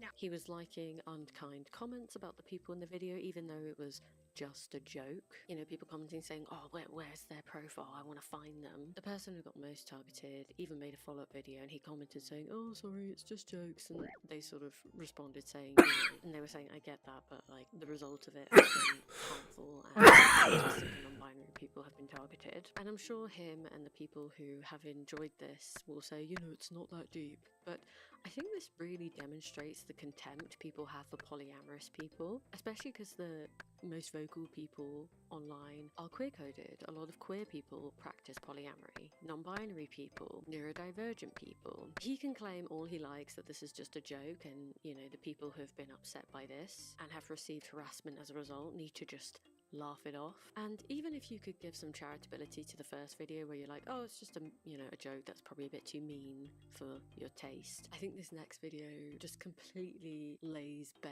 what he thinks about the people he's joking about. I made a lot of people in open relationships mad yesterday, didn't I? A lot of polyamorous people, a lot of non-binary folks, kind of getting equally offended. But there's an interesting piece to that. See, some of these people didn't give a shit. Some of them were laughing about it. A lot of them were DMing me and laughing about it. Well, why? Why would they laugh at themselves? Because they don't identify or think that they are part of the group that look like that. They're the ones that aren't getting offended by this because they hear the joke and they go, ha, that's funny, that's not me. And a lot of them it's not, because here's the really important part to it. The ones who don't look like that, the ones who look normal, so to speak, they don't advertise this stuff. Why don't they advertise it though? Because as many of them told me, if you advertise that you are open, poly, non-monogamous, whatever, then people who look like that start hitting you up incessantly. Oh, so it's fine as long as if you don't look like that. Whereas if you do actually look like that, then it's fair game. Gotcha. And listen, you know me. I like jokes. I like a goof. I like a gaff. So if you've been around since the days where I looked like Jim Carrey from Dumb and Dumber, You know, when I first heard that joke of, oh, polyamorous people have a certain look, like, you know, in jest, I did sort of exhale through my nostrils. Because, you know, septum piercings. Sir, will you please stop staring at me? Where's the rest of you? Vegans have a look. We can all have a jolly about that. If you can chuckle and move on without forming contempt for polyamorous people in the world, great. But people are taking this too far. There's light-hearted jokes, and then there's, how is every poly person ugly? Every poly person I see on TikTok looks like they smell like the water left in the pot after you boil hot dogs. The funniest part about media portraying polyamory is they always try to use attractive people instead of the moist, foul-smelling, flesh beasts of size from Portland. Polyamory is almost exclusively practiced by. What I'm about to say might seem pretty obvious, but isn't this just old-fashioned bullying? Actually, on second thought, I've realised that I probably am just being too sensitive. You know, I actually think it's really funny when random strangers come up to me online and say that I stink of poo-poo and steaming horse piss and more poo-poo with some hot dogs. That's actually really funny. Anyone would find that really funny. There's something so incredibly normie about hating on someone for being ugly. It's basic. Homo sapiens are so evolved in so many ways. Like, you know, we've invented vaccines, the iPhone, we've stepped on the moon, but we still can't get over our instinctive disgust reaction when we see someone that we wouldn't want to reproduce with. What's that about? There are many video essays on discrimination against ugly people and pretty privilege. I just want to majorly stress the air quotes on the use of the word ugly in this video.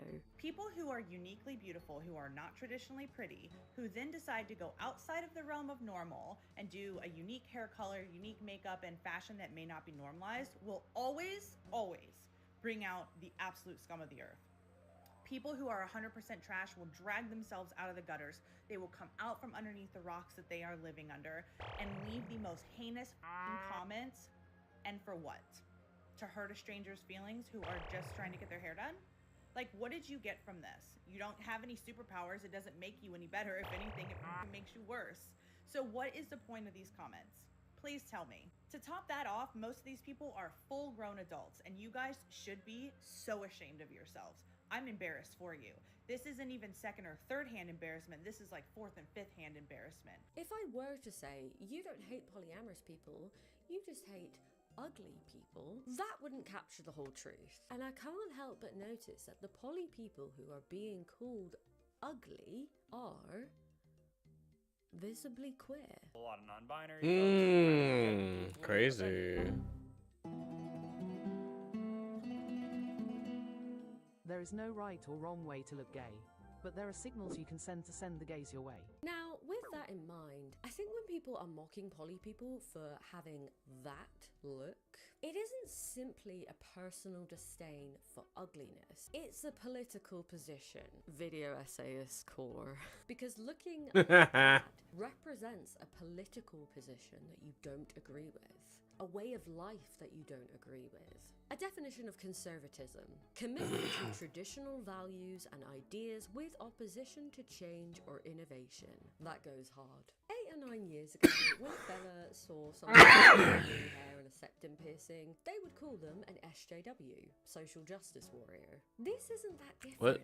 Being polyamorous doesn't necessitate being liberal or left-wing, but there is a trend, there's a correlation. For some queer polyamorous folks, their queerness and their polyamory are intertwined. So in 2018, social psychologist Dr. Rhonda Balzarini carried out a study along with her colleagues at the University of Western Ontario, studying the demographic backgrounds of 2,428 polyamorous individuals and 539 monogamous ones by asking participants to take an online survey. Her team found that polyamorous people tend to identify more as bisexual/pansexual, are more likely to report being divorced, and make less money yearly than monogamous couples. Only slightly more people who were in poly relationships reported having a bachelor's degree or higher and identified as Democrat.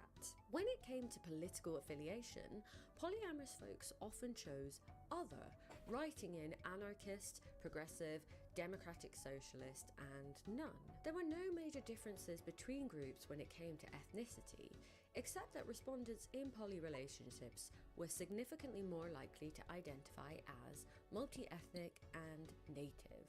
It isn't a shock that conservatives are less likely to outwardly identify as polyamorous. They may, do some non-monogamy, they may swing in secret, but embracing polyamorous as a label is a different thing. Oh, as a side note, I had to share this because it was so interesting. In my research, I found that there is a peculiar exception to this general rule. Loving More is a non-profit founded in 1984 with the purpose of advocating for polyamorous people. Its purpose is described as follows: to educate people about and support polyamory as a valid choice in loving relationships and family lifestyle. It was founded by a woman called Ryan Nearing and her 2 husbands. Historian Christopher M. Gleason states in American Poly, a book on the history of polyamory in North America, Nearing was uniquely suited to fight for ethical non-monogamy with the cultural climate of the Reagan era. He states that Nearing was pro-family, pro-fidelity, and a fiscal conservative. Joined by Deborah Anapol, a polyamorous clinical psychologist, Nearing presented a form of non-monogamy that did not chide conservative reverence for family values. Non-monogamy could be the loyal spouse's helpmeet, they argued, a release valve that might keep a frustrated wife or husband from blowing the roof off the entire institution. Oh, wow. Oh. Putting that aside, generally, at least in North America, polyamory was and is countercultural. 3 years ago now, I made a video on amatonormativity, which, in short, is the cultural notion that all people want to be in a romantic relationship, and that is how one achieves a fulfilled life. It's really helpful in understanding aromanticism, but also, in part, polyamory. Because under amatonormativity is the prescribed idea that a person should find the one,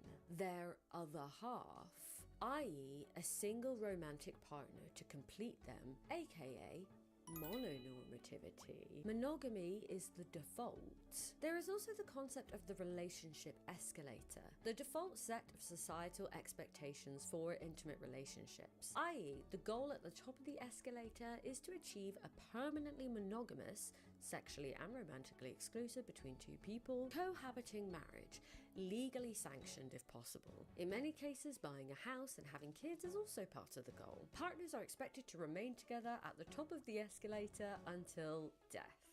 Polyamory challenges this. The "are we exclusive" chat happens quite differently. You may live with and co-parent with more people. Your goal might not to be with a certain partner forever. This is countercultural, at least where I'm from, and probably where you're from too. And if I haven't already rubbed some people the wrong way, here's where it gets extra dicey. Polyamory does not necessitate queerness, but some describe it as a queer practice. wait, let me finish. I'm not saying that if you're monogamous and LGBT that you're some heteronormative, sellout, assimilist shill or whatever. There's straight people who practice polyamory. In fact, some aggressively straight people practice it. If someone who is cis-het says that they're queer simply because of polyamory, yeah, I can see why that rubs people the wrong way. You know what? Here's someone who made some very interesting points. Better than I could have. A lot of the times, I feel like people justify ostracizing marginalized demographics just because they can. I think people don't view polyamorous people as marginalized, even though they are. In a similar way, I feel like aromantic, asexual people, intersex people are marginalized, but because we don't fit into a specific demographic, we're kind of othered. And I think polyamorous people are similar. At the same time, we are still marginalized because we go against the grain of like what's expected in society, and we're treated differently because of it. You know what I mean? And a lot of times there's overlap in these ostracized, marginalized groups with neurodivergency, queerness, fat phobia, disability, etc. And a lot of you guys use this othering as a way to justify your ableism, fat phobia, queer phobia, what have you. And so I wanted to hop on here because I'm seeing a lot of different people come on here and be like, hey, this is fucked up. And then people are like, well, of course you'd say that. You look exactly like the stereotype of polyamorous people. But I don't. And I'm still polyamorous. And I implore you to really sit with yourself and invoke why you feel the need to laugh amongst others and why you feel the need to put yourself in a superior complex and put others in an inferior complex, especially when it doesn't harm themselves or others. You know what I mean? Like, how does someone else's decision, lifestyle, and ability to love multiple people affect you? And why does it bother you enough to bully them? Genuinely. So, not all polyamorous folks are queer. There are some hetero poly people, okay? I would say, personally, that polyamory is not a sexual orientation, but a relationship orientation. But there is a reason that LGBT people historically have been more open to non-monogamy, or at least reported to be. Important historical context, because being gay was illegal in the US, gay people practice non-monogamy, at least in part due to not being free to legally embrace their partners and openly. That is a point that I need to acknowledge. However, there is something to be said about how people who are already challenging the societal norm in who they date and how they look may be more likely to challenge the societal norm of how they date, i.e. how many people. Queerness, in many ways, is about loving outside of the norm, and polyamory can run in parallel to that definition. I really like that idea that it's you know, queerness is loving outside of the norm is a good way to say it. Because there isn't one definition that's like that's what being queer is. It's meant different things to different people that I've talked to. It definitely means something very different to me than it does to somebody like some of my friends. Queerness and the ability to explore what type of relationships you want to have in the world, those two go hand in hand. You're exploring who you are in the universe, but you're also exploring how you relate to other beings in this universe. So it's no surprise that the conservative opposition to polyamory and or consensual non-monogamy is closely related to their aversion to queerness and deviant romantic and sexual behavior. Whether a poly person is queer or not, I think conservatives who look at it and go, ew, see it as the same thing. Also, I can't help but notice that the negative things people say about poly people mirror the things that people say about bisexuals. Greedy, choose one. I don't know though, because too much bisexual pride leads to this. Verity Ritchie has a PhD in bisexual law. Stop fucking chasing me! What the hell, dude? It inspired the title of this video. There's also an equivalent on bisexual men. In fact, Everybody wants me dead. More relevant than I remembered, because there's a whole chapter on non-monogamy and how it's associated with I'm bisexuality. losing my So mind. yeah, just to be clear, what I'm about to say is massively like summarizing and condensing and narrowing in on just one aspect of the whole video. She argues Oh, that people's stop! opinion of bisexual women comes from the association with sex, sexual promiscuity. When a woman says she's bisexual, there's an instant association with multiple sexual partners, men and women. No They fucking become way. hypersexualized. I believe the same association happens when someone says that they are polyamorous, not just non-monogamous, because people forget that it isn't Okay. just about sex. Polyamory. To be clear, having I lots of love this video. I think that's like the last straw for me tonight. I need to go the fuck to sleep. Alright, my loves. Let's find y'all somewhere to go comfy.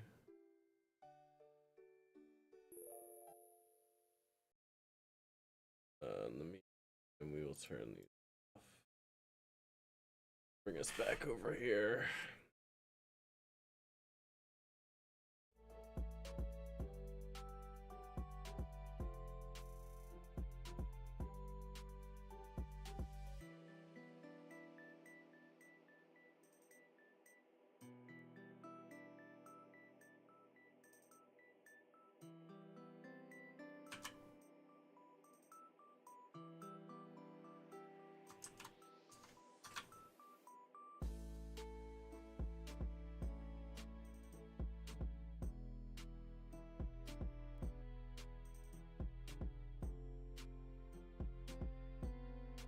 Right.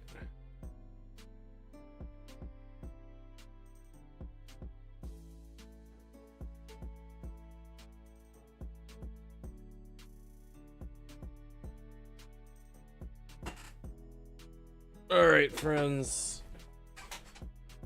Go say hello to Sam.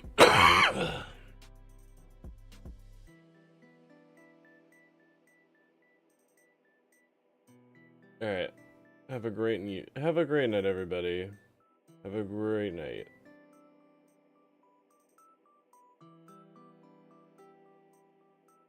Love you too, hon.